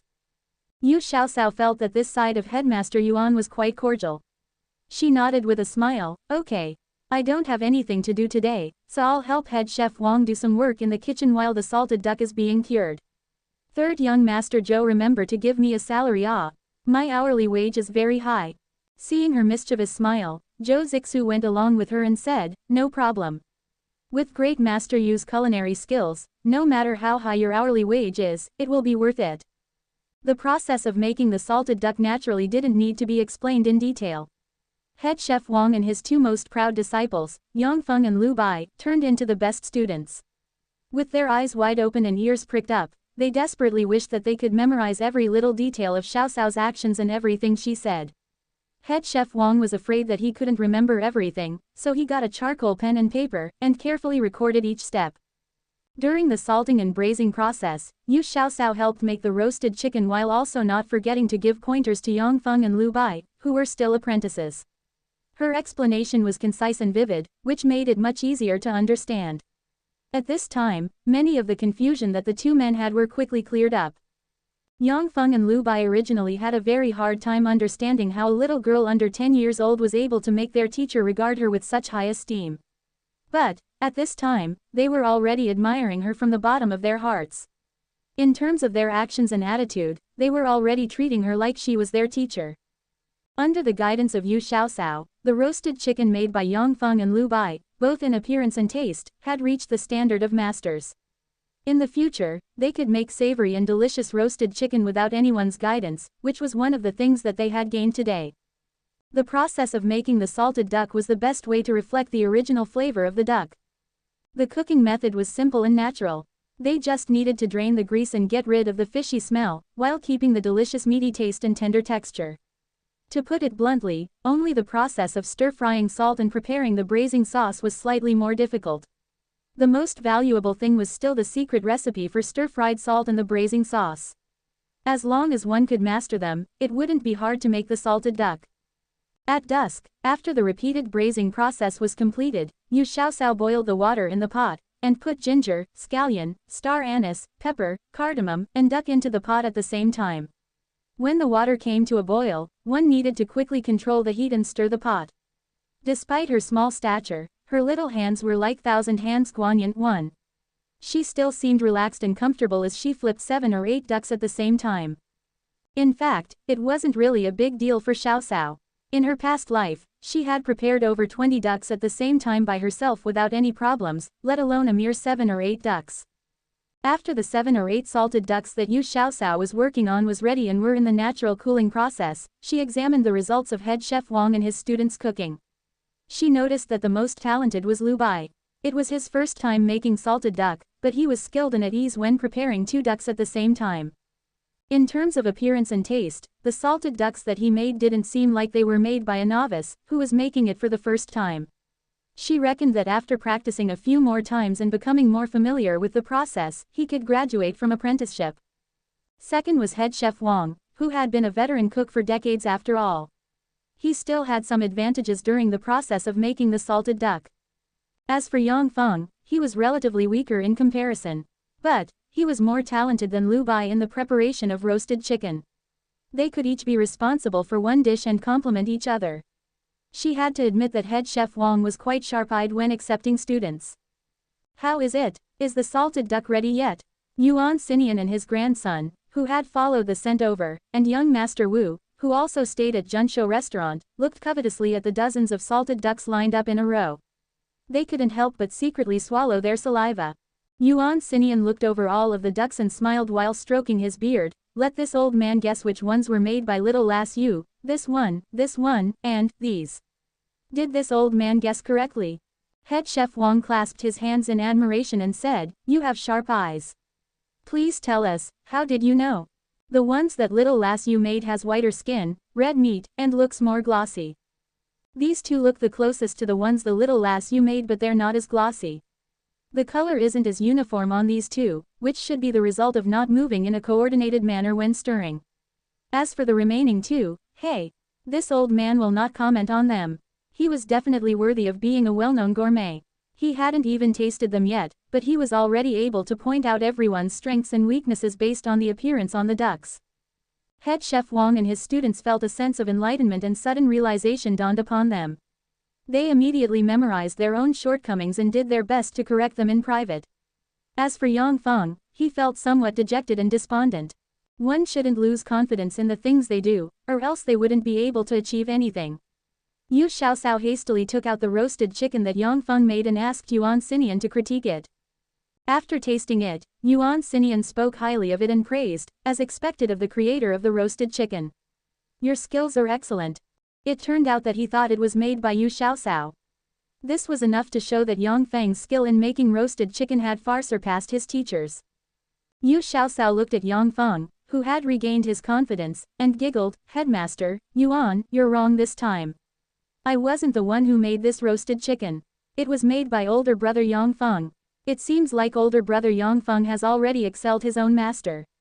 Head chef Wang, you will have an excellent assistant in the future." Yuan Xinian nodded incessantly. Each one has something that he excels in. "Head chef Wang, you have great disciples. Can we eat now? We ate a simple lunch at noon, so this old man has long been hungry." He was indeed a glutton, who had to mention the word, eat, in every 3 sentences. Third, young Master Zhou ordered the kitchen to use all their best skills and prepare a table of good food. Of course, they wouldn't leave out the roasted chicken and salted duck that Yu Xiaoxiao personally made. At this time, Yu Xiaolian also came back after picking her younger brother up at the academy. Little Shish too, who had grown taller during this time, was wearing the sea blue-colored uniform of the academy's primary class. When he greeted Headmaster Yuan and his senior brother, he really looked like a handsome little scholar. Yu Xiaoxiao looked at the adorable little Shish too and couldn't help but ruffle his hair with her evil claws. Little Shish too dodged while complaining that his second sister had messed up his hair. "Young Master Wu, County Magistrate Wu is calling for you to go home." A waiter of Junshou restaurant, who was so busy that his forehead was full of sweat, came up to report. Young Master Wu, Wu Zifan, covered his face. Didn't he send someone to report to his father already? He already told him that he was staying at Junshou restaurant to try their new dish, so why did he come look for him? Wait, could it be that his father heard about Junshou restaurant's new dish, so he never expected that his normally strict father was also a glutton?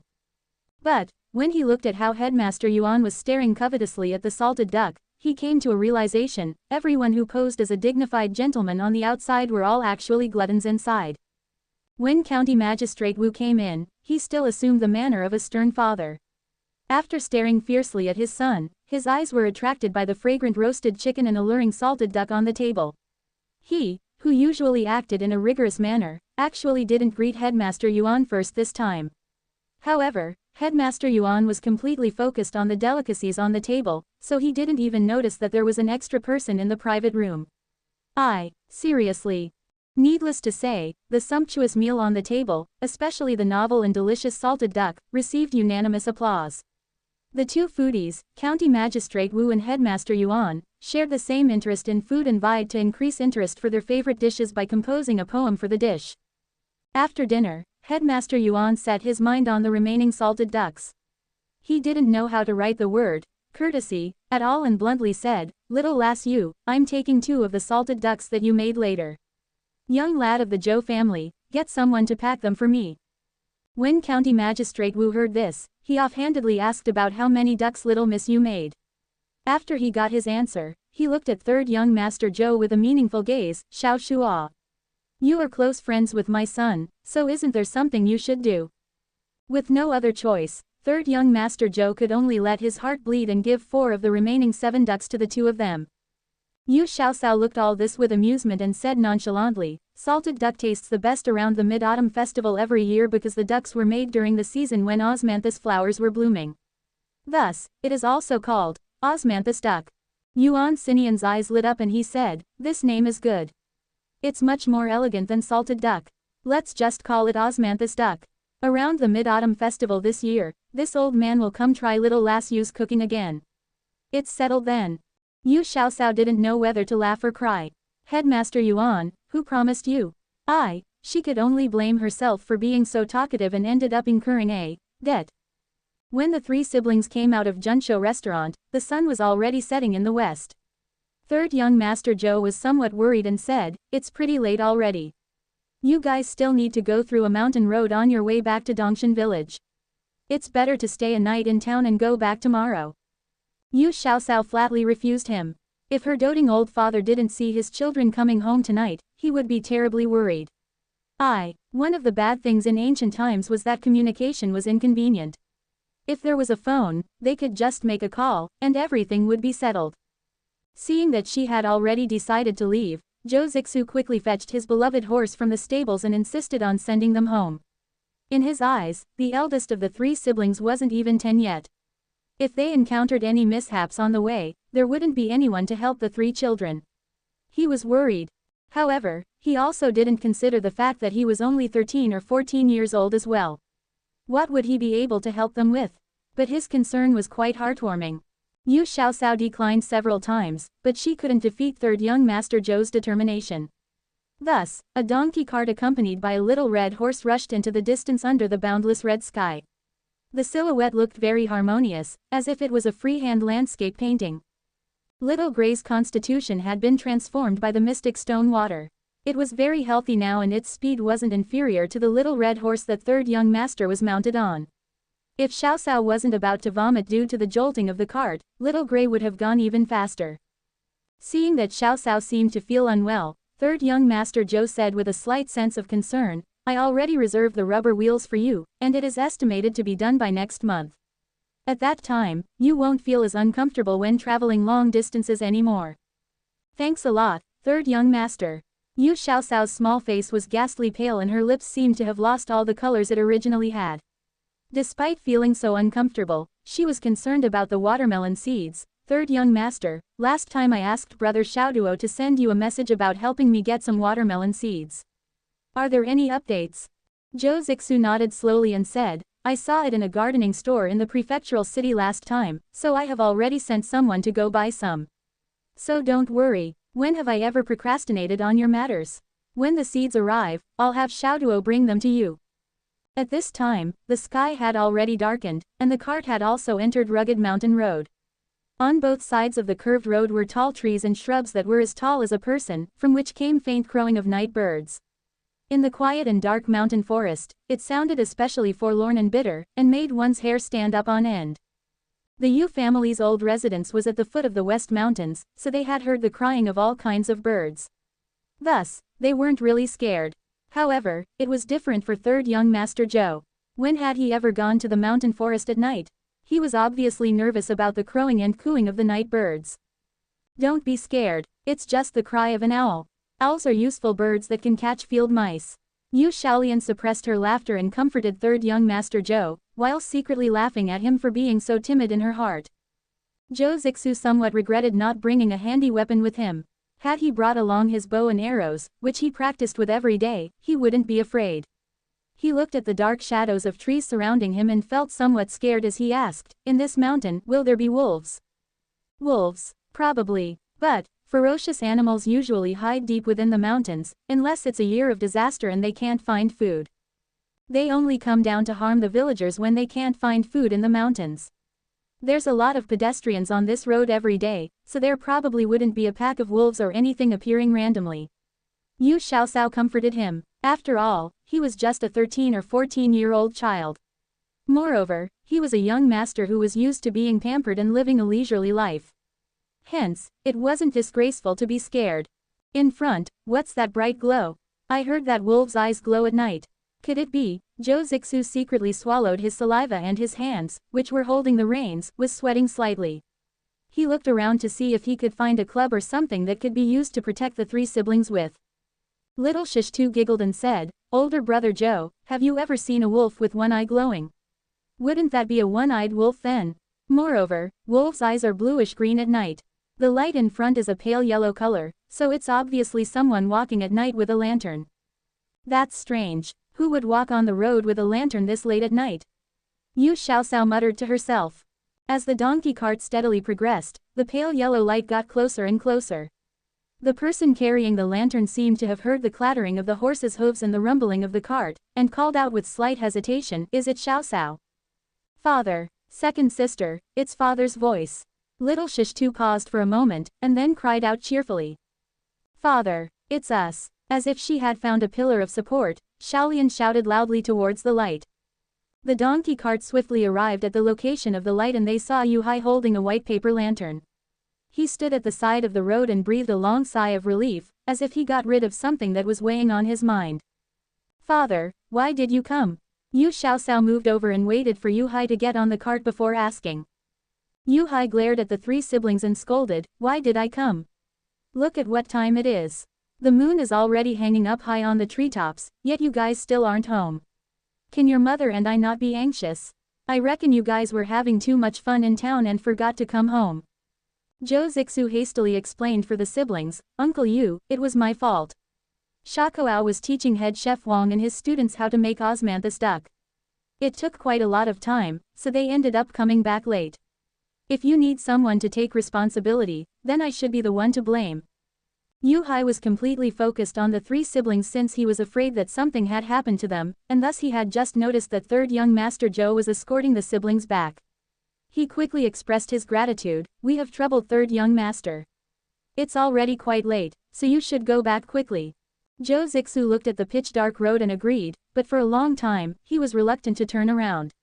Seeing this, Xiaosao turned to her father and said, "Father, it will take third young master over 2 hours to get back. It's dark and windy at night, so it's really quite worrying. Aren't we almost home? Why don't we let him stay for a night?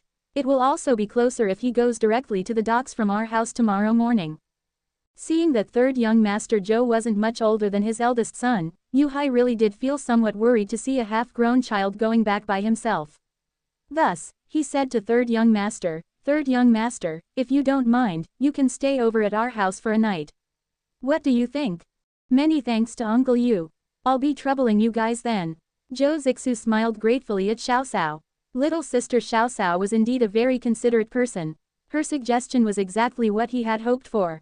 After passing this section of the mountain road, the large tree at the entrance of Dongshan village could be seen. A dark figure could faintly be seen pacing under the tree. Needless to say, that familiar figure was Madame Lu, who was worried about her children. Madame Lu saw that third young master was here, so she didn't say anything and only said with concern, "You guys must come back earlier in the future. Your father and I felt so anxious while waiting for you guys." Yu Xiaosao jumped off the cart, pulled on Madame Lu's hand, and acted like a spoiled child. "Mother, you can rest assured that this won't happen again." When they arrived home, the hot water was already ready on top of the stove. After third young Master Joe and the Yu siblings finished bathing, they soaked their feet in hot water and warmed up their bodies. That night, third young Master Joe, Yu Hai, and Yu Hang slept on the Kong bed in the main room, while Madame Lu, Xiaolian, Xiaosao, and Little Shishtu stayed in the east room. Little Shishtu protested, "Mother, I'm also a boy. I want to sleep on the same Kong bed as father and older brother. Men and women don't sit at the same table after the age of 7. You're only 6 years old, so there's no need to be so particular about that. Hurry up and sleep." Yu Xiaosao disregarded Little Shishtu's protest, took off his outer garment, and shoved him into the blankets. Little Shishtu wailed and resisted but was suppressed by the women in the family. Next door, third young Master Joe was lying on the warm Kong bed as he looked at everything in the room through the dim oil lamp. Although the house had been renovated, it still looked old and worn out. However, the room was furnished in a simple and neat manner. A layer of wallpaper was pasted on the cob wall, which looked like it was about to peel off, beside the Kong bed. The cotton inside the mattress under him had already hardened, but it had been washed until it was clean and fresh. The quilt, which he was using, should be newly made. It was fluffy and soft and had the delicate scent of Chinese honey locust. Zhou Zixu thought he wouldn't be able to sleep in a different environment, but he hadn't expected that he would start to feel sleepy within 15 minutes. While he was half asleep, he could faintly hear the sound of unconstrained snoring beside him. He didn't feel that it was noisy, and he slept even more comfortably instead. Since his birth, he had always lacked a father figure in his life. If he had a father in his life, would he also be like Xiaoshao's father and love him from the bottom of his heart? Would he also be accompanied by the sound of snoring as he slept? Zhou Zixu woke up to the merry singing of the birds. When he first opened his eyes, he seemed to have forgotten where he was, and appeared somewhat confused. PFF'd, he was suddenly startled awake by a girl's burst of laughter. When he looked up and saw Xiaosao standing by the door and smiling, he panicked slightly and hastily shrunk into the quilt. "Why are you hiding? It's not like you're naked." "Yo. Mother, why did you hit me?" Yu Xiaosao experienced sorrow after joy. She clutched her head and pouted with a wronged expression. Madame Lu tapped her head as if she regretted that her children didn't live up to her expectations. She chided, "Just look at you. Is that something a girl should say? Aren't you afraid that third young master will laugh at you? I reckon you should stop running around so much and learn some proper manners." "Mother, third young master isn't a stranger. Aren't I just making a small joke with him? Why make such a fuss?" Yu Xiaosao blinked her innocent eyes and did her best to act cute. Zhou Zixu interceded for her. "Auntie, little sister Xiaosao is still young. Besides, the current emperor had proposed to improve the status of women. So there's even a women's academy in the capital. Nowadays, women aren't encouraged to never leave the house and stay inside all day anymore. Girls can also go to school. Later, let's send Xiaosao and Xiaolian to study in school. Our Xiaosao is very smart, so maybe she can pass the examination and become a female county official." Yu Hai guffawed with a proud expression on his face. Madame Lu glared at him. "You, why are you also making trouble? Third young master is talking about the capital. Where is there a women's academy in our little Tengu town? It's enough for a girl to recognize a few words. What's the point of them studying in school? Mother, you really have the feudal way of thinking, such an old fogey." Yu Xiaosao stuck out her tongue at her mother. Madame Lu continued to glare at her. "Then you shouldn't eat the breakfast that this old fogey made, just go and stay hungry." "Mother, I was wrong. Mother is the kindest, most beautiful, and most open-minded mother in the world," Yu Xiaosao mournfully cried as she circled around Madame Lu as if she was a lively little rabbit. On the side, Yu Hai watched her antics with amusement. Zhou Zixu gazed at the whole scene with a bit of envy. If he had also been born in such a loving household, even if the family was more impoverished, he would still be incredibly happy. "Is Xiaosao home?" The sound of a slightly raspy, youthful voice came from over the walls. Immediately, a tall figure that was dressed in a set of simple black clothing appeared at the gate opening. Yu Hai saw the fellow first and greeted him happily. "Oh, it's Xiao Han ah. Quickly come in, cower, stop teasing your mother and come over. Xiao Han is looking for you. Brother Han, do you need to go to the prefectural city to deliver the wild geese? I'll go to the back courtyard and grab them for you."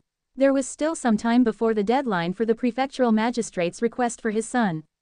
Both of the wild geese were living at Xiao Xiao's home, and she fed them small fish, shrimp, and mystic stone water every day. Now, they were even plumper than they were when they were first caught. In addition, their feathers were sleek and glowing with health, so they seemed much more lively and energetic.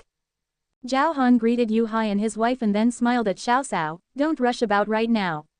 Tomorrow we'll start preparing for our trip to the prefectural city. My family isn't good at raising animals, so let's not mess around with those two wild geese. It's better for them to spend an extra day at your place. Yu Hai watched as his daughter chatted with Zhao Han and quietly spoke to Madame Lu. Xiao Han, that child, has always treated people courteously. It's obvious that sister-in-law Zhao knows how to raise children. Muyun, do you think that Xiao Han treats our youngest daughter a little differently? Our family and older brother Zhao's family, perhaps we could strengthen our ties with a marriage. Don't speculate idly. Kaur is still young and who knows what the future will be like. It's fine that you can talk about this in front of me, but you absolutely cannot let anyone else hear you talk. It'll ruin our daughter's reputation. Madame Lu also liked Zhao Han. However, per her intuition, she had a feeling that the Zhao family wasn't from a humble background, especially the madam of the family. Her every movement indirectly revealed that she had a noble background, so it was obvious to Madame Lu that things were not simple. If her hunch was correct, then the Zhao family had an extraordinary background and were not one that their Yu family could marry into. Zhou Zixu, who had just walked out of the room, managed to overhear Yu Hai's words, and he felt a bit uncomfortable in his heart. The look in his eyes as he inspected Zhao Han turned a bit resentful. He's only from a hunter's family. No matter how much education or manners he has, he's still a crude person. How could he possibly be a good match for his younger sister Xiao Xiao? The still immature youth interpreted the discomfort in his heart as a desire to protect his younger sister. In Zhou Zixu's eyes, his younger sister Xiao Xiao was even more precious than those so-called young ladies from the wealthy families in town. Zhao Han saw Zhou Zixu out of the corner of his eye, and he wasn't quite sure what to think of this young master from the Zhou family. Why did he stay over as a guest at the Yu families? However, he restrained the questions within his heart. Instead, he nodded and smiled politely at third young master Zhou. Unexpectedly, he received a look full of dislike from the other youth. Zhao Han felt even more perplexed inside. When did I ever offend third young master Zhou? Ah, the thoughts of a young master from a rich family are hard to understand. Zhao Han offered the little roe deer that was in his arms and sighed. Didn't I say that my family is not suited to raise animals? Tiny was only at my family's place for a little bit and has become so listless. We made sure to offer it the best fodder available, but it doesn't seem to want to eat any. Just look, it's gotten so skinny that you can see its rib bones. Tiny. Did Tiny get sick? Little Shishtu came out from the back courtyard and felt his heart ache at the sight of the listless little roe deer. When it saw its playmate, Tiny seemed to become more energetic and used its head to rub little Shishtu's arm. A pair of large and limpid eyes looked piteously at Yu Xiaoxiao as if it was trying to say, I won't eat the green vegetables anymore, please let me come back. Yes, that's right, this little roe deer couldn't restrain itself from eating the alluring green vegetables that had been watered with mystic stone water. When the family wasn't careful, it ate a whole patch of green vegetables and had been banished away by Yu Xiaoxiao to Zhao Han's family. Because Xiao Xiao had solemnly entrusted the task to him, Zhao Han did his best to take good care of the little roe deer and even bought some of the highest quality feed for it. However, the little roe deer thinned down with each passing day. If another 7 to 8 days passed, then it would no longer be able to walk without stumbling. If it still didn't go back home, then he was afraid that the next time Yu Xiaoxiao saw the deer she would only see a tiny little corpse. After she saw the little animal's current state, Yu Xiaoxiao felt her heart soften as she rubbed the little creature's head. She quietly said, Are you going to eat the vegetables in the future then? Make sure to remember, you absolutely cannot touch anything that is growing in the fields. You got that? The little roe deer acted as though it could understand everything she was saying and cheerfully nodded its head. It quickly became much more energetic. Yu Xiaoxiao laughed and scolded, You crafty little thing. You know how to injure yourself to gain people's sympathy. You've truly become more sentient. When Zhou Zixu saw Xiao Xiao smile brightly with her dimples showing when she talked to Zhao Han, the uncomfortable feeling in his heart increased. He scampered over and interjected, This little roe deer looks pretty clever. Hearing the little roe deer getting complimented made little Shishtu feel like he was getting complimented instead. He lifted his chest proudly and said, Tiny is very well behaved and never poops around. It can even understand what we say. Zhou Zixu continued to praise the little roe deer. As the other people were talking, Yu Xiaoxiao washed a few vegetables and took off a few leaves before sprinkling some mystic stone water on top. The little roe deer stared at the leaves unwaveringly and had a completely gluttonous look on its face. Yu Xiaoxiao had little Shishtu put the little animal down. The little roe deer first looked at her and only after it got her approval did it rush towards the vegetables leaves and gobble it down happily. As it ate, its shaggy little tail waved happily and both of its ears twitched. It looked incredibly adorable. Brother Han, when we go to the prefectural city tomorrow, will Uncle Zhao be going too? Yu Xiaoxiao asked quietly as she stood next to Zhao Han, watching the roe deer eat. Zhao Han smiled and nodded his head, yup. The prefectural city is too far from here, so my father doesn't think it's safe for me to go alone. Yu Xiaoxiao pursed her lips and replied somewhat enviously, the furthest I've been to is the town, I've never been to the prefectural city. Zhao Han apparently had heard her hint within her words and looked at her gently, how about, I could talk to Uncle Yu and see if you could also go with us to the prefectural city. Yu Xiaoxiao's eyes lit up and she secretly glanced at Yu Hai, who was picking vegetables from the fields. She quietly replied, do you think that it'll work? The prefectural city is so far from here that we can't get back in the same day. My father will definitely not agree to this. Zhou Zixu felt rather resentful about Zhao Han abducting Yu Xiaoxiao. He frowned and earnestly interjected, Brother Zhao, younger sister Xiaoxiao is not related to you by blood. Although she's young, she's still a girl and is not suited to spend the night away from home. When she heard Zhou Zixu say that, Xiaoxiao immediately felt that her hopes were even more uncertain. She pouted her lips in unhappiness. Zhou Zixu tried to console her. My family has a small residence in the prefectural city and the renovations are almost finished there. I can bring you to the prefectural city to play and conveniently find a good location to establish a branch of Junshou restaurant.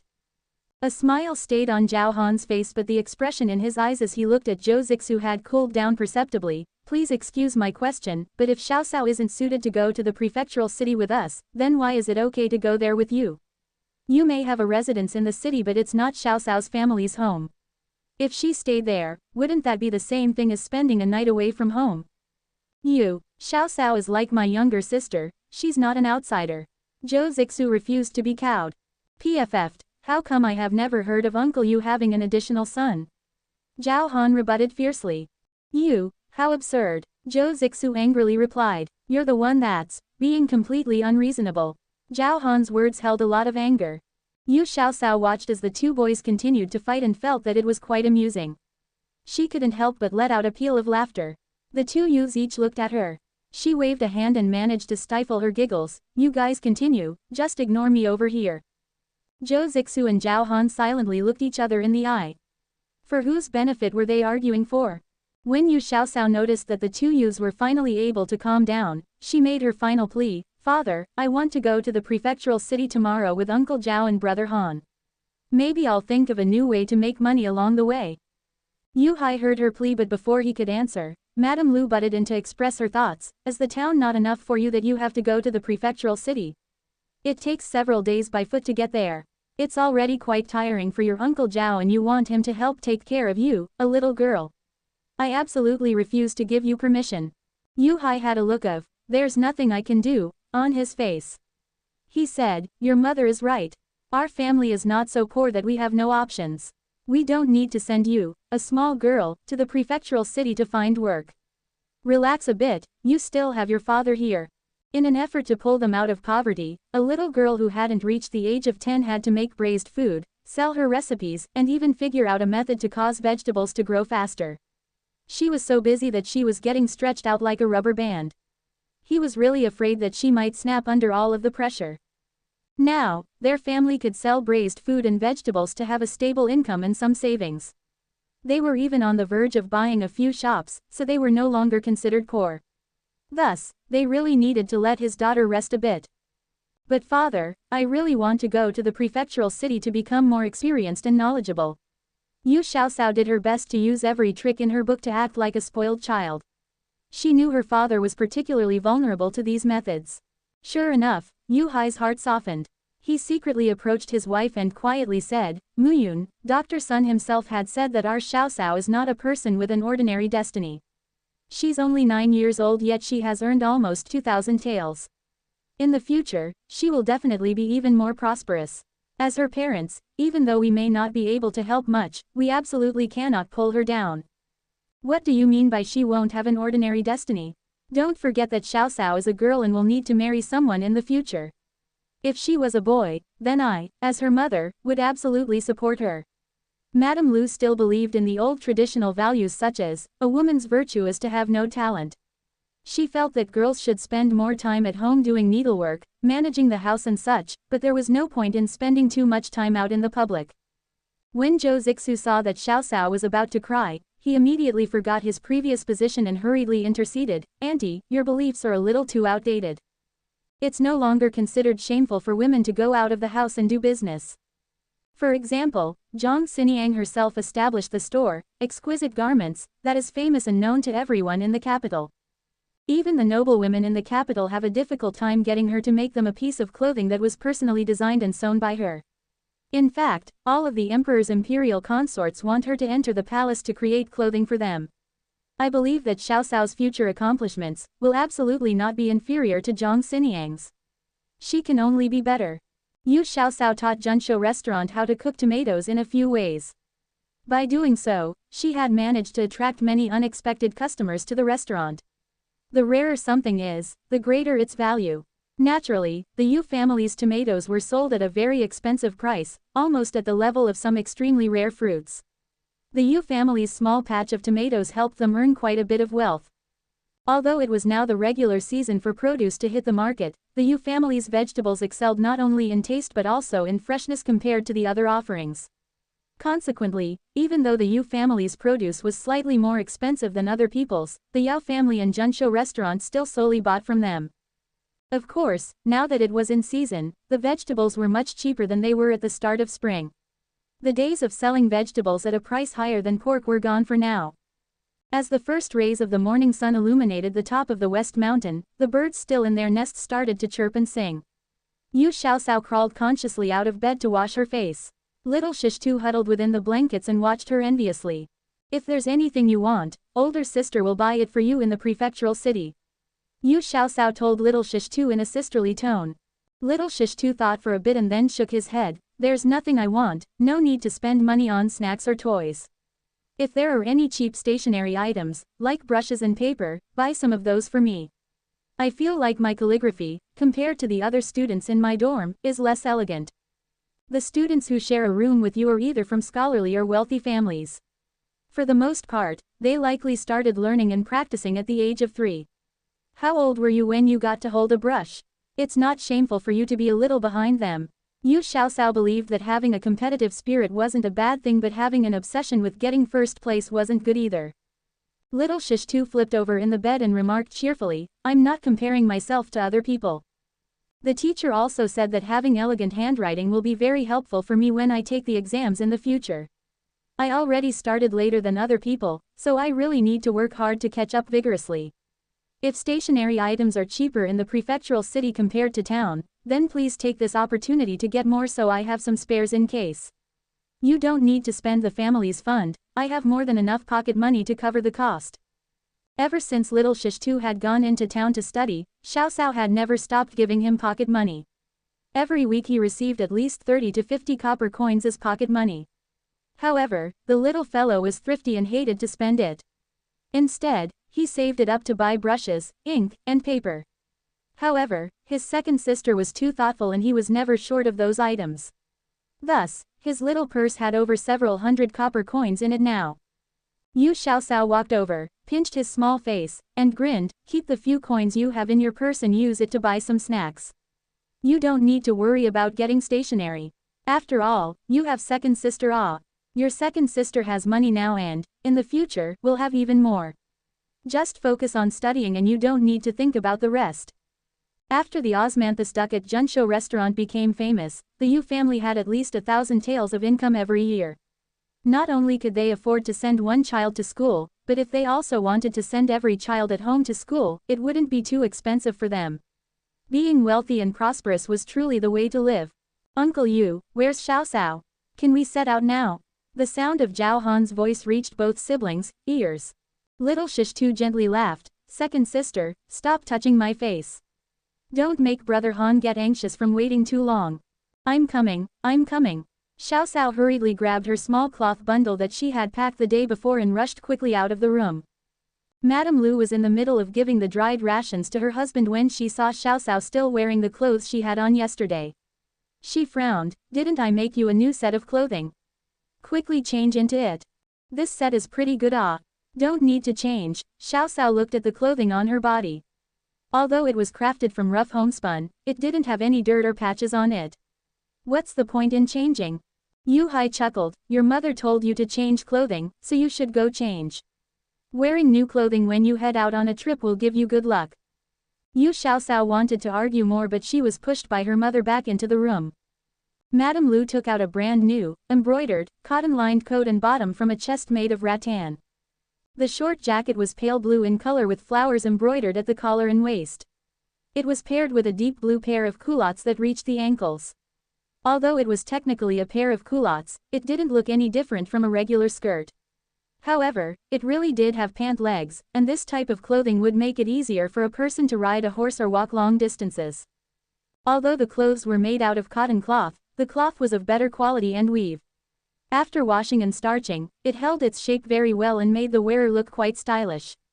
This was the first time since she had transmigrated over that Yu Xiaoxiao was able to wear a set that was so formal. She turned a few times in front of Madame Lu, admiring herself.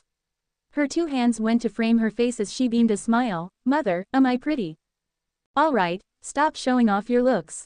Sit down, Mother will help you style your hair into 2 buns. Madame Lu had deft and nimble hands. Before long, she finished styling Xiaoxiao's hair and used a long band of ribbon to decorate, tying it into a large bow.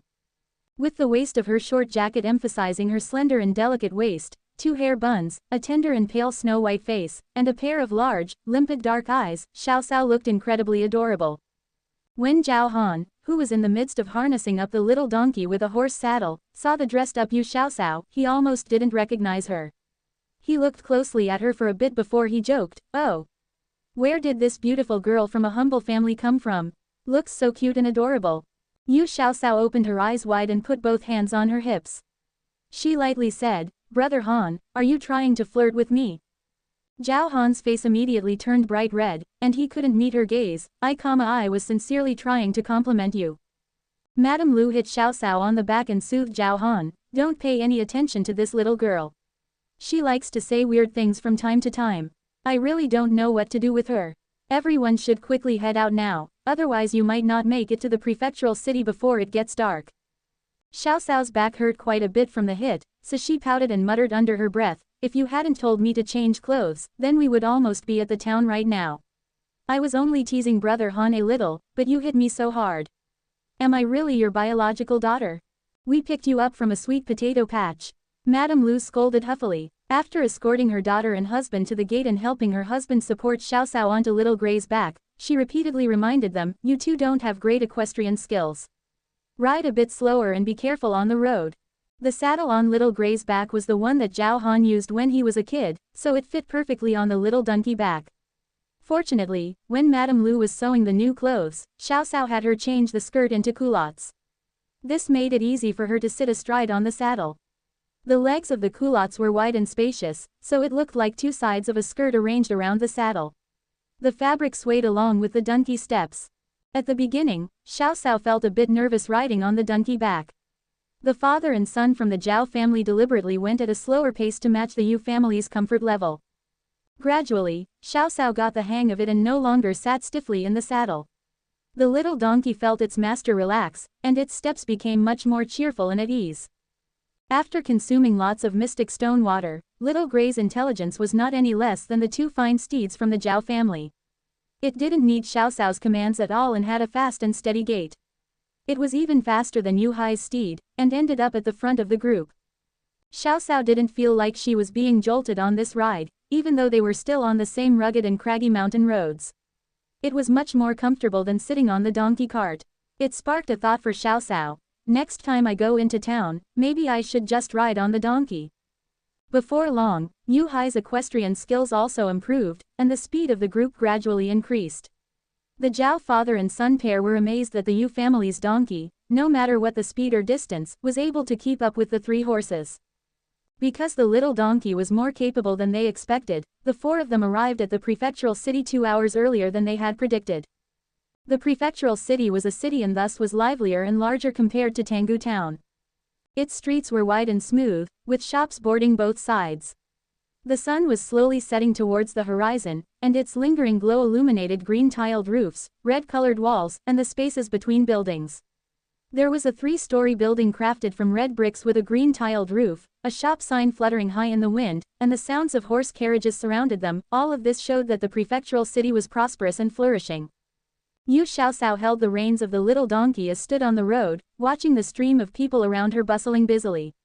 There were some who were elegant, some who were fresh, some who were sincere, and some who were experienced. Her ears were filled with the sounds of peddlers bawling their wares, punctuated by the occasional high-pitched neigh of a horse. It was the scene of a golden age, flourishing beyond her dreams.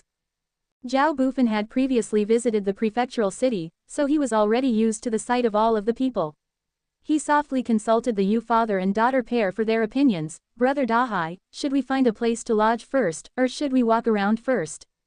Yu Hai looked at his daughter and asked, Cower, what do you want to do? How about we first find a place to stay first? We should feed Little Gray and the horses, and also freshen ourselves up. It won't be too late to look around after doing that. In any case, they were going to stay at the prefectural city for 2 nights, so they had all of tomorrow to walk around. They didn't need to try to fit everything in tonight. Zhao Han immediately expressed his approval. Xiaosao, I know a night market in the area. It's pretty exciting at night with a lot of snacks from different provinces, and you can even find some good deals too. You will probably like it.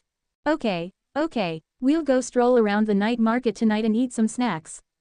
In her previous life, Yu Xiaosao had started working to support her family when she was 15 to 16 years of age. She was always busy and had very little time to do things like walk around a night market and taste snacks. In this life, she still needed to make money, however, she could also take the time to have some fun and enjoy the scenes of life. The group of 4 found a clean inn to live in that was near the night market that Zhao Han had mentioned. The prefectural city was considered a large city, so the expenses there were naturally higher.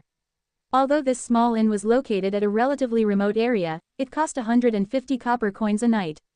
In total, for 4 people, it came out to 600 copper coins a night, which didn't include food and drink expenses. For 2 nights, more than a tael would be spent. Yu Xiaosao first went to the back courtyard and made sure to take good care of Little Gray and the 3 horses. On the way to the city, in order to conserve the animals' strength, Xiaosao had fed them almost all of the mystic stone water that was kept in her personal water pouch. The inn provided fodder for the animals. The 3 horses had a decent appetite. They had only had some water during the whole journey, so they had long been hungry. When the fodder came out, all of them ate it with delight. However, the little donkey had been raised by Xiaosao, so it was much pickier. It impatiently stomped its hooves and disdained the provided fodder as below its status. This little inn was run by a family. The person in charge of feeding the animals was a young girl about the same age as Xiaosao. When she noticed that the gray donkey didn't want to eat, she asked Xiaosao, is this donkey not feeling well? How come it doesn't want to eat food? Yu Xiaosao smiled, my family's little gray has been spoiled rotten by me. It doesn't like eating food that's given to it by outsiders. Little sister, give the fodder to me, I'll feed my donkey. The little girl also had to go into the kitchen to light the fire. When she heard what Xiaosao said, she placed the fodder from her basket into Xiaosao's hands and said, then I'll have to inconvenience you, guest. Yu Xiaosao waited until the young girl walked far away. Only then did she sprinkle the remaining water from her water pouch onto the fodder. She placed the improved fodder into the feed trough in front of Little Gray. The little donkey licked her hand and then cheerfully started eating. The other 3 horses apparently could tell that the fodder in front of Little Gray was different and stretched out their necks. If they didn't have their lead ropes pulling them back, they would have long started fighting over the food with Little Gray. Xiaosao shook her water pouch, showing that it was completely empty. She stroked third young Master Zhou's little red horse and softly said, just accept these less than ideal circumstances for tonight, I'll make sure to give you guys something good to eat tomorrow. Little Gray somehow knew that its own food was being eyed with jealousy by the other 3 horses, so it rapidly inhaled all of the fodder until the trough was swept clean. Satisfied, it opened its mouth and nickered a few times. The other 3 horses had nothing to fight for, so they had no choice but to eat what was left in their own food bins. Zhao Han had finished moving their items into the room and came over. He noticed Xiao Cao in the back courtyard and asked, "Xiao Cao, do you want to rest a bit? I'm not tired, let's stroll around the vicinity." Although riding a donkey for a long distance was hard and tiring, Xiao Cao had her cheat item, mystic stone water. Just drinking a mouthful was enough to energize her and eliminate fatigue. The small inn was in a location where the commoners of the prefectural city lived. Nearby, there were shops that sold small goods that were almost the same price as the same goods in Tenggu town. However, they had varieties of cloth material and designs of jewelry that could not be found in the smaller town. At one of the shops in the vicinity, Xiao Cao immediately noticed a thin cotton cloth that caught her eye. It was dyed with an elegant pattern that reminded one of tree branches. If Madame Lu had a piece of clothing made from this cloth, she would definitely look very stylish. The cloths sold in Tenggu town were either dyed a simple color or over the top with bright colors and patterns that could seem garish on some people. She needed to buy more of this type of simple yet elegant material to bring back home. Xiao Cao was never extremely frugal with her own spending. In addition, the price for the cloth was not expensive, as it was about the same as those found in Tenggu town. But there was more variety. She asked the shopkeeper to cut her 10 feet of each cloth that she liked. Behind her, Zhao Han soon found his hands full of cloth bundles. Not far from them, there was a small silverware store. Xiao Cao remembered that when her mother was doing her hair she had lamented that they didn't have any hair ornaments. They could only use leftover scraps from sewing clothes to tie a bow onto her hair. All girls love to dress up, so Xiao Cao stepped into the silverware store without any hesitation. Inside the store, there was a 12 to 13-year-old girl at the counter. Although she was average-looking, she had a business-like demeanor. When she saw a customer step in, the girl didn't judge the person by the way she looked and still warmly greeted her. "Little sister, do you want some jewelry? Where are your parents?" This was the first time that Yu Xiaoxiao had entered into a silverware store. Her eyes looked avidly around and were caught by the glittering and shining pieces of jewelry in the store. With her family's current financial situation, buying gold ornaments would be a bit too ostentatious and inconsistent with Xiaoxiao's desire to stay under the radar. She still needed time to implement more money-making schemes. She smiled at the shopkeeper girl and went to the display counter that had silver ornaments. The display had a layer of dark-colored cloth at the bottom, which made the silver jewelry inside seem more bright and shiny. At this point, the shopkeeper girl saw Zhao Han, who had just entered the store. Although Zhao Han was only around 12 to 13 years of age, he had a sturdy and tall body from practicing martial arts all year round.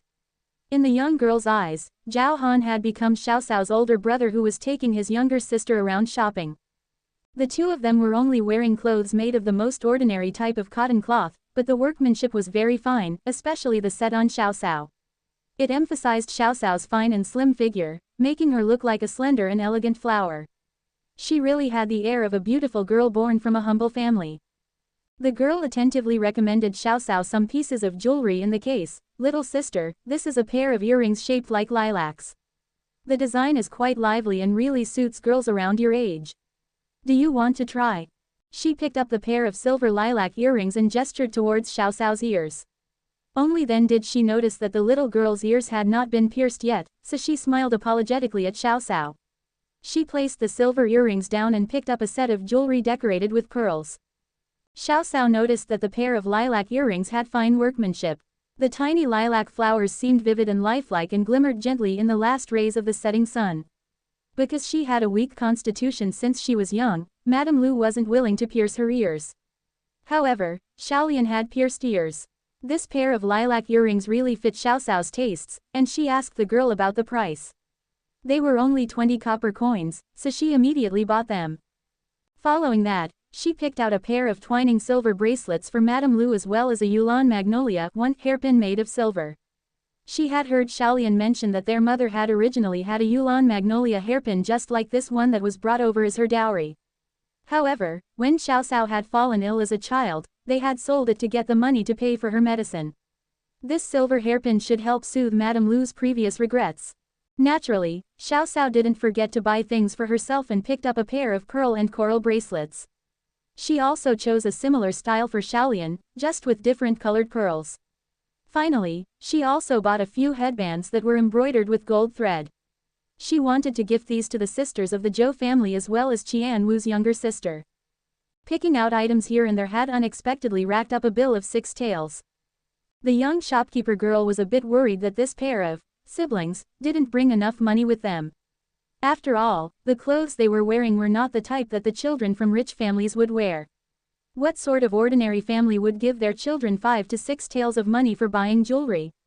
Even in the prefectural city, an ordinary family's dowry for their daughter would not exceed 10 taels worth of jewelry. The young girl felt somewhat anxious but kept a smile on her face. Altogether, it comes out to 6 taels and 200 copper coins. My shop's jewelry is all self-made, so I'll just waive the small change. Just give me 6 taels in total. 6 taels total. This is absolutely not expensive. The pair of bracelets and silver hairpin had to weigh almost 2 ounces total. If the shop also had to pay for a silversmith to shape these items, then the shop really wouldn't have much profit. Fortunately, this shop made all of its own items, so it saved a bit on the wages for the smith. Xiao Xiao took out her embroidered money pouch and fished out an ingot of silver worth around 10 taels. She then took the smaller pieces of change and stuffed them into the pouch. Xiaolian had actually embroidered this pouch, so it had a unique sunflower design on the outside. The shopkeeper girl was interested in the design on the pouch. After getting Xiao Xiao's permission, she sketched the pattern out. The girl was the daughter of an old silversmith and had a lot of talent in creating and making silver jewelry.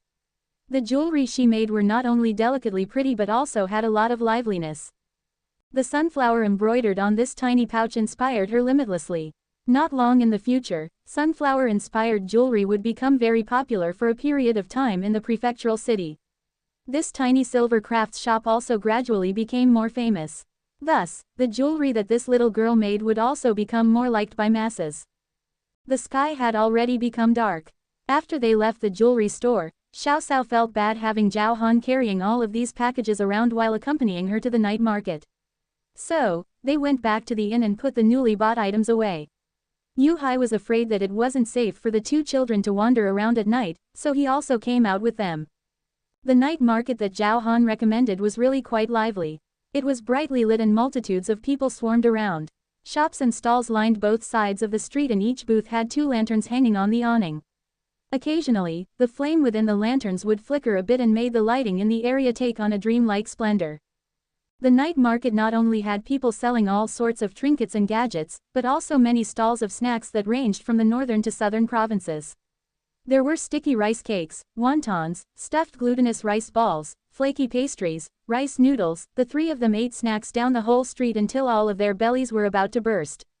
All 3 of them exclaimed and rubbed their tummies in discomfort. Only when the night market was about to close did Xiao Xiao reluctantly leave.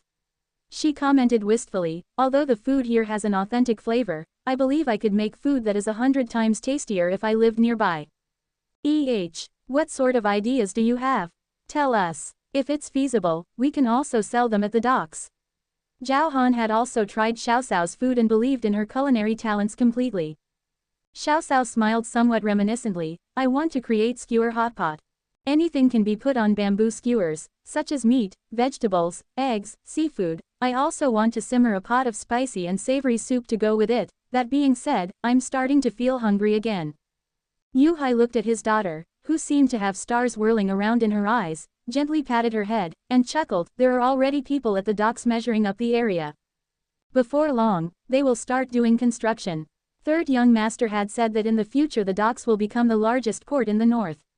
There will absolutely be much more people there than before. In the future, we can have a shop there selling braised food as well as the skewers and soup that you were talking about. How about, you first make some, and I can help you try them. If they are truly as delicious as you say, you absolutely can make money off of them. Zhao Han felt the gluttonous monster inside him rear its head when he heard Xiao Xiao's descriptions. Who knew how long it would take for the port to finish construction, so didn't that mean he had to wait an unknown period of time to satisfy his cravings for skewer hotpot? The best scenario would be for Xiao Xiao to first make some, so he could eat to his heart's content. Not a problem. Tomorrow, let's buy some spices and seasonings in the city. When we get back home, I'll make some for you to try. The materials to make food skewers could be found anywhere. For example, Chinese cabbage, green vegetables, romaine lettuce, tofu, mushrooms and other such vegetables were quite cheap. As long as one simmered a tasty soup, you could boil whatever you wanted in it. What a treat! The three people started to walk back towards the inn as they continued to discuss skewers simmered in soup. Suddenly, someone blocked their way. This person had a tall and imposing figure, which showed that he had done martial arts since he was young. He stared at Zhao Han for a good while before he asked somewhat emotionally, "Excuse me, younger brother, are you surnamed Zhao?" Zhao Han stopped smiling and pursed his brows. He replied cautiously, do you recognize me?" No, little brother, you look very similar to my teacher, and my respected teacher's surname was Zhao." When the large man didn't hear him refute, he became even more excited. His fierce-looking eyes started to hold back tears. Zhao Han actually didn't look much like his father and took after his grandfather instead. The Zhao family all seemed to have a natural talent for martial arts. Even though Zhao Han was only a preteen, a group of 5 to 6 ordinary men wouldn't be his opponent. Zhao Han carefully sized up the large man in front of him and apparently made a decision. He stowed away his suspicious nature and asked in a low voice, "Excuse me, but are you surnamed Fang?" "The Fang, from the word for house." Yes, I am your martial uncle, Fang Zizhan." "Ah, esteemed teacher, is your grandfather's health still okay? Where have you all been living in hiding? I've been looking for you all for over 20 years, the large man couldn't restrain himself and clasped Zhao Han's shoulder. A smile that almost split his face open blossomed wide. Zhao Han naturally knew of Fang Zizhan. His grandfather had adopted an orphan and treated him like a son, teaching him everything he knew. He was taught the Zhao family's familial martial arts. It was said that before Fang Zizhan went missing, his martial arts abilities were on par with his grandfather's. If there wasn't that bitter and desperate battle, it was likely that martial Uncle Fang would even exceed his grandfather's abilities. Who would have thought that old Zhao, who had moved to Dongshan village over 30 years ago, was actually a brilliant and famous general from the previous dynasty, Zhao Zimo I. General Zhao was a brave and outstanding strategist and even defeated 80,000 troops from the Emperor Emeritus's army at Dingbanpo. The Emperor Emeritus even sorrowfully sighed, "If Zhou Yu were to be born, why must Zhuge Liang exist as well?" 2. He simultaneously admired and despised General Zhao. Admired him for his martial talents, yet hated him for his loyalty to the previous dynasty. Unfortunately, the previous dynasty's emperor didn't cherish him and believed the slander of jealous people.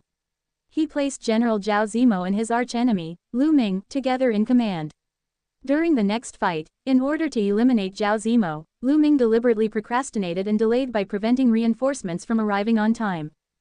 General Zhao had taken his barely 13-year-old son to that blood-soaked battlefield, and they had repeatedly repelled the volunteer army's attacks. Without reinforcements, the battle that day was a fight to the death. The Emperor Emeritus, who at that time was only the head of the volunteer army, had a heart who liked talented people, so he sent people over and over again to persuade General Zhao to defect. However, all of his attempts had been rebuffed. General Zhao struggled bitterly for a whole 8 days, but the enemy's strength was on an entirely different level. In the end, General Zhao was not a match for them. On that fight, almost all of General Zhao's army had been completely defeated. Fang Zizhan had become seriously injured while trying to cover for his teacher's and younger martial brother's retreat, and they didn't know if he had survived. In addition, almost all of Zhao Zimo's loyal assistants had become casualties, and he himself had sustained serious injuries that left him unconscious. One of his remaining loyal servants had managed to drag him out of a pile of deceased soldiers and carry him to safety. General Zhao had just narrowly escaped death from that fateful battle. As for Lu Ming, he actually framed General Zhao for treason and accused him of betraying the country. The previous dynasty's emperor was muddle-headed and sent down a death sentence decree. Zhao Zimo, who had just managed to stabilize his own injuries, was helpless against this accusation. All he could do was take his only son with him on an arduous journey, evading the forces of the dynasty he had wholeheartedly tried to protect. Luckily, before long, the previous dynasty had been overthrown by the volunteer army. Only then was Zhao Zimo able to take his remaining loyal servants and his son to live in seclusion next to the West Mountains. That was where he and his family had stayed up until now. For several generations, the Zhao family only had a single heir for the next generation. General Zhao Zimo had been married for several years without any children, so he had raised Fang Zizhen like his own son. Although on paper the two were master and disciple, in private they were truly like father and son. After the dust settled, General Zhao returned many times to that battlefield to find his disciples' whereabouts, but had no news for a long period of time. When Fang Zizhen covered the Zhao's retreat, he had been heavily injured and there were a lot of soldiers after them. Thus, it was likely that he had met his end. At the end of every autumn, the villagers from Dongshan village, if they had a mind to, could find old Zhao at the foot of the West Mountain using a candle to burn some rough straw paper. 3. No one knew who he was paying respects to. At first, when Zhao Han heard that this large man with a giant beard covering his face was the disciple that his grandfather always remembered, he felt extremely happy and excited in his heart. However, he recalled that his family was in an awkward situation. Even though he was young, his grandfather had never concealed anything from him. To be perfectly clear, the Zhao family was technically considered surviving supporters of the previous dynasty. Zhao Han's grandfather had actually injured the current emperor emeritus in battle before. If their identities became exposed, then it was possible that they would all be destroyed. Consequently, Zhao Han did his best to hide his inner turmoil as he prepared to continue to sound out this man who called himself his martial uncle. General, the prefectural magistrate is about to start opening the wine and begin the welcome dinner for you. An energetic and experienced young man saluted to Fang Zizhen with his hands cupped into a fist. General, Zhao Han frowned and somewhat retreated a step. The only people who could be called a general in these days were all officials of the great Ming dynasty. If the man in front of him was his martial uncle, how could he possibly become a general for the great Ming dynasty? At that time, martial uncle Fang had slaughtered many in the volunteer army. Although the brawny man in front of him looked rough, he had a sensitive animal instinct. He could somehow tell that Zhao Han was hesitating and waved his hand at the other youth. I just found a former acquaintance, so I will be unable to attend the reception. Please tell the prefectural magistrate that I will prepare a banquet for him some other day as an apology. After he dispatched the youth, Fang Zizhen spoke to Zhao Han, talking in this area is inconvenient. Where are you staying? I'll accompany you there. No need. Zhao Han looked at the man cautiously and continued, Sir, you have recognized the wrong person. I really don't know a person named Fang Zizhen. How could I possibly recognize the wrong person? Your face is about 80% similar to my master's when he was young. That being said, you also admitted that your surname is Zhao. I absolutely can't be wrong. Fang Zizhen eagerly rebuffed. Zhao Han replied guardedly, some things look the same, some people resemble others. This doesn't really mean anything, right? Zhao is a very common surname, so there are many people with this name. We are only some ordinary hunters, so how could you, esteemed sir, recognize us? Fang Zizhen noticed that ever since his subordinate came over, the youth in front of him, who had previously seemed emotional, had started to plead that he didn't know him. He said, somewhat downcast, dearest nephew, do you blame me for taking an official position in the great Ming dynasty? It's a long story, let's go find a place to slowly discuss what happened. This commoner has nothing to discuss with you, sir. It's getting late, this commoner will leave. Zhao Han respectfully bowed and then called out to Xiao Cao and her father to tell them to leave the night market. Fang Zizhen didn't attempt to stop him.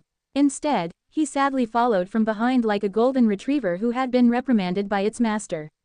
It wasn't easy to find news about his respected teacher, so he absolutely couldn't let this go.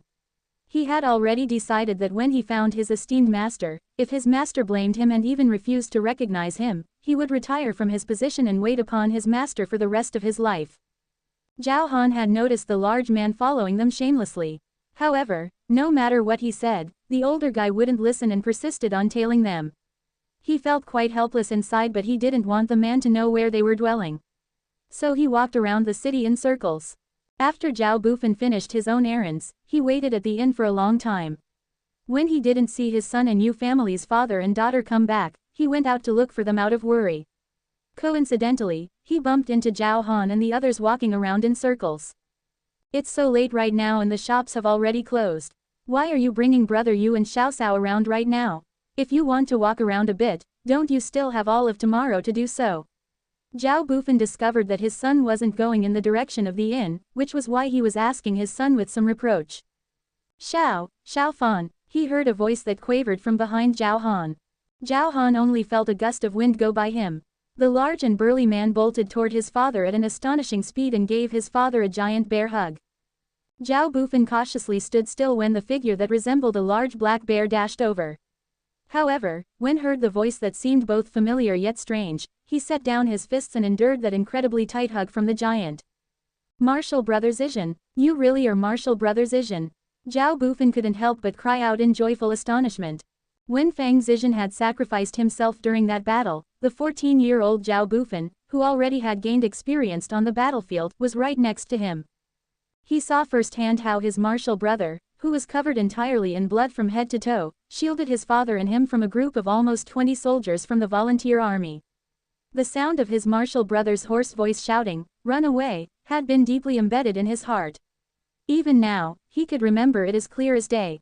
If it wasn't for his martial brother and their loyal servant Uncle Huang, he and his father would have long become two bodies in a grave. Zhao Bufan's fierce eyes held back tears as he tried his hardest to suppress his spiraling emotions. He slowly said, "Older martial brother, you're still alive, that's really too good. Xiaofan, martial brother has finally found you. Is master still doing well? How have you and your family been living these years? I've looked for you all for over 30 years and never gave up. Fortunately, you are all okay." Fang Zizhen hastily wiped tears of joy from his face.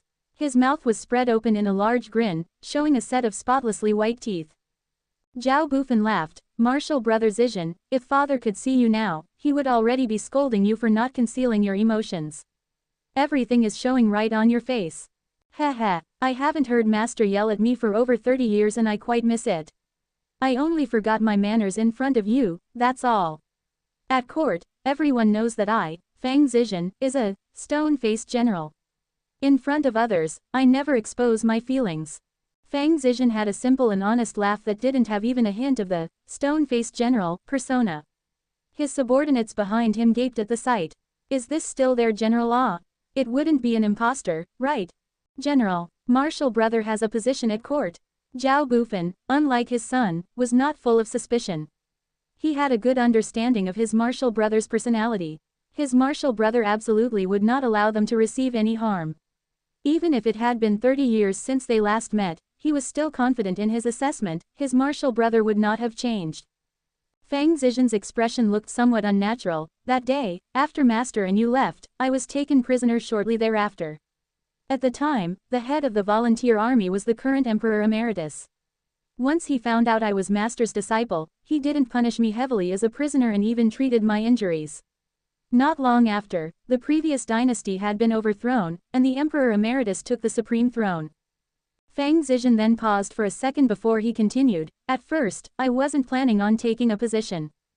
However, the Emperor Emeritus said that only with a high position could I possibly have enough manpower to find the person I wanted to find.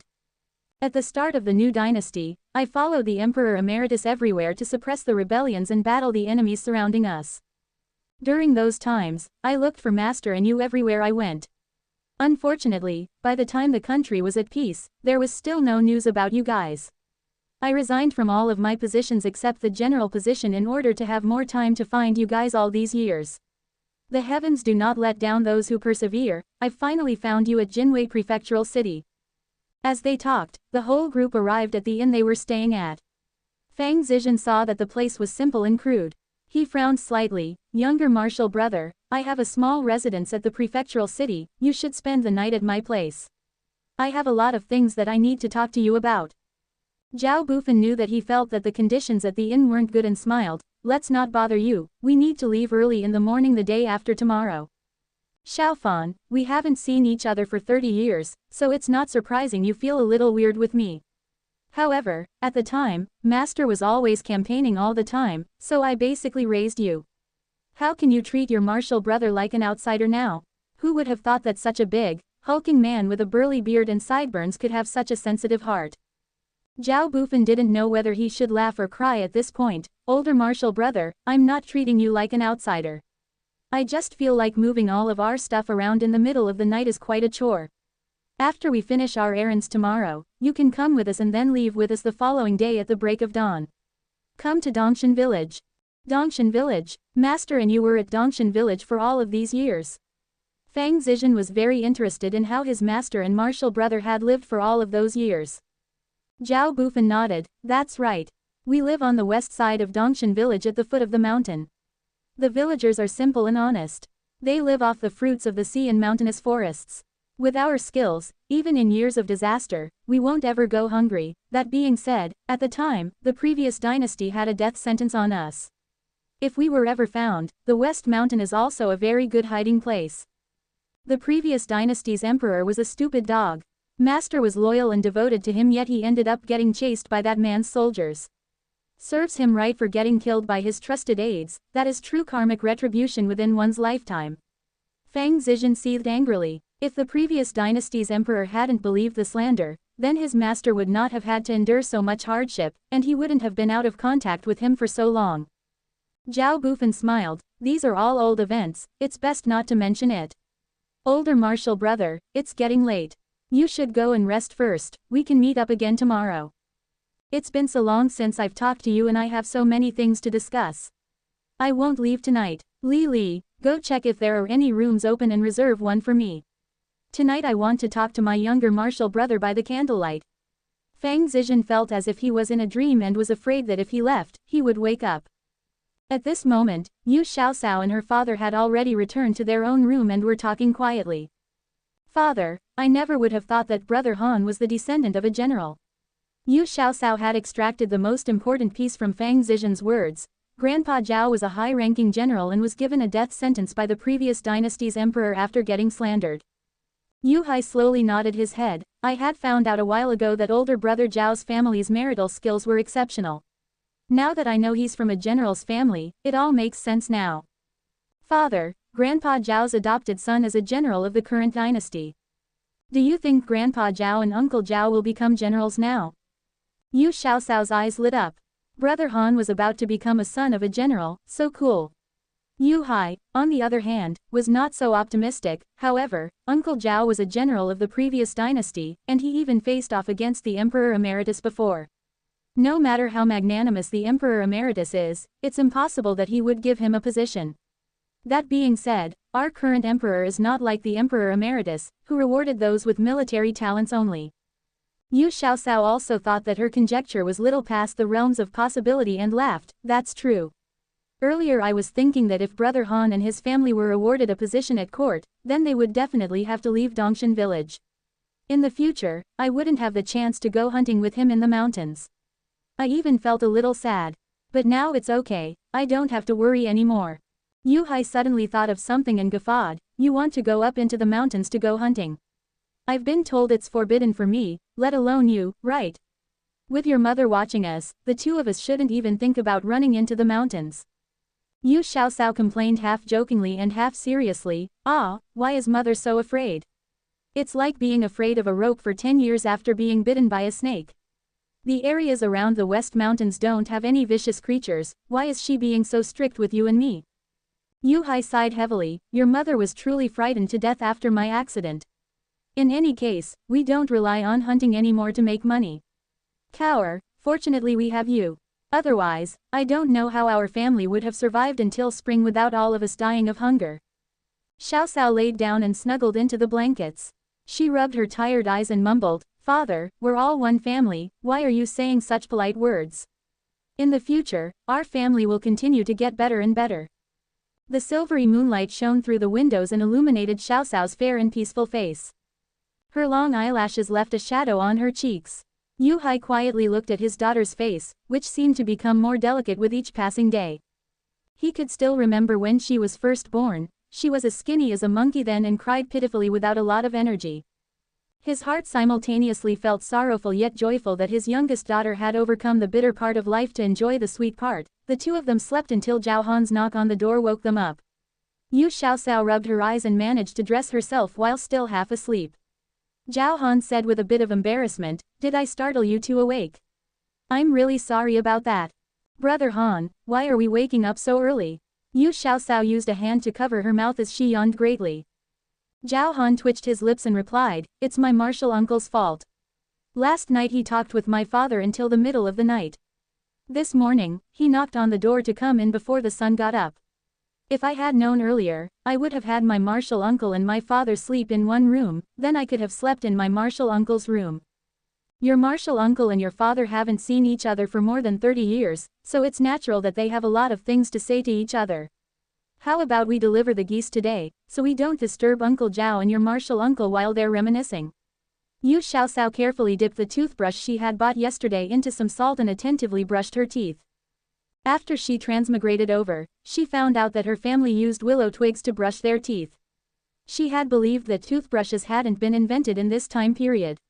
If you weren't careful when you used a willow twig while brushing your teeth, you could end up jabbing yourself in the gums, causing bleeding. She was very unused to this technique. Yesterday night, when they were strolling around the night market, she found a place selling toothbrushes made with the bristles from a pig.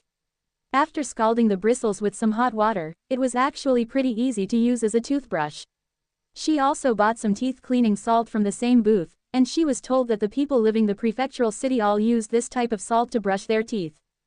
Yu Hai had also been browbeaten by his daughter to brush his teeth. He rinsed his mouth as he said, "Older brother Zhao doesn't have the time today. However, I don't have much to do. The nobility in the prefectural city have a lot of customs. You both are also half-grown children, so be careful not to cause any trouble." Yu Xiaoxiao giggled, "Father, you're really underestimating us. We're just delivering a pair of wild geese, what kind of trouble can we get into? That being said, right now we have a powerful supporter behind us. Brother Han's martial uncle is titled as the Zhaoyang General I and is a third-rank official at court. For the sake of his face, the prefectural magistrate won't try to make things difficult for us. Stop taking advantage of other people's power. Your courage has always been larger than the sky. The prefectural city has deeper waters than you can swim, so don't cause any trouble." Yu Hai pulled on his daughter's pigtails and seriously warned her. Yu Xiaoxiao stuck out her tongue at her father and wrinkled her nose. "I know, your daughter knows the severity of the issue. Stop pulling on my pigtails, it took me a while to braid them up." Normally at home, Yu Xiaoxiao would only braid her hair into simple pigtails and leave it that way. She never tried to wind it into more complicated styles. Earlier, she only managed to add some hair ornaments at the top of her braided pigtails after spending more than half the morning staring into her reflection in the washing water. Yu Hai teased, "You don't even know how to style hair, are you still considered a girl? Are you sure that your soul didn't go into the wrong body and that our family was supposed to have another silly boy instead?" Yu Xiaoxiao rolled her eyes at him. "Am I really your biological daughter, you silly man?" Fang Zizhen's assistant went to the prefectural city's most famous breakfast stand in the morning and took back some takeout for them. Xiaoxiao and her father also benefited from this. They both got to eat Jinwei prefectural city's most famous soup dumplings and erduian fried rice cakes.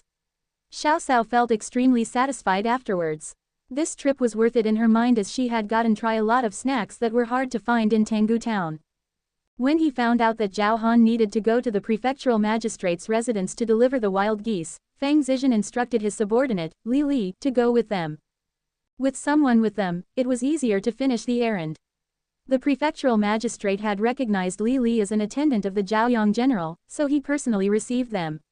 When he saw the two sleek and plump, large geese, he was extremely pleased. In addition, the two people in front of him were recommended by the Zhaoyang General himself, so he naturally wouldn't treat them unfairly. He ended up buying the two geese for around 100 taels total. Zhao Han went according to the deal he had struck at the time with Xiaoxiao and gave her half of the money he received. Xiaoxiao didn't need these 50 taels at this time and graciously said, "Brother Han, you were the one who contacted the buyer and found the geese. I only helped you with some minor tasks, so how could I possibly take your money?" Zhao Han adamantly refused to take back the money and added, "If it wasn't for your secret bait, I would not have been able to trap these two geese so easily. Let me tell you, capturing a live goose is many times more difficult than killing one. Although my archery skills are quite good, I can't guarantee that I would be able to take down a goose completely intact. That being said, you were the one who helped raise the geese at home. After being there for so many days, I doubt anyone besides you could take such good care of these geese. You deserve this money. If you don't take it, then I'll take it as you looking down on your brother Han." After he said that, Yu Xiaoxiao really couldn't refuse anymore. She had no choice but to take the money and said, "All right, then I'll take the money." A simple stroll to the prefectural magistrate's home meant that she made all the money she needed to go shopping in the city. Yu Xiaoxiao shopped around like a fiend for the rest of the day. At noon, she ate at a pretty good tavern for lunch and tried several dishes that were specialties of Jinwei City. After one day in the city, she managed to buy a lot of things. If she wasn't afraid that she wouldn't be able to haul more stuff home, Xiao Cao likely would have spent all 50 taels in one day. The next day, early in the morning, the group of people proceeded to go back home. They had arrived in the city with 4, but they were going home with 3 additional people, Fang Zizhen and his 2 subordinates. On the whole way there, Fang Zizhen was antsy, wishing that they could immediately appear in Dongshan village. His equestrian skills were quite good, and he was riding a horse that was one of the finest steeds available. When he saw Xiao Cao and the others not in a hurry, he couldn't help but propose, "Xiaofan, how about, the 2 of us head off first? With Li Li and the other assistants staying with them, we don't need to worry about Xiaohan's and the others' safety." Zhao Bufan laughed brightly, "Okay. Older martial brother Zizhen, let's see who's better at riding. On behalf of my father, I'll check to see if you've been slacking on your horsemanship all these years, all right?"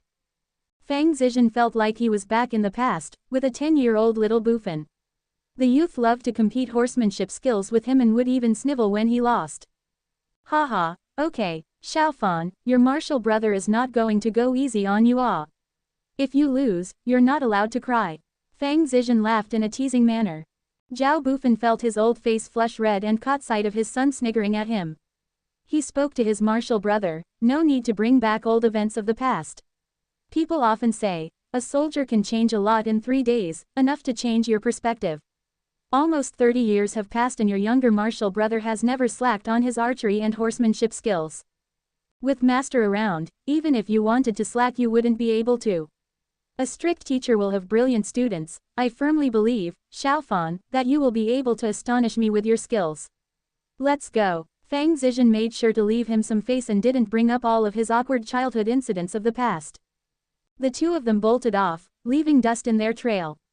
Yu Xiaocao watched their strong and healthy figures rapidly disappearing in the distance and felt extremely envious.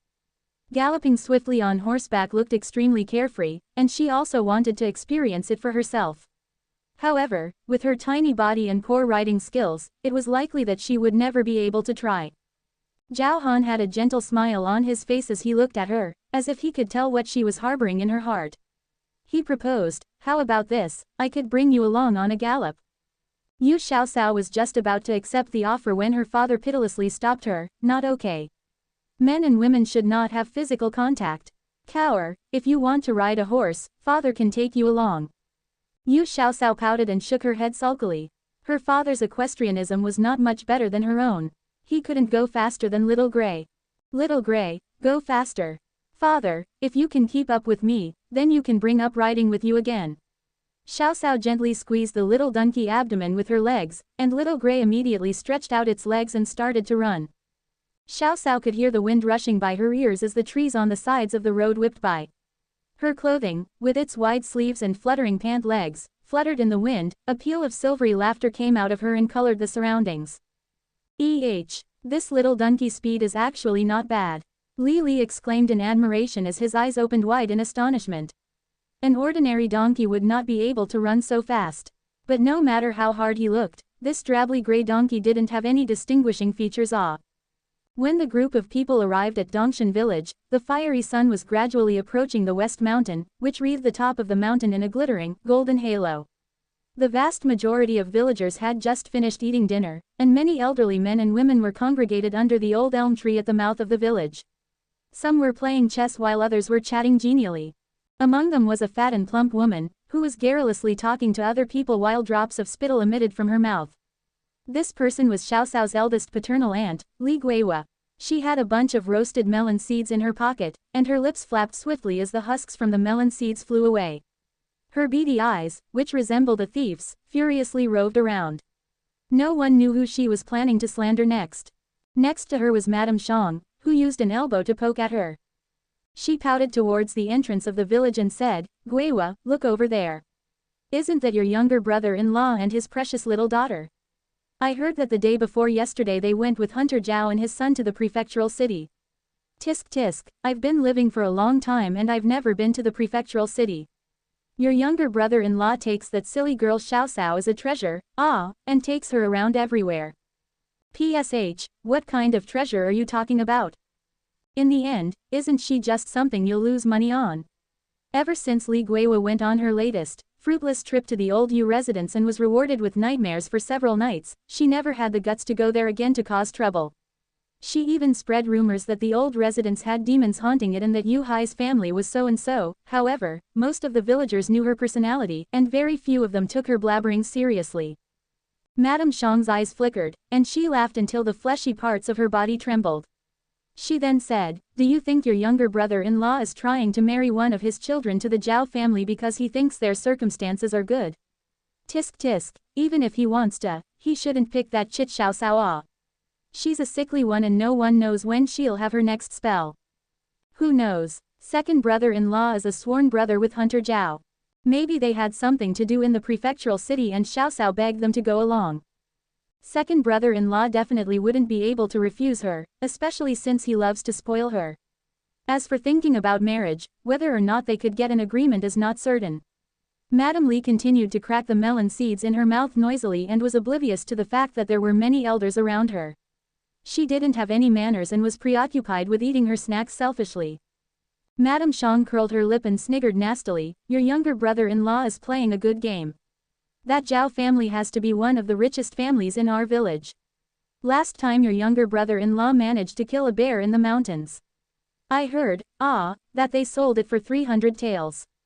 Your younger brother-in-law had such a serious injury, and he has a very good relationship with Hunter Zhao. He must have gotten a big portion of the money." When Madame Li heard that the bear was sold for that much money and that her second brother-in-law probably got a slice of that pie, her expression immediately changed. She repeatedly said, "I'll say second brother-in-law split from the family with a lame leg and there's no one in his family who can do proper work. Yet they're becoming more and more prosperous with every passing day. Now I know that he collected quite a lot of money behind mother and father's back. No wonder he could fix the house, re-fence the courtyards, and even buy so much cloth to make new clothes. That's not okay, I need to tell mother. When Hunter Zhao sold the bear, we hadn't split the family then. They need to compensate a bit." Madame Li stuffed all of the melon seeds that she had into Madame Xiang's hands and impatiently headed home. However, she had just mentioned the money from the bear when Madame Zhang's face twisted and the older woman started hollering at her. In addition, she even got a lot of work assigned to her. There was absolutely no way she could find the time to sneak out to laze about for the next several days. At this moment, at the entrance of the village, the villagers all saw Hunter Zhao and Yu Hai with a few large men wearing silks and satins that had a soldierly air about them. The villagers whispered quietly among themselves. All of the items that Yu Xiaosao bought were hanging on Zhao Han's and Fang Zizhen's assistants' horses. On one hand, it was because the donkey was too small and couldn't carry all of it. On the other hand, she was afraid that people would become envious of her due to all of the stuff she bought. Fang Zizhen was in a rush to see his respected teacher, who he hadn't seen for over 30 years. He directly followed behind Zhao Bufan to go to the Zhao residence. Zhao Han was behind, bringing along Li Li and the other subordinate, and went to Xiao Cao's home to deliver her things. When Madame Lu found out that the Zhao family was welcoming guests, she warmly picked a little bit of each type of vegetable growing in the fields and gave them to Zhao Han to bring back home. Although Zhao Han's family also had some areas to plant vegetables in, no one in his family knew how to farm, so they never had a great yield from their garden. Furthermore, none of their vegetables were as vivid and lush as the Yu family's produce. Ever since Yu Hai's branch split from the main family, they became even closer to the Zhao family. Every few days or so, Zhao Han would deliver some game to them and even help them harvest vegetables. He also never slacked off when he helped them. Thus, from time to time, the Yu family would also send some of their vegetables over. After the members of the Zhao family ate the Yu family's vegetables, they disliked their own green vegetables even more. Even the old man, Zhao Zimo, complimented the Yu family's vegetables many times. The vegetables they grew were lush and extremely tasty. It was easy to eat a couple extra bowls of rice when you had their vegetables to eat. He felt like his own body was getting stronger and stronger with every passing day. Even his old internal injuries, left by his previous military campaigns, seemed to have gotten better by a lot. Zhao Han took the vegetables without any quibbles and even gave the bright red tomatoes to Li Li and the other guy. Li Li had gone with the general to visit other residences in the capital and had seen tomatoes before. However, all of those people kept the tomatoes in pots and used them as decorative plants only. Li Li only found out that tomatoes could be eaten like a fruit after he had a taste of the sweet and sour tomato. That night, he also got to eat tomatoes used like a vegetable in cooked dishes. He suddenly realized then, tomatoes actually weren't considered a fruit but a vegetable. 1. After they saw Zhao Han and the other two people off, Madame Lu started to put away the things Xiao Xiao bought while inquiring Yu Hai and her daughter about what they ate in the prefectural city, their living conditions, etc. As for Xiao Xiao's extravagant spending, Madame Lu had already gotten used to it. Luckily, Xiao Xiao was also very good at making money, so Madame Lu didn't bother saying anything anymore. Xiao Xiao had bought Madame Lu a bolt of simple yet elegant cotton cloth. Madame Lu liked it so much that she almost couldn't bear to use it. However, Xiaolian and Xiao Xiao pestered her to try it, so she wrapped it around her body to take a look. Surely enough, the cloth suited her completely as it really showed off her gentle and sweet-tempered nature. Even Yu Hai repeatedly praised Xiao Xiao for having a good eye. Xiao Xiao then took out the jewelry she had carried under her clothes. She first took out the pair of lilac earrings for Xiaolian and helped her put them on. The delicately fine earrings made Xiaolian's glowing and rosy cheeks seem even more pretty. Madame Lu smiled on the side. Xiao Xiao, this set of earrings you chose are not bad. All girls should have a few things of jewelry. In the past, our family had difficulties, but in the future, we should prepare a few more sets for you two sisters. Which young maiden didn't like shiny and glittery jewelry? Xiaolian absolutely loved that pair of earrings and hairpin studded with pearls. She wore the hairpin in her hair and couldn't bear to take it off. Yu Hai and his wife gently laughed as they watched their daughter admire herself. They thought it was simultaneously a bit funny as well as a bit heart-wrenching. Mother, I bought this for you. Quickly try it on and see if it suits you. Xiao Xiao took out the silver bracelet and hairpin out. She presented them as if they were the finest treasures in the world. Madame Lu let her daughter place the bracelet over her hands as she commented, "What's the point in spending this money? Mother usually has a lot of work to do, so wearing a bracelet would only get in the way, right?" Although she said those words, she still felt warm inside her heart. Daughters were truly intimate with their mothers. When she saw the silver hairpin shaped like a magnolia, her eyes suddenly became wet and hot, and her mouth trembled. When she got married, her two older brothers had also recently married too, so the family was not well off then. The magnolia silver hairpin in her dowry was also her mother's dowry.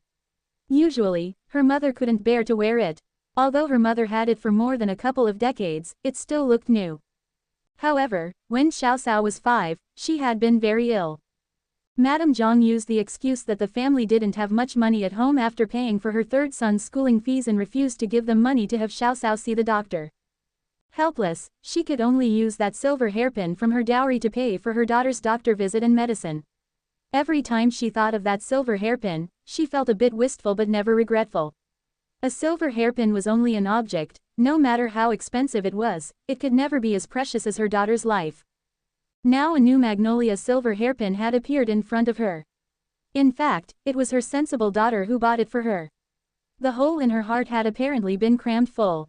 With a daughter like this, what more could she ask for? She once again rejoiced that she had used her hairpin to save her daughter's life. Xiao Xiao saw her mother hold back tears in her eyes as she looked at the hairpin in her hands. Her mother was lost in her thoughts, so she quietly interrupted her, "Mother. I missed you these past few days while I was in the prefectural city. Was everything okay at home? Did anyone from over there come over and make things difficult for you?"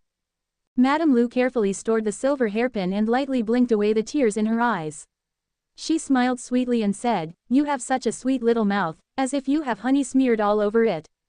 Everything at home was fine, that's right. Third young Master Zhou sent Xiaoduo over today with the watermelon seeds. How should we plant them? We can't delay farming season." "We won't. Watermelons like warm weather, so if we wait a few days it won't cause any trouble. We should start up the Kong bed in the west room. Watermelon seeds need to be soaked to promote germination. It's still a bit cold in the mornings and evenings here, so we need the Kong to be going to keep the temperature warm." Yu Xiaoxiao had a good idea on how to grow watermelon. In her previous life, before her parents passed away, they had also grown 2 mu full of watermelon. At the time, she was in middle school, so she was already doing a lot of work around the family farm. The whole family sat on the Kong bed and was putting all of the things they bought away. Madame Lu came off the bed to make dinner. The Yu family had already gotten used to eating 3 meals a day, so their last meal of the day was usually a bit later than the other villagers. Yu Hai and his daughter had gnawed on some dried rations during noon. Madame Lu felt bad for them, so she especially made a couple more dishes for dinner. Right after they finished their meal, they heard someone knocking on their gate. Shaolian bolted out to open the door and welcomed in Madame Mao, who was holding a basket full of duck eggs. Madame Mao entered the main room with her face wreathed with smiles. She sat cross-legged on the Kong bed and pushed the basket full of duck eggs towards Madame Lu and said, "I'm here to thank your daughter Xiao Sao. Today, Junshou Restaurant's little brother Qian came by and reserved 50 ducks from us for tomorrow. If it wasn't for their relationship with your family, then they would not have bought so many ducks from us and also not need us to slaughter and clean them. You guys wouldn't know this, but before, whenever someone ordered a duck from us, we always needed to slaughter and clean them. Duck feathers are very hard to pluck, so how long would it take us to pluck 50 ducks?" Madame Lu was an honest person, so she spoke truthfully, "We cannot claim credit for this. Today Xiaoduo was helping us in the back courtyard and saw your son, Wuzi, herding the ducks through our bamboo fence. He said that your family did a good job raising the ducks and wanted to know who you were. I merely said a few words about your family, that's all. I absolutely can't take this gift from you. If it wasn't for your daughter Xiao Xiao's talents, how could Junshou Restaurant need so many ducks? If it wasn't for little brother Qian coming by to buy produce from you, how could they find out that my family raised ducks? In the end, we are the ones taking advantage of you. It's only a few duck eggs, that's all. No need to be so courteous." Madame Mao pulled on Madame Lu's hand a couple of times and was extremely warm to her. Originally, Madame Mao had heard from a relative, who worked at Junshou Restaurant, that the recipe for the blazingly popular roasted chicken in town was created by a little girl from Dongshan village, whose surname was Yu. She didn't quite believe the story at the time. How could an 8 to 9-year-old girl, who had been sick and weak for many years, know how to cook food? However, when the Yu family recommended the Zhou family's chickens to Junshou Restaurant, their chickens, which had previously sold poorly, not only completely sold out but they also caught a bunch of chicks in the spring. They said that they wanted to expand their chicken-raising activities. If her family's ducks still couldn't be sold, due to the poor circumstances of the year, they would likely become a deficit for her family. Madame Mao decided to take her chances, despite only half believing the stories, and come over to ask for help. She didn't expect that the Yu family's youngest daughter truly had a gift for cooking. Within a few days, the little girl created osmanthus duck, which was a novel dish that sold very well. It was said that this osmanthus duck not only had a tantalizing flavor but it could also nourish the body in many ways. It was rumored that if you ate it consistently it could alleviate fevers, expel toxins, nourish yin, repair the lungs, moisturize dry areas, and beautify the skin. Madame Mao knew that her husband didn't have a natural gift at doing business like the Zhou family's brothers. Other than raising ducks, he wasn't good at much else. Her eldest son had tuition fees and all of the other expenditures at home depended on them selling ducks to pay for them. In the past, she could only sell 1 duck for every 2 chickens in town. With that, they could barely make ends meet. This was also the reason why she had to haggle over every ounce or copper. Now it was different. With this new dish and her relationship with the Yu family, even if her family raised even more ducks, they wouldn't have to worry about selling them. Madame Mao felt immensely grateful within her heart towards the Yu family for their benevolence and care. This basket of duck eggs was her way of sincerely thanking them. After she saw off Madame Mao, Madame Lu fretted about the basket of duck eggs. Duck eggs did not taste as good as chicken eggs. No matter how you prepared them, they would always have a slight fishy taste. Apparently, they could only just use some coarse salt to preserve them. When the peak farming season came along, they could add another dish to their table then. "Mother, give these duck eggs to me, and I'll prepare them." On the other hand, Yu Xiaosao wasn't the tiniest bit worried over the eggs. In her past life, century eggs and lean meat congee and century eggs stir-fried tofu were both her favorite foods to eat. The best salted and preserved duck eggs also had rosy red yolks, delectable golden yolk oil, and a delicate flavor. Can't think about it anymore, going to start drooling soon. Xiaosao always did what she promised. The next day, she took some Sichuan peppercorns, Chinese cinnamon, fennel, fresh ginger, fine salt and added it to some cold water and let it all boil for around 20 minutes. Afterwards, she poured the mixture into an earthenware jar and placed the duck eggs, which were washed clean, into the mixture and sealed the jar shut. When Madame Lu saw her doing this, she said that she was only making regular salted duck eggs. Using spices like this would be a waste, so she shouldn't do it. Traditionally, when preserving duck eggs, people usually used some red soil and mixed it with water until it became viscous and gooey. Some coarse salt was then added and the whole mixture was used to coat the eggs and marinate them. Xiao Xiao laughed, "Mother, I'm making 5-spice seasoned salted duck eggs. This type of duck egg has a rich fragrance and a savory flavor. I guarantee it will be better than all of the other salted duck eggs you've tried, just wait and see." "Don't we have a whole basket of duck eggs? Why did you only marinate half of the basket?" Madame Lu asked as she helped her daughter. Xiao Xiao thought for a bit and replied with a different question, "Mother, are we able to get some quicklime around here? And Wangdan powder?" "Wangdan powder? Isn't that used by Taoist priests to concoct pills for immortality? Don't tell me that you plan on using the rest of the duck eggs to make immortality pills. That doesn't seem right. I've never heard of immortality pills needing duck eggs." Madame Lu was quite puzzled by her question. When she heard Madame Lu's words, Xiao Xiao felt relieved. It looked like quicklime and Wangdan powder were all obtainable. Surely enough, Madame Lu continued, quicklime is not hard to get a hold of. A lot of townspeople in town use lime to paint their walls when they build a new house. Your youngest maternal uncle knows how to lay bricks, so we can send a letter to him to get you some. As for Wangdan powder, you should probably be able to buy some at a pharmacy. Quicklime was used to build houses. Wasn't third young Master Joe at the docks overseeing the factory construction? Finding him would be perfect. The docks also seemed to have a small pharmacy too, but she wasn't sure if they had any Wangdan powder for sale. Yu Xiaoxiao was burning with anxiety and started to prepare to go to the docks. After she finished breakfast, Xiaoxiao drove the donkey cart along with Xiaolian onto the road to the docks. Just as they left the village entrance, they saw the fat figure of Yu Haixi appear. Previously, Yu Haixi was considered a hooligan in Dongshan village who caused trouble all day long. Using his large and fat figure to his advantage, he bullied all of the other children in the village. After being scared witless by the little divine stone, he unexpectedly did a 180 and dropped all of his bad habits. "Brother Haixi, are you going to the docks? Come up, we have room for you." Yu Xiaoxiao didn't have any ill will towards the reformed Yu Haixi. After all, they were family. She couldn't pretend not to see him just because she disliked his mother. Yu Haixi avoided Xiaoxiao's eyes and chuckled sheepishly, "I'm going to the docks to see if there's any work for me to do. It's okay, I should lose some of this fat on my body, so walking there is better." Yu Xiaoxiao giggled, "Losing weight doesn't happen all at once. Our donkey cart moves fast, and the earlier you get there, the more opportunities you'll have. Stop dawdling, quickly come up." Yu Haixi didn't try to decline her offer again and clumsily climbed onto the donkey cart. Little Gray was still quite calm and didn't decrease its speed despite having a fat Haixi added to its load. Haixi praised the donkey sincerely, "Xiaoxiao, your donkey was raised very well. When you first bought it, it was so skinny that it looked like a bag of bones. It was also so sick that it was at death's door. Everyone said that you guys were wasting money. I didn't expect this donkey to be so sturdy and healthy after being raised by you."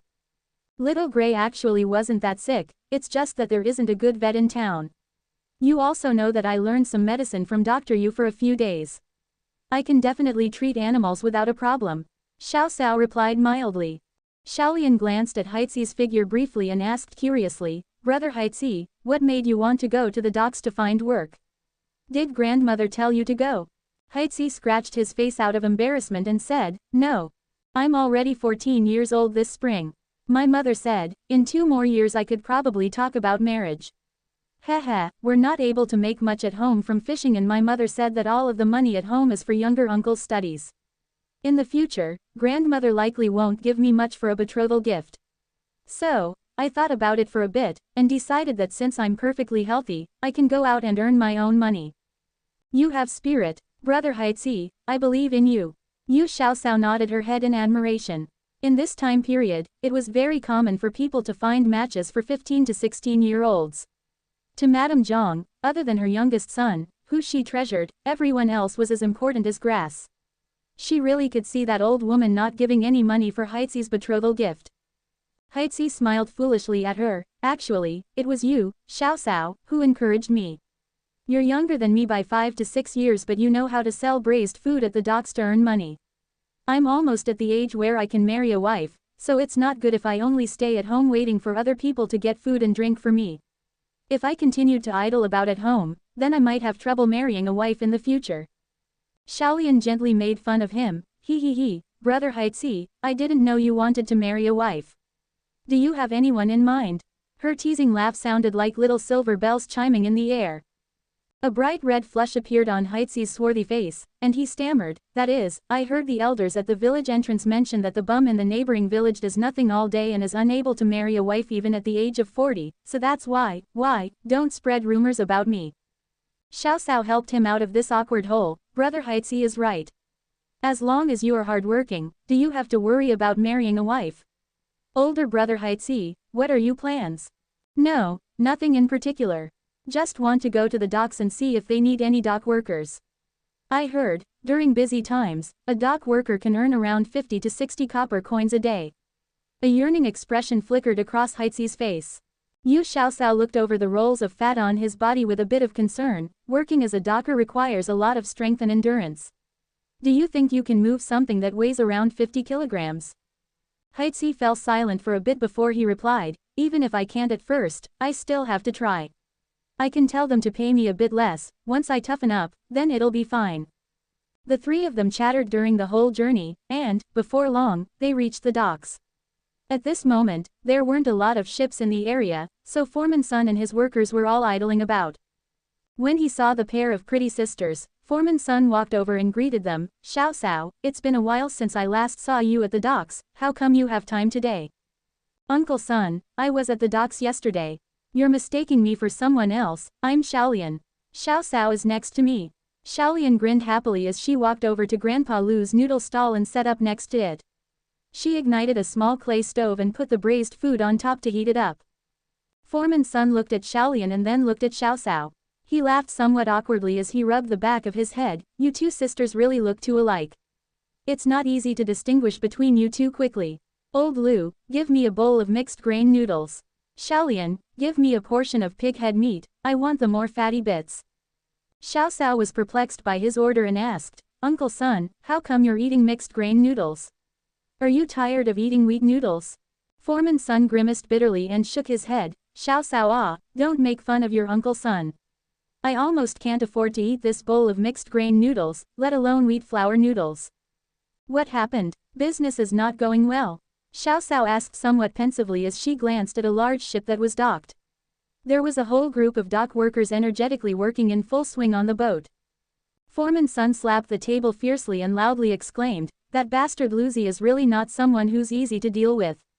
He pretty much monopolized all of the work on the docks. All of the strong and vigorous men also went to him. He's not leaving me any way to make a living anymore. That can't be true, right? Brother Luzi doesn't seem like someone who would monopolize everything, right? Xiao Cao frowned and looked at the tall and brawny figure near the shore. Foreman Sun laughed bitterly for a moment and then said, it's my fault too. In the past, I threw my weight around and made things difficult for Luzi. There was a time, when business was good, that I became complacent from my success. I promoted someone to an assistant and didn't bother managing things much myself. Who knew that I was blind and that assistant changed everyone's daily pay to monthly pay? After a month passed, he embezzled everyone's salary and fled. Luzi seized the opportunity then to entice everyone over to him. In addition, he also has someone helping from above, so it'll be very difficult for me to make a comeback. Now, being able to eat my fill is considered quite good for me. Yu Xiaocao noticed someone in the distance, not too far from the docks, measuring something on the land. She soothed him, Uncle Sun, it'll only be hard for a short period of time. Once the docks finish construction and we have a large harbor, there will naturally be a need for a lot more workers. When that time comes, you'll have another opportunity. However, I feel like competing bitterly with someone is not as profitable as working together. Why is it more profitable to work together? Let me hear your thoughts, okay? From behind her, a loud and clear voice suddenly interjected. Yu Xiaocao swiveled her head around and looked. She didn't know when Brother Six had arrived behind her. He had a tall and heavily muscled body with skin that was colored a healthy bronze. The scar on his face didn't diminish his manly looks one bit. He truly was the epitome of a manly man bursting with hormones. Yu Xiaocao grinned at him. I think that you two can establish a port management office and rent one of the shops as your office front. You guys can engage in cargo transport, freight storage, assisted purchasing services, and coordinating transportation for people. Once construction on the harbor is finished, Brother Six will have more and more people working under him and will have a lot more projects. He'll naturally need to delegate some issues to a manager. Uncle Son is already very familiar with the docks and freight transport. It's better to use someone who knows the work than someone who is brand new. Thus, Brother Six can give Uncle Son some matters to manage. This way, isn't it better than competing against each other bitterly? Brother Six rubbed his chin as his eyes started to shine. It was apparent that he had been deeply moved by her description of a possible, grand future. Although her ideas were not fully fleshed out, it gave him a good direction to go to and opened up his heart to the large amount of opportunities available. Brother Six wasn't someone who didn't have talents. As long as you gave him a chance, he would definitely be able to soar high. Many years later, everyone who had some sense in the heads knew of the harbor's mogul, Brother Six. Even some officials and nobles had no choice but to treat him courteously. This was because if you offended Brother Six there were consequences. A light offense would cause your cargo to be delayed from loading or unloading. A heavy offense, on the other hand, could lead to your whole stash of goods stuck in one spot. At the port, Brother Six became a legend among all of the workers there, and all of this was started from the casual remarks of a little girl. At this moment, however, Brother Six was simply a small foreman. He lightly patted Foreman Son's shoulder and sincerely said, "Brother Son, I respect you as a man. Do you want to work with me? With the two of us united, we absolutely can do great things together." Foreman Son replied emotionally, "Lucy, your brother Son is not as daring nor does he have as much vision as you. But I do know the loading and unloading business on the docks like the back of my own hand. If you're willing to trust me, I absolutely won't let you down." When Yu Xiaosao saw that the two men had dissolved their misunderstandings, she immediately let out a sigh in relief. When she first started selling her braised food, Foreman Son helped a lot by bringing her business, and he also gave her maternal uncle and cousin steady work at the docks. As for Brother Six, he once protected her from a bunch of villains and could be considered half of a benefactor who saved her life. To be honest, she felt grateful to both of them, so she didn't want to see them quarrel anymore. Xiaosao, Yu Haixi noticed that Brother Six, the large man at the docks, had treated his little sister favorably. If she spoke up for him, would it still be difficult to find work at the docks? He stealthily pulled on the corner of her jacket and quietly called out her name. Only then did Xiaosao remember Yu Haixi's situation. She sheepishly spoke to Brother Six, "Brother Six, this is my older paternal cousin, Yu Zhe. He wants to find some work at the docks and doesn't mind being paid a little less. Do you have any work that's suitable for him to do?" Brother Six looked at Haixi, who had body full of fat and a concerning lack of muscle. He slightly frowned and the look in his severe eyes could make less courageous people tremble in fright. He said, "You are Yu Zhe, is that correct?" Yes, Brother Six, you can just call me Haixi." Yu Haixi felt his heart race after being stared down by the larger man, but he still kept a smile on his face. Brother Six nodded his head and bluntly said, "Haixi, to be honest, I don't have a good feeling about you. However, since little sister Xiaosao asked, I will give you a chance. Do you see that ship over there? There are some luggage for the women of that family that need to be moved onto a cart. Go work with the boy from the Lu family. If you work hard, then come again tomorrow. If you can't do it, it's okay. It's absolutely okay. Women's luggage couldn't weigh that much. Compared to cargo that weighed at least 50 kilograms, this was considered relatively easy work." Yu Haixi knew that Brother Six was treating him well as a favor for younger sister Xiaosao, so he firmly nodded his head and agreed. If he wasn't able to do this kind of work, would he still be considered a man? Brother Six beckoned at a tall, somewhat frail-looking figure not far from them, and the youth quickly trotted over. Yu Xiaosao stared for a bit. Wasn't this second maternal uncle's son, older brother Jue? "Older brother, are you guys not busy with farm work now? My father said that he wanted to go over in the next couple of days to help." Yu Xiaosao softly remarked as she raised her head and smiled brilliantly at him. Lu Jue wiped the sweat off his forehead and giggled, "My eldest uncle and father are still at home. With my sisters also helping, they don't need me to work there. Third uncle heard that the docks are getting constructed into a harbor and needed bricklayers, so he came by to find more information. I came along to see if I could get a temporary job." Brother 6 takes really good care of me and always gives me the easiest job. Even though I'm quite young, I have plenty of strength in this body. The top of Xiao Xiao's head only came up to Lu Jiwei's armpits, but the words coming out of her mouth sounded like she was his older sister. Older brother, you're still growing right now. Take it easy and don't harm your body. Don't worry, I won't get hurt. Lu Jiwei chuckled for a bit before he directed his attention to Brother 6. Brother 6, did you call me for something? You're in charge of the unloading for the passenger ship docked on the second wharf. Show this new guy the ropes too. Any questions? Brother 6 swiftly and decisively assigned him the task. Not a problem, I promise I'll complete this assignment. When Lu Jiwei found out that he was in charge of the whole ship, he immediately knew that he had been entrusted with more responsibility and felt his heart swell with a desire to do well. It was only a passenger ship, how much luggage could be on it? Even if he didn't have someone helping him, he could finish this job completely by himself. Brother 6 stately solemnly, Jiwei, this is Heizi's first day, so he doesn't know much. You need to patiently teach him. We absolutely cannot tolerate people who like to fish in troubled waters. Heizi. Lu Jiwei turned to face the swarthy and plump figure and looked at him. This is the fat blockhead who always bullied his younger cousins in the Yu family. Here to find work, how could his mother and grandmother be willing to let him to do hard work? Is he trying to use his connection with his younger cousin to goof off and slack around? Not okay. Lu Jiwei, will absolutely not allow him to do that. Heizi, let's go. The earlier we start, the earlier we finish. Unloading a passenger ship is not only easy but also very profitable. If it weren't for younger cousin over there, how could us two brothers get such work? We need to work smartly and energetically. If we do well, the masters might even give us tips. Lu Jiwei heavily thumped on Yu Heizi's shoulders. Under Lu Jiwei's meticulous orders and slight desire to be hard on him, Yu Heizi worked without stopping. Heizi, who had never done hard physical labor before, started out full of energy and enthusiasm, but after moving a few pieces of luggage, he felt like there was a 500-kilogram weight on his shoulders. Countless drops of sweat scattered onto the ground with every step he took. However, Yu Heizi didn't give up and stubbornly carried on with one thought. I need to endure through this, make a lot of money to marry a wife. After they finished unloading all of the luggage on the passenger ship, Lu Jiwei only had a few trickles of sweat flowing down his body. On the other hand, Yu Heizi was gasping for air like an old ox who was seriously ill. Sweat poured down his body like torrential rain, and his two legs trembled viciously. Despite all that, he didn't voice a single word of complaint. Brother 6 came over and patted his shoulder, good work there. The first time is always like this, once you get used to it, you'll be fine.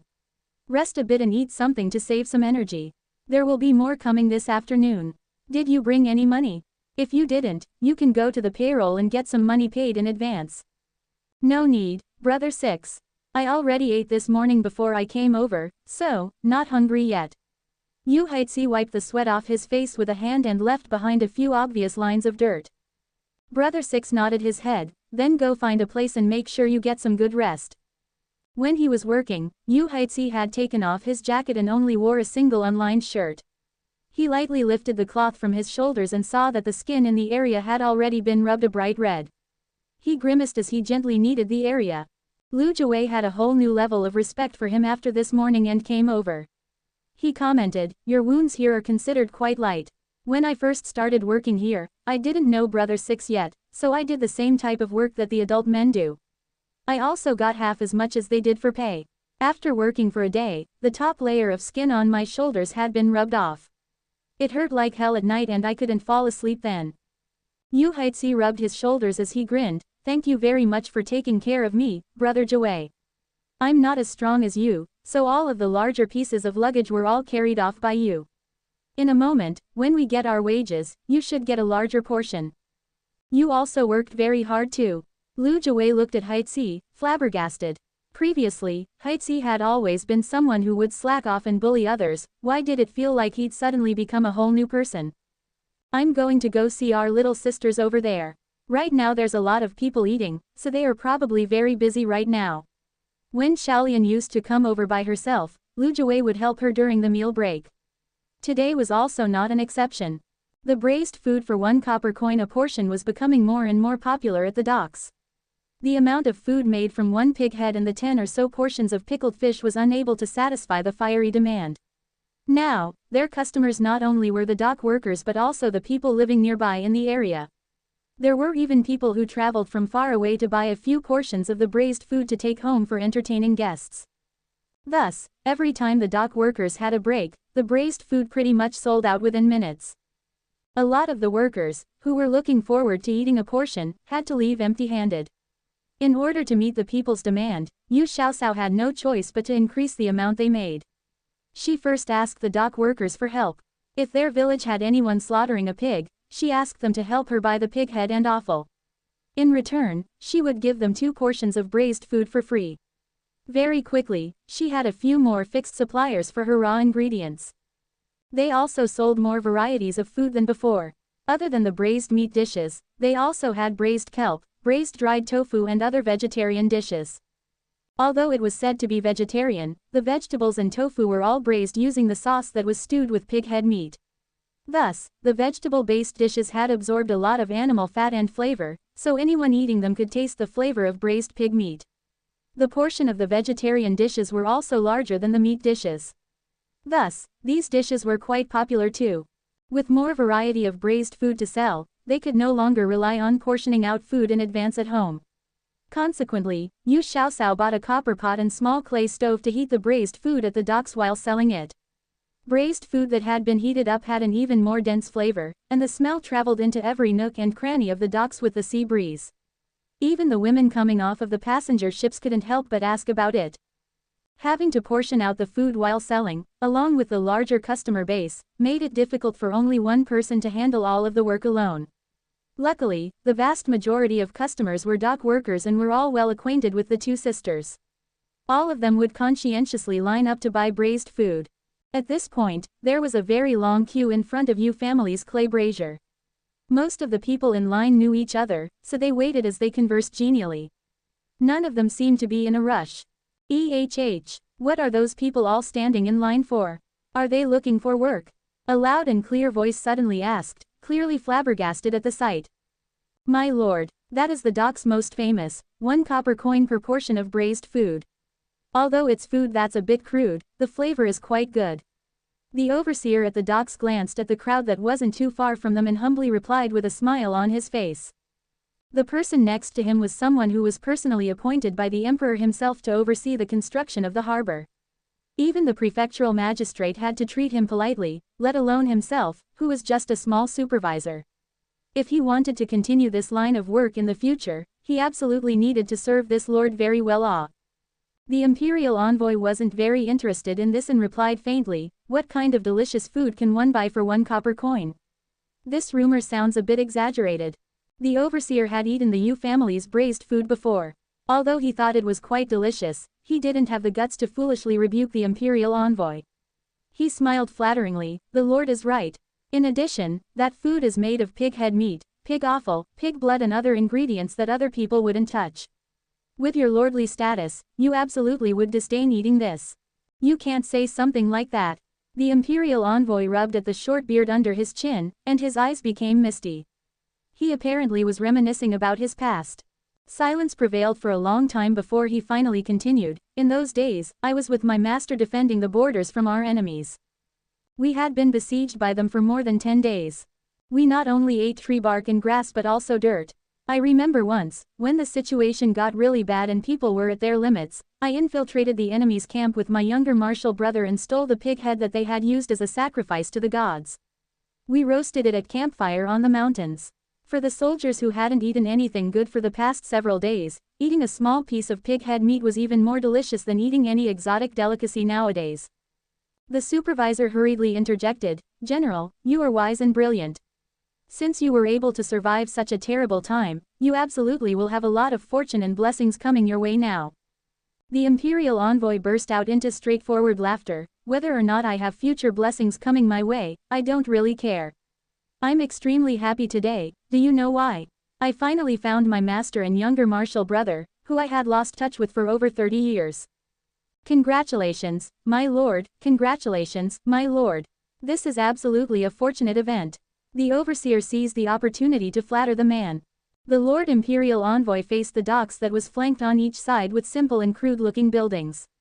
He commented, "Did you already finish discussing the compensation that will be given to those whose shacks will be demolished? The Emperor himself has said that the construction of the port is an important matter that will benefit both the country and his people. We absolutely cannot do anything that will make the commoners complain and resent this. The Emperor is a wise ruler who loves the commoners as his own children. This lowly one admires him adoringly." The supervisor hastily expressed his feelings of loyalty. The Imperial Envoy ignored his attempts at flattery and continued, "Save your breath on these empty phrases. Less talk and more action.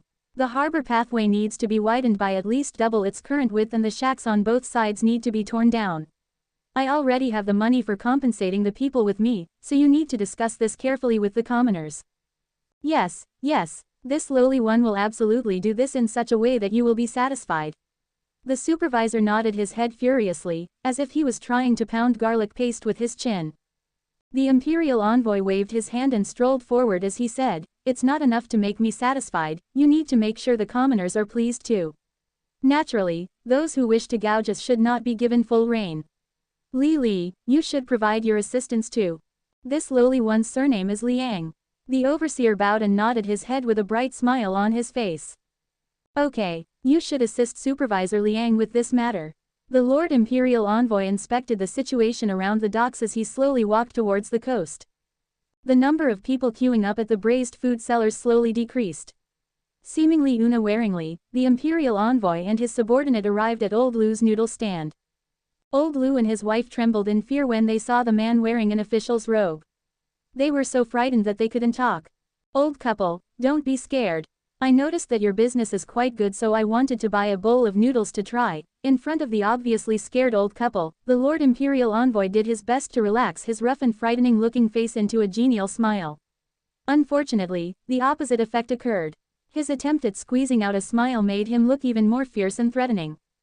Aren't you Brother Han's martial uncle?" When Xiao Cao saw that there were only 4 to 5 people left in line, she felt like she could finally take a breather. A familiar voice had hit her ears, so she twisted around to look. This large and brawny man who was wearing an official's robes with a qilin embroidered on it was Fang Zizhen, who they had met by chance at the prefectural city. Why was he at the docks? And also wearing an official's robes at that? The Lord Imperial Envoy, Fang Zizhen, looked calmly over. Wasn't this the younger daughter of the sworn brother of his martial brother? The little girl who was named Xiao Cao? He looked a bit closer at her. Maybe his eyes were blurry, but there were surprisingly 2 Xiao Caos in front of him. My lord, you're not seeing things. They are actually twins. Unbeknownst to him, Fang Zizhen had actually said his thoughts out loud. Fang Zizhen looked at the copper pot in front of the 2 sisters. The contents of the pot bubbled furiously and a strong, fragrant smell continuously flowed into the air. He chuckled, Xiao Cao. Apparently the famous 1 copper coin per portion of braised food at the docks is the product of your family's skills. There wasn't a lot of braised food left in the pot. Xiao Cao smiled sincerely at him. Yup. General Fang, do you want to try some? Originally, Fang Zizhen was not hungry, but after smelling the tantalizing aroma of the food, he couldn't help but smack his lips a bit. Okay. Then I'll try some. Fang Zizhen's other subordinate, Wu Yun, quietly reminded him, Lord, this food is made of pig intestines and offal. We don't know if they've been cleaned properly, so you can't possibly eat this. Before Wu Yun could finish his thought, his lord glared at him. Fang Zizhen coldly snorted and said, looks like you've been living the easy life for too long and forgot what it's like to be poor. I heard that the northwest border is quite lively. How about this? General recommend you go there to toughen up a bit.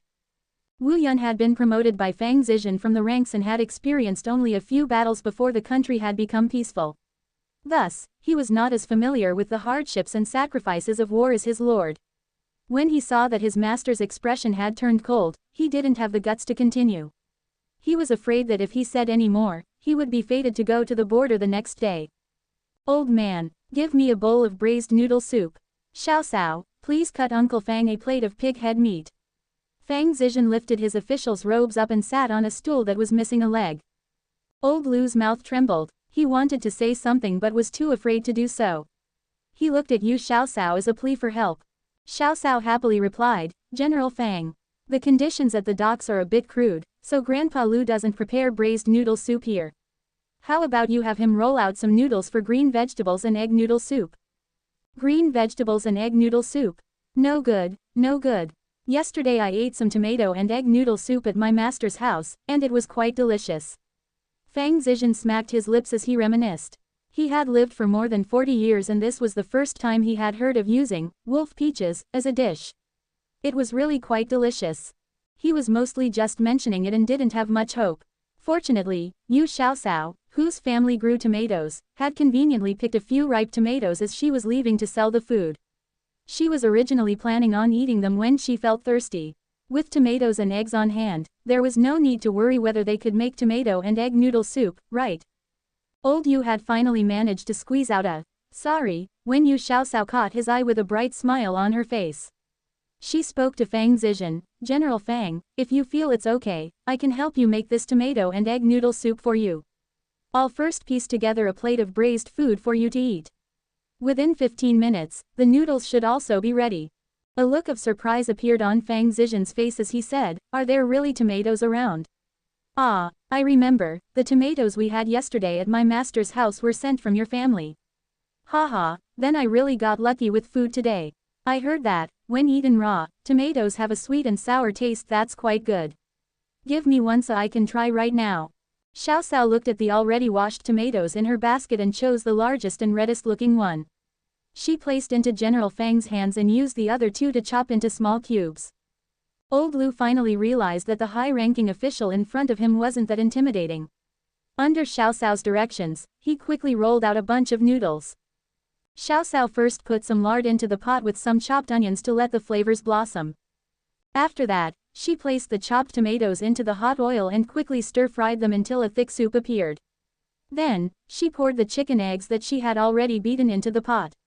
Once the eggs started to solidify, she lightly mixed the contents. Next, she added an appropriate amount of water and let it come to a boil before she placed the noodles inside. Once it boiled again, she added some salt and green vegetables, mixed it all up, and it was ready to be served. The tomato and egg noodle soup was brightly colored and had a rich scent.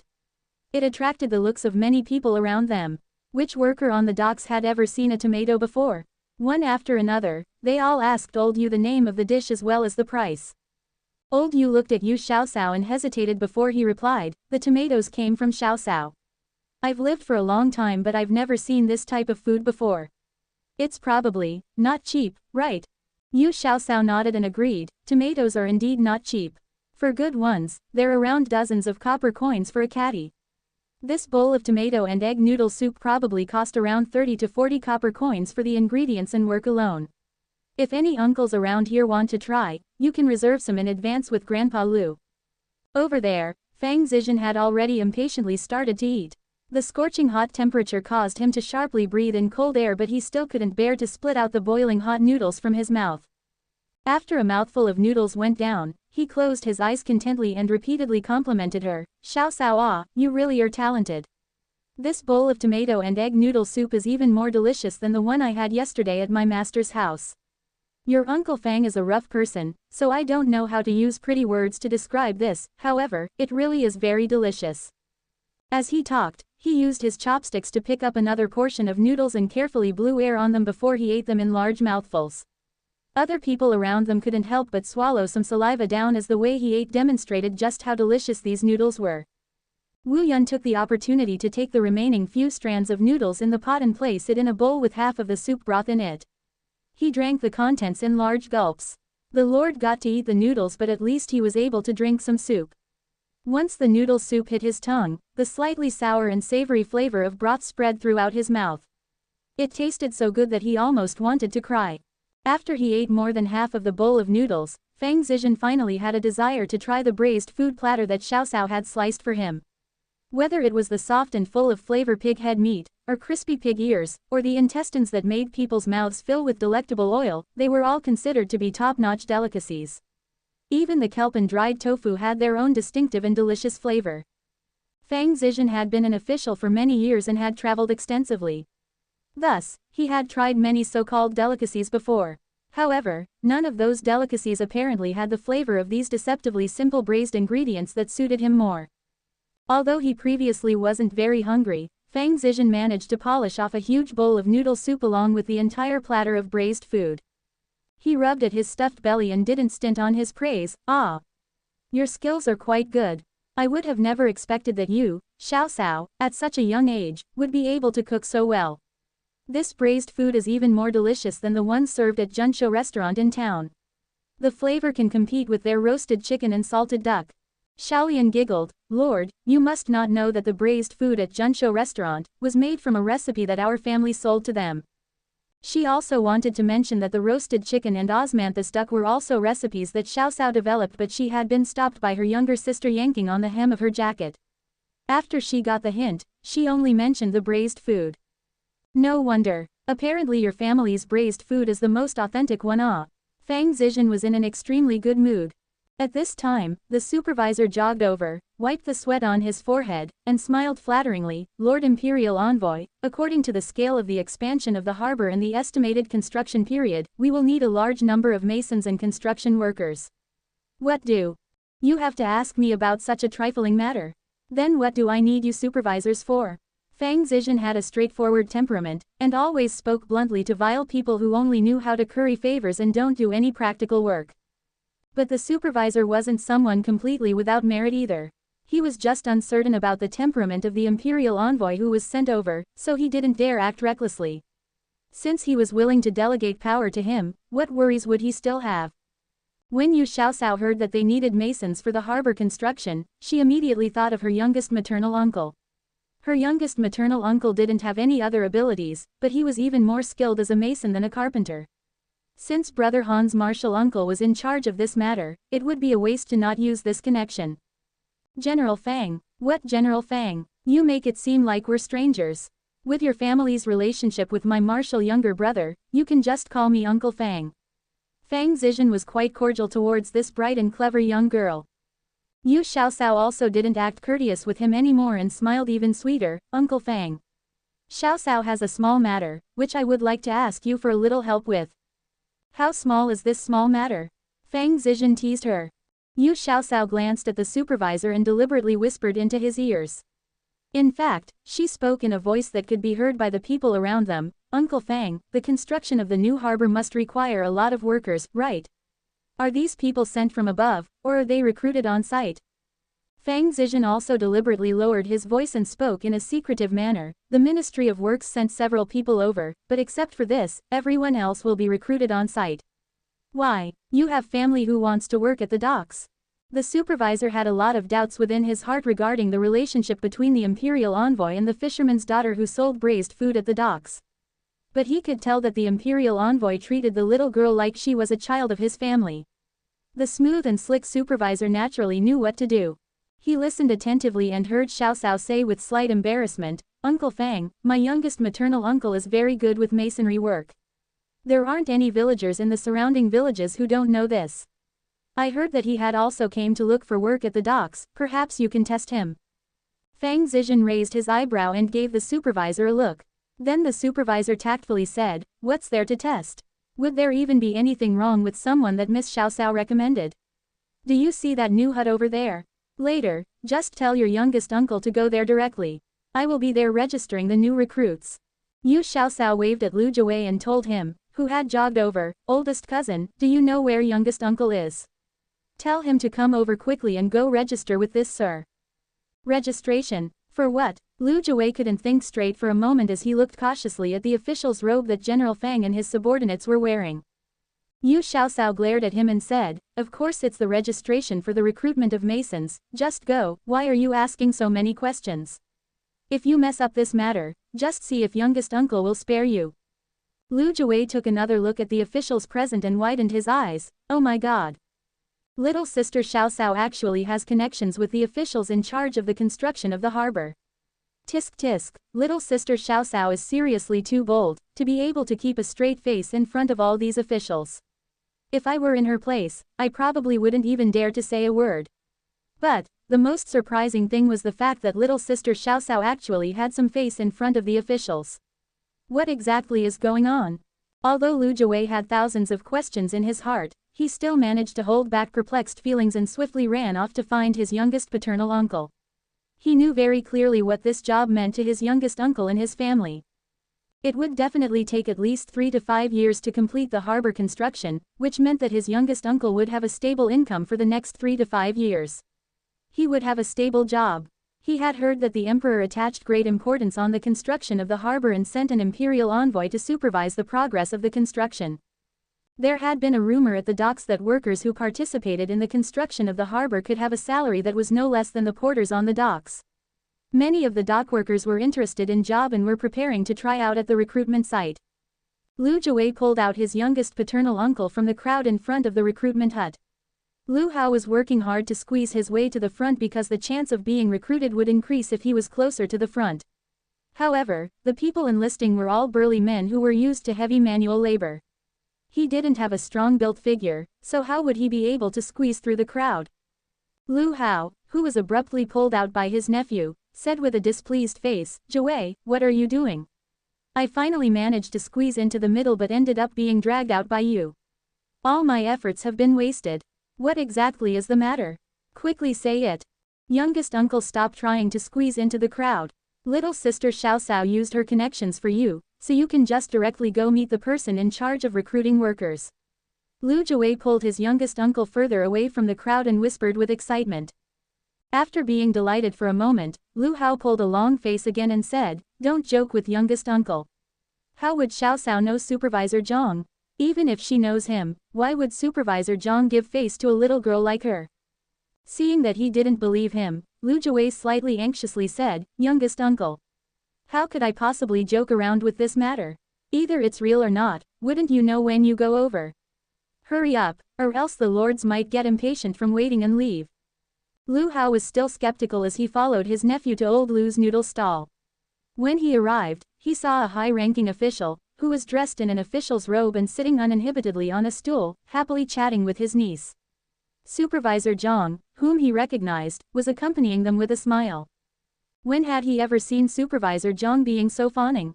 Supervisor Zhang was in charge of recruiting workers, so he had always acted arrogantly towards the people who came to apply for work and never had serious regard for them. At this time, that usually snobby and arrogant person was actually listening to his niece with a broad smile. Had he not seen it with his own eyes, he seriously wouldn't have believed it. "Greetings, my lords. I shall pay my respects to your excellencies." Lu Hao had worked in town before, so he was more knowledgeable than the farmers who only worked hard in the fields. He disregarded the doubts in his heart and bobbed a greeting to the lords first.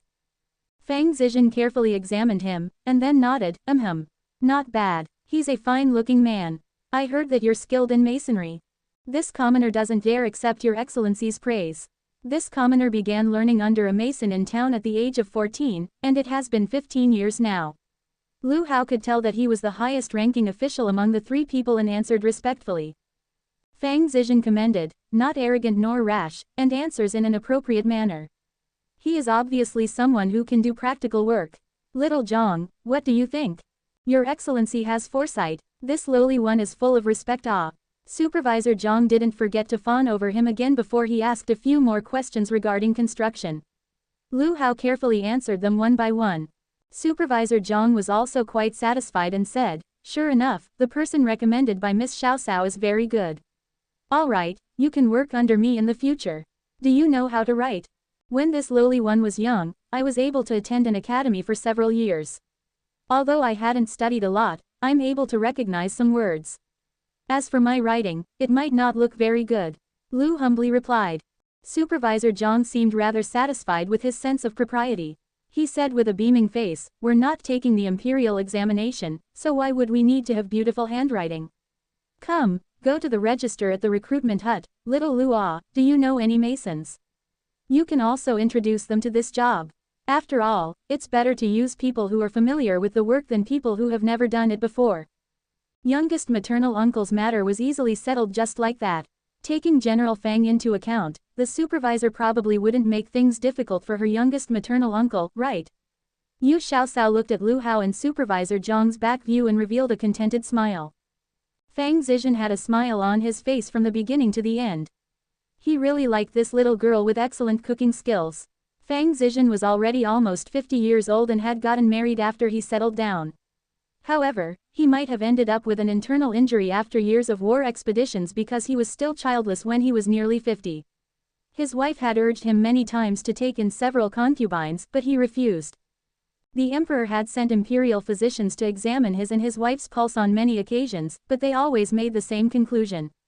The problem wasn't with his wife, but him. Although the imperial physician had advised that he should be able to improve with attentive treatment.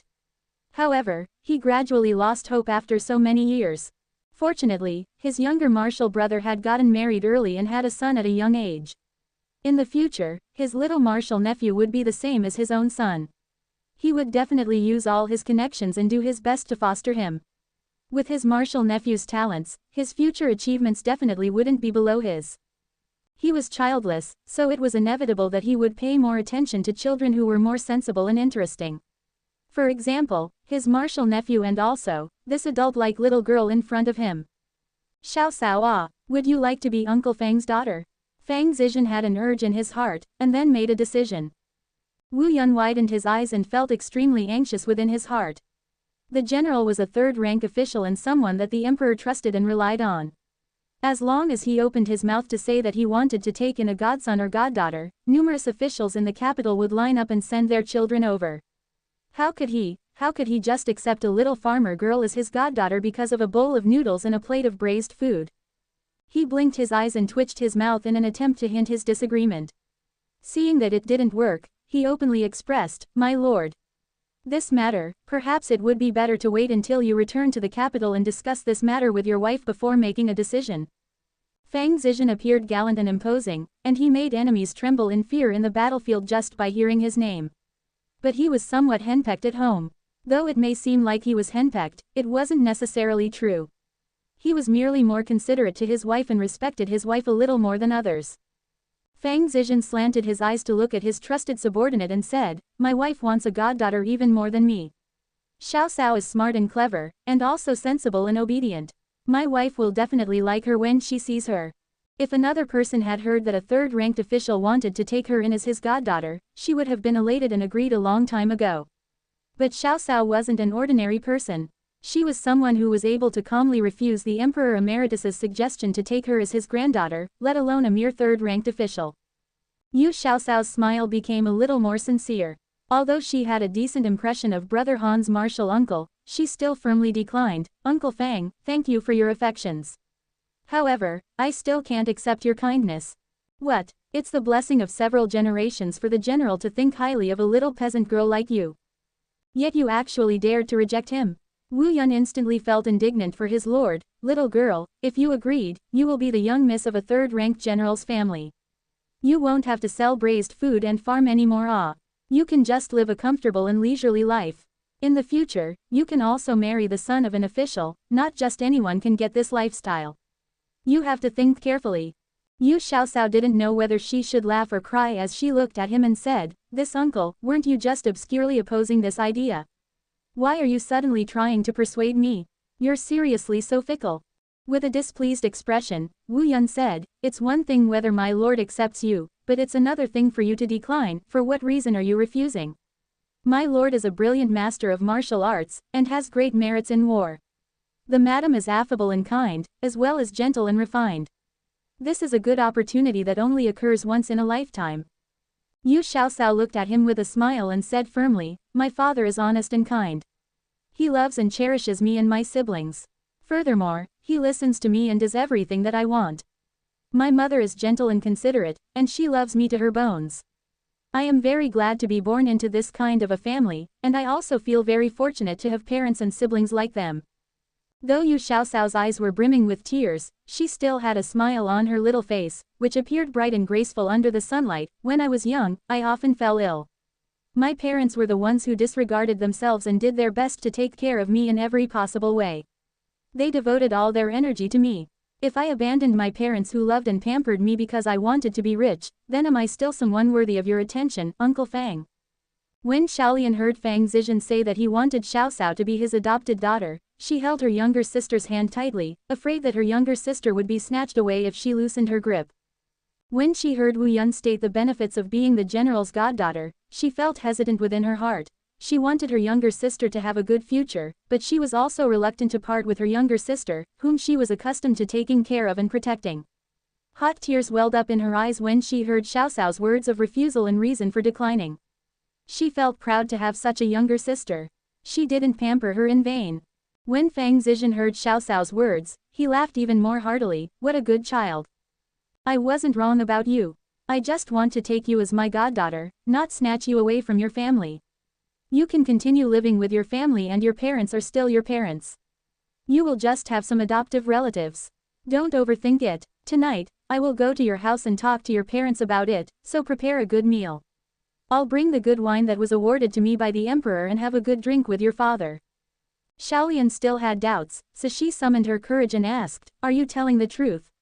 You won't take away my parents' daughter? Of course. What kind of person do you guys take me as? I may look like a bandit, but I have never robbed or plundered anyone. Rest assured, your younger sister will just have a new set of godparents. Fang Zizhen was very touched by the affections between the sisters and felt even more impressed by how Yu Hai and his wife taught their children. As long as she didn't have to leave her parents and her whole family could live together happily, Yu Xiaoxiao didn't oppose the idea of having a godfather. In the future, her family certainly wouldn't be confined to this small village. Thus, it would probably somehow benefit them in the future if she had a powerful and influential godfather, right? Yu Xiaoxiao put the last bit of braised food on a plate and gave it to Wu Yun, who had been staring at Uncle Fang's braised food for a long time. Wu Yun looked at her, swallowed his saliva as he looked at the dish of braised food, and then proudly said, I won't be bribed just because of a plate of braised food. Who would want to bribe you? What are the benefits of bribing you? I'm just giving Uncle Fang face and expressing my concern and sympathy to his subordinates. It's already noon. Aren't you tired from running around? Uncle Li, quickly eat some food to fill your stomach. Yu Xiaoxiao inwardly laughed at his difficult temperament, and waved her hand at Li Li, who was walking over from a distance. Li Li helped maintain order at the recruitment site. He was so busy that his face was covered in sweat and his stomach was rumbling from hunger. At this time, old Lu brought over a full bowl of green vegetables noodles. He took it conveniently and poured a small portion of the braised food into his bowl. He didn't care that it was scalding and started slurping up the food. Wu Yun frowned and yelled in exasperation, that's my noodles, alright, little chestnut one, you actually dared to steal your older brother Wu's noodles and braised food. How irritating. Wuda too, you're too petty. I've been working for half of the day and was extremely busy. You're just sitting here and chatting with the Lord, so can't you just let me eat first? This braised food tastes really good. Is this pork tripe? I like it. Li Li put some more of the braised food into his bowl and ate with relish. Wu Yun got irritated, and swiftly grabbed the plate that only had half a plate of braised food remaining. He angrily said, how many times have I told you? Stop calling me, Wuda. The little girl gave the braised food to me. Are you a bandit? Don't you call me little chestnut. Why can't I call you Wuda? Hey, Wuda, you're getting more and more stingy. I just ate a few pieces of your braised food, so why are you acting like I'm cutting your flesh? There wasn't much noodles left in Li Li's bowl. He gulped down everything, including the soup, in a few mouthfuls and burped in satisfaction. Wu Yun's noodles was just served at this time. He slowly picked up a few strands of noodles and carefully blew on them before he stuffed them into his mouth. He bit off the longer noodle strands and then carefully chewed. After that, he picked up a piece of pig head meat and hesitated for a moment before he placed it into his mouth. When the pig head meat entered his mouth, he paused for a second, and then he chewed a little faster. Beside him, Li Li's mouth twitched and said, watching you eat seriously makes me anxious. You're eating like a little lady. Then should I eat like you, who acts like you're the reincarnation of a hungry ghost, in order to be considered a man? That's called being boorish, okay. This little lord is a cultivated general, so I won't lower myself to be the same level as a rude person like you. Wu Yun glared at him, and then continued to eat the delicious braised food. Although he didn't say anything, it was obvious that he was very satisfied with the braised food. Fang Zizhen laughed merrily as he watched his two subordinates bickering. These two fellows had liked to quarrel with each other since they were young soldiers. It had been nearly 2 decades, but they still liked to argue whenever they got the chance. But he was also aware that if one of them was bullied, then the other would risk his life to help him. It seemed that bickering was just a way for them to improve their friendship. With a hint of a smile in his gaze, he looked towards Xiao Xiao and her sister, who were currently packing up their pots and dishes, and asked, "Xiao Xiao, are you getting ready to go back? I'm going to the small market on that side of the docks to see if there's any Wangdan powder. I also need to go to the construction site over there to see if I can find some quicklime." Yu Xiaoxiao packed up the small mud stove, and then put all the dishes and whatnot into old Lu's noodles stall. In this way, they wouldn't have to bring them back and forth, and thus saved them a lot of trouble. Old Lu and his wife were good-natured people. They had gotten a lot more business since Xiaoxiao's family started selling braised food beside them. Right now, dock workers earned a decent daily salary. On a good day, they could earn over 100 copper coins. On the docks, they could eat until their bellies were round with just a few copper coins. Most of the dock workers didn't mind spending a couple of coins, and there were fewer and fewer people bringing dried rations to the docks. The taste of Xiaoxiao's family's braised food was universally acknowledged to be good. After buying the braised food, they would also conveniently order a bowl of noodles and enjoy their meal while sitting. As a result, it also boosted the business of Old Lu's noodles stall, and Old Lu became one of the most popular food vendors at the docks. The lady boss of another noodles stall on the docks was full of regret. Had she not driven Xiaoxiao away from her stall at that time, she would have been the one who sold dozens of bowls of noodles every day. She had also quietly gone to find Xiaolian and asked her to sell braised food next to her stall. However, she had been rejected by Xiaolian with the excuse that she was afraid the dock workers wouldn't be able to find them and that they would lose their customers. The lady boss's husband had also quarreled with her a few times for this reason. When Fang Zizhen heard that Xiaoxiao wanted to buy Wangdan powder, he curiously asked, "Why are you buying Wangdan powder? Do you need to use Wangdan powder as a seasoning when making braised food?" Yu Xiaoxiao shook her head and said, "Although Wangdan powder can be used to reduce phlegm, relieve convulsion, and treat mouth ulcer, dysentery, and other illnesses, but it can't be used as a seasoning. It's easy to get lead poisoning if one consumes too much Wangdan powder." Those Taoist priests also use Wangdan powder to make pills. The emperor once said that the pills made by Taoist priests are inedible because there's lead in it. Xiaoxiao's viewpoint coincides perfectly with the emperor's awe. Fang Zizhen immediately felt that Xiaoxiao was very smart, to know the same things as the emperor. The corner of Yu Xiaoxiao's mouth twitched slightly. It was seriously very stressful to have such a powerful and high-ranking fellow transmigrator awe. If it's not a seasoning, then what do you need Wangdan powder for? To treat an illness. Fang Zizhen seemed very relaxed as he chatted leisurely with the little girl. To make century eggs, Yu Xiaoxiao answered nonchalantly. Fang Zifeng sat up with great interest and asked, "Songhua eggs 3. I have heard of chicken eggs, duck eggs, goose eggs. What kind of egg is a songhua egg? Eggs laid by a songhua. Is there a bird called songhua?" "Uncle Fang, you have such a wild imagination." Century eggs are duck eggs made with a special process. There are pine-like patterns on it, so it was named songhua eggs. Yu Xiaoxiao finished packing up and patted the dust on her body. She picked up the basket and prepared to try her luck at the small market. Fang Zizhen also stood up and said to Wu Yun, "Go help Miss Yu find the quicklime. I'll go inspect the small market." Wu Yun grumbled in his heart, "Inspect? What high-sounding words. You just want to follow the little girl and find out what kind of a delicacy century eggs are." Wu Yun followed his order and went to look for quicklime. Xiaoxiao, Xiaolian, and a huge tagalong, General Fang Zizhen, slowly headed towards the small market. The small market on the wharf was a little market formed spontaneously in an open space. There were low shacks on both sides, which were shops at the market. There were also many stalls selling small goods. Due to a lack of management, the whole market looked dirty and chaotic, and had piles of debris and rubbish on the ground. Yu Xiaoxiao shook her head inwardly. There really needed to be some regulations. After the construction of the harbor was completed, there would definitely be proper roads, stores, and a marketplace. There would be people specially assigned to manage this place. It seemed like the construction of the port was indeed a matter that benefited the country and the people. At the small market at the docks, there was only one simple shop selling medicinal herbs. There were very few kinds of herbs in the shop, and the quality of the herbs were not very good. Of course, the price was also quite cheap. Fortunately, Wangdan powder wasn't a rare medicinal herb. Yu Xiaoxiao bought 20 copper coins worth of Wangdan powder at the pharmacy that seemed like it would be blown down by a gust of wind. After that, she also bought some soda ash at a nearby general store. After thinking about it, Yu Xiaoxiao asked Fang Zizhen, who had been following her and asking all sorts of questions. Uncle Fang, do you have any black tea? It doesn't have to be really good quality, average quality will do. Fang Zizhen creased his brows and thought about it. Then he shook his head and replied, I'm a rough man, so I don't know anything about tea. Isn't drinking wine more pleasurable than drinking tea?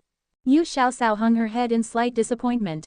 She had thought that she could save some money since the price of tea wasn't low after all. Seeing her look like a frozen eggplant that had withered, Fang Zizhen felt slightly bad and said, I'll help ask little Zhang for you later. That fellow seems like someone who likes to pose as a culture lover.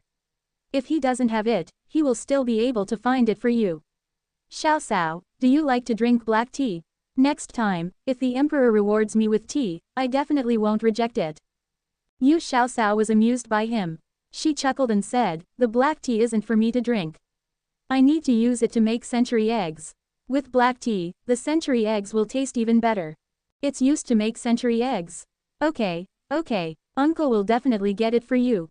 Ali, go ask little Zhang if he can get some black tea. The sooner, the better. Fang Zizhen seemed even more anxious than Xiaoxiao. After giving his order, he asked Xiaoxiao, how long does it take to make century eggs? Will I be able to eat it tonight? Yu Xiaoxiao looked at him with a radiant smile, slowly shook her head, and said, Uncle Fang, you should forget about eating century eggs tonight. It takes at least 20 days or so to complete the entire process of making century eggs. If the weather is cold, I'm afraid that it might take even longer. Fang Zizhen looked disappointed and sighed softly, it takes more than 20 days. It's all right. I, your uncle, am in charge of supervising the progress of the harbor construction, so I probably won't leave within the next 2 or 3 years. There are plenty of opportunities in the future. Did you get all the ingredients? Go, let's go back to Dongshan village. Uncle Fang, aren't you here to supervise the progress of the construction? What time is it right now? Aren't you leaving too early? Yu Xiaoxiao was in a good mood after buying all the ingredients, and joked with Fang Zizhen. Fang Zizhen chortled and said, I'm not the supervisor, who needs to sit at the docks every day. Moreover, isn't there Li Li and Wu Yun? The disciples will handle all the work. Those 2 brats aren't my disciples, but I watched them grow up. They should be able to handle doing some trivial matters for me.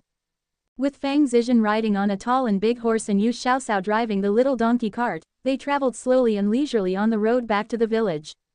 Fang Zizhen was a complete chatterbox, who had one question after another, and thus they weren't lonely on the way back. When they returned to Dongshan village, Fang Zizhen didn't rush back to his master's house, but instead, followed Xiaoxiao and her sister back to the Yu family's old residence first. Under the old elm tree, as if she was afraid that others would hear her, Madame Xiang moved closer and whispered into Madame Li's ears, Guiwa, your second brother-in-law is seriously amazing. First, he fawned over the 3rd young master of the Zhou family and became the sole vegetables supplier for Junshou restaurant. This time he's currying favor with some government official. Based on the color and pattern of his official's gown, he's probably not some low-ranking official. I wonder who has the higher rank between him and the county magistrate. The county magistrate was the highest-ranking official that Madame Xiang had seen. If the short-sighted her found out that Fang Zizhen's title of Zhaoyang General was several levels higher than the county magistrate's rank, then she probably wouldn't even dare to speak. Li Guiwa smirked and spat a thick phlegm on the ground and said, I didn't notice in the past, but this second brother-in-law is really a money grubber. What's that saying again? Separate, something, pay, something. Isn't it? Curry favor with those in power. Madame Xiang inwardly ridiculed Li Guiwa for being uncultured.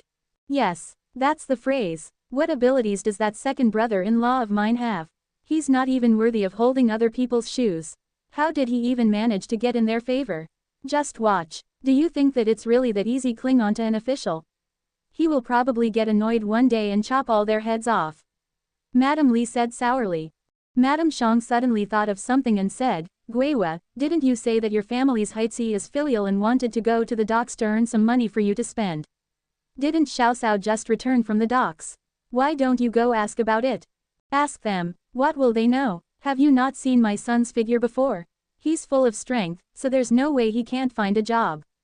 I heard that the dock workers earn quite a lot now.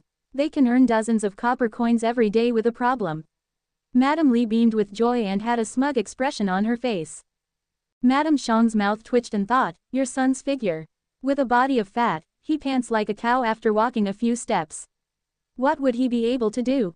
While the two spoke ill of others in a seemingly compatible manner, Xiao Xiao and the others had already arrived home.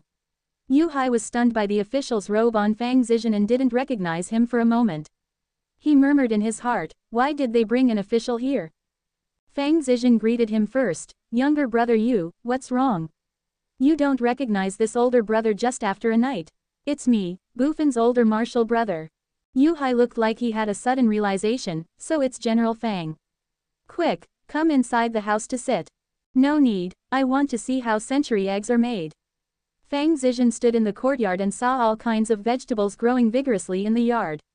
The yard was clean and tidy, and all the items were arranged in an orderly way. He inwardly nodded his head.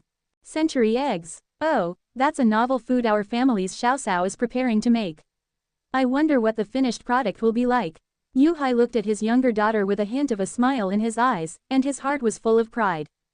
Yu Hang brought out a stool from inside the house and placed it beside General Fang. He said softly and politely, General Fang, please sit. Is this your eldest son? Sure enough, he's a fine-looking boy. Younger brother Yu, I really envy you for having these wonderful children.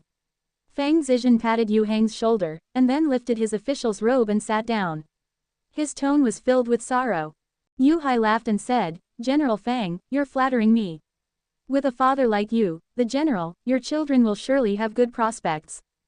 Father, Yu Xiaoxiao blinked at her father. Based on what she heard from Wu Yun and General Fang's conversations, she had learned that General Fang didn't have any children. So she was afraid that her father would poke at his sore spot. Fang Zizhen was even more satisfied with this clever little girl. He waved his hand and said, there's nothing that can't be said. I fought in wars when I was young and ended up with an unmentionable disease. I'm afraid that it will be very difficult for me to have any children in this lifetime. Brother Yu, to tell you the truth, I really like your younger daughter. I want to become nominal relatives with you and adopt Xiao Xiao as my daughter. Would brother Yu be willing to agree? Although the kind Yu Hai didn't really want to share his daughter with someone else, he pitied Fang Zizhen for being childless. Moreover, the other party solemnly declared that he wasn't trying to take his daughter away from him. He hesitated for a long time, but still ended up agreeing. Hence, Yu Xiaoxiao now had a third-ranked general as her godfather. After Yu Xiaoxiao solemnly served him tea and acknowledged him as her godfather, she began her attempt to make century eggs. Fang Zizhen watched with interest beside her. Yu Xiaoxiao first mixed salt, white lime, loess, and plant ash into a mud-like matter. Then, she added an appropriate amount of black tea and wangdan powder into the mud-like matter. After that, she wrapped the fresh duck eggs with the mud-like matter and covered each of them evenly in battered straw and rice husk. After she wrapped each of them securely with an oiled paper, she placed all of them on top of the warm Kong bed. As it turned out, for the watermelon breeding, they had also heated up the Kong bed in the west room, which was unoccupied. In the warm environment, the production time of the century eggs would be shortened. There was extra of the mud-like matter left over, so Xiao Xiao got several chicken eggs from the kitchen.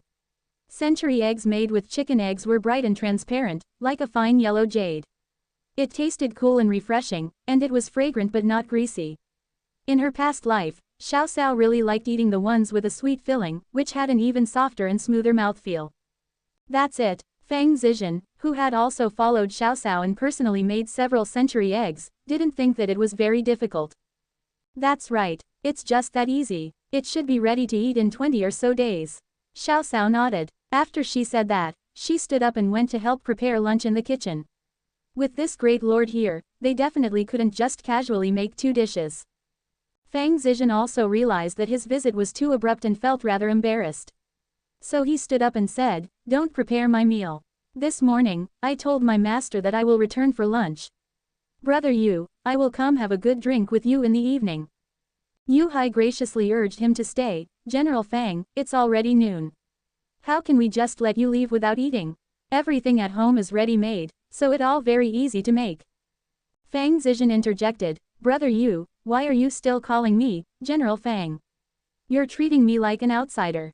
I'm several years older than you, so you can just call me, older brother Fang. Yu Hai rubbed his hands and chuckled, Fang, older brother Fang. All right, I can't let my master wait, or else I will be punished to stand on a stake. Tonight, I'll come over with Xiaofan. The 3 of us needs to have a good drink. Daughter, when the construction at the docks are completed, Godfather will take you to visit our residence in the capital. Your godmother will definitely be happy to have a goddaughter like you. The capital. If she had a chance, Xiao Xiao long wanted to visit the capital. In her previous life, she had stayed in a small county town and devoted herself to raising her younger siblings. Had she not visited her younger siblings, who had worked and settled in a big city, it would probably be very difficult for her to walk out of the small county town during that lifetime. Thus, it was even more unlikely for her to have a chance to visit the capital. In this lifetime, she hoped she would be able to make up for the regrets she had in her previous life. She wanted to visit the capital and have the opportunity to look at the elegant demeanor of the imperial city. Of course, if that fellow transmigrator wasn't in the capital, she would anticipate it even more. In the evening, Yu Xiaoxiao took her new godfather's likings into consideration and made soy braised pork, with the perfect ratio of fatty and lean meat. It was fragrant and soft, and just melted within one's mouth. She also used the big head carp within the vat to make the colorful and pungent, steamed fish head with chili pepper, which had a tender texture. After picking out the bones, the rest of the fish was battered into paste and used to make fish balls soup. There was also stir-fried lettuce with oyster sauce, scrambled eggs with tomatoes, eggplant with minced garlic. Fang Zizhen felt that he had never been so happy before as he ate the food personally cooked by his goddaughter, drank the wine that the emperor awarded to him, and chatted with two like-minded brothers. He looked at his dear daughter who was busy like a bee and felt a sense of satisfaction of everything was well with a daughter. Xiao Xiao had a general and imperial envoy as her new godfather, but there wasn't much change to her current lifestyle. She had always kept a low profile when doing doings, so no one in Dongshan village knew that Yu Xiao Xiao had such a powerful godfather, except for the Yu family at the old residence and the Zhao family. At the beginning, Yu Hai and Madame Lu still acted very cautiously in front of General Fang. Later, under their daughter's influence, they were also able to face him in a calm manner. Now, everyone had already treated the bold and unrestrained General Fang, who often came to eat at their house, as a relative. In a blink of an eye, a month had already gone by. Under the warming weather and lovely spring days, the vegetation on the West Mountains radiated with vitality. In Xiao Xiao's family's 3 plots of farmland, the watermelon vines had extended, and the green leaves appeared as if they had been dyed. There were small, light yellow watermelon flowers on the melon vines. Some of the female flowers already bore tiny, green watermelons. Yu Xiaoxiao carried a small wooden bucket and held a ladle in another hand. Yu Hang, who had already recovered, carried a load of water on his not-so-broad shoulders and followed behind his younger sister. Xiaoxiao looked back and saw the dense beads of sweat on her older brother's forehead. Her heart somewhat ached for him. Older brother, if you're tired, take a break. I reckon we should just borrow Uncle Joe's wheelbarrow. We just need to make 4 or 5 trips and we will have enough to water the watermelon fields. Had father not driven the donkey cart to the docks, we wouldn't have to go through this trouble. It's not troublesome, isn't it, just carrying a few loads of water? Our buckets are all a small size that was specially made by father, so how heavy can they be? It's so much easier than when I had to move timber. Yu Hang smiled at his younger sister, and his handsome face showed a healthy glow because he was carrying water. What a handsome young man. Ayo, isn't this Xiaoxia and Xiaoxiao? Are you guys going to water the fields again? Tell Uncle Wang, what exactly are you guys planting in your fields? The flowers look quite beautiful. Wang Ergo, who had been forced by his wife to come water the fields, asked with a grin. There was little rain this spring. Fortunately, there was a stream flowing through Dongshan village, which flowed down from the West Mountains. Even in the dry season, the stream rarely stopped flowing. Thus, it was more convenient for the villagers of Dongshan village to get water and irrigate their farmland than villagers of other villages. The siblings were familiar with his personality. If they didn't tell him, he might come back to visit their melon field tonight. Although there wasn't anything to steal right now, she would be distressed if he trampled on the melon seedlings. With a sweet smile on her face, Xiaoxiao said, Uncle Wang, our family is growing watermelons, which is a kind of fruit. It's very valuable. The flowers just started blooming now. Uncle Wang, your family lives closer, so please keep an eye on them. Don't let those naughty children harm them. Wang Ergu's eyes darted around, and then he nodded solemnly, as fellow villagers, even if you didn't ask me, I would still help you guys look after them. Xiaoxiao, what does this watermelon thing look like? Is it tasty? Uncle Wang has never heard of it. Ayo, who's twisting my ear? He turned around and saw his family's tigress glaring at him with her hands on her waist. The anger on his face disappeared in a flash and he smiled flatteringly at her. Wife, why did you pull on my ear? Am I not working right now? I didn't loaf on the job. Ergu's wife looked at him from head to toe, and caused him to feel scared inwardly, before she said, I know what you just pooped as soon as you stick up your butt. Tell me, why are you asking about their watermelons? What's your intention? Wong Ergo, I'm warning you. No matter how good other people's things are, we're not allowed to keep thinking about them. If you repeat your old habits, I'll bring our baby back to my parents' house. I can't let you teach bad things to our baby. Wong Ergo immediately became well-behaved. He nodded his head very obediently and promised, Wife, look at you. I'm just curious about what a watermelon looks like. What other thoughts would I have? Rest assured, I have changed. I have really changed. Wong Ergo was nearly 30 when he finally got married. They had been married for almost 5 years, but there still wasn't any good news. Recently, his wife had been vomiting everything she ate and gave him a terrible fright. Dr. Yu was away with his grandnephew and he didn't trust Xiao Xiao's medical skills, so he borrowed a cart and took his wife to see a doctor in town. The old doctor took her pulse and immediately told him that he was going to be a father. He was so happy that he laughed like a fool and showed off whenever he saw someone, my wife is pregnant. I'm going to be a father. Ergu's wife was so embarrassed that she pinched the flesh on his waist until it was bruised. When they returned, Wong Ergo treated his wife like she was a bodhisattva, and would do his best to get whatever his wife wanted to eat. During the time when Ergu's wife had morning sickness, she almost threw up everything that she eats. She vomited so much that she was about to spit out her guts. Fortunately, when Yu Xiaoxiao found out, she sent them a few batches of greens, cucumbers, and tomatoes. At that time, Wong Ergo had even muttered in his heart that the Yu family was stingy, to gift others with vegetables that every family had. Unexpectedly, after his wife ate a tomato, her morning sickness seemed to have suddenly disappeared and she ate everything with relish. But, after Ergu's wife finished the vegetables that the Yu family sent over, she languished again. Ergu's wife was also a diligent person. They also grew cucumbers in their vegetable fields, let alone green leafy vegetables. However, none of them suited her appetite and her morning sickness started again. Wong Ergo hastily went to the Yu residence and bought tomatoes, cucumbers, and some greens. The Yu family's produce had always been 2 or 3 times more expensive than other sellers. But, since they were neighbors, the Yu family not only didn't request him to pay the higher price, but they also sold the vegetables at a cheaper price than normal vendors. So Wong Ergo and his wife were very grateful. Ergu's wife's pregnancy was becoming more apparent now. After her morning sickness completely stopped, she gained back the weight that she had lost earlier. The competent Ergu's wife could usually handle watering all their family's farmland by herself. However, it was a crucial period for her right now. So how could Wong Ergo be willing to let his wife do heavy labor? Thus, he gritted his teeth and took over the task while patting his chest. Ergu's wife knew about her husband's usual conduct, so she was worried about him watering the fields. She quietly followed and monitored him, and thus came across him inquiring the Yu siblings. Seeing his eyes darting around ceaselessly, Ergu's wife knew that her husband was getting ideas about those watermelons. The Yu family's friendly sentiments of gifting and selling them vegetables was something that Ergu's wife remembered deeply within her heart. How could she permit her husband to have any malicious intent?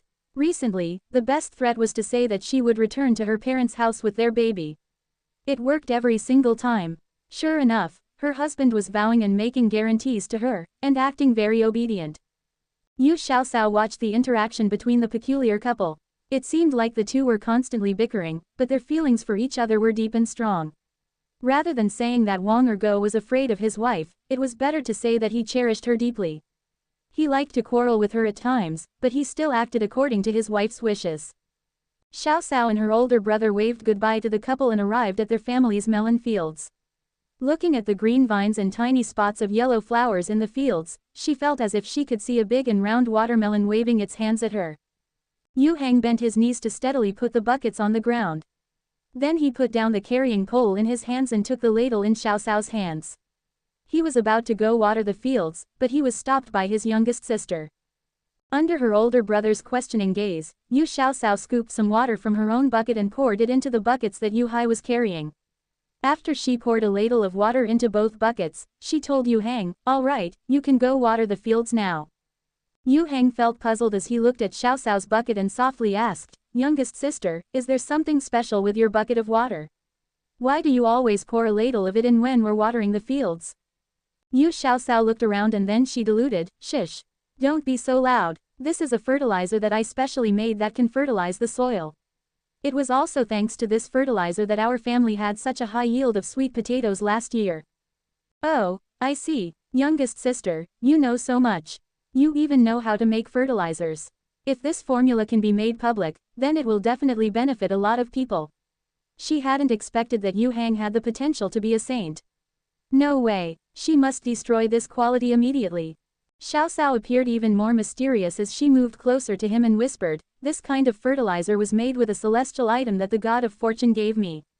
When the God of Fortune gave it to me, he specially warned that, as a mere mortal, using the celestial item would definitely consume a certain amount of my vital energy. Thus, it shouldn't be frequently used. Otherwise, it will cause damage to the body." As soon as Xiao Xiao's health was implicated, Yu Hang instantly changed his mind. "Since the use of the celestial item could harm your body, then don't use it anymore. Increasing the yield isn't important. Your health, which had gotten better after much difficulty, is the most important. It's alright, I tried it out already. As long as I don't overuse it, it won't do much harm to my body. I will just feel slightly tired." Yu Xiaoxiao continued to fabricate her white lies. After hearing that, Yu Hang finally felt relieved and bent down to water the melon fields. But he continued to say, "In the future, try to use it as little as possible. By the way, what exactly does the celestial item you mentioned look like?" Yu Xiaoxiao panicked for a moment and then saw the increasingly dazzling multicolored stone on her wrist. She calmed down and said, "Here. This is a celestial stone." Yu Hang looked at it and vaguely remembered that this little multicolored stone seemed to have appeared after his youngest sister got injured and went into a coma. He became slightly more convinced and laughed, "I thought this was a pretty stone that you picked up in the mountains, so it turned out that it was a divine treasure. You must store it properly and don't let a wicked person steal it away. It's no use even if someone steals it. Celestial items will recognize its owner, so it will come back itself even if it got stolen." Yu Xiaoxiao raised her eyebrows and had composed smile on her face. After hearing her words, Yu Hang was finally relieved and sincerely complimented, "What a treasure. Of course, this divine stone is an enlightened celestial stone smelted by Goddess Nuwa for a total of 49 days, who she had kept by her side for a long period of time. The world's one-of-a-kind treasure." The little divine stone transformed into a little golden kitten and appeared on Xiao Xiao's shoulder out of thin air, with a proud expression. Suddenly, it seemed to have thought of something, and drooped its head and said, I wonder if Goddess Nuwa would be lonely without me by her side. Without me, Goddess Nuwa's monotonous period of seclusion would be so dull." Yu Xiaoxiao caressed its little head and whispered, "Then you need to help me out more. You should strive to recover your spiritual power earlier, break out of the void, and return to Goddess Nuwa's side. I want to, too. But your life is so peaceful that there's not much that I need to help you with. How much improvement can I make when I only need to produce some mystic stone water every day?" There was a slight sense of dissatisfaction within Little Divine Stone's tone. It jumped off of Xiao Xiao's shoulder and ran around in the watermelon field.